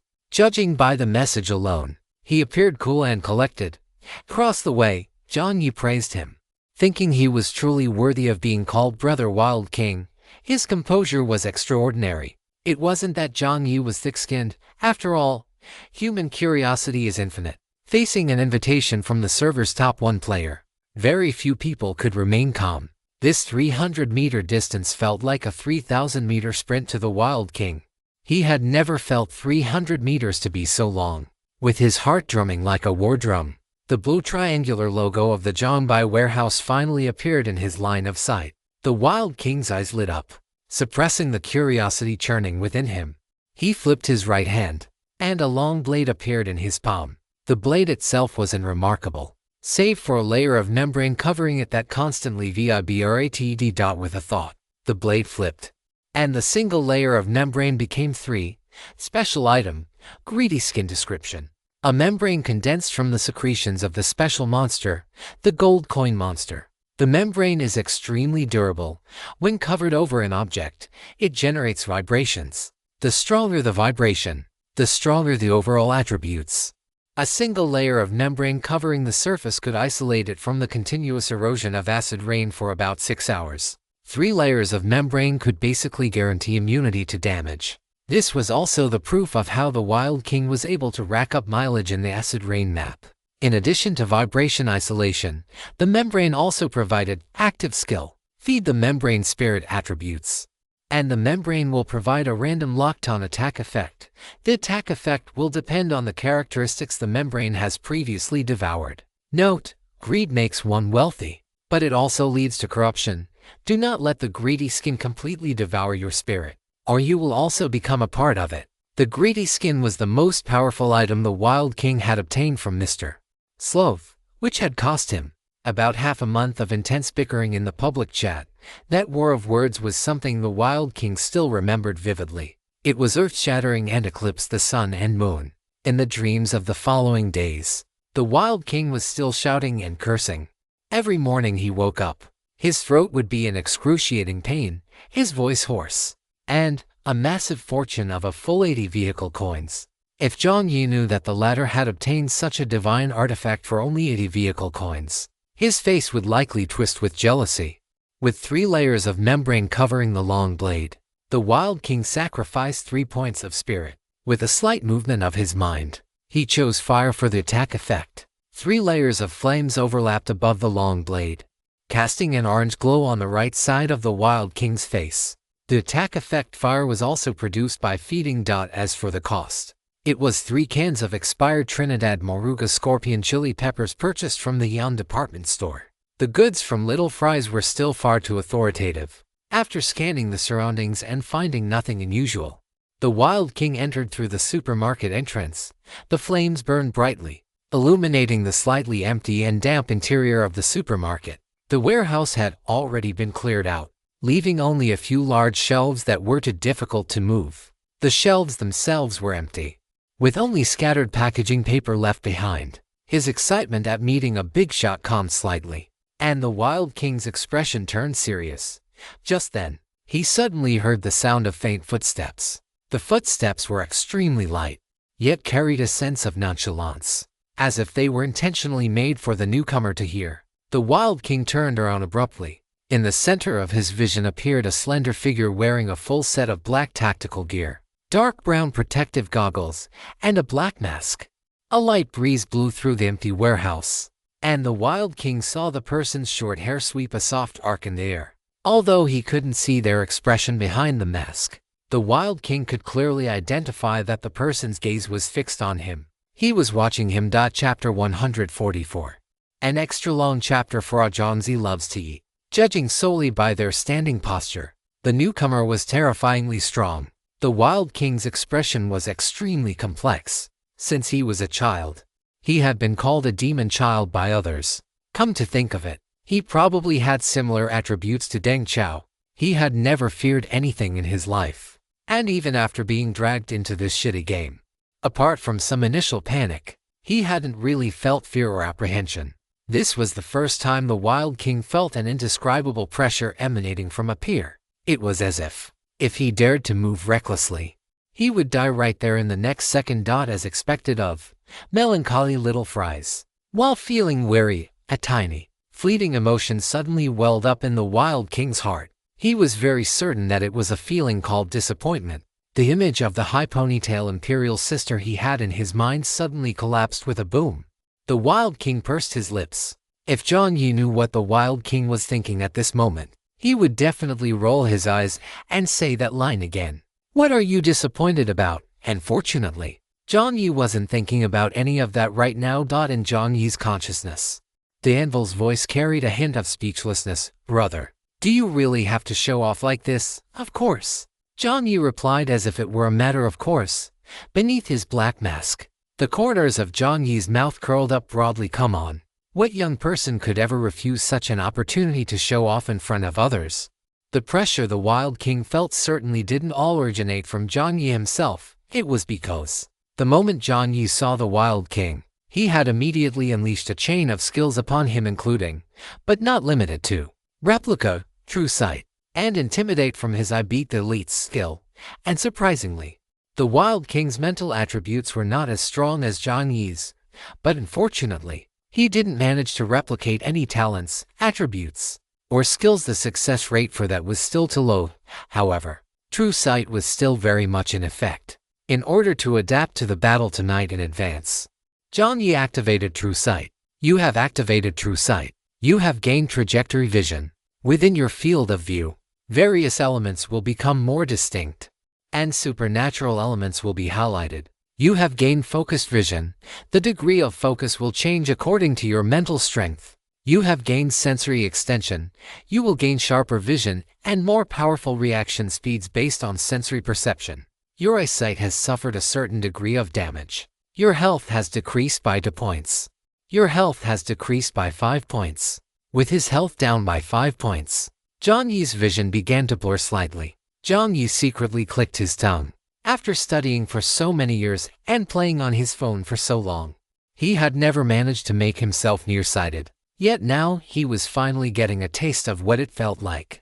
Jiang Yi had never been nearsighted, so he couldn't judge the severity, but fortunately, within the current distance, he could still clearly see the Wild King's face. The overpowered divine artifacts on the Wild King's hands and feet, Jiang Yi hissed inwardly. In his vision, every color within his sight had become much more intense. Reds were redder, blues were bluer, and certain supernatural parts were displayed in concentrated detail. Even on his own body, there was only a faint glow above the black cord he had just acquired. But the light on the Wild King's hands and feet was so bright it was almost blinding Jiang Yi. These were 2 extremely powerful weapons. Jiang Yi estimated they had to be at least of silver rank or higher. Jiang Yi stood still in front of the Wild King, and the Wild King couldn't help but speak first. Big Boss. Being called Big Boss to his face made the corners of Jiang Yi's mouth beneath the mask twitch like venom. But his voice remained cold and deep. Melancholy little fry. Jiang Yi stated his ID directly. Admitting he was the Big Boss directly was still a bit too shameless. Upon receiving a definitive answer, the Wild King's heart stirred. This voice was younger than he had imagined. One could even say it sounded a bit green. But the closer he got, the more that vague, intangible pressure seemed to materialize. The Wild King even felt his breathing slow down involuntarily. After a half-second of silence, the Wild King finally nodded. He didn't ask the other party to prove anything. He was just used to being wild, not brainless. In front of a true powerhouse, he would naturally be a bit more cautious. "All right, big boss. I am your wild king," is infinitely arrogant. For some reason, Jiang Yi felt a bit embarrassed saying his own ID, but the wild king said his own ID as naturally as eating or drinking, without the slightest hint of awkwardness. "All right." Jiang Yi's toes curled inside his shoes, but he still agreed. After exchanging pleasantries, the two fell into a few seconds of silence. Eventually, the Wild King couldn't hold back any longer and couldn't help but say, "Big boss, you're much younger than I imagined. That's really awesome." Double quotes thanks. After the initial caution, a smile appeared on the Wild King's face. That idiot in the group chat was talking about sycophants. Haha. Isn't this just sucking up until you have everything? Big boss, please carry me. The Wild King's demeanor was very natural, and Jiang Yi couldn't help but let a smile appear on his face as well. This guy was exactly the same as his college roommates. That bunch of godsons, utterly shameless. After saying these few words, the Wild King opened his main screen, typed out a message right in front of Jiang Yi, and sent it. Jiang Yi was a bit curious, so he also opened his main screen to see what the Wild King had sent. In the public channel. Player DiCaprio Tomato, Desert Island Banana, sorry. The big boss didn't just reply to me. He took the initiative to find me, and even let me hug his they. Already met in person, feels good. As soon as the Wild King's message was sent, the group chat was instantly flooded. The fastest reply wasn't from Desert Island Banana, but rather player Isaac Sky High Scallion. "What did you say? You met Big Boss Little Fry. Damn it." And a dilapidated, dirty laundry basket. A curly-haired player named The Window That Won't Close stared fixedly at the three words "already met in person" sent by DiCaprio Tomato, gnashing his teeth in hatred. On what grounds? This guy. On what grounds could he get the big boss to take the initiative to find him? This guy must be bluffing. How could the big boss possibly take the initiative to find him? He, the big boss, is #1 deputy, oh no, #1 assistant, #1 cooperative friend, and #1 SYCOPHANT. In short, he should be the best player in the game. Yet he hadn't even met the big boss in person, mainly because the big boss hadn't revealed any such intention, and he hadn't felt it appropriate to bring it up, even though he had hinted at it openly and covertly no less than 10 times. In short, what-grounds-does-he. Damn it. Could he get Thunder Z to rest the Wild King? Damn it. There's a homewrecker here. The Window That Won't Close wanted to comfort himself, thinking that maybe the Wild King was just acting tough and lying to shut Desert Island Banana up. But the Wild King's persona of being a man of his word was too consistent. A guy who dared to post his location in the group chat was unlikely to lie about something like this. The moment he thought about how this guy had already met the big boss, had spoken to him, and even, maybe, he had even managed to suck up to the big boss and get some food or meals personally prepared by him, Guanbushang Decking grew more furious the more he thought about it. He suddenly felt like a sexually impotent husband in some unspeakable drama. Although he knew that if the big boss ever found out about this thought, his life might be in jeopardy, he couldn't help but get angrier. Damn it. Being angry without even having a title was even more infuriating. While thinking this, Guanbushang Decking couldn't help but punch the inner wall of the laundry basket. Damn it. If he had known that doing this would allow him to see the big boss, he should have sent his location the moment he entered the game. Damn it. He'd been beaten to the punch by a homewrecker. Just as Guanbushang Deckwing's face flushed red, outside the room, the fish corpse that had already walked away suddenly twitched its ears. In an instant, its rotting tail, dripping with yellow-green liquid, whipped around in the air, and its dim, fishy eyes stared directly at the location where Guanbushang Decking was hiding. Seeing this scene through the virtual main screen, and as his palm pressed against the surface behind him, something was suddenly triggered. Guanbushang Decking let out a silent "A," and the next moment, he and the laundry basket plummeted downward. A pale blue light scanned the game coins that Guanbushang Decking had stashed inside his socks, and the system broadcast sounded, "Congratulations on completing main quest 1. Find the underground passage and enter the watchtower. Time taken, 45 minutes. Congratulations on becoming the second player in the entire server to complete the main quest. Congratulations on obtaining Silver Treasure Chest *2, Vehicle Coins *20, Beginner Survival Pack 1. Congratulations on triggering an additional lucky effect. This Silver Treasure Chest is guaranteed to be monster-free. Your luck attribute has caught the eye of the god of luck. He is watching you. Looking forward to your more brilliant performance. Guanbushang Deking couldn't hear the rest of the message. He had slammed his head against the handle of the laundry basket and passed out. Chapter 145, A Generous Child. After Guanbushang Deking, also known as Azek Sky High Scallion, sent those two messages. The other players in the public chat couldn't help but frantically Ewing. However, after sending that sentence, Ewing very annoyingly closed the chat box. The essence of showing off is to remain mysterious and not answer, leaving enough room for the other party to imagine. Dragging the constantly refreshing messages on the main screen to the very bottom, Ewing left a final comment in a very good mood. Player DiCaprio Tomato. This is Player DiCaprio Tomato. If you lick until the end, you will have everything tilled. After sending it, Ewing whistled happily. When he looked up, he saw Jiang Yi's complex expression. Ewing coughed twice, rubbed his head, and a rare, awkward smile appeared on his young face. Jiang Yi ignored Ewing entirely and dropped a single sentence. He then turned and walked toward the entrance of the tunnel. Ewing said and just as he was about to take a step, he suddenly remembered something and froze in place. Damn it. He had forgotten about his squeaky, toe-like shoes. He had been in such a rush to get here that he forgot to change them. Ewing stood frozen, looking up at Jiang Yi's retreating figure. The latter didn't seem to notice him. Ewing pondered for half a second, bent down, and mentally flipped through his inventory. Just as he was about to take out a pair of normal shoes, Jiang Yi's voice drifted over, sounding eerie. No need to change. When you ran in just now. Jiang Yi paused, adding thoughtfully. The supermarket had an echo. Ewing okay? Ewing's face was already starting to burn. The strange squeaking sounds resumed. Both of them tacitly pretended not to hear them, as they were about to reach the destination. Just as Jiang Yi turned around, Ewing handed over the 10 vehicle upgrade fragments he was holding, saying quite politely, "These are the supplies for the trade. I don't know what you need, big boss, but these should be useful, right?" Ewing had originally wanted to offer some food, but then he realized that the big boss was probably the person least lacking in food and basic supplies in this game.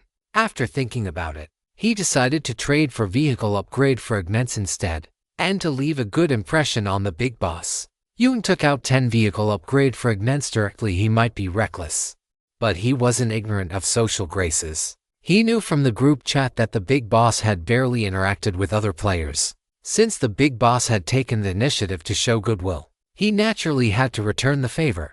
Jiang Yi didn't act coy and took the vehicle upgrade fragments. He turned to the pile of toys, took down a toy from the top, and handed it to Ewing. "Take it." Ewing took it instinctively. The seemingly rebellious Ewing holding a Tigger doll looked quite ironic. The corners of Jiang Yi's mouth beneath his mask curled up slightly.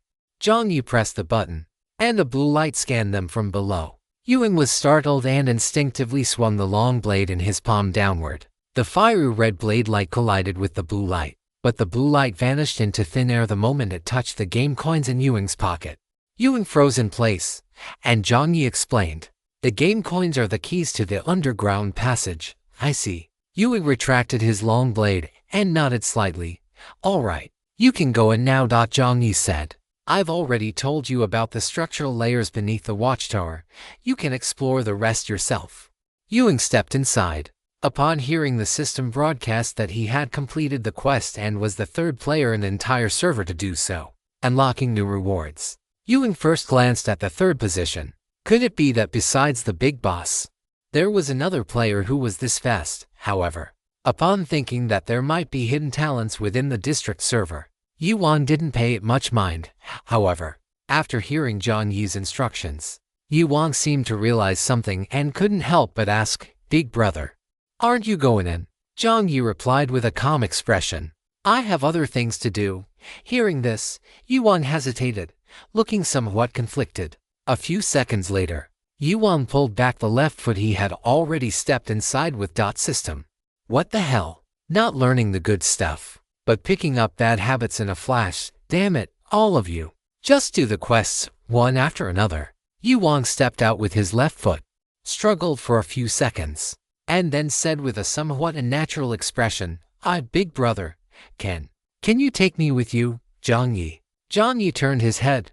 Although he didn't speak, Yu Wang subconsciously became a bit nervous. Although the two were about the same age, Jiang Yi was wrapped up so tightly, and combined with that cold, stern aura, Yu Wang subconsciously regarded him as a senior figure. It's just, I want to do quests with you, big brother. Of course. If it's inconvenient for you, then forget it. Don't worry. I definitely won't pester you. My strength is decent. I should be able to help out, right? As for the loot, you can decide how to split it however you want. I'll just follow along and learn. It had to be said. Yu Wang was different from what Jiang Yi had imagined. Aside from being able to roast the heavens, the earth, and the air, Yu Wang was actually quite decent and knew how to speak well. According to the description from Jiang Yi's mother, he was the kind of child who was always generous and well-mannered in other people's eyes. Jiang Yi looked at Yu Wang with a scrutinizing gaze, but in reality, Jiang Yi was just silently complaining to Anvil in his heart about Yu Wang's top-tier social skills. Seeing Jiang Yi's gaze, Yu Wang subconsciously straightened his chest. The next second, Yu Wang heard a soft, sure. Chapter 146. Who said Big Brother is selfish? This Big Brother is just to. He agreed so easily. He had prepared so many lines, including a 500-word self-introduction and a demonstration of some of his skills that he had planned on the way over. Big Brother looked like a superpowered loner who followed his own path. Shouldn't he generally be unwilling to have others follow along and drag him down? No, walk with him. Jiang Yi hadn't thought that much about it. His upcoming tasks were quite simple, and having Yu Wang participate wouldn't hurt. It might even speed up his progress. Jiang Yi's task was still to grind monsters. Grind a large number of monsters, and head to the location of the 2-level to fish corpses to obtain that special item. As for the former, the monster grinding, it was naturally not because Jiang Yi was addicted to it. Yeah, definitely not because he was addicted to grinding monsters. Rather, he needed to prepare for the side quest involving the tower merchant's dog that would unlock later. Jiang Yi still remembered that the side quest was side quest, Aurelius description. The tower merchant Ordos's dog, Aurelius, is an intelligent dog with a spirit stat as high as 25 points. And his master, the foolish tower merchant Ordos, clearly has not noticed this. Dirt crumbs, human buttocks, and small portions of human spines. These foods make Aurelius quite dissatisfied. Aurelius craves food with better texture and richer nutrition. For example, the gill meat of the crocodile fish. Side quest, Aurelius description. Collect crocodile fish gill meat 300 quest rewards, basic rewards, car coins *100, golden treasure chest *1, random item card *1, advanced rewards. Advanced rewards will be linked to Aurelius's level of satisfaction. Please pay attention to Aurelius's favorability. Player. When he first saw this side quest, Jiang Yi only had one reaction. The description of this quest couldn't have been written by the dog itself, could it? The quantity of 300 pieces of gill meat was still too massive. At least at the time, Jiang Yi didn't have enough time to complete the quest. But now, if there was an extra helper, perhaps the speed would be a bit faster. The rewards for this side quest were quite good, and Jiang Yi was still very curious about the so-called advanced rewards. After all, that was a dog with a spirit attribute higher than most current players. Even the tower merchant himself hadn't unlocked the side quest, but this dog had. Just based on that, Jiang Yi had to complete this side quest. 300 pieces of gill meat, which meant 300 fish corpses for him, and Yu Wang the latter's fire-breathing blade looked very practical. It was just a piece of cake. Hearing Jiang Yi's sure, Yu Wang was slightly stunned at first, and then his face lit up with joy. At this moment, Yu Wang still didn't know what kind of terrifying things he would experience in the next few hours. Anvil silently lit a candle for brother Yu Wang in his heart. The youngster was still too young and completely inexperienced. Even that guy Steve knew how to use endermites to attract endermen. Poor brother Yu Wang was about to be used as an endermite. About 10 minutes later, Yu Wang followed behind Jiang Yi out of the warehouse. An iron box, 5 or 6 pieces of relatively intact glass, a few angle irons, and 2 or 3 summer shirts. With a smile on his face, just as they stepped out, the sound of acid rain pattering down began. Jiang Yi changed his title to Lucky Demon King, who is studying hard.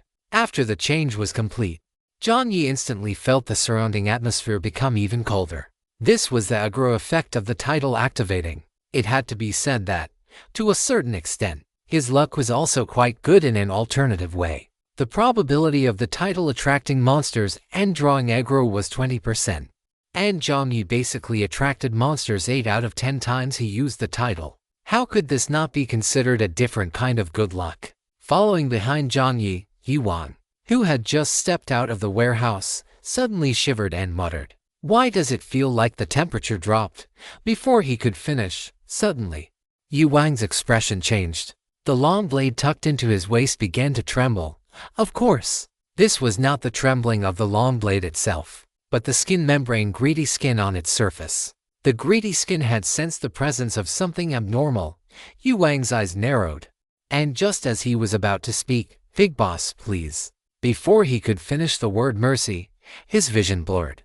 The black figure before him had turned into a near streamlined blur and charged straight out. A massive fish corpse had actually left the house of its own accord and appeared in the acid rain. After Jiang Yi rushed out, he kept his posture low. The short blade in his hand traced a graceful, rainbow-like arc, sliding across the fish corpse's neck. A line of blood sprayed out evenly, passing just above Jiang Yi's slightly lowered head. Not a single drop of blood stained his body. At the same time, Jiang Yi lifted his left leg and kicked the decapitated fish head with a loud thud. The immense force sent the entire carcass crashing down onto the ground, while the head remained pinned under Jiang Yi's foot. Immediately following this, Jiang Yi retracted his short blade, cleanly and efficiently sliced off the meat from the fish's gills, and placed it into his inventory. "You have killed Crocodile Fish Corpse *1. You have obtained car coin *1 behind him." Yuan's mouth hung open, his mind filled with only one thought: holy crap. In less than 3 seconds, a fish corpse that he had encountered the moment he entered the game and had been entangled with for nearly 10 minutes was just solved like that. His instincts were right after all. If he had harbored any ill intentions back then, he definitely would have dropped dead on the spot. No wonder when the big boss walked out, he didn't bring any weapons and just stood there looking at him. It turns out that in front of this person, he was probably no different from a side dish, easy to wipe out in one go. Yuan's Adam's apple bobbd. Jiang Yi turned around, his voice sounding quite gentle. "For the time being, we will cooperate to kill monsters. I have a need for the gill meat. If you have no interest in it, I will take it all. We can trade for supplies."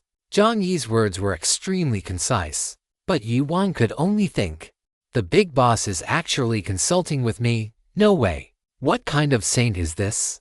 Having been in the Dragon Kingdom for so long, where the oxen and horses' laborers are exploited everywhere, how does he not know how to exploit others? Who on earth said the big boss was selfish? Step out. I'll be the first to beat them to death. Chapter 147, Keep It Up. Special Forces. 3.5 hours later, Yuan was on his knees, kneeling on the hard stone floor. At this moment, he and the big boss were inside a church. Outside the church's hollowed-out windows, the moonlight was slowly beginning to shine in. Yuan's face had lost all expression, and his eyes had lost their luster. Behind him, Jiang Yi, covered in blood, walked over and asked with concern, "Are you all right?" Hearing Jiang Yi's voice, Yuan let out a retching sound and vomited. In the past 3.5 hours, Yuan had felt like he had brushed shoulders with the Grim Reaper. Damn it. It wasn't just brushing shoulders, it was the Grim Reaper driving a thunder chariot, slamming straight into him, and giving him a massive slap on the way. Yuan had never imagined there would be a day where he could kill monsters until he vomited. Every time he closed his eyes, he saw the fish corpses enclosed, staring eyes and their uniform, half-missing gill meat. Every time he opened his eyes, he saw the big boss's black figure darting about, and his calm, terrifying gaze that treated the slaughter like chopping vegetables. Yuan's heart, which wasn't exactly fragile, had suffered a massive shock. He couldn't even tell which of the two was more like a monster. Seeing Yuan's state, Jiang Yi clicked his tongue inwardly. Yuan retched again, his face turning pale. Thinking that the big boss was still present, the pitiful boy covered his mouth with both hands, veins bulging on his forehead. Seeing this, Jiang Yi simply nodded and walked in the other direction, signaling that he didn't need to mind him. A second later, Yuan let go and vomited until the world went black, eventually even spitting up greenish bile. Jiang Yi turned around, flexed his numb wrists slightly, and left the corridor. Turning into a prayer room, he didn't have the heart to tell Yuan that the church they were currently in was the real monster den, containing to level to crocodile fish corpse leaders and a whole bunch of smaller monsters. However, those guys were all in the church's back garden and generally wouldn't come to the front prayer room, though Jiang Yi would be going to find them shortly anyway. Hearing Jiang Yi's inner thoughts, the anvil lit another candle for brother Yuan. Jiang Yi walked into the prayer room. The light inside was very dim, and the acid rain weather. Night seemed to arrive extra quickly. Jiang Yi took wooden boards out of his storage space, pulled out a lighter, started a fire, and then brought out an electric pot. After a moment of thought, Jiang Yi took the previously stored monster pork out of the freezer. He had already processed this portion of meat and picked out the parts suitable for ribs. Following that, Jiang Yi took out a small bag of rock sugar and some Sprite stored in a water condenser. The small ribs had been washed in advance. He put them in cold water, skimmed off the foam, and after taking them out, Jiang Yi washed them again with hot water. Plum braised ribs weren't difficult to make, but the process was a bit tedious. If it weren't for the fact that Yuan had been truly effective this time, the item attached to Yuan's blade was extra excited when encountering monsters, blazing with fire and instantly attracting even more monsters to the already heated battle. Although Yuan didn't kill many, he was certainly excellent at provocation. There were a few moments where, if not for Jiang Yi's quick rescue, Yuan would likely have been buried by the fish corpses. In just 3.5 hours, they had killed nearly 200 fish corpses. Although they hadn't reached the projected goal, this progress was already quite impressive. In the acid rain border city, players who could eat a proper meal were few and far between. This meal was Jiang Yi's way of comforting and thanking brother Yuan. After processing the pork ribs, Jiang Yi poured peanut oil into the electric pot. He then added rock sugar into the cold oil. Once the color turned brown and began to bubble, Jiang Yi stir-fried it a few more times before adding star anise, cinnamon, and ginger. The aroma of the meat gradually wafted out. Jiang Yi poured the prepared sauce and Sprite directly into the pot, covered it with the lid, and the next step was simply waiting for the meat to cook.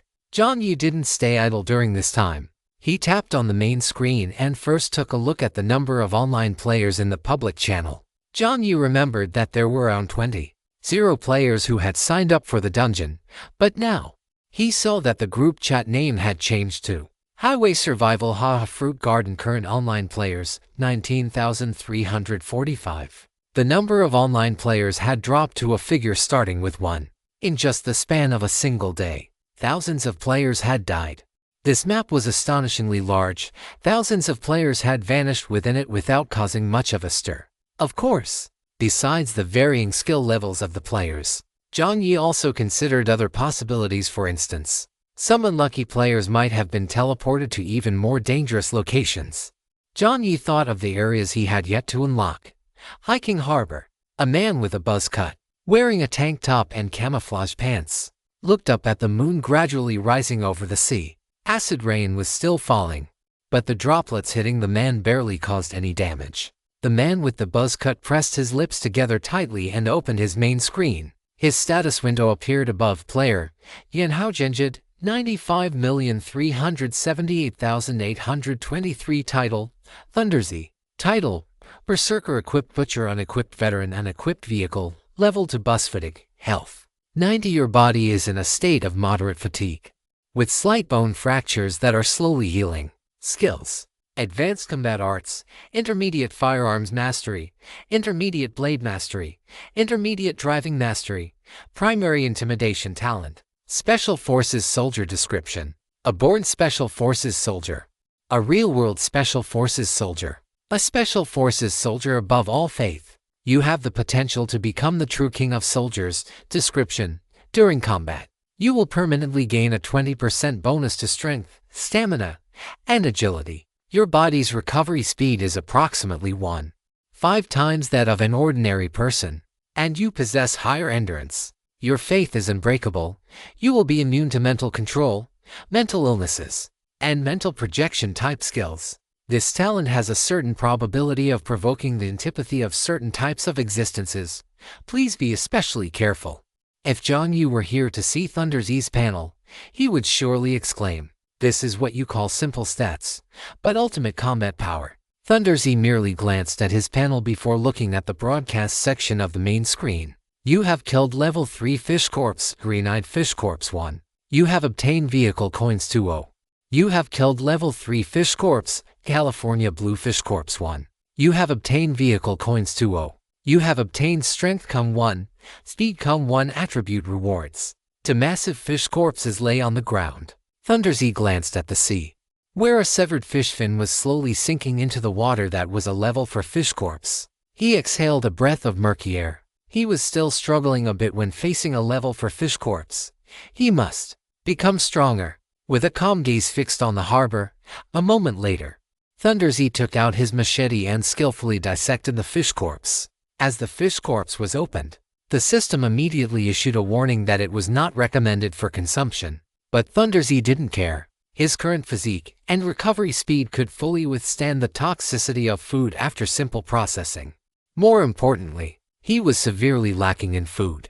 He didn't know if it was due to his talent, but he almost never opened any food from treasure chests. Since the start of his highway survival, he had been living off monster meat. However, at the thought of the texture of the fish corpse, even someone as tough as Thunder Z couldn't help but stop his movements, letting out a slow, long, and depressed sigh. Thunder Z's brows were tightly furrowed, his facial expression revealing only for words, hunger, numbness, sigh. Chapter 148, It's here. About 20 minutes later, a rich, tangy, and savory aroma wafted out. Yu Wang, who had been hugging a pillar and banging his head against it, suddenly froze, then stood up straight. He thought in a daze, "Hey, it's time. The food is ready." Yu Wang drifted toward the prayer room following the scent, his movements so strange that even the zombies in Plants vs. Zombies would feel inferior. As he walked, Yu Wang shouted, "Mom, the food is ready. Why didn't you call me?" Jiang Yi, who had turned around and was just about to drag Yu Wang in. Did he vomit his brain out along with everything else? Jiang Yi raised an eyebrow. Yu Wang found a seat on his own and reached out to grab a bowl to serve himself rice. Seeing this, Jiang Yi smacked the back of Yu Wang's hand with a ladle. "Yes," Yu Wang hissed, subconsciously pulling his hand back. He looked at Jiang Yi with a pitiful yet confused expression. His vision gradually cleared. The familiar black tactical suit, but the helmet, goggles, and mask on his head were gone. Delicate face that looked somewhat indifferent, like a Chinese landscape painting. Jiang Yi said coldly, "Clean yourself up before eating." "I'm okay," Yu Wang said in a daze. He obediently squatted down next to the water basin Jiang Yi had brought out and washed his face and hands. As the cold water splashed onto his face, Yu Wang's sanity gradually returned, and so, the more he washed, the hotter his face became. To the point that, in the end, Yu Wang couldn't even bring himself to wash anymore and simply submerged his face into the water. Beneath the surface, Yu Wang's face had turned completely red. What the hell did he just do? He called the big boss Mom. And the big boss didn't hack him to death. Moreover, the big boss doesn't even look older than him. Yu Wang's toes curled tightly. Behind him, Jiang Yi's voice drifted over leisurely. "If you're planning on drowning yourself, could you go somewhere else? I still need to use this basin." Yu Wang lifted his face. His expression was chaotic for a few seconds before settling into an awkward smile. "About that, I can pretend I didn't see anything," Jiang Yi said very naturally. Yu Wang, "Okay." Yu Wang sat down sheepishly. A few seconds later, he stood up again, fumbling around in a panic. Jiang Yi spoke up once more. "No need to help." Yu Wang, "Okay. I'll handle the water. I washed with myself. Okay. I suspect the big boss has mind-reading powers." Yu Wang cast a small glance at Jiang Yi and sat back down on the folding stool Jiang Yi had taken out. The stool was a bit small, and sitting with his legs bent made them go numb. But Yu Wang didn't dare stand up easily for fear of getting in the way. This feeling was exactly the same as when his mom was cooking in the kitchen at home, where he had to slow down his very breathing. 5 minutes later, all his senses had vanished. He didn't know how many times he had swallowed his saliva by now. It smelled so damn good. If the big boss opened a restaurant on the highway, he could probably drive himself to the #1 spot. For a meal like this, other players would do anything. While his mind was wandering, Jiang Yi had already plated the plum sauce pork ribs and the cold tossed lettuce. After setting the dishes down, Jiang Yi brought out a pot of fish soup. However, only half of the fish soup was served. He didn't know what the other half was for. And naturally, Yuan didn't ask. This was the big boss's stuff. He wouldn't say a word even if the big boss used it to feed chickens. To be able to eat 2 dishes and a soup in this game, it wouldn't be an exaggeration to worship the big boss. After getting everything ready, Jiang Yi said casually, "Let's eat, dog." Nothing. Jiang Yi swallowed the dog's son that had slipped out. No help for it. This guy really looked too much like his college roommates. His dog sons. When Jiang Yi used to livestream, those dog sons would always be scurrying around in the background. For a time, it even encouraged some weird fans. And the style of his comments section became increasingly distorted, forcing Jiang Yi to change his account. The two sat around the small table, with 2 dishes and a soup on the table, and a pot of rice steaming in another small pot. Days like this felt like a dream. Yuan picked up a rib and stuffed it into his mouth, then fell silent. Seeing this, Jiang Yi raised an eyebrow. Not tasty, impossible. He would rather suspect that Yuan had spat out his tongue along with the food than believe his cooking wasn't good. Sure enough, 0.5 seconds later, Yuan put down his chopsticks, extended his hands with a pious expression, and with a thought, over 20 car coins that had dropped from the crocodile fish corpse he had just killed appeared in his palms. Is this meal money? Jiang Yi thought, looking on with interest. Unexpectedly, Yuan spoke up, "Big boss. This is my offering to you. Please. You must take me with you for the upcoming missions. I will definitely serve you with complete devotion until my dying breath. These are just the rewards that dropped earlier. I know this definitely isn't enough, but I will work hard later. All right, a little chatterbox." Jiang Yi didn't finish the rest of his sentence and looked directly at the food on the table. Yuan instantly understood, said nothing more, and dove into the meal. Yuan ate with tears in his eyes. Jiang Yi shook his head, amused. It was exactly like raising his dog sons. For the rest of the time, the two ate harmoniously.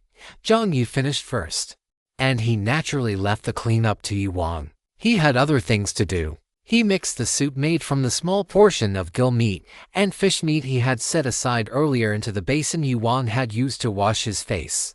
The basin still contained the blood Yuan had washed off. The fish meat mixed with human blood looked a bit disgusting. But Jiang Yi's current resistance was terrifyingly strong.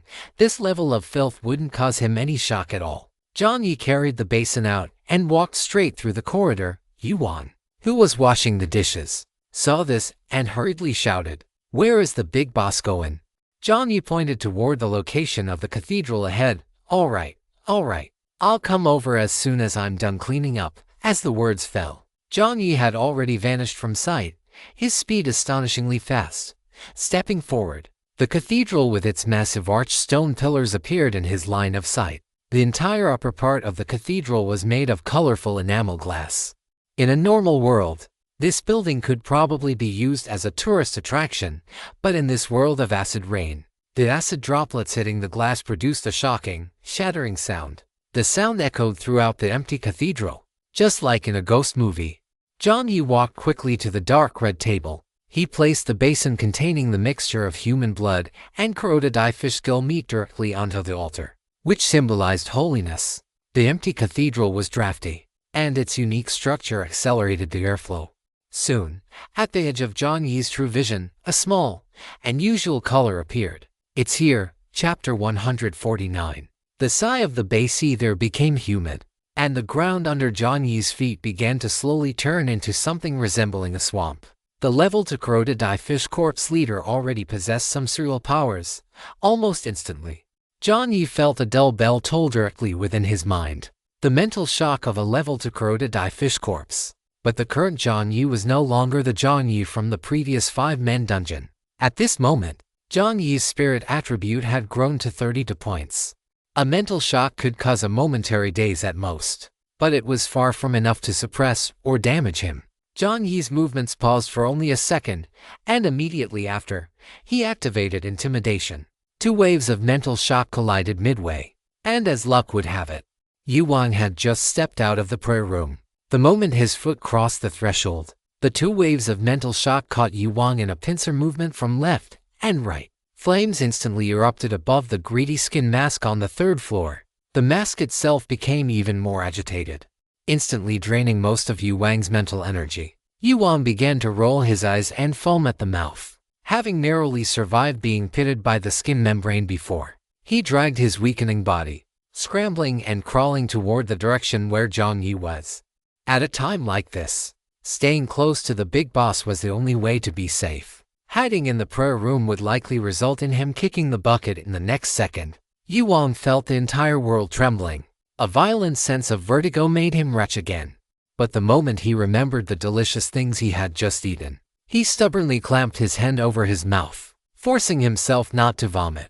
Jiang Yi watched the incoming Yu Wang with a twitching corner of his mouth and shifted his position, letting Yu Wang slam straight into the wall.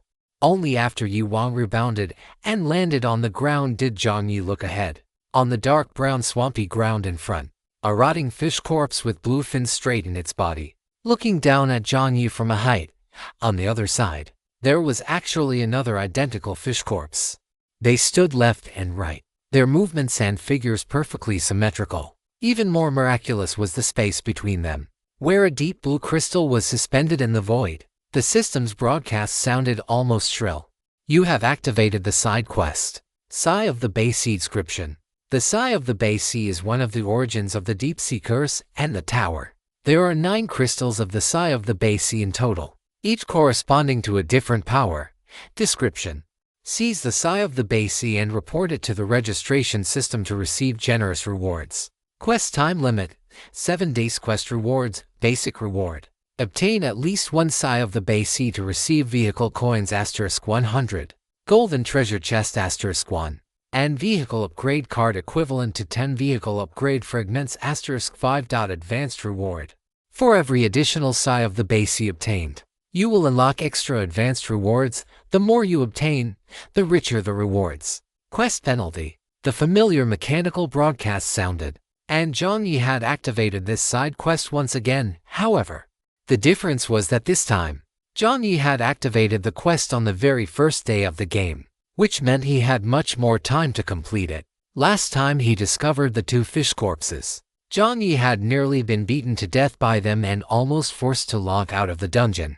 This time, Jiang Yi had made ample preparations and was determined to obtain the Sigh of the Bay Sea, although they were leveled to fish corpses. Based on Jiang Yi's assessment, these 2 were likely infinitely close to level 3. Whether in terms of strength, speed, or mental power, these 2 things were stronger than the average level to fish corpse. What was even more troublesome was that these 2 seemed to be something akin to twins. Their perception of each other was terrifyingly strong. Back then, whenever Jiang Yi found a breakthrough point in one, the other would sense the danger and react accordingly. More than once, when one was heavily injured or near death, the other's overall strength would receive a massive boost, nearly tripling its original power. As a result, a quick kill battle had turned into a war of attrition, or even an endurance test. A human's constitution could not compare to a monster's, at least not for Jiang Yi. Once he failed to secure a quick kill, it was very easy to be worn down to death by the monsters. That was one of the trouble points. The second trouble point, naturally, it was the so-called Sigh of the Bay Sea. Jiang Yi's eyes narrowed slightly.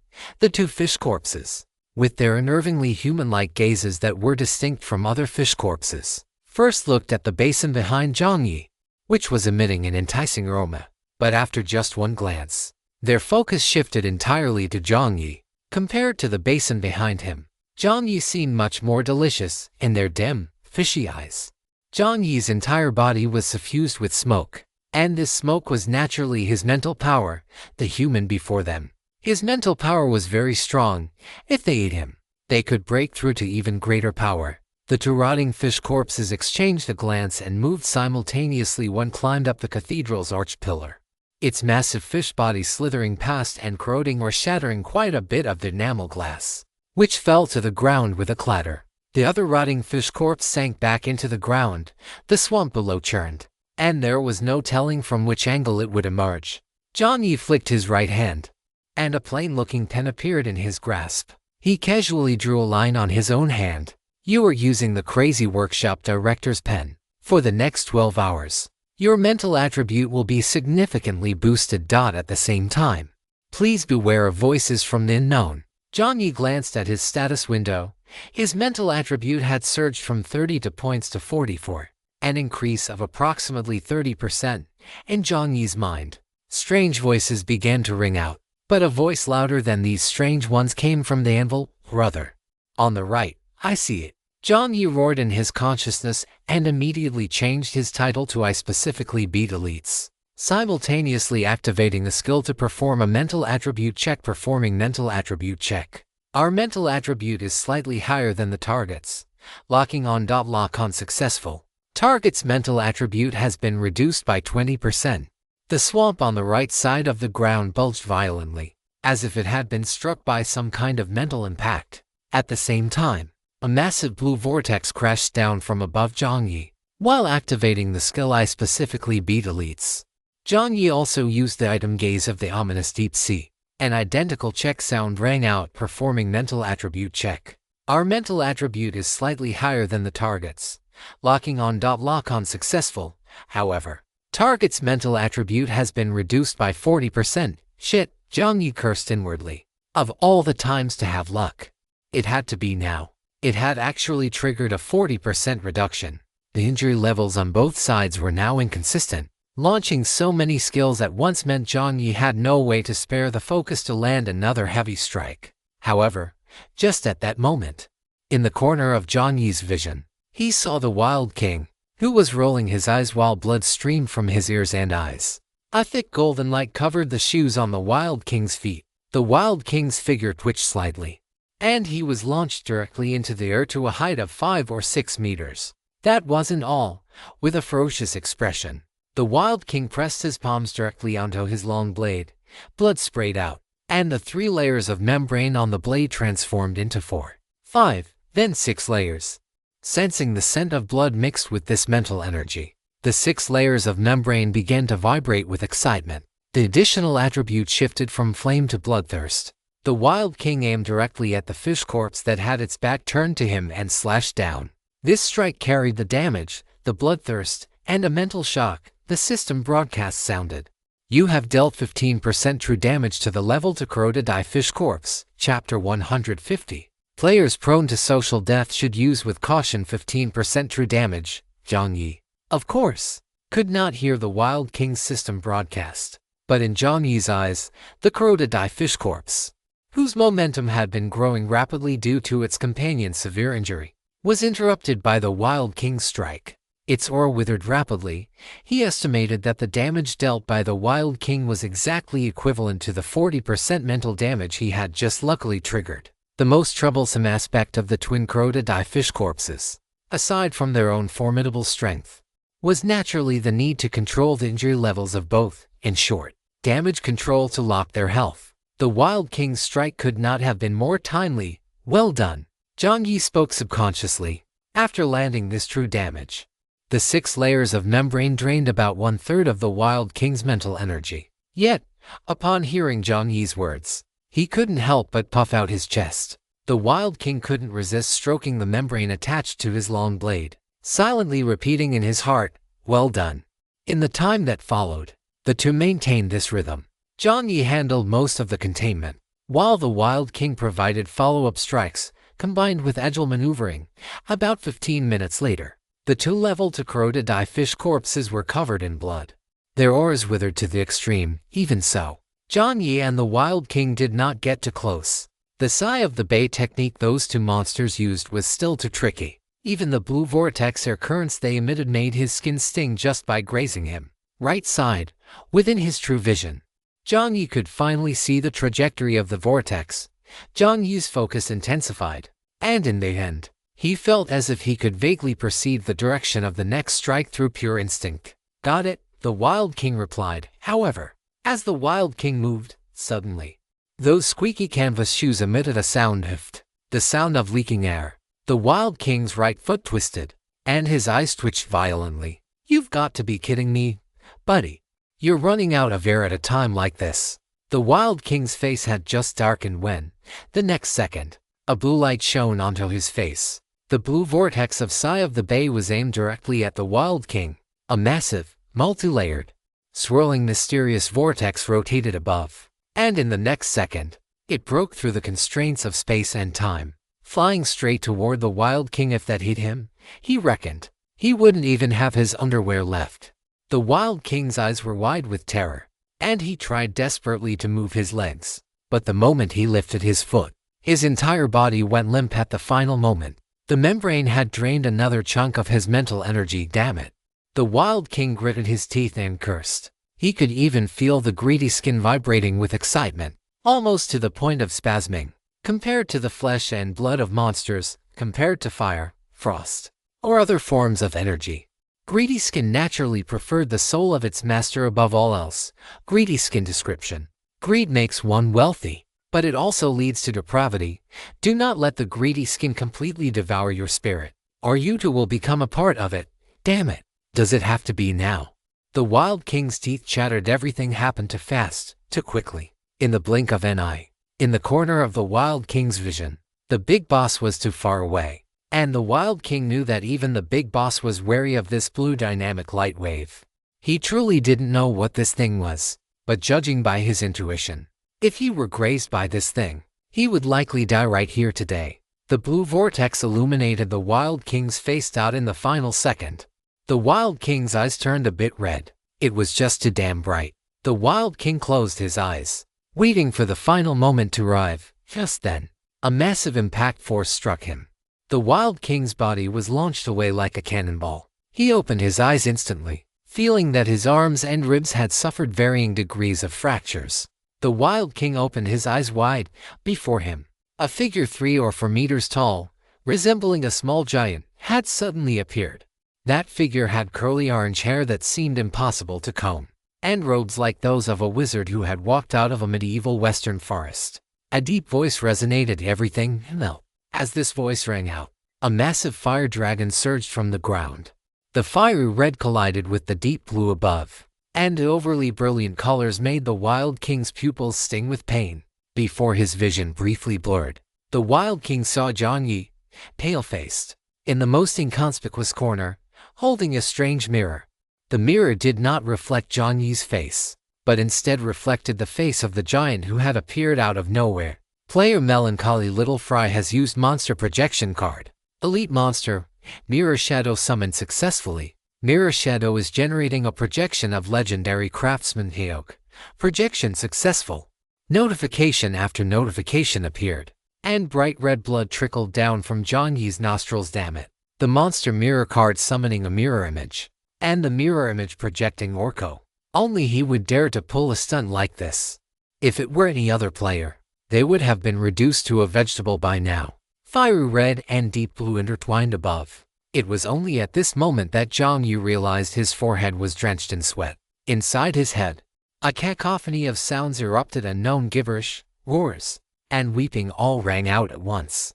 Every single one of his skills was suffering from backlash at this very instant. Jiang Yi took a deep breath. The moment the fiery red dragon extinguished the blue vortex, he stepped forward, striding ahead. The black mirror in his hand flashed, and the mirror image Orko, sensing his intent, swung its massive iron hammer toward Jiang Yi. Of course, the hammer wasn't meant to kill Jiang Yi, but rather Jiang Yi let out a sharp cry and leaped directly onto the top of the hammer. As his feet touched down, Orko swung the hammer violently, launching Jiang Yi's body into the air in his left hand. The long-lost rebar fork appeared, its tip gleaming with lethal sharpness. Jiang Yi's pupils contracted to the limit. Within his true sight, the movements of the two-leveled corroded eye fish corpses slowed down, and slowed down again. Every movement overlapped and converged in his vision until, at one specific moment, that's it, Jiang Yi released his grip. The refined rebar fork shot out like an arrow, slamming into the skulls of the two level to crocodile fish corpses from the side. Asterisk boom. Asterisk. The bodies of the two fish corpses were actually carried away by the force, flying off to the side. This single strike had condensed almost every ounce of Jiang Yi's strength. Asterisk crack, crack, crack, crack. Asterisk the sound of the glass dome above shattering erupted like popping beans, and accumulated dust billowed everywhere. When the dust finally settled, Yuan, who was hanging by his arms near the wall, saw the two level to crocodile fish corpses with their skulls skewered together, pinned firmly against the wall. Within Yuan's consciousness, a notification sounded. You have assisted in killing level 2 twin crocodile fish corpses 2. You have received vehicle coins 3-0. You have received silver treasure chest 2. You have received twin fins item card asterisk 1 twin fins description 2 bodies, 1 soul. They live and die together. Designate a player or monster to use this item card to share one of your or their attributes, talents, skills. The duration of the share depends on the ratio of the mental attribute strength between both parties. Due to the missing key condition twin, the sharing duration will not exceed 1 hour. Designate a player or monster to use this item card to transfer negative status effects. For example, if one party is severely injured, the other can take on the injury. Designate a player or monster to use this item card to enhance one of your or their attributes, talents, skills. The magnitude of the enhancement depends on the degree of weakening of the other party, that is, what is gained is what is given.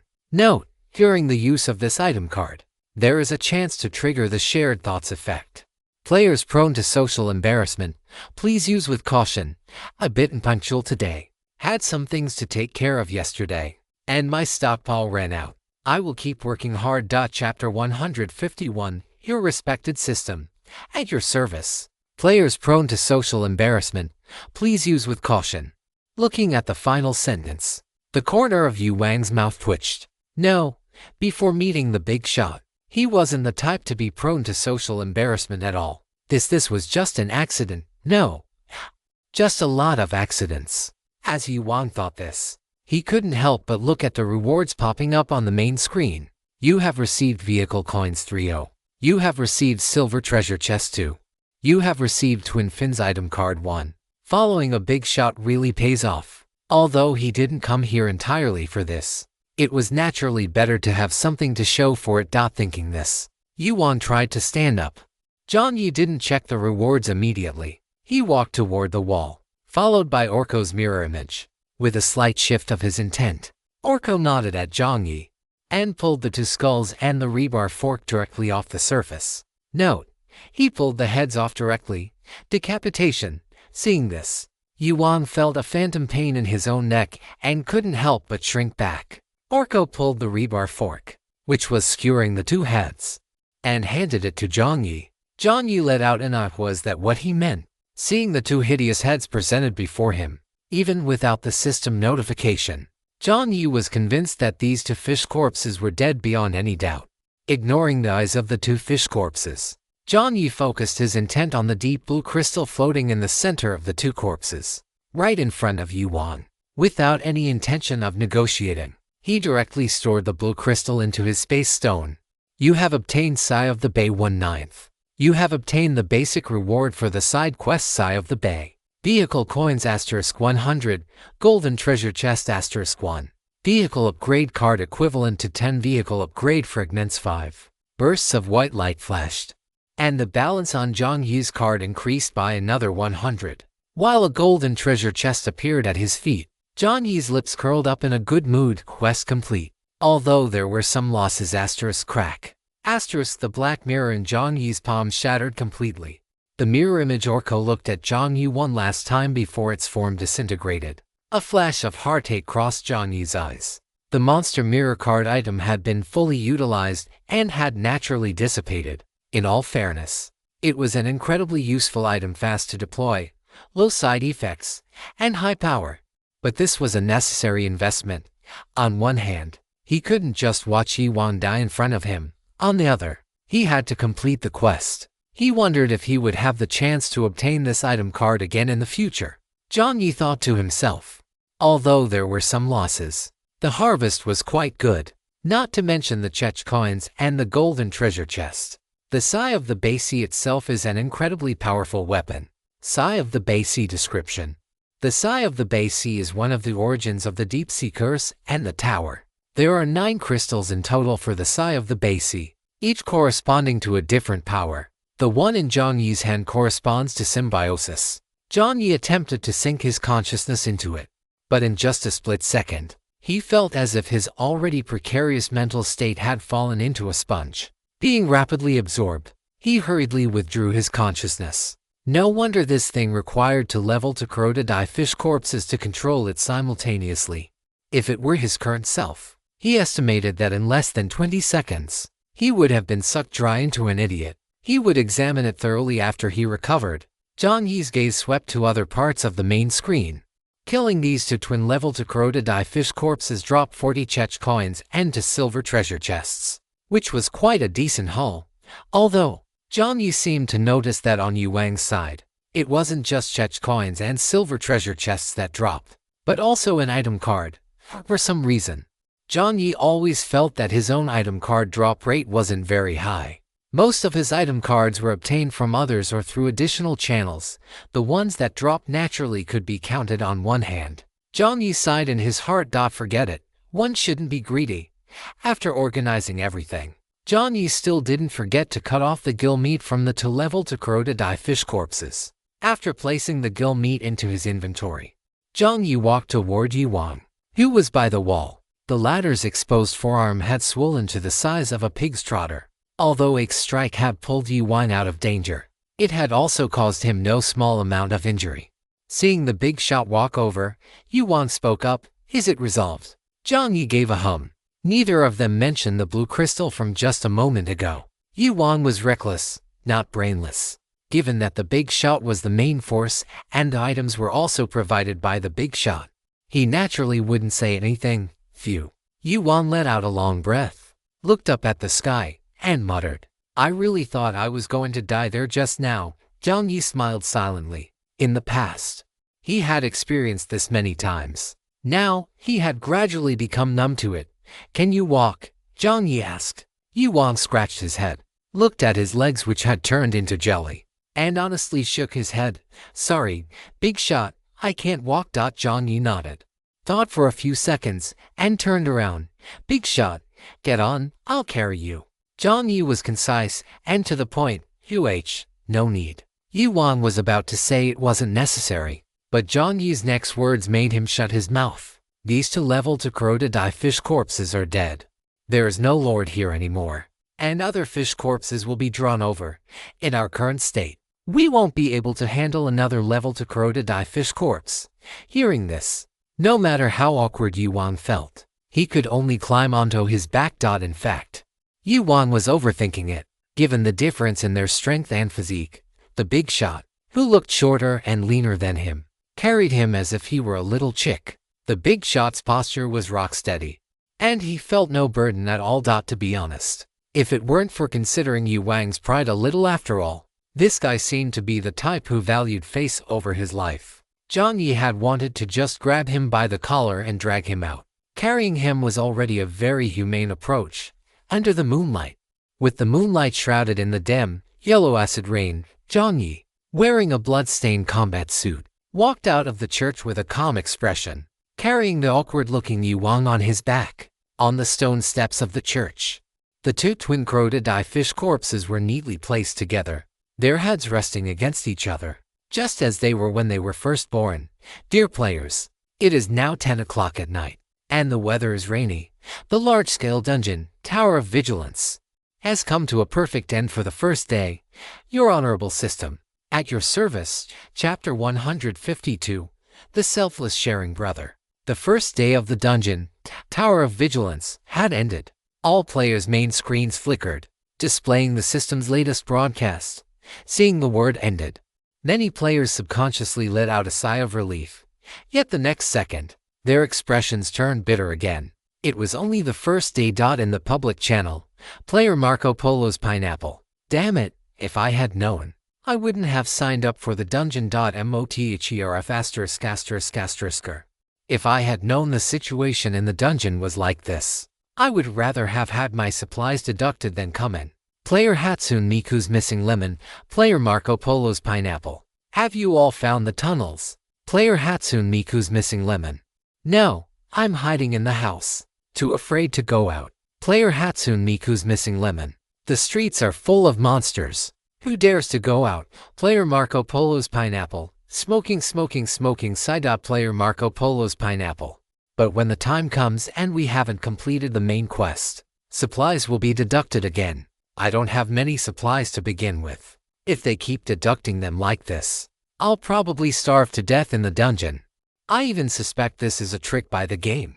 It's just meant to clear out the weaker players. Seeing the message from Marco Polo's pineapple, Jiang Yi said silently in his heart, "Yeah, you guessed right." At this moment, Jiang Yi and Yuan were in a room with a rose pink tone, very thematic and very passionate. Jiang Yi was leaning against the wall, while Yuan had already fallen asleep on the bed, clutching his own buttocks.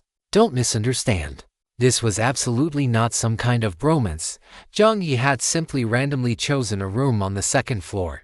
Firstly, the view from the second floor was better than the first, making it more convenient to observe the road conditions. Secondly, the second floor was situated between several buildings, so the erosion from the acid rain was not as obvious, making it relatively safer.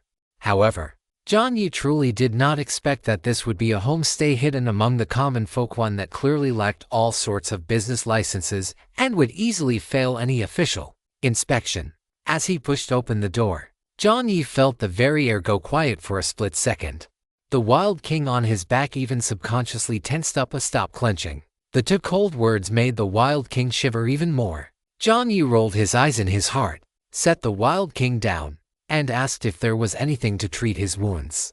After receiving an affirmative answer, he told the Wild King to go do whatever he needed to do, in short, to stop letting his imagination run wild. Thus, after the Wild King dealt with his wounds, he cast a slightly nervous glance at Jiang Yi. Overcome by the exhaustion surging within his body, he collapsed onto the bed and fell into a deep sleep.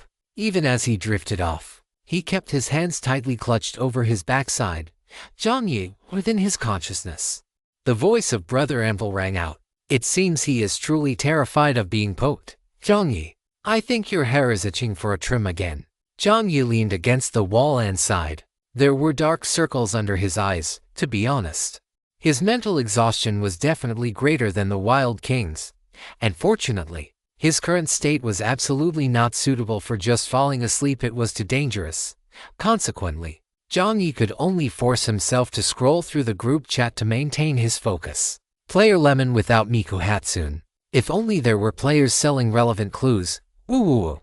As soon as Lemon without Miku Hatsune finished sending the message, many players felt the same way and immediately copied and pasted it below, all begging to purchase relevant information. Just as Window That Won't Close had thought, this thing indeed held significant business potential. But Jiang Yi still had no intention of selling. Beyond the issue of being a middleman, Jiang Yi had considered something else. That was, he knew that on the second day, teams would come up from underground. By then, the players could simply follow the teams to find the entrance to the tunnel. The difficulty of main quest 1 did not lie in finding the tunnel, of course. Finding it first would certainly provide a certain advantage, but rather in surviving the first day in this world, because of the existence of the advance card. Jiang Yi had figured out the system's intentions quite clearly. The system didn't care about the players' lives at all. It only cared about achieving its own goals. Therefore, it had to let the players enter the tunnel to drive the subsequent development of events. This was also the reason why the system proactively provided players with game currency that could pass the Tower's audit. In other words, even if they couldn't find it now, it wasn't a problem at all, because the players who could speak now were the ones who had survived. Once the night passed, they would naturally find clues to go down. And once they found them, based on Jiang Yi's understanding of human nature, the players who sold clues tonight and the players who bought them would likely have plenty to argue about later. A cold indifference lay beneath Jiang Yi's eyes. Without endorsements and mechanisms in place, selling information was not feasible. While the profits were tempting, they had enormous risks. Jiang Yi did not like playing such short-sighted games. Of course, Window That Won't Close had also shown him other business opportunities. Jiang Yi had instructed window that won't close to just hide well on the first day, follow the teams into the game on the second day, and then, by noon on the second day, proceed according to his instructions. Jiang Yi did not speak in the group, but he was certainly not the only one who had found the tunnel entrance. Player Banana from Deserted Island. I have the geographic coordinates. Private message me if you want them. Seeing the familiar ID appear, Jiang Yi couldn't hold it together and almost laughed out loud. He couldn't help but think, if the Wild King were still awake and saw this message, Jiang Yi could already imagine how he would mock him. Oh, isn't this brother selfless sharing? Decided to jump out now, have you, brother selfless sharing? Who had previously attacked Little French Fry had popped up. Although some players felt speechless about this, more players felt as if they had found a life-saving straw. Player Mangosteen of Haruhi Suzumiya. Raises hand, raises hand, raises hand. I've pulled you into a temporary chat. Reply when you see it. Player Durian who must not panic. Already pulled. Hurry, hurry, hurry. Player Lemon without Miku Hatsune. Damn. 30 vehicle upgrade fragments and 5 units of food. Why don't you just go rob someone?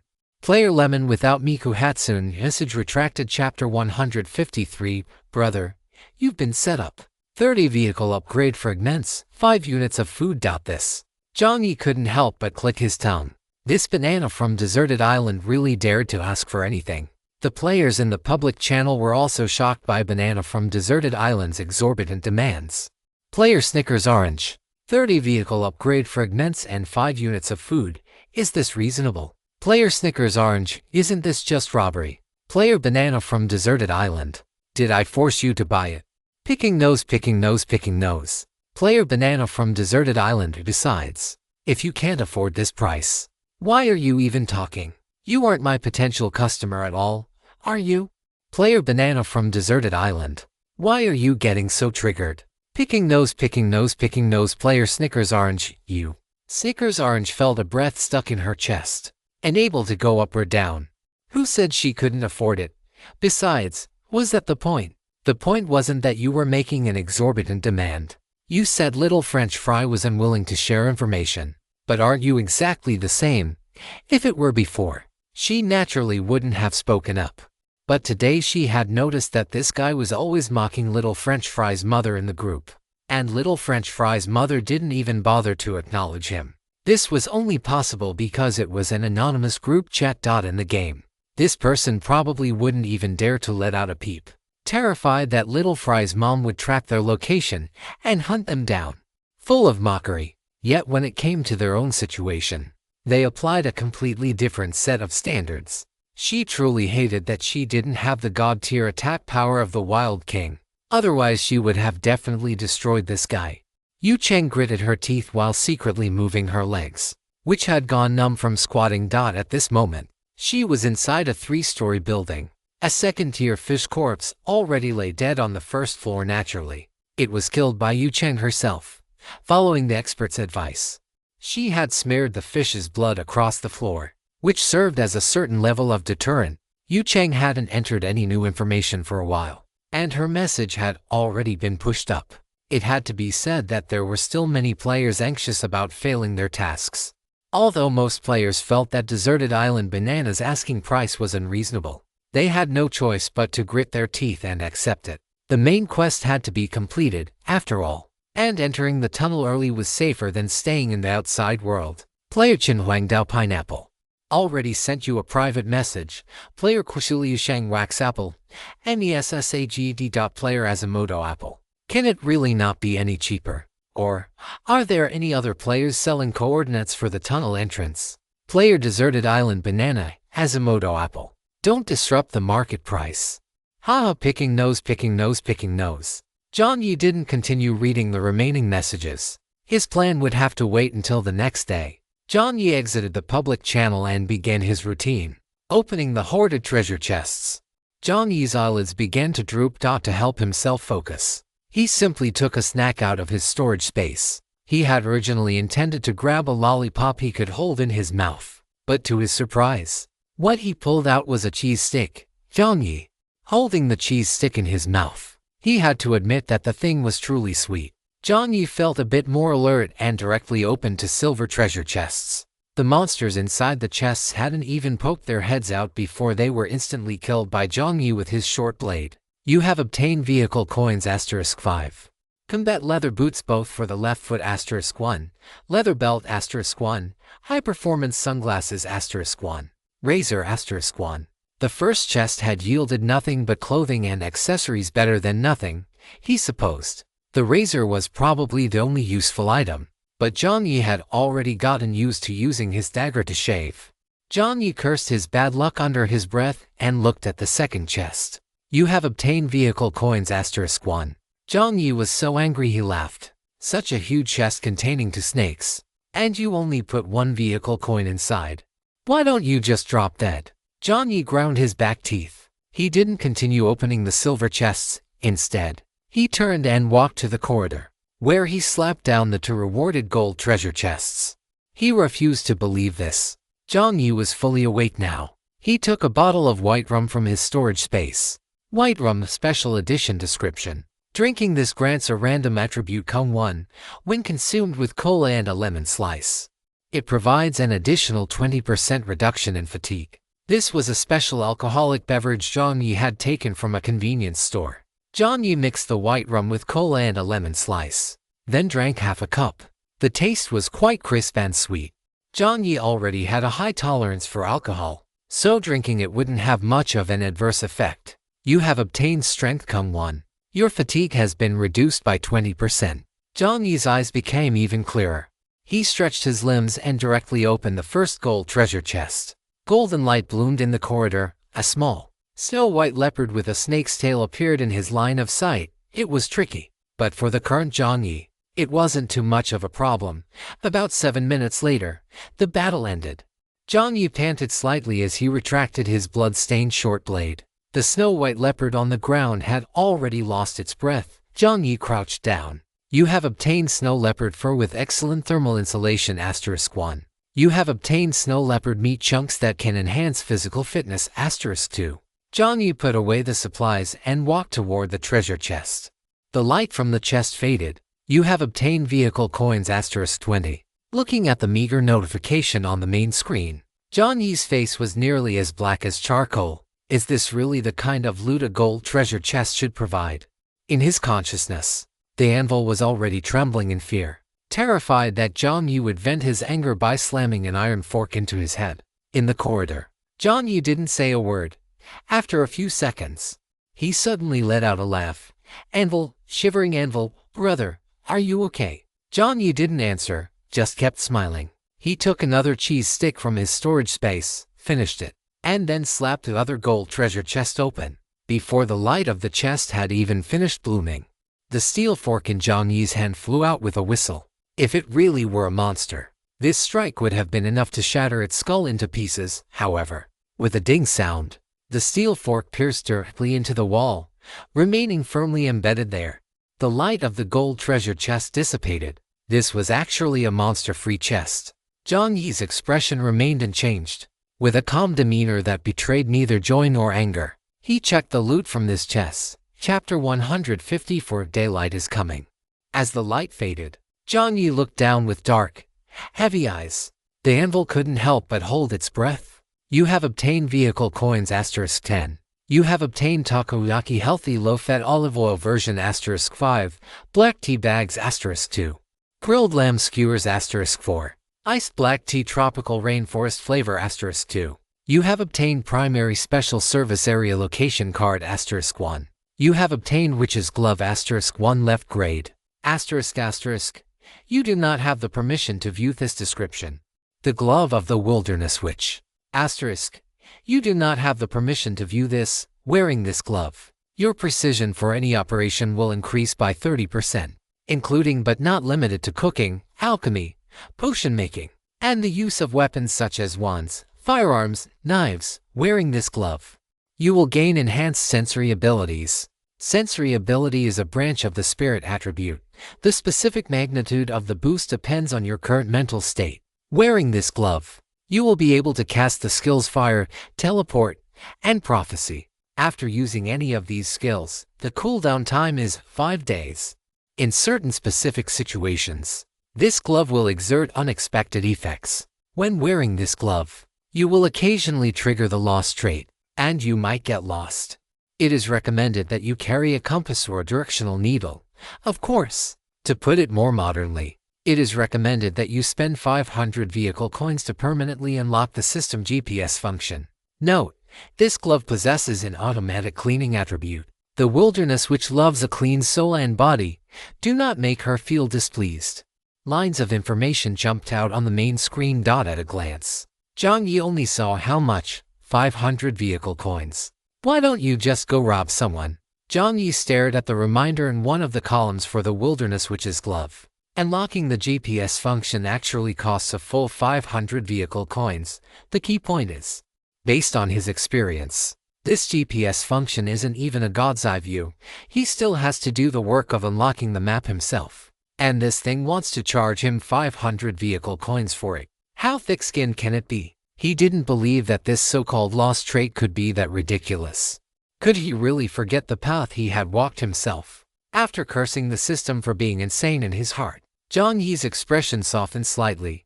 Regardless, the harvest from this golden treasure chest was quite good. Not only did he get vehicle coins and vehicle upgrade fragments, but he also got quite a bit of food, and even a location card for a service area. As for the wilderness witch's glove, Jiang Yi's eyes flickered. This was already the third or fourth time he had heard this name. The wilderness witch, what exactly is she? Why did he obtain her identity tag, and now he had even unlocked her item? Is it a coincidence? Or is there some mysterious existence arranging all of this? Judging solely from the description of the wilderness witch's glove, this item is terrifyingly powerful. Being watched by such an existence, he didn't know if it was a good thing or a bad thing. Jiang Yi sighed softly and picked up the black glove. The glove felt cold to the touch. Jiang Yi examined it briefly before tentatively putting it on his hand. He felt almost nothing when putting on the glove, as if it were something that had grown out of his own skin. Jiang Yi used his left hand, now wearing the glove, to take down the steel fork pinned to the wall. Holding the steel fork in his palm, Jiang Yi even felt as if the steel fork had become a part of his arm. He could fully control it, use it, and feel every bit of texture and force on it, like an extension of his own arm. Jiang Yi thought of this phrase. It seems the glove's trait had already taken effect. This feeling of comfort and perfect fit was hard to describe in words. As for the glove's other traits, fire, teleport, and prophecy, Jiang Yi naturally didn't try them. A 5-day cooldown was quite long, and Jiang Yi didn't want to waste such an opportunity in vain. The glove's built-in cleaning attribute was also quite good. At least he wouldn't have to worry about maintaining it. Although Jiang Yi didn't consider himself a germaphobe and would occasionally be lazy, for the sake of his own safety, maintaining appropriate cleanliness and tidiness was quite necessary, lest he end up dying not from a monster, but from a bacterial infection. Overall, the witch's glove was likely the strongest item Jiang Yi had obtained so far. Aside from the fact that the existence of the witch herself gave Jiang Yi some slight concerns, he was quite satisfied. It was worth opening a pile of dog shit all night. In a good mood, Jiang Yi opened the remaining treasure chests, and then harvested 3 more piles of dog shit. 3 o'clock in the morning. Beep beep beep beep beep beep. The life-threatening alarm of the Apple phone rang. Yuan, who was sleeping soundly in bed, frowned deeply. He raised his hand and threw the pillow in his hand, shouting as he opened his mouth. What are you making noise for, Gangzi? Turn off that phone of yours. If you set this kind of hellish alarm again, I'll dump the trash can on your bed. Hey, your daddy is talking to you. Damn it. Just after Yuan finished saying your daddy, he felt as if his head had been pricked by something and sat up abruptly. Having slept from 10 at night to 3 in the morning, Yuan clearly hadn't woken up yet. There were dark circles under his eyes. Saliva was still sticking to the corner of his mouth, and he sat up like a shrimp curling up. Yuan turned his gaze blankly and saw Jiang Yi, who was wearing a black tactical suit with a calm expression. Cold sweat broke out on Yuan instantly. Daddy got tooey. Yuan spat, stood up abruptly, and hurriedly explained, big brother, sorry. I thought you were my college roommate. It's just 3 hours. Jiang Yi interrupted Yuan's rambling. Yuan instantly understood what Jiang Yi meant and subconsciously said, 3 hours, big brother. Is that enough sleep for you? Jiang Yi didn't speak, but lay down on the other side. He had just seen the saliva trailing where Yuan had been sleeping, and he really couldn't bring himself to lie down there. After instructing Taijin, Jiang Yi closed his eyes directly. 3 hours was, of course, not enough for a normal adult, but if he kept talking, he probably wouldn't even have those 3 hours left. Today was indeed a bit of a mess. Once they entered the tunnel, the situation should improve a bit, running through the things he needed to do one last time in his mind. Jiang Yi finally drifted off to sleep. Yuan subconsciously lowered his voice. Daylight was approaching. Navigation. Long press the text and scroll to the end to find a typo report button. This allows me to see the system notification and locate the typo in that specific chapter directly. Thank you to all the readers for helping me correct errors. You can also continue to me. Either way works. Chapter 155. The weather turns cold.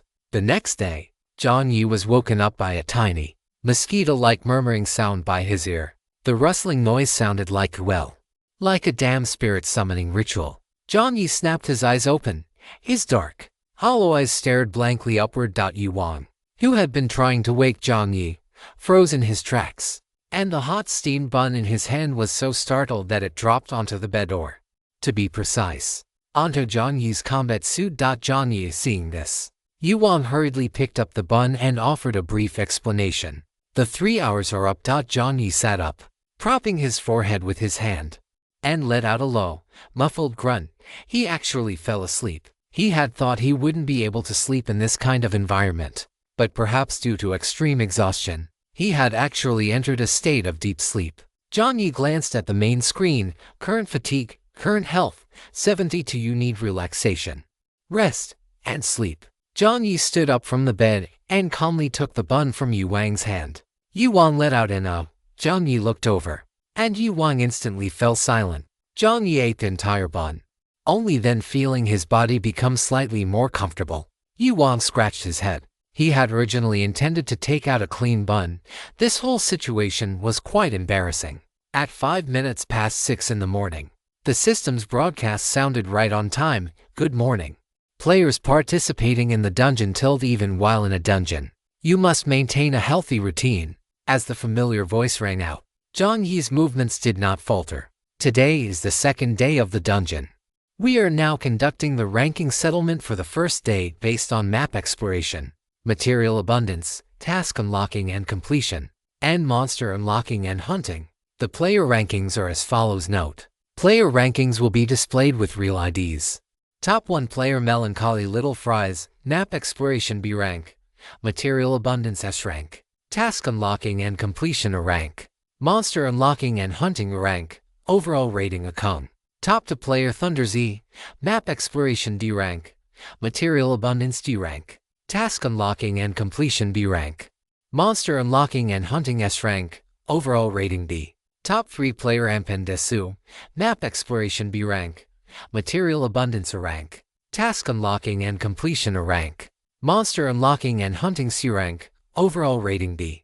Top 9 player Your Yuan is infinitely arrogant, map exploration C rank, material abundance B rank, task unlocking and completion B rank, monster unlocking and hunting B rank, overall rating B. Top 19 player The Window That Won't Close, map exploration C rank, material abundance A rank, task unlocking and completion B rank, monster unlocking and hunting D rank, overall rating C. Kong. Top 56 player Orange, map exploration C rank, material abundance D rank, task unlocking and completion C rank, monster unlocking and hunting B rank, overall rating C. The list displayed 100 players in total, and surprisingly, the top 3 were once again Melancholy Little Fries, Anpen, and Thunder. On the very first day of the dungeon, their ratings had already reached a Kong, creating a massive gap between them and everyone else. One could only say, as expected of the big shots, Yuan couldn't help but sigh inwardly. Before meeting the big shot, he might have thought it was just a matter of luck or that their innate strength was simply a cut above the rest. But after interacting with the big shot, Yuan was left with only one intuitive impression. The big shot is just too well-rounded, whether it's combat power, survival skills, strange items, or even their personality and perseverance. Everything has been pushed to the limit. It would be hard not to create such a gap. Yuan was looking at Jiang Yi's ranking, but Jiang Yi was looking at Thunder's. Seeing the glaring monster unlocking and hunting S rank in Thunder's evaluation, Jiang Yi was left with only one thought. Could the big shot have already slaughtered their way through the monsters on the surface? Could it be that they have already entered those forbidden zones? Jiang Yi clicked his tongue in secret. It seemed there was still a significant gap between himself and the top-tier combatants. Although he didn't follow the path of a berserker, it didn't stop Jiang Yi from thinking such people were badass. This was the true meaning of one force overcomes 10 techniques. However, the performance of the window that won't close and orange also surprised Jiang Yi. He knew the window that won't close quite well. According to the guy himself, his combat power was worse than air. To be able to reach the top 19, there was perhaps only one explanation. The window that won't close had already entered the tunnels and perhaps unlocked some side quests. Orange. The corners of Jiang Yi's mouth curled slightly. The little girl was indeed impressive. She was someone with great potential. Even with her god of misfortune curse basically never being able to open anything good from treasure chests, the fact that she could survive this long meant she had her own hidden strengths. After reviewing the rankings, Jiang Yi didn't waste any more time. He washed up briefly, took 2 sandwiches from his inventory, tossed one to Yuan, kept one for himself, and stood up to leave the room. Behind him, Yuan hesitated, unsure if the big shot wanted him to follow. Jiang Yi's words drifted back lightly. Let's go.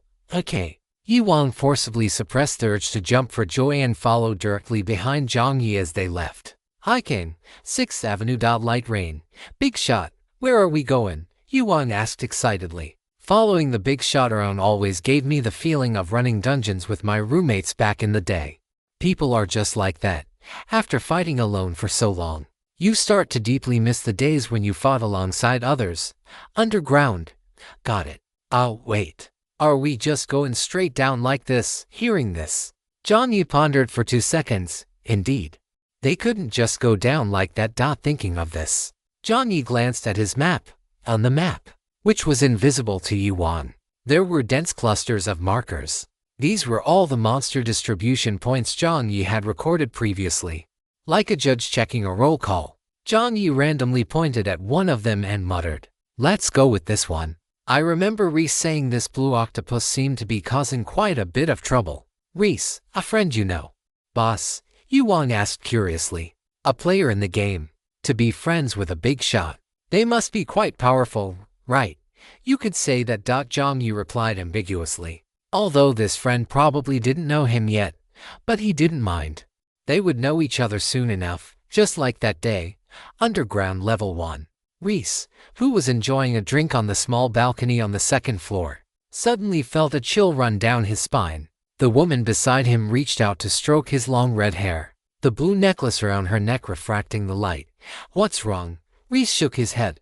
Maybe the weather was turning cold. He just felt a chill on his back. Chapter 156. What players? What bananas?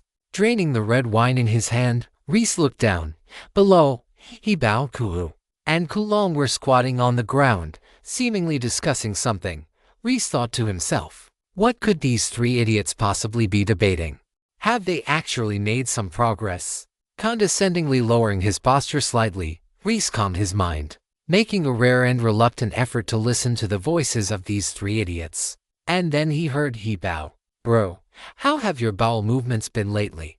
Mine have been a bit dry, Reese. The wine glass in Reese's hand was crushed instantly, and the red wine poured down from the 2nd floor, drenching the 3 men below. Damn it! A curse escaped his lips. Seeing his boss above with a ferocious expression, the rest of the foul language stuck in Hebao's throat. Boss! The 3 of them sprang up like grasshoppers.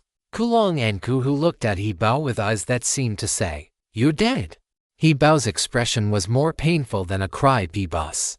Is there something you need? Yes. Reese closed his eyes. Boss, just say the word. Whether it's climbing a mountain of blades or diving into a sea of fire, or stealing the underwear of the boss from the neighboring precision engineering faction, we won't hesitate.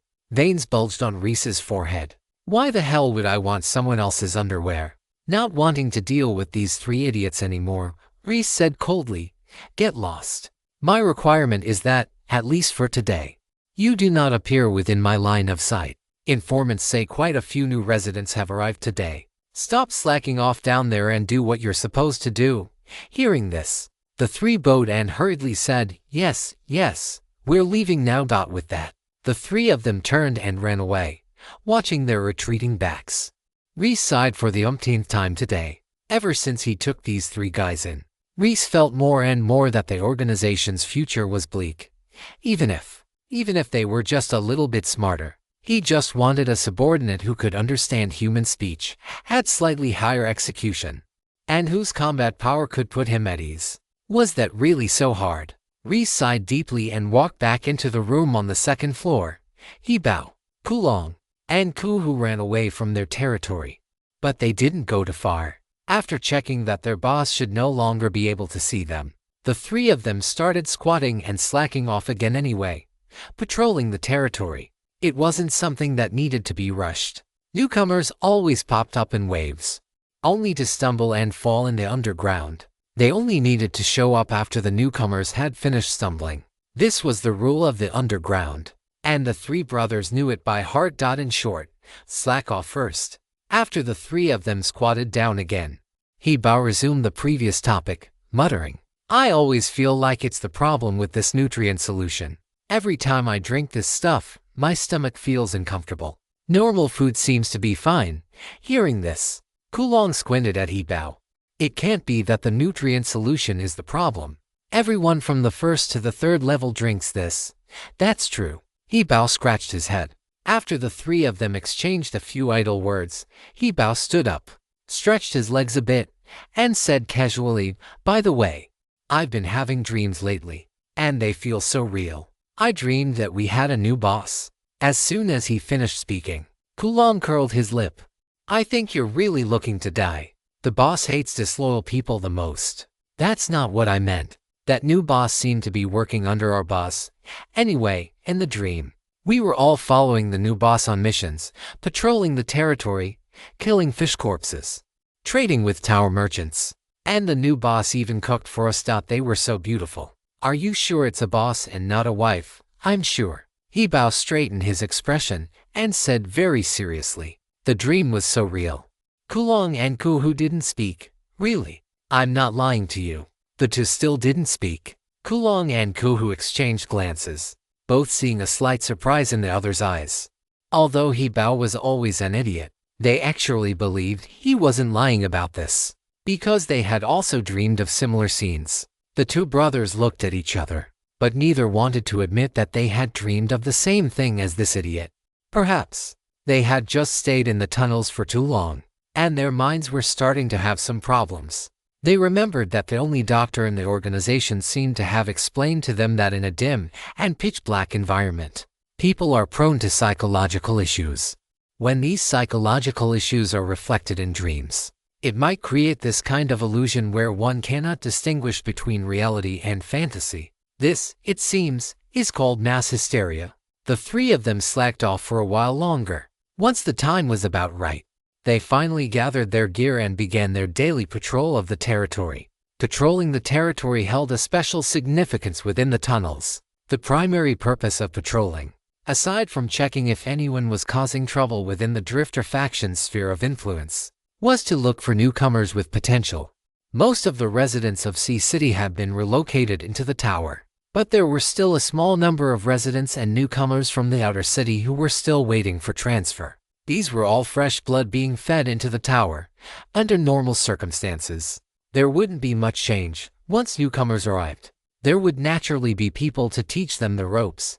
However, there were always a few idiots who couldn't grasp the rules and would just blindly rush to settle down and seize the nutrient solution distribution areas.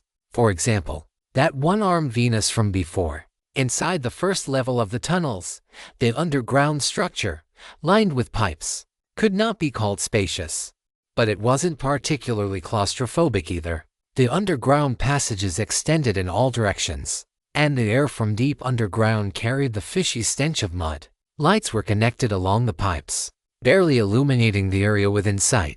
As the three walked along the path, on the far right, a few people had surrounded a young man who looked relatively well-dressed. They were cursing, and the young man looked completely bewildered, seemingly saying things like, "What are you doing? This is my stuff, let go, damn it," and the like. The three of them were already used to such scenes. This young man was clearly a newcomer who had just entered the tunnels and was being taught the rules. However, this young man was acting a bit strange, constantly muttering things like, "Are you guys players too? Shouldn't we be helping each other? Didn't Desert Island Banana say there were plenty of resources underground? You're all lying to me, you bunch of scammers." He picked at his ear and muttered, "A lunatic, what players, what banana?" Chapter 157, A Grand Funeral. About 10 minutes later, in the group chat channel. Player passion fruit from 100 Herb Garden to Sandway Bookstore, Desert Island Banana. Desert Island Banana. Get your ass out here. Didn't you say there were plenty of resources underground? You're lying through your teeth, damn it. The natives underground are eating each other. Where are all these resources? Don't you dare play dead. You took 30 of my vehicle upgrade fragments and 5 portions of food. And this is what I get. Player Lemon, who didn't wait for Hatsune Miku, people eating people, is the brother above serious. Holy crap. Player passion fruit from 100 Herb Garden to Sandway Bookstore, Desert Island Banana. Don't you dare play dead. Inside the tunnel, the young man who had just been beaten wiped the blood from his nose with a fierce look in his eyes. His food had been completely snatched by the natives, of course. The young man hadn't gone without resisting. At his feet lay a corpse that still held a trace of warmth. Yes, he had killed someone. As the young man wiped away his nosebleed, he frantically hid Desert Island Banana in the group chat. Having killed for the first time, the young man's mental state was on the verge of collapse. Just after he finished typing, he noticed the corpse on the ground moving. What the hell? The young man was startled and realized that at some point, a sallow-faced woman with dark circles under her eyes had crouched in front of him. The woman looked at the young man with dead, listless eyes, and then, right in front of him, hoisted the corpse's legs onto her shoulders and dragged it into the shadows of the tunnel. Immediately following that came the hair-raising, soft, crunching sound of gnawing. The young man retched, his face turning even paler. He forced himself not to think about what was happening in the shadows and continued in the group chat. Player passion fruit from 100 Herb Garden to Sandway Bookstore. The tunnels are full of refugees. There's nothing to eat or drink. No, wait. It seems like there is some in the pipes. But there are natives underneath the pipes. We can't get close at all. This isn't a human society at all. Player passion fruit from 100 Herb Garden to Sandway Bookstore, Desert Island Banana. This is completely different from what you said. Didn't you say this was a shelter? Didn't you say that as long as we worked, we could trade for food? When I was playing that damn game, I was already scammed until I only had 1 game coin left. You're all scammers. A bunch of scammers. Passion fruit from 100 Herb Garden to Sandway Bookstore was frantically eating Desert Island Banana in the group. After him, another person jumped out. Player Strawberry from Green Grassland, Desert Island Banana, refund. Player Strawberry from Green Grassland, everyone, don't be fooled by this damn scammer. Player Strawberry from Green Grassland, damn it. I just bought the intel yesterday, and today I found out there are teams from underground coming up to guide residents. You can just follow the squad to enter the tunnels, everyone. Don't be fooled by this damn scammer. He just wanted to make a big profit before we knew about this intel. Damn it. Profiting off his own kind. And you had the nerve to badmouth Big Brother Little Fries. You're barely even human. After Strawberry from Green Grassland finished his aggressive outburst, more and more players jumped out, one after another, confirming the existence of the guide squads and the true situation underground. Refund, refund, refund, refund. The screen full of refund requests was truly shocking. Inside the tunnel, Wild King, who was following behind Jiang Yi, couldn't help but shake his head and sigh. He really isn't even human. Jiang Yi, walking in front, naturally saw the situation in the group chat and thought to himself, as expected. Just as he had expected, when these players discovered the true situation underground and realized that they didn't need to specifically look for tunnels to follow the escort squad inside, the massive disparity caused them to instantly go mad. Underground resources were already scarce. and the 30 vehicle upgrade fragments and 5 food items collected by uninhabited island banana had become the final straw that broke the camel's back. Information peddling was not supposed to be operated like this. Jiang Yi's expression was quite calm. In all fairness, he didn't think uninhabited island banana knew about the existence of the escort squad. Unless uninhabited island banana also possessed a preemptive opportunity card. Furthermore, uninhabited island banana was not the only player selling information. But now, with anger clouding their judgment, the players naturally wouldn't care about such details. This pot of filth could only be dumped onto the head of uninhabited island banana.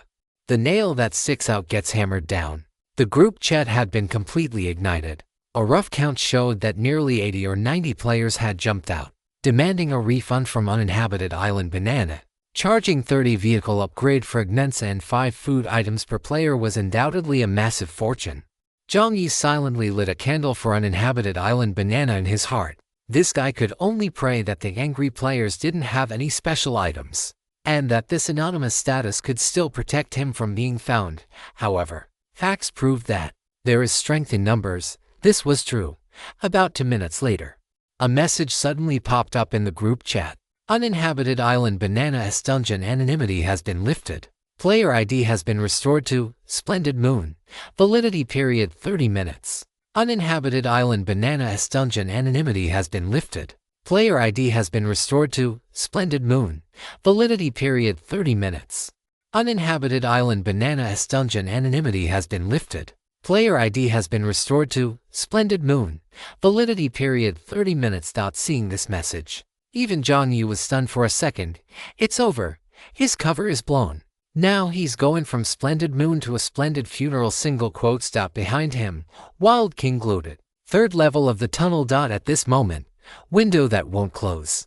He was wearing a protective suit and working on the factory assembly line.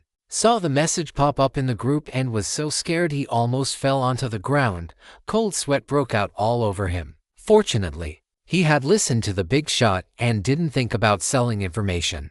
This group of people had completely lost their minds. They actually directly lifted the anonymity of uninhabited island banana. It would be a miracle if he could stay alive now. In reality, uninhabited island banana wasn't entirely lying. In the underground tunnels, one could indeed exchange work for supplies, but that was only on the second underground level and above. In other words, only players who had obtained 2 or more coins were qualified. But now, no one would listen to uninhabited island banana's explanation anymore. After window that won't close paid his respects to the big shot in his heart once more, he now completely and willingly began to prepare the post matters according to the big shot's instructions. About 15 minutes later, Jiang Yi and Wild King walked to a crossroad in the tunnel. Jiang Yi glanced at the location he had marked on his map, stopped in his tracks, and spoke steadily. All right, we're here. Let's part ways here. Wild King behind him also stopped, opened his mouth, and eventually could only let out an mm. The coordinates I just sent are for the leader of the first level faction Wanderers, named Reese. If you don't have any other ideas, you can consider joining.